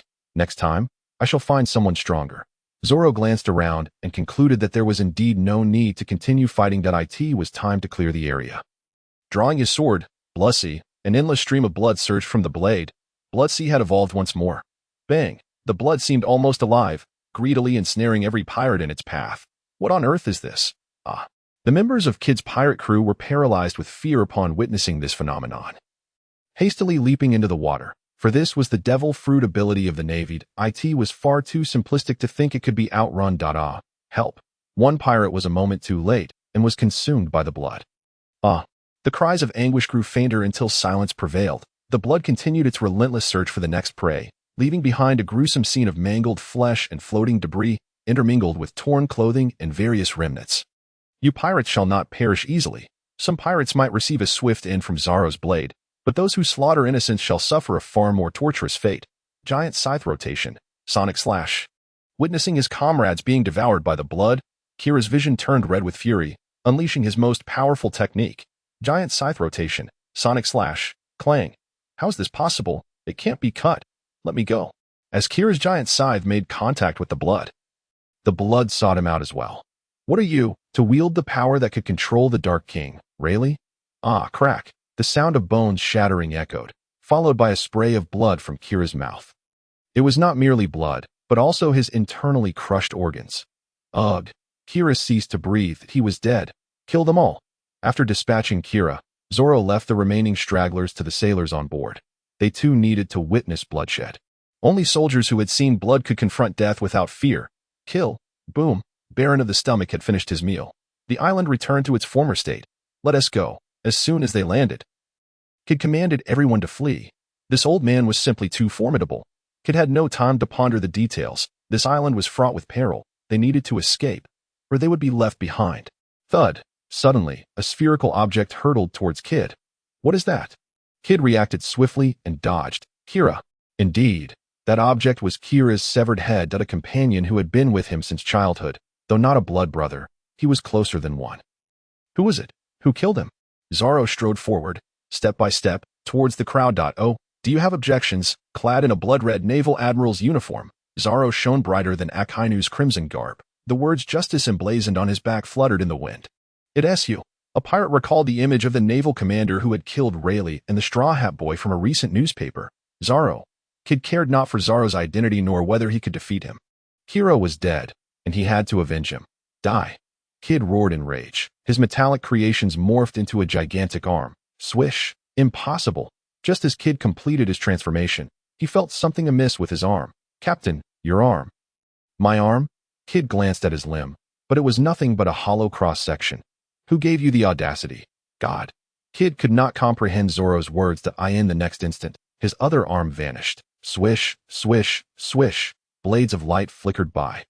Captain. The pirates watched in horror as their captain, one of the 11 supernovas, with a bounty of 315 million berries, was slain, reduced to mere fragments. Thud. How is this possible? Kid uttered those 4 words, his body collapsing like scattered blocks. A bounty of over 300 million. Even Monkey D. Luffy had only 200 million, having challenged the world government and burned the flags of Eni's lobby. This fellow's bounty was solely derived from the slaughter of innocents. Death would not be easy for him. And what of you? Zoro turned his gaze to the remaining dozen pirates, trembling and huddled together. Their captain was dead, their first mate too. They would not survive either. Thud. Several corpses fell to the ground. Zoro remained unfazed. Stop staring, come out. Zoro had already discerned the presence of Usopp and Hercules hiding nearby. You, after finishing off this pirate, do you have any business left? Hercules stepped forward, having witnessed the carnage unfold. How brutal. Why do you not flee? Zoro fixed his gaze on a tree in the distance. Was there not still one pirate left alive? Zoro referred to Usopp, who was hiding within a book. Usopp was on the verge of madness. This man, he could not have mistaken it. He was the one who had killed Luffy. How did he end up here? What should I do? Usopp trembled uncontrollably, certain he could not win. I am going to die. Usopp pondered in despair. Hercules, of course, knew where his apprentice was. He was aware that his apprentice was a pirate. Facing the harbinger of death, Hercules understood there was no room for negotiation. Are you going to stop me? Zoro asked Hercules. After all, he was his mentor. The mentor ought to protect their disciple. Moments later. How is this possible? Hercules lay in a pool of blood, closing his eyes in despair. Countless insects lay dead around him. With a single demonstration of Conqueror's Haki, they were all vanquished. No combat necessary. Hercules was not killed by Zoro. Zoro was not a villain. And Hercules was neither a pirate nor a criminal. He was merely a hermit training on this island. Had Usopp not been flung onto this island, Zoro would never have come here. Zoro was a reasonable man. If you engage me in reason, I will respond in kind. If you refuse to reason, I will beat you into submission before we discuss it. Quite reasonable. Wouldn't you agree? Zoro harbored no regrets. But what of Usopp? He had already succumbed, for the overwhelming presence of Conqueror's Haki could incapacitate even a significant number of Whitebeard's crew. The strength of Hercules was roughly on par with that of a captain from Whitebeard's ranks, subpar. Yet acceptable. Found you, Zoro exclaimed upon spotting Usopp, unconscious against a tree, and he hoisted the tree away from the scene. Bang! In the heavens above, Usopp stirred awake. This is it, Zoro mused, sensing it was nearly time to depart. Perhaps he would leave behind 1 or 2 members of the Straw Hat Pirates, a pity indeed, not Usopp, for their enmity would only deepen in the days to come, particularly with Shank's crew, Jesus Burgess. Thus, he thought, perish. Zoro clenched his fists tightly. A wave of suffocating pressure enveloping Usopp's form. It was the sound of internal organs being crushed. Was he to perish? Oh, Miss Kaya. Await my return. As he loosened his grip, Usopp plunged into the depths of the sea. Help me. Glub, glub. He acquired 468 attribute points. Extraction, desperate survival. Desperate survival. In dire straits, you will unleash a strength and fortune not inherent to your current self. After a week of sailing westward from the Boeing Islands, Zoro found himself in a bind. The naval vessels were not particularly swift, and the vast expanse of the pirate world made travel arduous. At times, one could sail for a month without encountering a single island. Zoro, equipped with a map, could identify most locations. Nevertheless, a considerable portion of the world's islands remained undiscovered. Zoro pondered the abilities he had acquired from Hercules. He had refrained from slaying Hercules, utilizing a special skill extraction voucher instead. This was a reward of 5,000 justice points bestowed upon him after defeating Kid, allowing for a quintuple draw. 2 special skill extraction vouchers required the opponent to be gravely injured before they could be used. 3 types of sustenance, akin to energy drinks, gradually enhanced physical constitution. Prosperous sausage x 100. Increases your constitution by 0. 1 per week for each consumed. Reib x 100. Enhances your intellect by 0.1 per week for each bottle consumed. Master Chef's Old Pickled Cabbage Beef Noodles x 100. Boosts your resistance to toxins by 0. 1 per week for each bucket consumed. Perhaps the treasures within the 1,000 justice points had already been exhausted, leaving only these subpar versions of food from a bygone era, yet they provided substantial attribute enhancements. While these may hold little value for Zoro personally, they could significantly bolster the entire Navy's strength. Zoro resolved to save up for a tenfold draw at a cost of 10,000. While utilizing the remaining justice points for the 1,000-point pool, he intended to elevate the Navy's prowess through his own efforts. It would be through sustenance, plant recognition technique. You can identify a greater variety of special plants. Hercules had gained a gradual understanding of most flora on the Boeing Islands due to his prolonged residence there. Some could sprout bamboo from the earth, while others could explode. Mastering these bamboo plants, Zoro realized, could grant one formidable power in battle. Usopp, after 2 years of training, had indeed increased his strength and built muscle. His fighting prowess relied heavily on the myriad of special plants he had brought from the Boeing Islands. Zoro's extraction of this ability was also aimed at acquiring those unique plants. Zoro, is this truly effective? Kari wiped the sweat from his brow, gazing at the vast assortment of plant seeds transported from the Boeing Islands. Each individual carried some. When faced with peril, that would undoubtedly prove invaluable. Zoro reminded him, well then, after all, who was he to question a vice admiral? Kari complied. The seeds transported from the Boeing Islands weighed several tons. Even so, it was but a drop in the ocean compared to the size of this island. Kari meticulously categorized and stored the seeds, distributing 10 to each naval officer in times of need. They could simply cast them onto nearby soil. Come, everyone, partake in some sustenance, Zoro declared, producing the sausages and Master Chef's noodles. If that isn't sufficient, I have more Reib. Kira had also provided Zoro with over 2,000 justice points, allowing him to draw twice from the 1,000-point pool. Alas, it was still the same substandard snacks. How delightful they tasted. Kari devoured the Master Chef's noodles heartily, with a thick sausage soaking in the bucket beside him. Zoro felt immense satisfaction witnessing his brigade of sailors grow stronger. Thus, accumulating justice points was of the utmost urgency. He pondered the current state of the naval headquarters. Recently, the world government had officially accepted Sengoku's resignation. Sengoku had retired. The new fleet admiral, Sakazuki, issued his first command, relocation. The naval headquarters was to be moved from the Grand Line to the New World. The Navy needed to hone their skills. For the pirates of the Grand Line were insufficient to challenge them. They would venture to the New World. There, they could not only intercept those pirates crossing over from the Grand Line, but also significantly bolster the Navy's might. However, the naval headquarters in the New World was still under construction, leaving the naval headquarters stationed in the Grand Line for the time being. Hey, Fleet Admiral Akainu. Zoro picked up the transponder snail and naturally dialed Sakazuki. What is it, kid? Sakazuki, seated in his office, had personalized the space to reflect his style. The wall behind him bore the inscription, Absolute Justice. Oh, nothing much. That I've discovered a plethora of plant seeds on a nearby island. Perhaps you could cultivate them. These seeds would provide a substantial boost to the combat abilities of the Navy's recruits. Zoro elaborated on the purpose of his call. Sakazuki held a deep appreciation for this young man. Recognizing his relentless pursuit of eradicating pirates, he was reminiscent of his own youthful vigor, holding a vehement disdain for pirates. This aligned perfectly with Sakazuki's principles, especially after Zoro had thoroughly trounced that old rascal Karp. Sakazuki was a man who prioritized the Navy's interests above all else. In the original narrative, even a coward like Koby, who later proved useful, was not subjected to disdain or reprimand. Promotions were granted as deserved. As long as it served the Navy's interests, he would endorse it. All right, wait for your return. Sakazuki puffed on his cigarette, exhaling clouds of smoke. Only upon becoming Fleet Admiral did he comprehend the weight of such a position. A multitude of affairs demanded his attention, particularly after he assumed the role, leaving only 2 of the Navy's 3 admirals. Kizaru was manageable. As long as tasks were assigned, he would eventually complete them, albeit at a leisurely pace. Akiji, however, posed considerable challenges. Their relationship had soured during the incident involving the bombardment of the O'Hara refugee ship, where Akiji had expressed his discontent. Sakazuki paid little heed to such matters.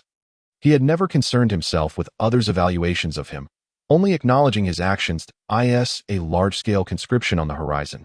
Zoro suddenly inquired, How do you know? Following the intense conflict of Marineford, the Navy had suffered considerable losses. And with the impending move to the New World, the defensive tasks would only become more arduous.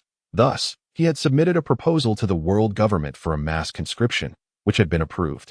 The recruitment process was manageable. However, the vacancy left by an admiral could not remain unfilled for long. Although Sengoku had recommended Zoro, the boy was still too young, only 18, and would barely turn 19 by the end of the year. His track record consisted solely of Rayleigh, and they were unaware that Rayleigh had been released after Zoro had absorbed 2/3 of his power. They merely perceived Rayleigh as being rather weak. Several of the 7 warlords pale in comparison. I do not acknowledge Zoro's accomplishments and prowess. Sakazuki also wishes for Zoro to ascend to the rank of admiral. He requires a loyal subordinate of his own. Kizaru is a colleague, obedient and compliant. Akiji has recently adopted a laid-back demeanor, seeming somewhat detached from the Navy. However, there are 2 individuals worthy of attention. One is named Ishiao, a blind man, and the other is called Huangmu. I am uncertain of their exact whereabouts, but I am aware of their existence. With the position of vice admiral and some incentives, I should be able to recruit them. They could serve a purpose, albeit temporarily.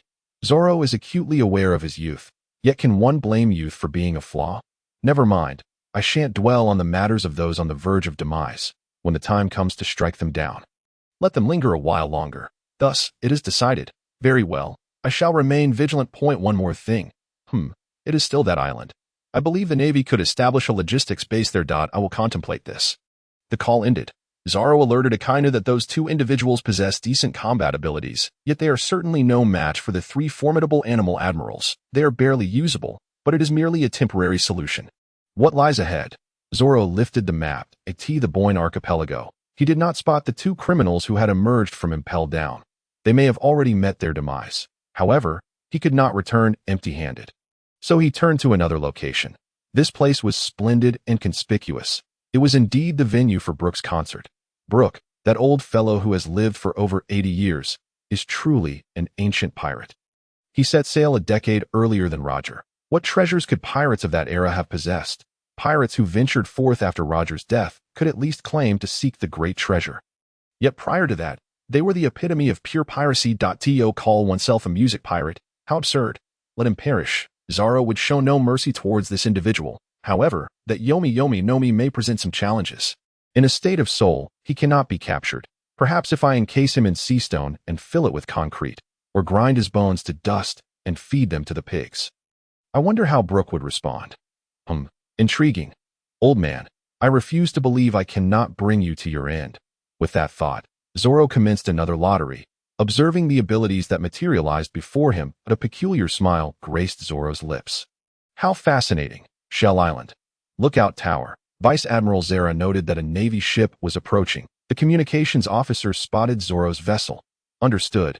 This middle-aged man, known as Vice Admiral Zera, turned and picked up another transponder snail. Hello. The Navy is coming. Quick, flee. What? The Navy is coming. The three agents of Brook, along with various pirate factions attending the concert, simultaneously received news of a Navy ship heading their way. Chaos ensued, a frenzied uproar. Shell Island, as the name suggests, is abundant in shells, with the pearl shell being the most precious. The island itself is vast, significantly larger than the Boyne archipelago of days past, with a population exceeding 200,000. The primary industry here revolves around pearl shell harvesting. There is no king. Instead, a council of merchants governs. They submitted a letter of affiliation to the world government and received approval, with the heavenly gold being substituted by pearls from this region. The Navy has also established a division here, the G-19 Division. The highest-ranking officer here is a Vice Admiral, whose rank is 3 tiers below that of the headquarters Vice Admirals, of which there are only 16. Fortunately, the notification was swift. However, it is uncertain if they will arrive in time. Vice Admiral Zoro, now in his 50s, has attained his rank through dexterous maneuvering and networking. The Navy acknowledges his achievements in stabilizing the waters from pirate incursions. But is this truly the case? Shell Island is large, populous, and affluent, governed by a council of merchants in his daily life. Zoro has often been drawn into their dealings, fostering a sense of camaraderie. Through this back and forth, they began to call each other brothers, with Zoro being referred to as Big Brother and showered with favors. Thus, pirates began to arrive. It is crucial to understand that these pirates do not come to plunder but to conduct business. What kind of business, you ask? Drug trafficking and arms dealing. Merchants prioritize profit above all. If it is lucrative, anything can be negotiated, whether dealing with pirates or even the most despicable creatures, as long as they have money. Anything is permissible. Moreover, trading here is exceedingly safe. For over a decade, these merchants have generously bestowed Zoro with annual tributes amounting to tens of millions of berries. Consequently, Zoro gradually learned to feign ignorance. With the prevailing culture of reciprocity, Zoro did not forget his subordinates. Thus, the entire Navy division was compromised. Almost everyone benefited substantially. There were indeed a few innocent individuals, but even in the filth, one can find gold. In such a large Navy division, there are inevitably some righteous souls who refuse to accept Zoro's bribes. Such individuals are rare. Those who dared to report to superiors often ended up shot in the back. Their deaths ruled as suicides as a result. Even those few who remained innocent would no longer attempt to assert their integrity, unless they had formidable connections. This region of sea, under such peculiar equilibrium, has surprisingly remained tranquil. Merchants conduct business with pirates and, in turn, pay off the Navy. Once the Navy collects its protection fees, they pretend not to notice the pirates. These pirates also restrain their subordinates, ensuring no crimes are committed within the safe zone. Yet, once they leave, the suppressed pirates revert to their former selves. Consequently, compared to neighboring areas, Zoro's domain truly flourishes, teeming with life. What a commendable Vice Admiral he is. Within the office of the Shell Island Navy Division, who is this newcomer? Zoro stands at an imposing height of 2 meters and 3 centimeters, a tall figure among ordinary men, and his strength warranted his promotion to Vice Admiral. He had not received notice of any admiral from the headquarters coming to inspect his territory. Never mind, I shall buy some time. Zoro resolved to prevent this Vice Admiral from easily landing on the island. Otherwise, the delicate balance he maintained would be shattered. Every moment he could delay mattered. Is this place truly so formidable? Kari perused the G-18 Division's reports, noting that they could eliminate a few pirates every so often, as if it had been prearranged. Could it be genuine? Zoro mused. Perhaps there truly are formidable Navy forces safeguarding this region's security. However, I remain skeptical that Zoro's purpose for coming here was to confront the skeleton holding a concert. If other pirates were present, Zoro would not mind dealing with them as well. Let us hope. Kari shrugged. Just in time, we also need to replenish some ammunition. Let us head to the Navy Division first. Let's go. Vice Admiral Zoro. Zoro nearly spilled his tea in shock. Is he not the one who killed Whitebeard during the Marineford War? Though Zoro did not attend that battle, he watched the live broadcast. It was merely luck. After all, a bearded man nearby commented. This individual is a pirate, or rather, the leader of the pirates in this region, as a vast territory requires a chief to oversee it. This bearded man is Joseph, the head of the pirate organization on Shell Island. By that time, Whitebeard was already on his last legs. I could have done it too. Joseph believed that had he been there, he too would have struck down the strongest man, for the title of the mightiest was far too dazzling. And what of the likes of Admiral Rayleigh and Straw Hat Luffy? Zella remained undeterred, urging the pirate to refrain from acting impulsively. That old coot. Who knows where he crawled out from, and who could fathom his level of weakness? Joseph was unchanged, firmly convinced that the present era belonged to pirates. Dismissing the previous generation as mere trash, declaring, "The future is ours." As for the Straw Hat Kid, what could he possibly recover to in just 2 weeks? He was of no consequence. Joseph brimmed with confidence. And this unfounded self-assurance lent Zella a modicum of courage. Perhaps Zoro truly had connections. Rumor had it that he shared a good rapport with the newly appointed Admiral Akainu. Could it be that this fellow was Akainu's son? Seeking to gild his reputation, this thought suddenly crossed Zella's mind. We must not act rashly. There is a third individual in this room, the representative of the Shell Island Merchant Conference, Rushja. As a merchant, his primary concern was profit, and he was averse to unnecessary risks. Should we wait for him to discover our plot and have us all apprehended? Joseph scoffed, dismissing Rushja's cowardly stance. Let him put on a show. Once he has finished inspecting, we shall proceed with our plans, Zella suggested. That could work, Rushja acquiesced. Very well, but should we be discovered, I will take matters into my own hands, Joseph remarked, voicing his intention to keep the naval rear admiral detained. He was brimming with confidence, planning to ensnare him with Seastone, then incapacitate him, ultimately eliminating him without a trace, with Zella providing cover. The report following their success would state that Zoro had been attacked in these waters. Unable to defend himself, and met his demise. It seemed nearly flawless, yet the first step was destined to falter, for Zoro was outside, eavesdropping. He had arrived early, never foolish enough to approach the naval headquarters directly. The report was too perfect, igniting Zoro's suspicions and compelling him to discern if the one in charge truly wielded such prowess in maintaining order. With his current skills, remaining undetected was a trivial task. Little did he know, upon arriving at the naval base, he spotted a rear admiral cloaked in the guise of justice, sneaking off to a clandestine location. This piqued Zoro's curiosity.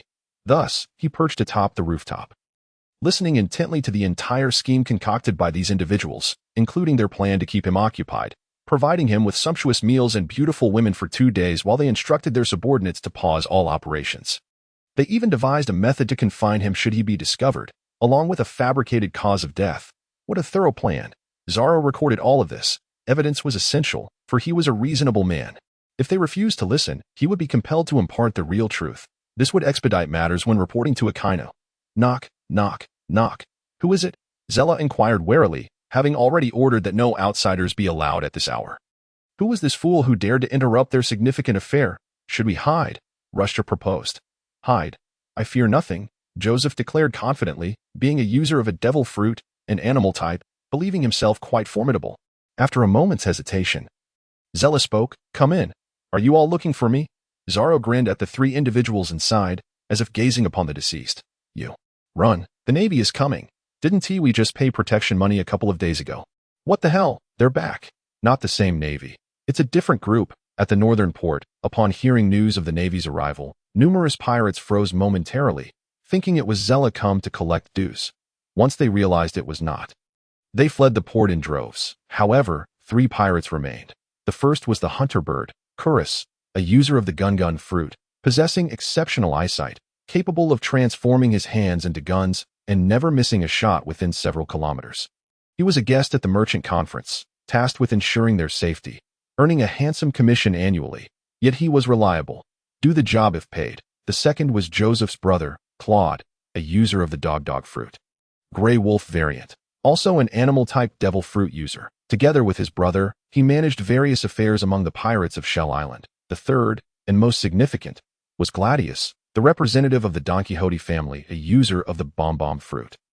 Don Quixote, known as the Joker, transformed Dressrosa into his weapon factory, with arms sold worldwide. Occasionally, he would dispatch family members. This time, Gladius was the representative. Shell Island played a crucial role in the underground world's trade, profiting immensely from arms sales. A rear admiral of the Navy, Gladius was entirely shrouded, concealing his expression. His bomb fruit enabled him to transform anything he touched into explosives, including himself. What is there to fear? Just eliminate him, leaving no return. Claude, lacking in intellect, thought similarly. Most animal-type devil fruit users were not particularly bright, and these fruits were rare, difficult to come by. Besides the group of users from Crocodile's workshop in the Alabasta Kingdom, there remained only a few others. The 2 brothers, both devil fruit users, were indeed rare, in a population of less than 400,000 on this small island that could be deemed kings among men. Dim-witted, Chorus scoffed at this fool, thinking the rear admiral was easy prey that if that were so. During the War of the Best, not a single one had perished. He wondered how these people could oppose a rear admiral from headquarters. Their brains must be scrambled. Regardless, Chorus had resolved that if a fight broke out, he would merely fire a couple of shots, enough to justify the small sum paid by the merchant conference. There was no way he would risk his life alongside these reckless fools. Chorus maintained a clear understanding of his capabilities. He had never harmed civilians. As a bounty hunter, his job was to capture pirates. Later invited by the merchant conference for protection against those with malicious intent. Truly, he was the White Lotus among this crowd. More commendably, he possessed self-awareness. He would not engage a rear admiral but instead prepare to make his escape at the first opportunity. His life was paramount. Claude glared at Chorus, displeased with his demeanor. Someone is coming, the taciturn Gladius sensed the impending arrival. Returning to the earlier scene, "Are you all looking for me? Attack." Joseph immediately recalled this individual from the newspapers. After so many years as a pirate, his decisiveness remained strong. He recognized that failing to eliminate this man would spell doom for them all. A user of the brown bear fruit, Joseph transformed into a towering 5-meter-tall brown bear, his animal form exuding high defense and resilience. Swish, Zella also reacted, realizing that since he had been discovered, he had no choice but to strike. Otherwise, his position was surely compromised. Clang. "You rear admiral. You're a bit lackluster."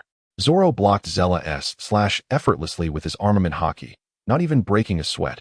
Roar. The brown bear lunged at him, its gaping maw dripping with menace. Zoro could almost smell the foul stench of unbrushed teeth emanating from the creature.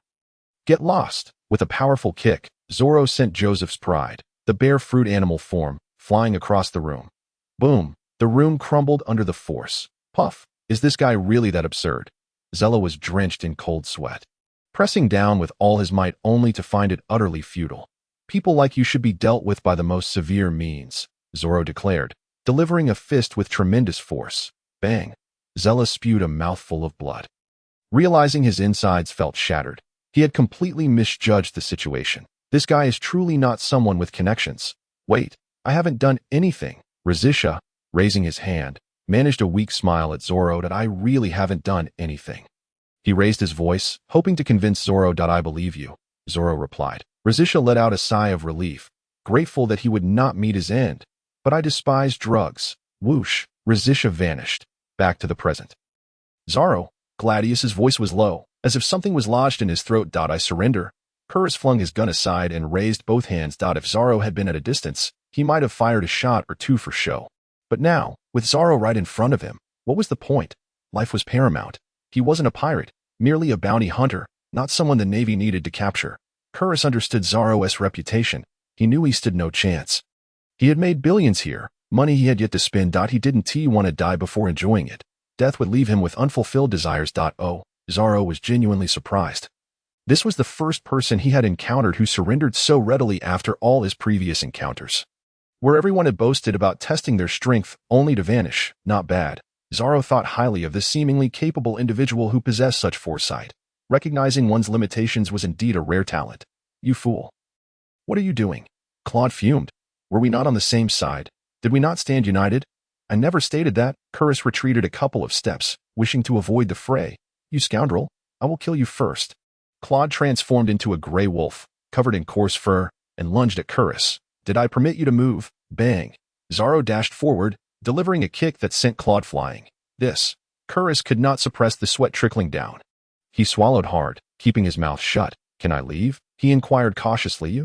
Zoro found this character to be quite memorable. A first in his encounters. "I'll grant you a chance. A 15-day sentence that if you survive, you're free." Zoro declared the verdict. Chorus was momentarily stunned before entering Zoro's makeshift prison. Surviving was his only goal, he thought optimistically. But what about my money? After tossing Chorus into the cell, Zoro turned his attention to the last individual, someone from the Doflamingo family. It was worth noting that Doflamingo had aided him during the Marineford War, helping him amass his first fortune, which allowed his subsequent rise. He seemed to recall promising to spare Doflamingo's arm, but the words of his subordinates would not afford him the same leniency. "You scoundrel," Gladius, one of Doflamingo's subordinates, boasted arrogantly, much like the others. "What to do?" Gladius pondered. Fighting was futile, and escape seemed impossible. In that fleeting moment, the surrounding pirates had scattered. Zoro, I am a subordinate of Doflamingo. The young master is a warlord of the sea. I have not attacked you. Thus, you cannot harm me. Gladius attempted to bind Zoro with the rules of the warlords. Regrettably, Zoro dismissed such notions that I do not recognize the warlords, and Doflamingo must perish.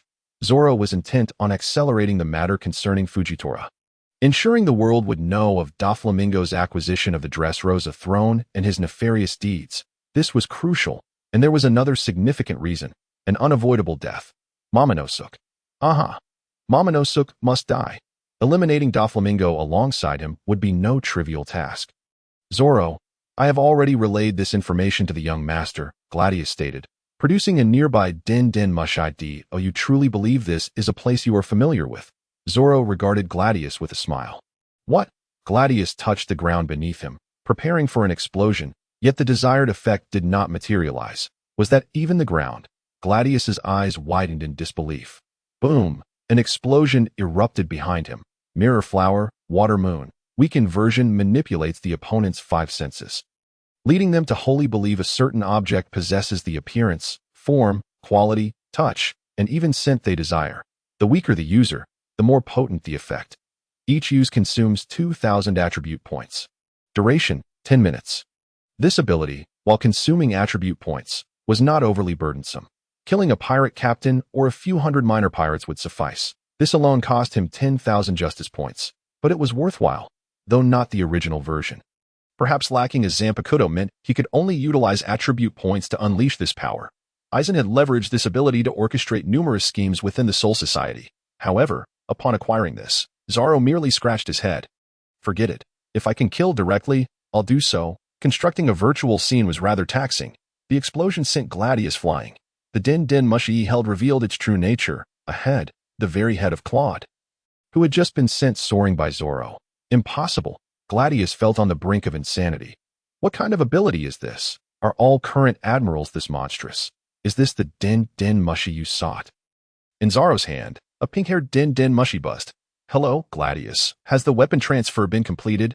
All is well. That's great. Return soon. Understood. Young master. Do you comprehend now? Zoro discarded the Den Mushi. Gladius was utterly bewildered. Was this reality or mere illusion? Where had that figure emerged from? And how had it produced his voice? Was this the power of a devil fruit?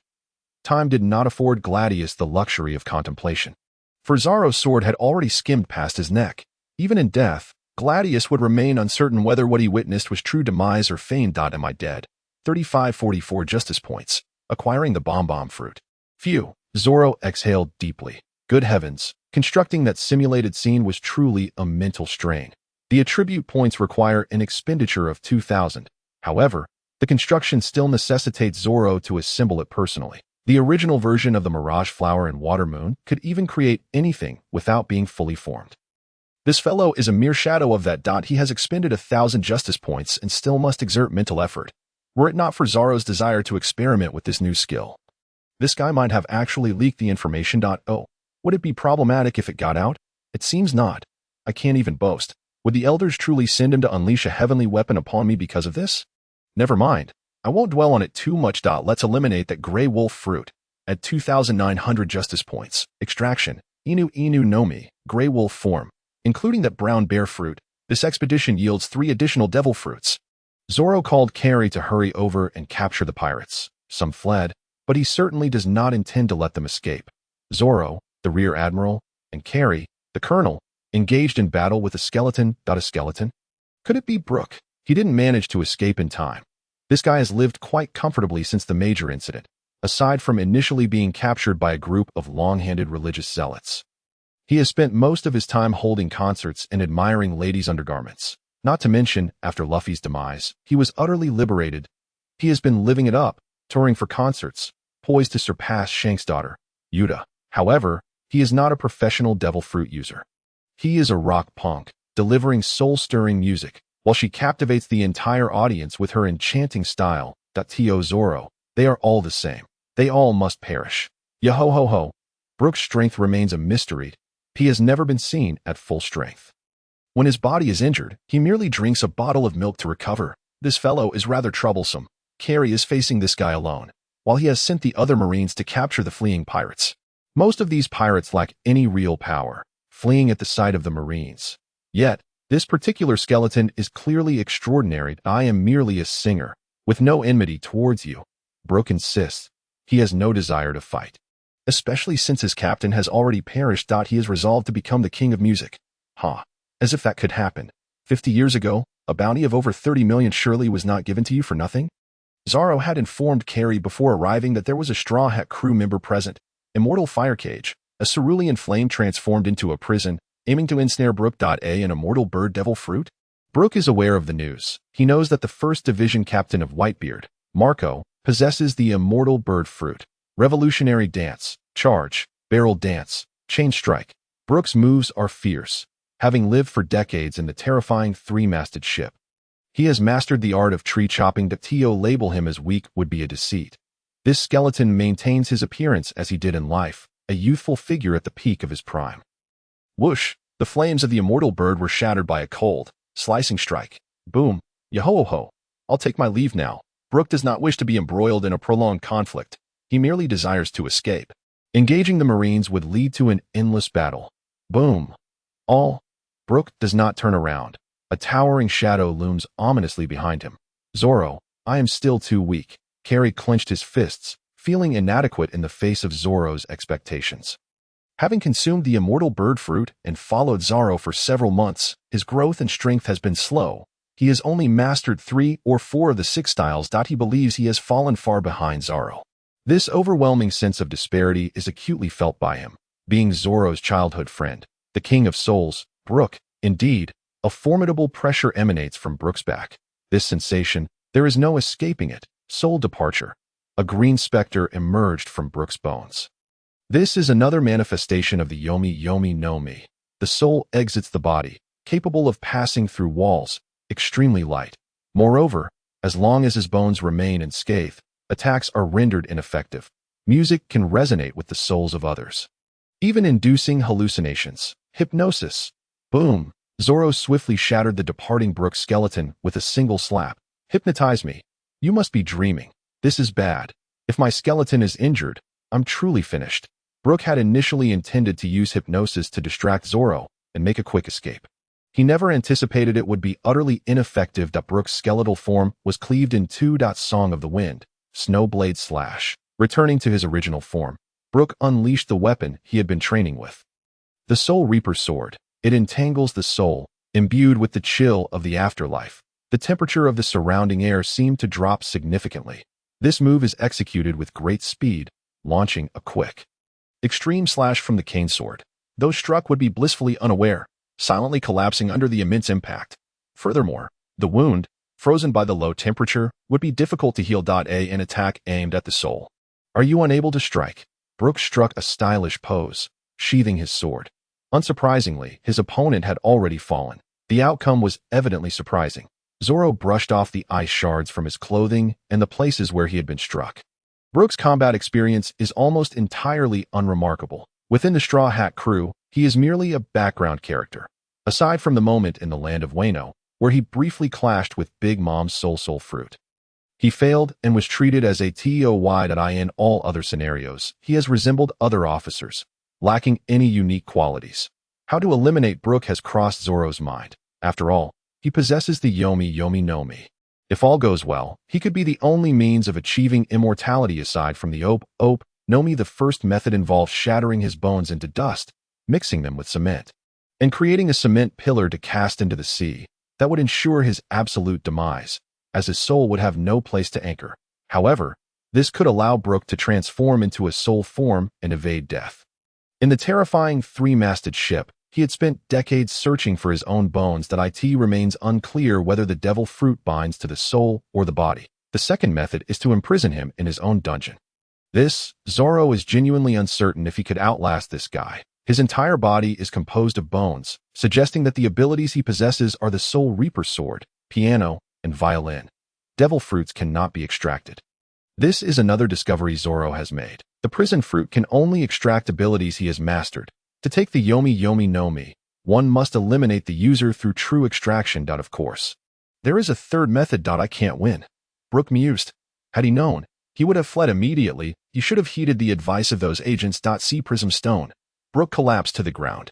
The Sea Prism Stone has sealed Brook's opportunity for his soul to escape. It has locked his fate.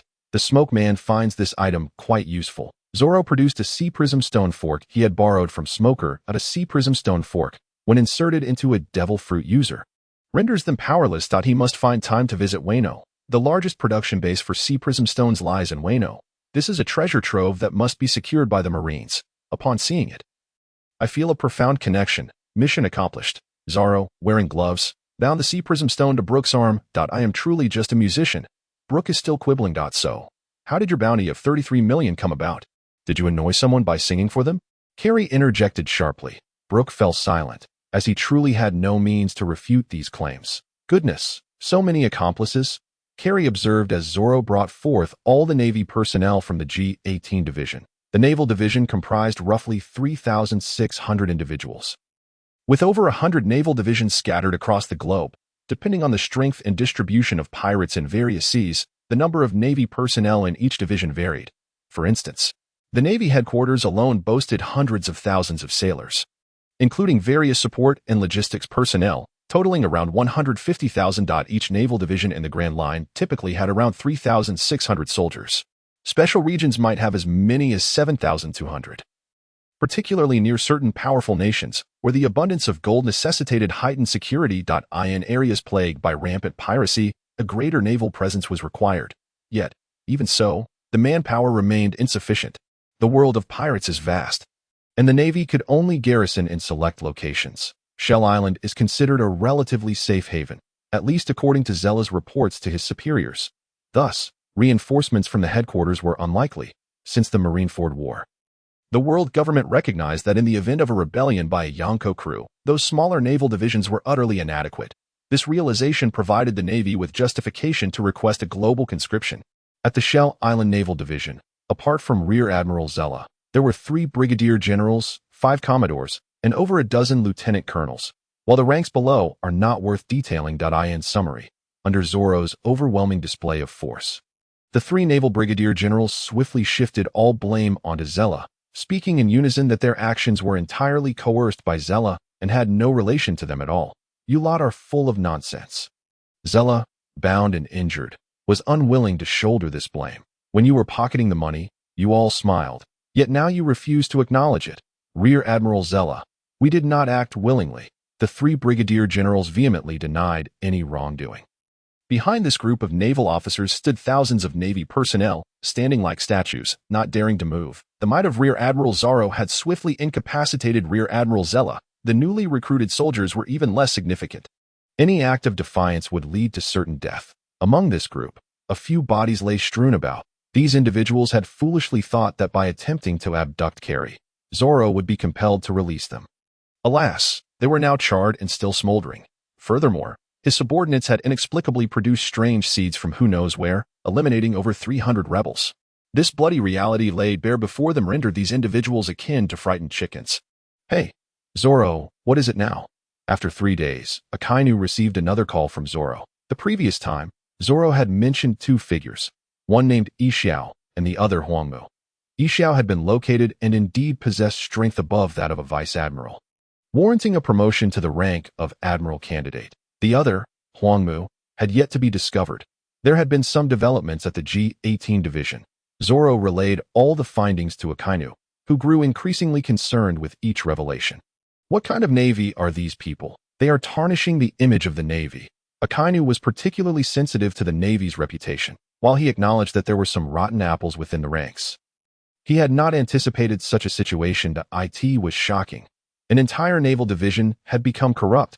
As explained by Zoro, out of the 3,000 personnel, only around 400 had not accepted bribes. These 400 were under the command of a certain naval lieutenant colonel, who had previously faced criticism from his subordinates for refusing to accept money while others did. Why must they remain impoverished? Now, they felt fortunate that their superior had upheld his principles in every region. There are individuals who shine brightly, remaining untainted by the murk, emerging from the filth yet retaining their integrity, of course. Another significant reason for this lieutenant colonel's stance was that he was the son of the chairman of the Shell Island Merchant Association. He was not in need of money. His enlistment in the Navy was purely for his ideals and the pursuit of justice. Upon witnessing the various corruptions within the Navy, he steadfastly maintained his principles, even sharing his wealth with his subordinates to protect them. Zella no longer paid attention to this naval lieutenant colonel. He was subsidizing his subordinates out of his own pocket, leaving Zella to question his own actions. The majority of the personnel had accepted less bribe money, or perhaps they followed suit after seeing others do so.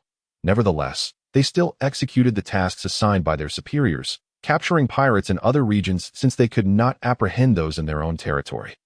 This was a meager attempt to fulfill their obligations. These individuals represented the majority within this division, initially reluctant to accept bribes. After all, joining the Navy in this world is perilous. When the Golden Line attacked Marineford, countless Navy personnel lost their lives. Yet, they still charged forth, resolute in their mission to stop him. However, such ideals gradually diminished over time. The remaining 800 individuals were beyond redemption. There was no hope left. They were merely waiting for death. Death. Akainu rendered his judgment on this matter over the transponder snail. I believe we need to establish a supervisory organization. Zoro proposed. That is acceptable. After Akainu assumed the rank of Fleet Admiral, he sought to make significant changes. However, his nature made it so that some individuals were reluctant to voice their opinions to him.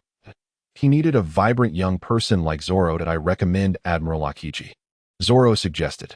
However, there was a caveat. If Akiji chose to leave the Navy, there would be no recourse. Resolve it. Then. Akainu pondered. Akiji had grown increasingly lethargic at the Navy headquarters. Zoro's suggestion to establish a supervisory organization was indeed sound, allowing him to rid himself of this troublesome individual. After all, they were former colleagues, and Akainu would never obstruct capable individuals. Zoro's suggestion regarding Akiji was based on Akiji's current disillusionment with the Navy. Since the incident at O'Hara, this discontent had only grown. Remaining at the Navy headquarters would only exacerbate the conflict between the Doves and Hawks. Allowing him to address the Navy's miscreants would be a most fitting assignment, enabling him to channel his grievances constructively. He was a formidable force. It would be a waste not to utilize him. Akainu realized the underlying reasons behind Zoro's proposal. Then it shall be him. However, this would leave the Navy headquarters with only Kizuru available. The world government occasionally required admirals to handle certain matters. If the Navy headquarters were to be stripped of personnel, it would be a significant issue. Akainu felt a headache coming on. Sengoku had suffered from such concerns, and now Akainu was experiencing the same. Meanwhile, Zoro observed that the Navy harbored quite a number of corrupt individuals. What is your name? Zoro inquired of the young man who managed to maintain his ideals amid a crowd. Although he was indeed wealthy, this did not diminish his integrity. Loda. Loda replied loudly. Excellent. Very spirited. Would you care to join me in my endeavors? Zoro was more than willing to recruit such a justice-minded individual. Sure. Rhoda unhesitatingly accepted Zoro's invitation. At the age of 24, he was actually older than Zoro. However, strength supersedes age. Rhoda, the sole heir of Quetzalcoatl, was the president of the Merchant Conference of Shell Island. He was the only son. While Zoro was dealing with the Navy, the head of the Merchant Conference also arrived, accompanied by 12 prominent merchants from Shell Island. They stood aside, observing Zoro's handling of the Navy. A merchant voiced concern, wondering if Zoro might turn against them. They were well informed, aware that Zoro was notoriously ruthless. Despite his youth, he dealt with pirates with unyielding ferocity. Surely not. We are a member of the world government, and the Navy is supposed to protect us, someone pointed out. This calmed the others, but not Kusaliamti. In his 50s, he had transformed from a small clothing vendor into the president of the conference through decades of hard work. Far more astute than the nearby gluttonous merchants. To him, the danger had not yet passed. Then you shall accompany me. Your rank is now Lieutenant Commander. Zoro announced Rhoda's appointment. Here. The title of Lieutenant Commander referred to that of the naval headquarters, not the branch offices, marking a promotion of 2 ranks as a Vice Admiral. Zoro had the authority to act without prior approval for ranks below that of Rear Admiral. Kari, take him with you. Understood. Kari, a few years older than Zoro and of similar age to Rhoda, held a rank 1 level higher than Rhoda, being a colonel. Now, it was time to deal with the rest. Akainu's stance was clear. There was nothing more to discuss. Execution was the only option. The ill-gotten gains would be confiscated, with a portion set aside as compensation for their families. The process was exceedingly rational. According to the rules, their crimes did not warrant death. However, with a new official aiming to make a statement, Akainu intended to use this base as an example. Zoro shared this sentiment, and the 800 individuals were swiftly executed. The reluctant Navy personnel would also serve time as punishment. Zoro could not afford to eliminate everyone, or there would be no one left to work. Pirates could be swiftly dealt with without consequence, but the remaining Navy would be gradually dismantled, one base at a time. Giving other naval bases the opportunity to report for rewards. 1 day later, at the Shell Island Naval Base by the sea, over 800 Navy personnel were executed on the spot by the soldiers brought by Zoro. The bloody reality lay bare before the merchants. Goodness, is this fellow truly so merciless towards his own? They lamented, questioning if they would be granted any chance at all. These unjust individuals had given no opportunities to the pirates they let escape. Execute. With so many people involved, Zoro's ship held only about 300. The executions were carried out in 3 phases. Upon witnessing the first wave of executions, the remaining condemned Navy personnel could no longer contain themselves. Realizing their fate was sealed, they attempted to flee, hoping for a sliver of survival. Thus, the remaining 500 erupted into chaos. Flames circle. Kari unleashed a ring of fire, encircling the group. Instantly, silence fell. They recalled the fate of those who had tried to attack Kari. This fire would not extinguish once ignited. Execute. As the last 200 heads fell, the nearby sea turned crimson.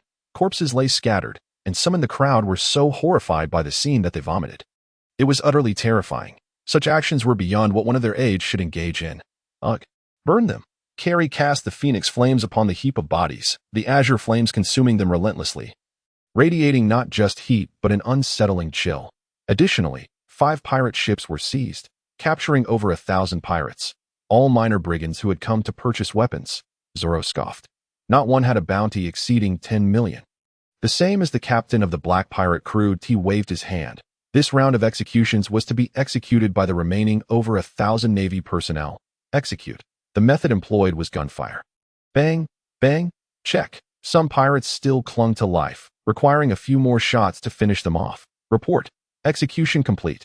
All were eradicated. Aside from this group, the Merchant Conference, comprised of those who sought profit in business, were adept at navigating changing tides. They promptly handed over their bribe records regarding the Navy as soon as Zoro toppled Zera. Truly, those who recognize the times are indeed wise. It seemed Coolest had learned from them. Life is everything. Everything else is mere nonsense. These merchants were shrewd, and Zoro chose not to deal with them. Naturally, he could not. They were the leaders of this small nation, and eliminating them would only plunge the country into further chaos. Unable to manage it, he moved on. The next destination would be Dressrosa. If all went according to plan, Momonosuke should be at Caesar's research facility. Icefire Island should be no more. The journey from here to the New World would be lengthy, requiring passage through the Sabati archipelago. By then, the new naval headquarters would be nearing completion. That he intended to deliver Whitebeard 2 spear to Zephyr, fulfilling his regret. Sighing at the thought of Zephyr, Zoro felt a pang of sorrow. A diligent veteran who had served for decades, only to be forced out for the greater good and ultimately killed by his own student. Zoro felt a twinge of compassion. Thus concluded this chapter. Whitebeard 2 was dead, yet the sins of piracy were far from over. Zephyr still had several students. This return to the naval headquarters would allow him to take them along, training them to become figures of authority. And so it was decided. What of Brook? He had encased seawater stone in concrete, creating a foundation. Deep beneath some nearby waters, he was still alive, a surprising turn for Zoro. Yet, this existence was perhaps more torturous than death. Zoro departed. Just as he had arrived lightly, he swept away the corrupt navy and pirates of Shell Island with a storm's fury, executing the guilty and burying the dead. Overall, this venture to Shell Island proved quite profitable, especially in discovering a remarkable naval talent, Rhoda. Vice Admiral Zoro. Rhoda approached Zoro enthusiastically. He was exhilarated. Ever since witnessing Zoro's prowess during the Marineford War, Zoro had become his aspiration. The influence of Zoro had notably facilitated Akainu's grand military conscription, particularly among new recruits who idolized Vice Admiral Zoro. Young, overpowering all rivals, and handsome.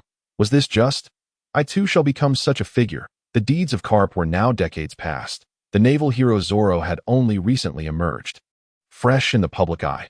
Moreover, through the machinations of the traitorous gears at the Morgan newspaper, Zoro's reputation resounded across naval recruitment stations worldwide.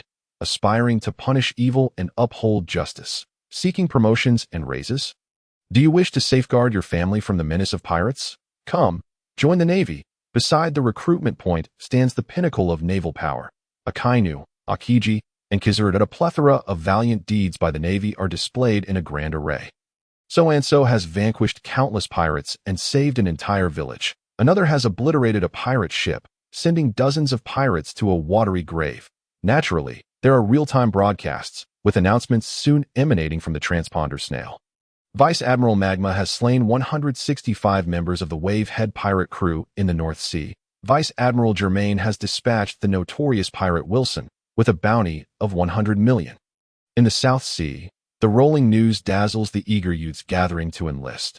Breaking news: Vice Admiral Zoro has eliminated the Supernova's Kid and Killer, annihilating 196 members of the Kid Pirates.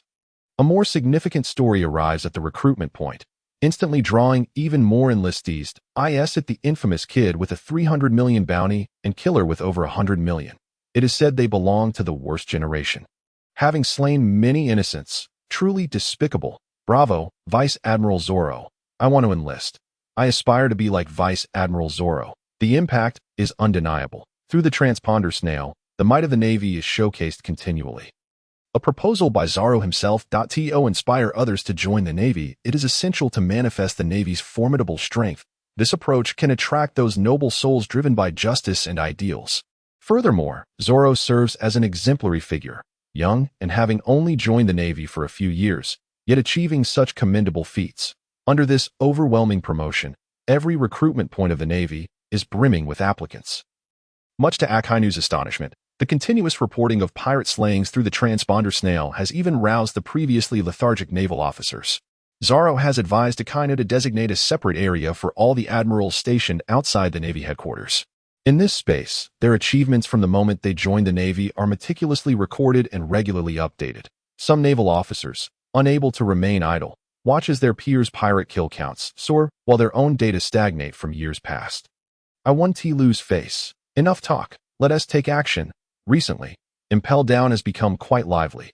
Why are there so many pirates? Warden Magellan stares in disbelief at the continuous influx of pirates being transported to Impel Down.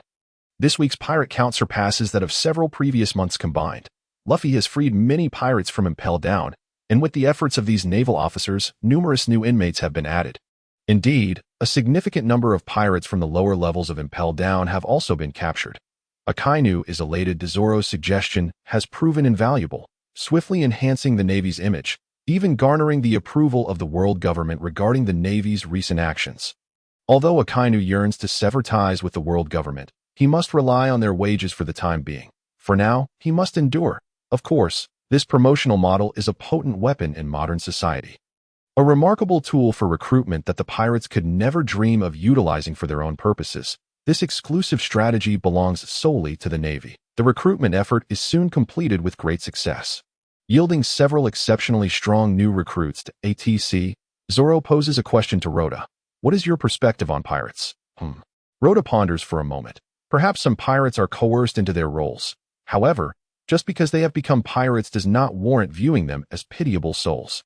The innocents slain by pirates were also victims, living peacefully until the pirates struck. Their entire families were mercilessly slaughtered. At this point, Rhoda struggles to contain his emotions. When I was young, I accompanied my father on a business trip.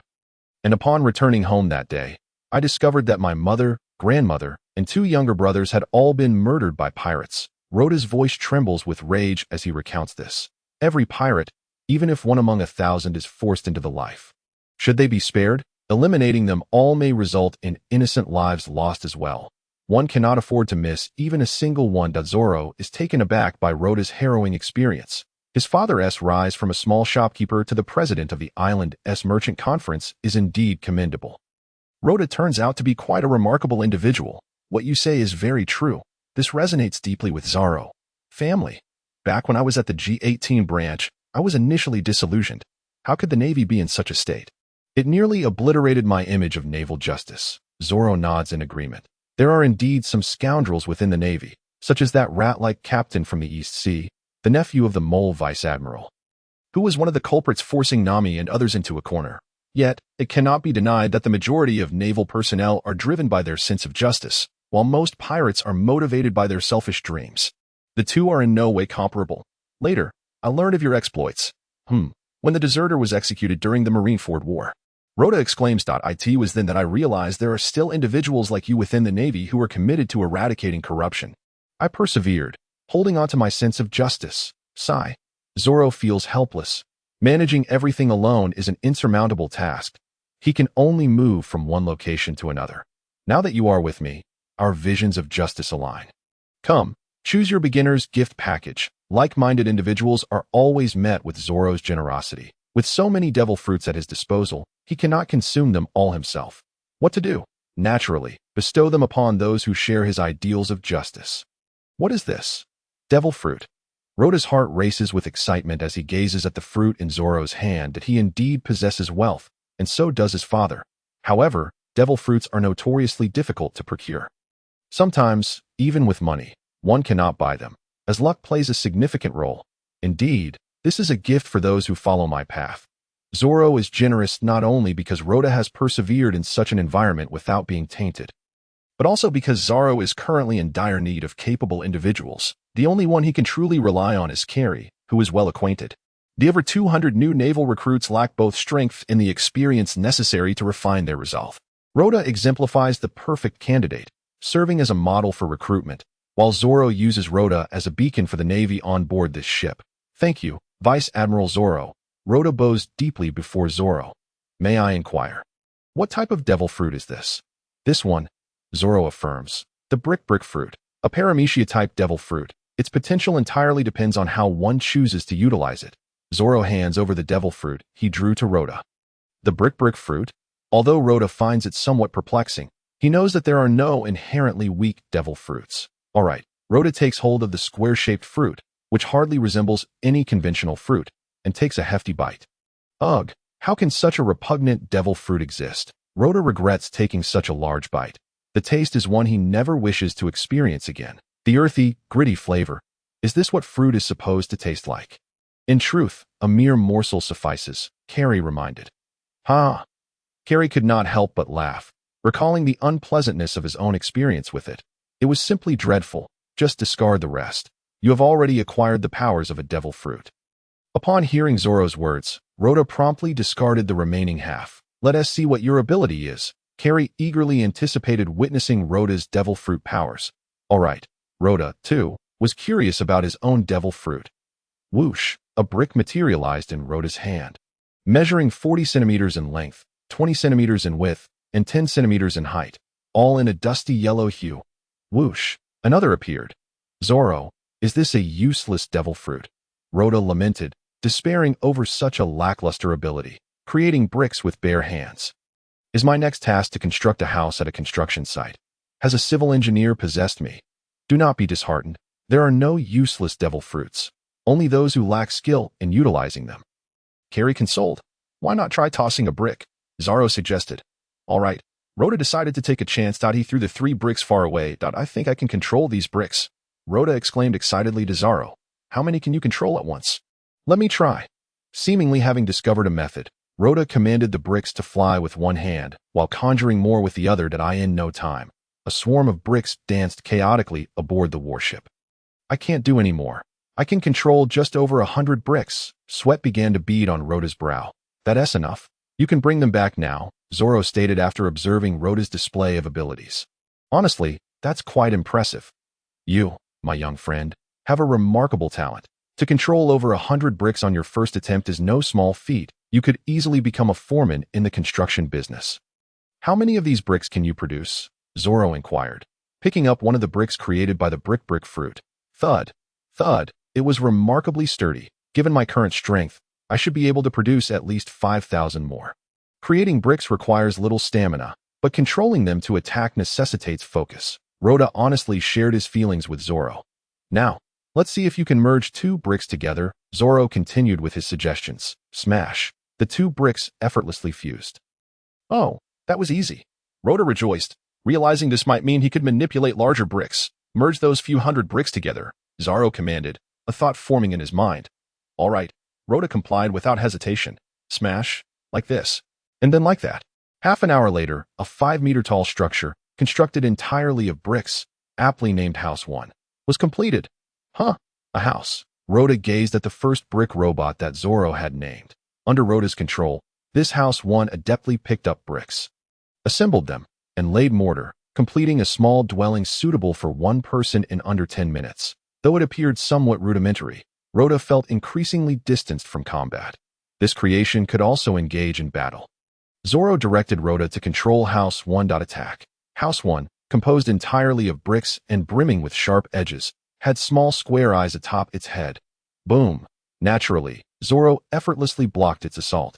House 1's fist shattered upon impact. Oh no. House 1. Rhoda felt a pang of sorrow. After all, it was born from his own devil fruit, and he had developed a certain affection for it. Just make a few more bricks to patch it up. Oh, all right. Watching Rhoda tenderly repair his brick creation, Zoro envisioned the rise of a future real estate mogul. The hardness of these bricks was indeed commendable. They could withstand some pirate attacks, appearing yellow yet not composed of yellow clay.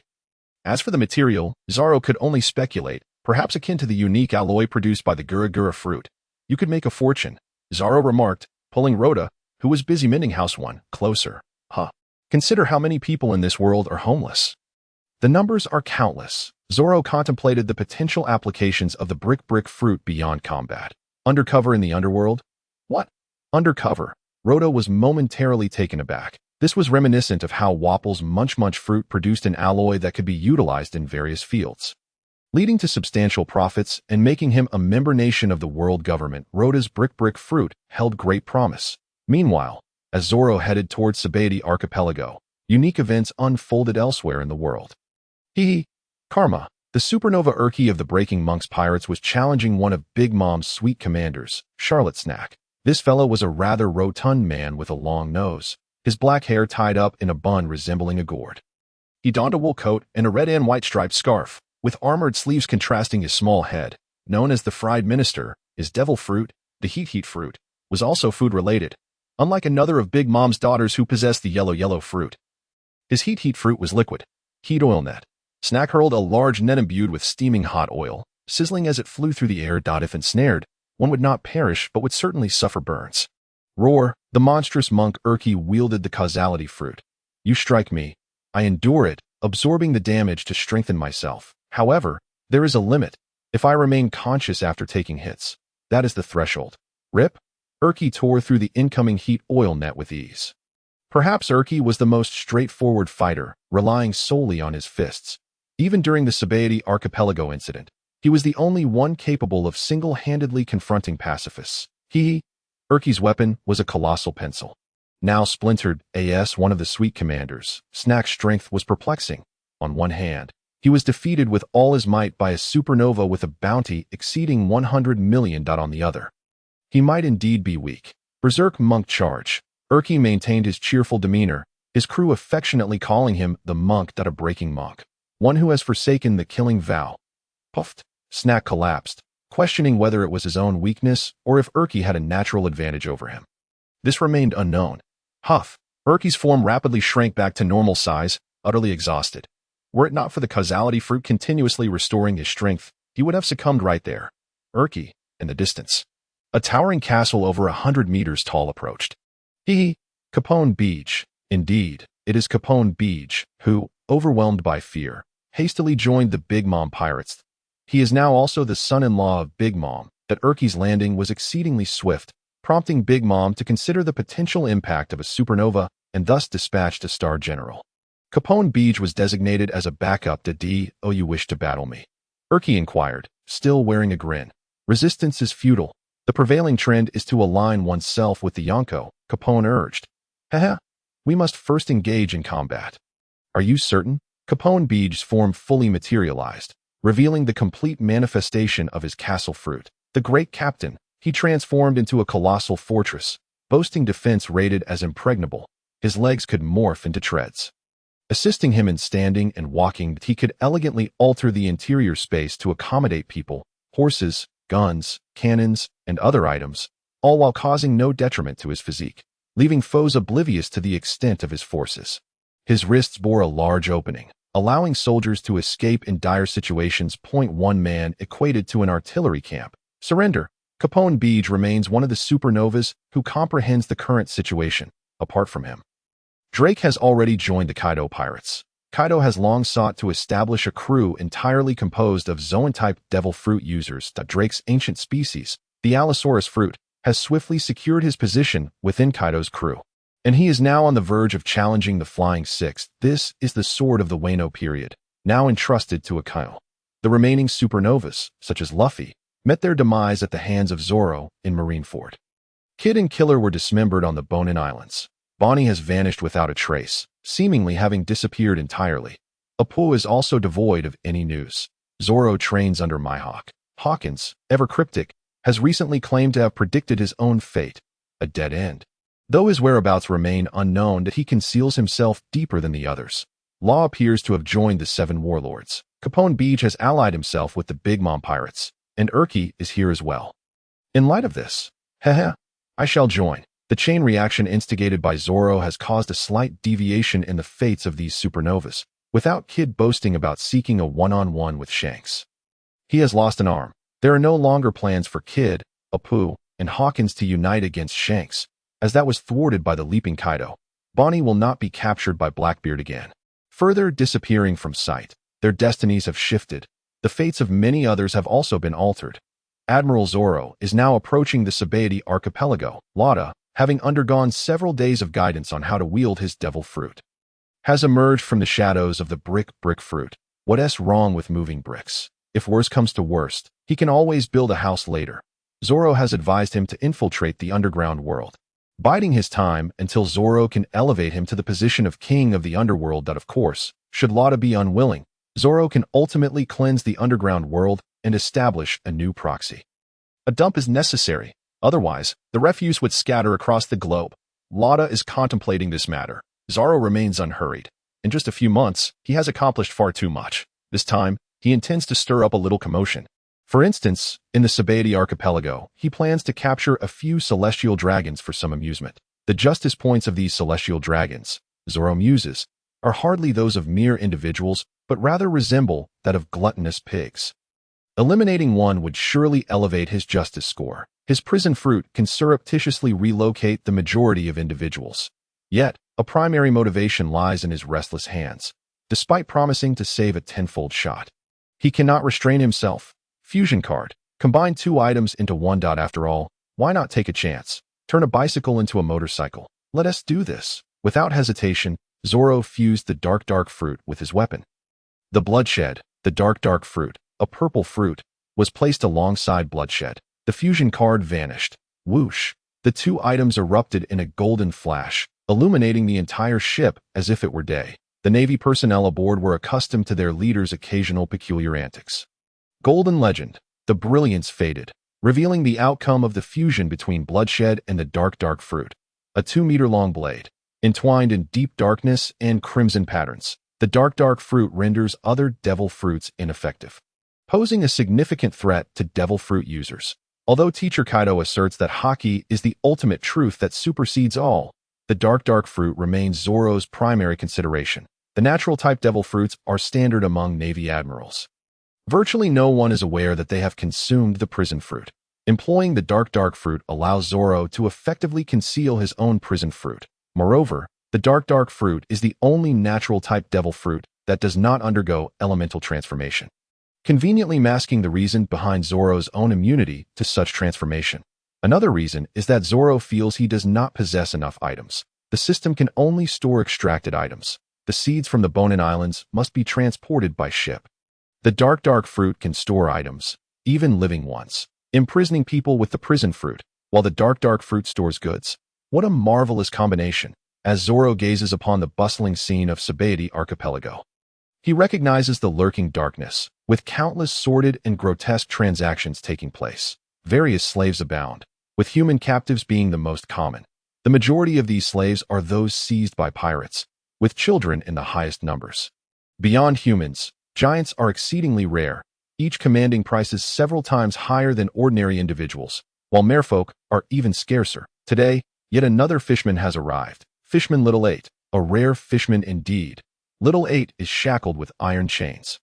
Shuffling forward, accompanied by 5 or 6 ragged humans. Of course, Zoro is oblivious to this. At the bar, a figure stands guard by the Thousand Sunny. The Thousand Sunny is characterized by its lion-shaped bow and soldier dock system, along with a grass-covered deck, spacious aquarium rooms, libraries, and numerous conveniences.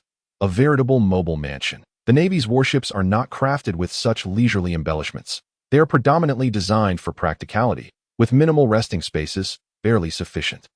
Beside the Thousand Sunny, a towering figure sits motionless upon the grass. Bartholomew Kuma, hailing from the South Blue, formerly the king of the Sorbet Kingdom, boasted a bounty of 296 million berries. He is a human fruit user. Having been rendered a mindless automaton due to the overwhelming power of his devil fruit, with his memories retained on Vegapunk's Egghead Island. One of Bonnie's objectives in venturing into the New World is to recover her father's memories.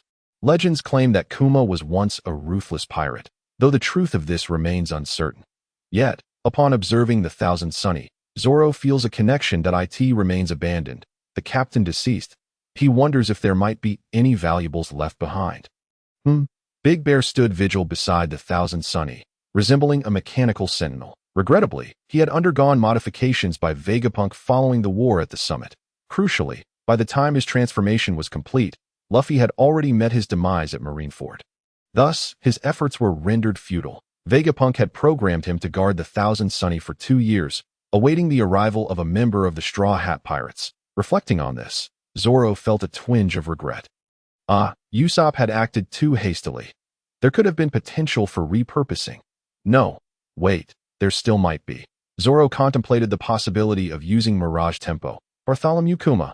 Usopp's figure materialized beside the Thousand Sunny. Click. Kuma rose, his gaze scanning the individual before him. Identifying the Straw Hat crew. Mission accomplished. Kuma scanned once more, detecting no anomalies. Depart. Kuma walked away, without a hint of hesitation. His body bore numerous scars, remnants of battles fought over the months, as many pirates had attempted to seize the ship. All of whom were repelled by Kuma. Scared me to death. Once Kuma had completely vacated the area, Roda's figure emerged. Mirage Tempo could indeed imitate with falsity, but employing a human was far more authentic.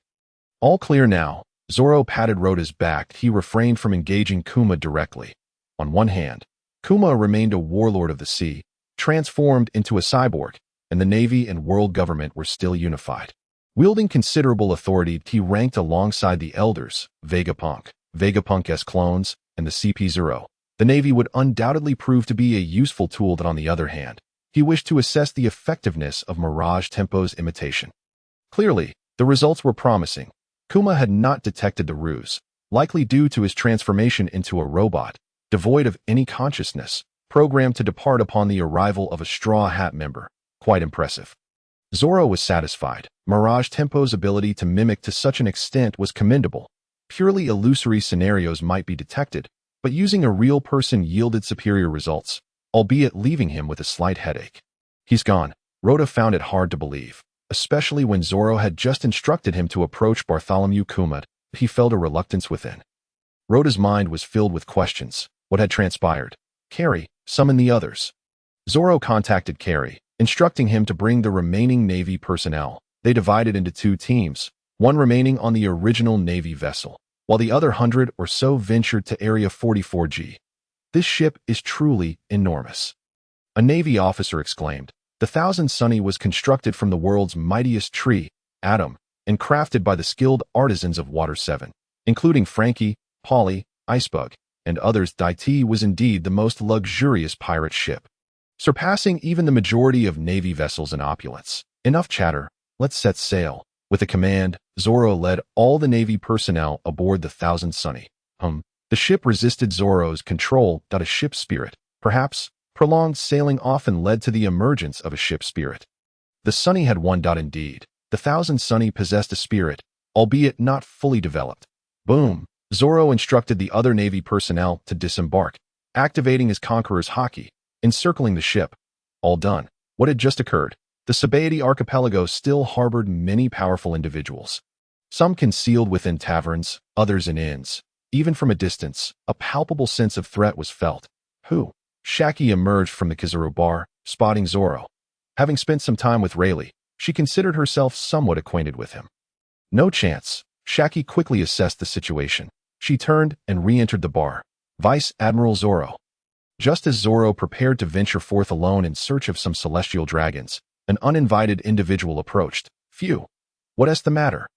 Kari inquired of the approaching Navy officer. There's a slave uprising. You're the closest, and my superiors ordered me to find you.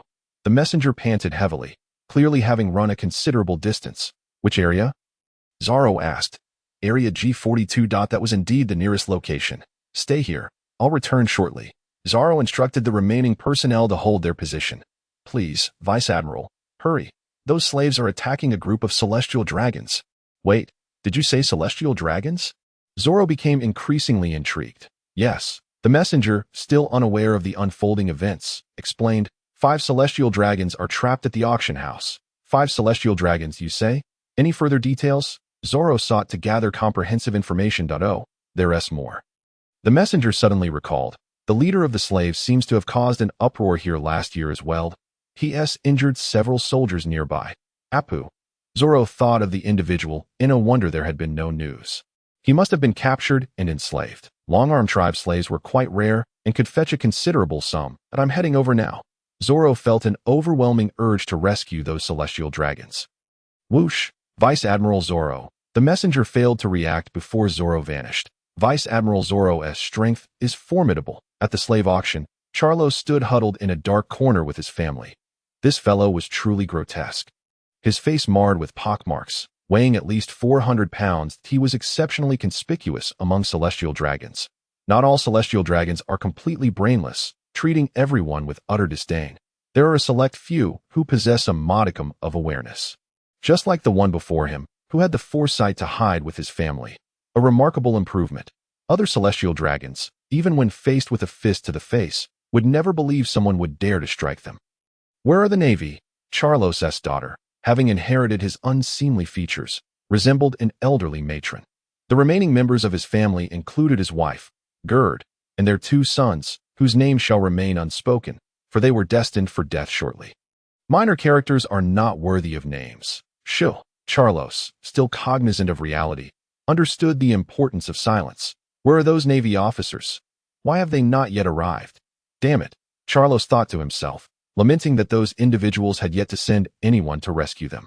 The noble celestial dragons, hidden in the darkness. Apu's voice pierced the air. He was furious, exclaiming, Damn it, I just arrived in the new world and got captured. What kind of luck is this? Apu couldn't comprehend how his fortune could be so wretched. Having just coated his ship, yet he hadn't even reached a few new islands.